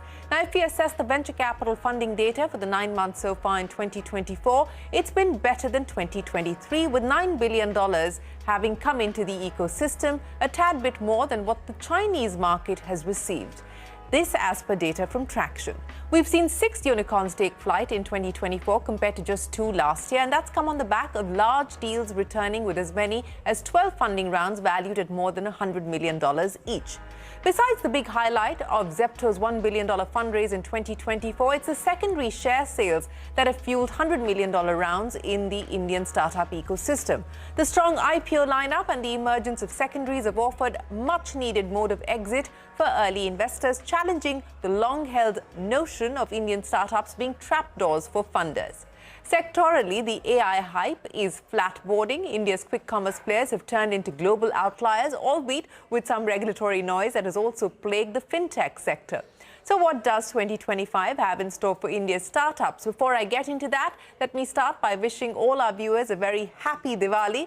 And it's time now to welcome our guests on the show, Karthik Reddy, the co-founder and partner of Bloom Ventures, and Hemant Mahapatra, the partner at Lightspeed India. Karthik and Hemant, thanks very much for joining us on this special edition of Young Turks. A very happy Diwali in advance to the two of you as well. Karthik, I gave a very brief but a quick snapshot of what the year has held out as far as India's startup ecosystem is concerned. Let's dive deeper into some of those headlines. What, to your mind, Karthik, and I'll start with you, has been the biggest takeaway of 2024 for India's startups so far? I think definitely the path to liquidity cycles being, predominantly the IPO sort of, journey and the route has become very clear that India will have to pursue that. If you have a domestic company that's actually trying to build value within the boundaries of this country, eventually whether someone's acquiring it, someone's trying to buy a secondary in a unicorn, or whether someone actually thinks this is a sustainable business, they all approximately look the same. If you ask a private equity player to come and buy into a large digital company, they want to know whether it makes money, whether it's going to get to EBITDA, not right away, but in 2-3 years. And I think they were more adventurous in 21-22. They've gone back into the same mode of judging a company as if it were IPO ready. And so I think the learning for at least the Indian lot that where we're building for the market opportunity that is India, is that you have to build within the constraints of what the profit pool in India demonstrates, and then you're judged by the public markets relative to what else is out there. So if you're Mamaearth, then it's Unilever and Marico. If it is Paytm, then it is an NBFC or a bank, and so on and so forth. So I think it's great that we have that momentum now building up. If we end the year with 12 to 15 IPOs, and we can keep this momentum going for the rest of the decade, suddenly we'll have 100+ companies listed across small, mid, and large cap in Indian tech. And I think that'll be a watershed moment to welcome the next decade. I know I'm talking very far out, but I feel what we started this year is it's going to become a consistent trend line over the rest of the decade. Well, that certainly is the hope, that we will see this consistency being built out. And you're right that, the comparisons are being made between startups and, of course, incumbents. But there are startups that have been category creators, companies like Zomato, that are actually setting the metrics in many ways for a new sector. But Hemant, let me ask you, to Karthik's point, what would you signify as the big takeaway for the Indian startup ecosystem in 2024, outside of the fact that we've seen this spate of IPOs? And I think it would have been unimaginable even a couple of years ago that India would have been the IPO nation versus the US market, for instance. Yeah, and absolutely. Thank you again for having me here, Shireen, and good to see you, Karthik. Always a pleasure. Look, I think Karthik is absolutely right. When capital was easy to raise, and easy to deploy, there was a glut of capital around the world. Now that it is harder to raise capital and deploy capital, there's a flight to quality in all dimensions of our business. There's a flight to quality in businesses and business models, teams, and even investors. So we are seeing that happen across all the geographies Lightspeed operates in. So that is a theme you're seeing in the capital markets globally. From a thematic perspective, I would say AI is looming large in every single category out there. We are seeing AI leading to a resurgence of consumer tech. And I know consumer tech has gone through a bunch of ups and downs over the last few years, but now there is a wave of new consumer tech companies, new modalities, new behaviors that AI is enabling that is making it a very interesting category for us to invest in. We've done a bunch of those this year. We're also seeing a resurgence of hard to build companies, hard to build technologies. And you can call it deep tech, you can call it frontier tech, you can call it infrastructure tech and software. But we are starting to see a lot of net new companies coming up and attracting a lot of high quality capital that are building hard to solve problems globally, especially coming out of India as well, which is a net new thing for us and is a theme that we are digging in a lot more now. I just want to double down on that last point that you made, Hemant, about these hard-to-build companies that you are placing your bets on, and whether you like to call them deep tech or frontier tech, I'll leave that choice to you. But give us examples of the kinds of companies that you've invested in and what those check sizes look like at this point in time. Yeah, so as a fund, we have been pretty active in what you could call frontier tech and deep tech. But maybe just zooming out from there, there are companies that are hard to build in different ways. We are investors in a company called Zepto that is hard to build in a very different, operationally intensive way and requires a lot of capital to prove a business model out. And then they have companies like Pixel Space that needs to get heads down for 3 to 4 years in the lab and prove the science and the engineering risk behind their approach before they come out in the market to raise more and more money. So we have looked at both of these categories, and like I said before, the capital is now flying towards companies that have built businesses of high quality, whether they are operationally intensive and require a ton of capital to prove the business model out. They are attracting a lot more capital now once they have gone through that needle hole. And companies like Pixel Space that have actually spent 3 to 4 years building world-class, de novo, net new to the world technologies, and now they are kind of reaching commercialization stage. They've also gone out and raised a lot of capital globally. So we are seeing a bit of both happen in the India market. Well, speaking of raising capital, I mean, you talked about Zepto, and it's almost like the taps are on, raising over $1 billion just in 2024. That's been the story. But Karthik, let's just pick up on this quick commerce story, because we spoke about this, including at the India Business Leader Awards jury, which you were a part of. And the point is not just that these are companies that are trying to do something that's hard to build. The disruption that these companies are creating across different sectors, the fulfillment expectation that these companies have managed to change, whether it's Zepto or Blinkit, and now more and more companies are getting into the fray. Do you believe that this quick commerce story is going to be the clear India outlier for the next decade? I think it definitely rewrites a lot of rules, right? Unfortunately, our early pick in this space, Dunzo, became a victim of this, little bit of a capital bloodbath and fell behind. Sadly. But, we were believers that the delivery model required disruption, and it required rethinking in a market like India, where you don't have big format retail like you did in other markets. And you have high density in almost 20, 30, 40, 50 cities, and which is where the biggest part of Indian consumption is concentrated. It's not, by the way, we are also contrarians, in the sense that we don't think quick commerce, for example, will work in tier 3, tier 4 India. And we actually have 3 to 4 retail or supply chain bets into tier 3, tier 4, which we started 2 to 3 years back. So we are always, as guys who do early stage, we have to be ahead of the frontier. I'm commenting on something that all of you are aware of now when it comes to quick commerce. What I'm seeing, though, to your point, is it is forcing both D2C brands, conventional retail, conventional FMCG, to rethink business models. And then every time that happens, just as AI is doing in the polar extreme of technology, this is more around logistics and supply chain, it's forcing people to rethink how to rebuild supply chains. And if you actually build a picks and shovels business that fuels, an acceleration to this business model, you could build a very, very valuable company. So now we're seeing plans around, dark warehouses on the cloud. We're seeing, how do you get, we are beneficiaries by way of Yulu and Battery Smart, which are actually supply to the quick commerce model.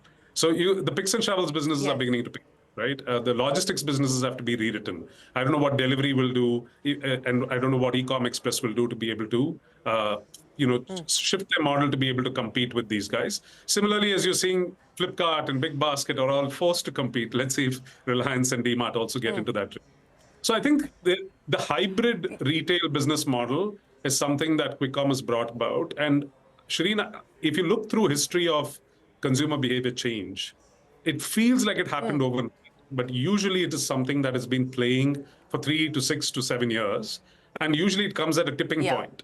Need a certain economies of scale in terms of behavior. You can't force fit it, right? You can't throw $1 billion at the problem if the behavior was not ready. And, to Zepto's credit, they've built remarkably fast. But I'm saying if you go back in time, all of this it's an extension of the food delivery business that Swiggy and Zomato started, right? You had to have people on two-wheelers which could zip around town and give the stuff. That couldn't have started with just grocery. Food was a better use case for that, and so on and so forth. So I think we are at the cusp of very interesting behavior change in India, which a lot of other markets haven't seen, and we are able to deliver at a cost which none of the other big markets can, which means that, clearly we're sitting at a different consumer behavior paradigm than most other Western countries are at. Well, yes, inflection point there as far as consumer behavior is concerned, and you're right, it doesn't happen overnight. There have been many changes that have come into play to ensure that this is in fact a reality, and one that perhaps will eventually make money for everyone involved, or at least for those who are in the leadership positions. But Hemant, let's move and talk about another sector where there's a lot of promise and a lot of hype, and it's a sector that you know well. This whole semiconductor story that India is hoping to be a part of, and the government is putting big ticket bets on this as well. Now, who would have thought that we would be in a situation where you've got the possibility of a Qualcomm trying to pick up an Intel, but that's the scenario that's playing out globally. Now, in that space, what's the role and relevance of India, and particularly for Indian startups who are likely to be beneficiaries of what's happening within this space? Yeah. I think this is a fascinating space, and I'm an ex-AMDer. I was a design engineer at AMD many years ago, both CPU and GPU. So this is a space that is very close to my heart, and I would love to back somebody building a next Intel, next NVIDIA, next Infineon, next Texas Instruments out of India. Now, if you look at the overall landscape of what it takes to build a great semiconductor company, design talent is at the heart of it. And if you look at what kind of design talent India has, I would say maybe about 20 to 25% of Intel's design talent sits out of India. About the same for AMD. 12 to 15% of Texas Instruments design talent sits out of India, and so on and so forth. So, we sort of pride ourselves by saying that we are in the people business. You pick the right talent, you supply them with the right capital and advice and connections, magic will happen. So at this point in time, given where we are seeing the supply chain of silicon, we are seeing it fragment geographically. AI is absolutely accelerating it, but the old guard of semiconductor, there are large companies and sovereign nations that are trying to build sovereign capabilities, so they're not over-reliant on the old guard. It happens to be the TSMCs and companies like that. So we are seeing a tailwind coming together, and India has a talent base. Now the challenges are going to be massive. I think the failure more in this category is to build an IP-first technology company that sells IP to a different company which owns the consumer brand and hearts and minds.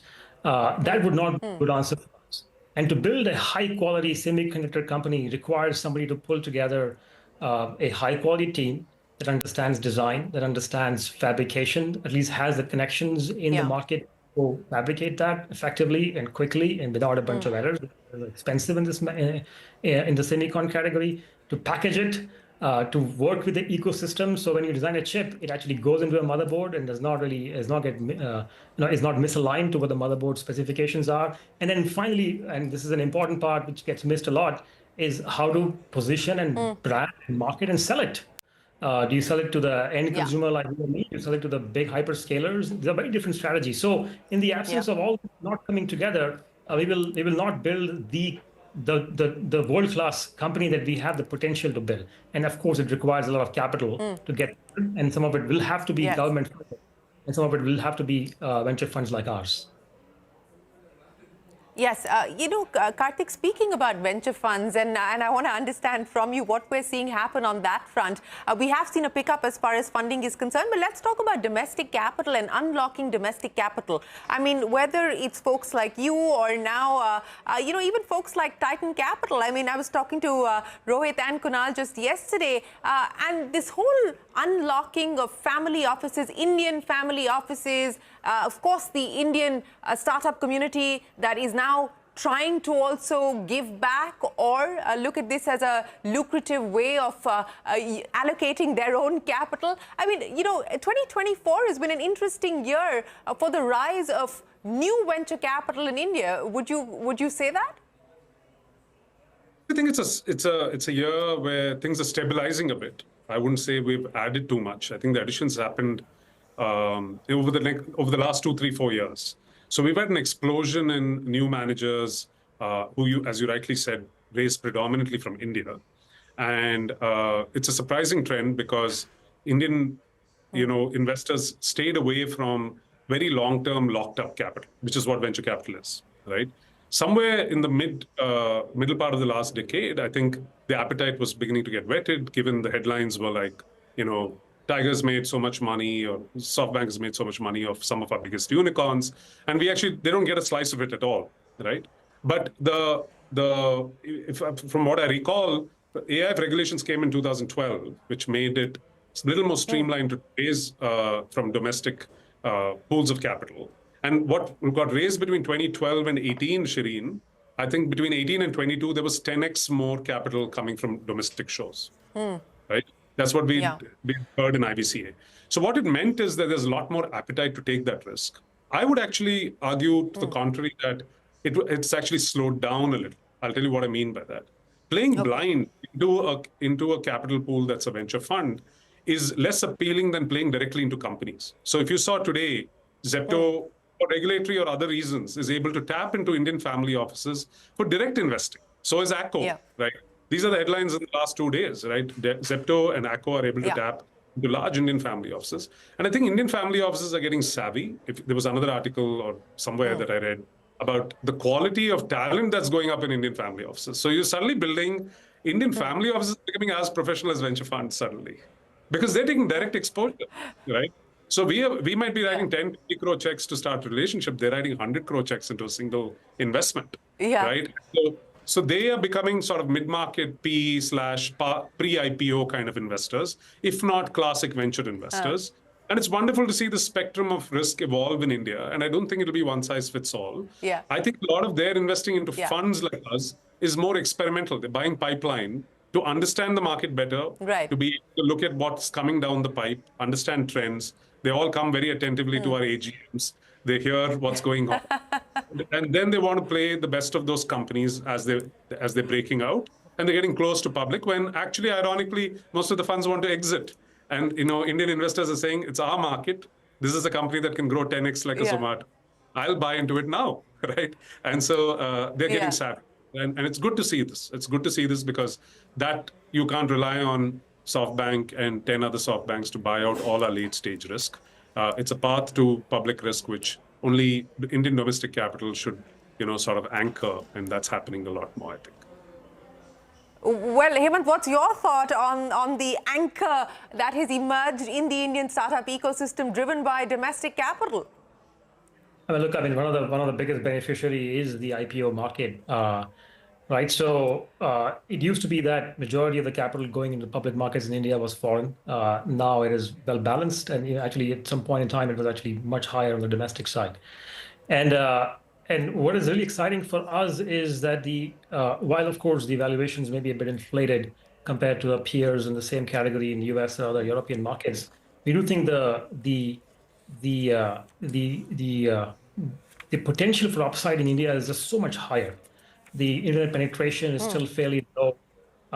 E-commerce penetration is still fairly low. Wealth tech, health tech, insurance, all these things are still very, very nascent in India, which is the reason why these multiples are much higher, sometimes 2 to 3x higher for the same category in India versus in the US.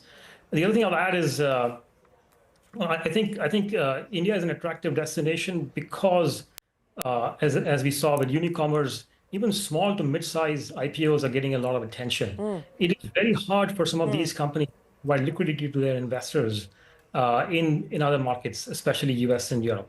In the US, you've got to get to about $500 million of revenue to even be noticed by the ones that build their IPO book.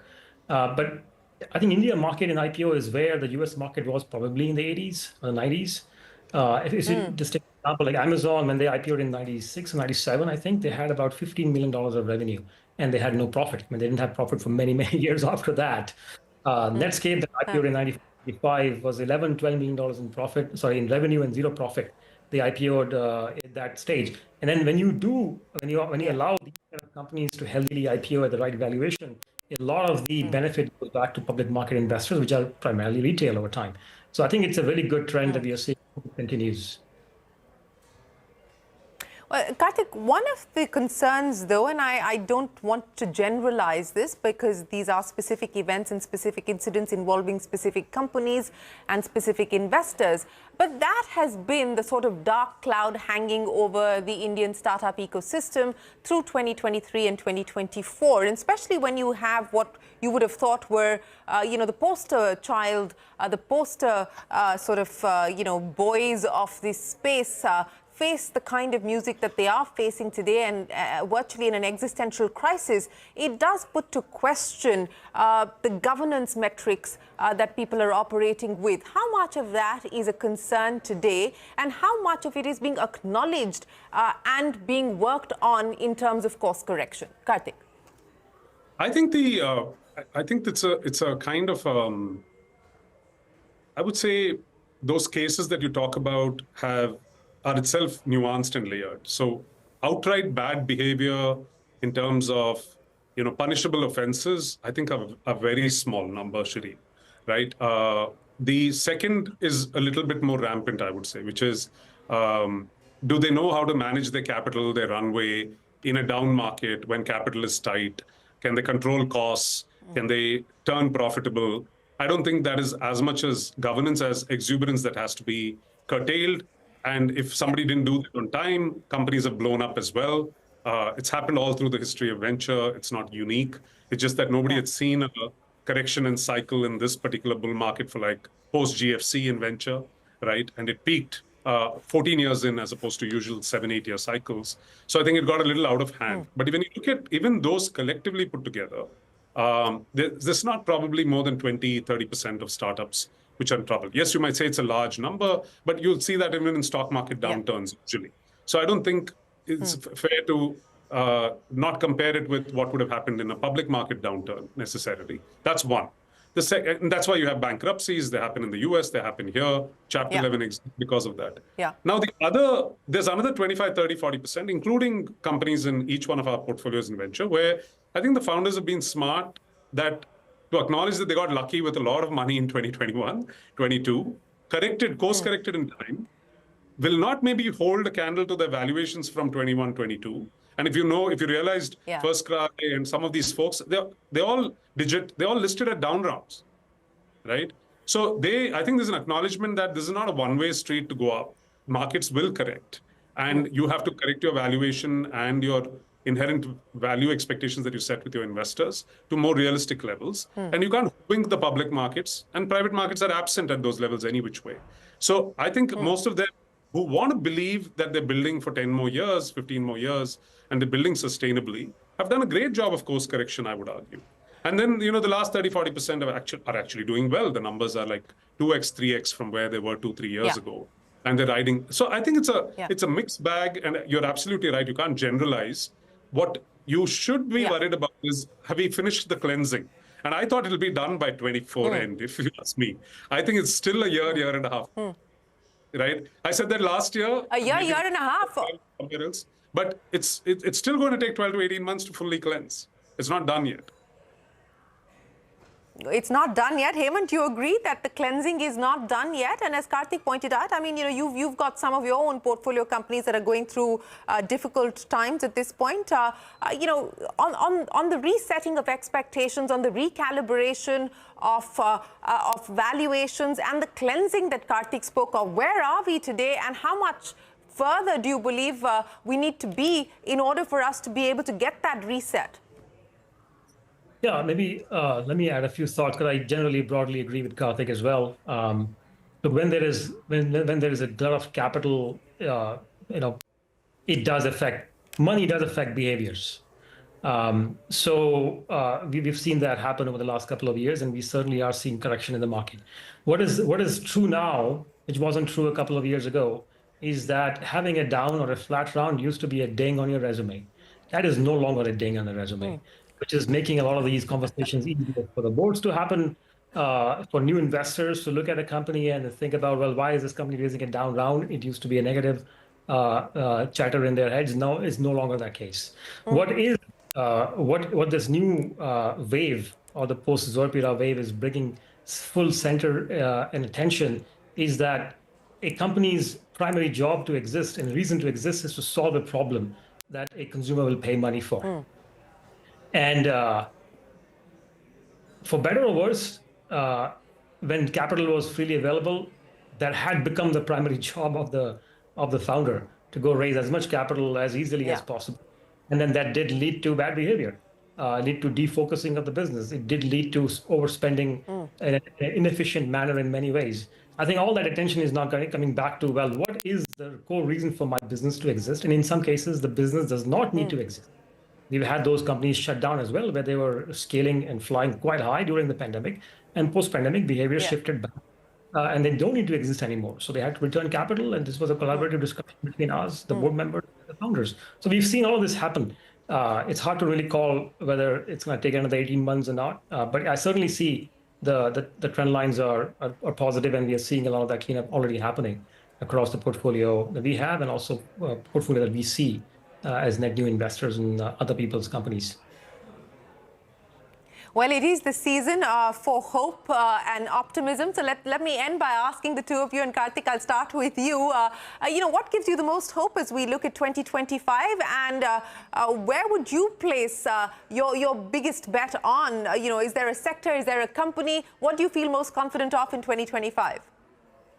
Me, the theme all year, we have like an annual theme, and it's been about doubling down around our right to win globally as Indian startups, right?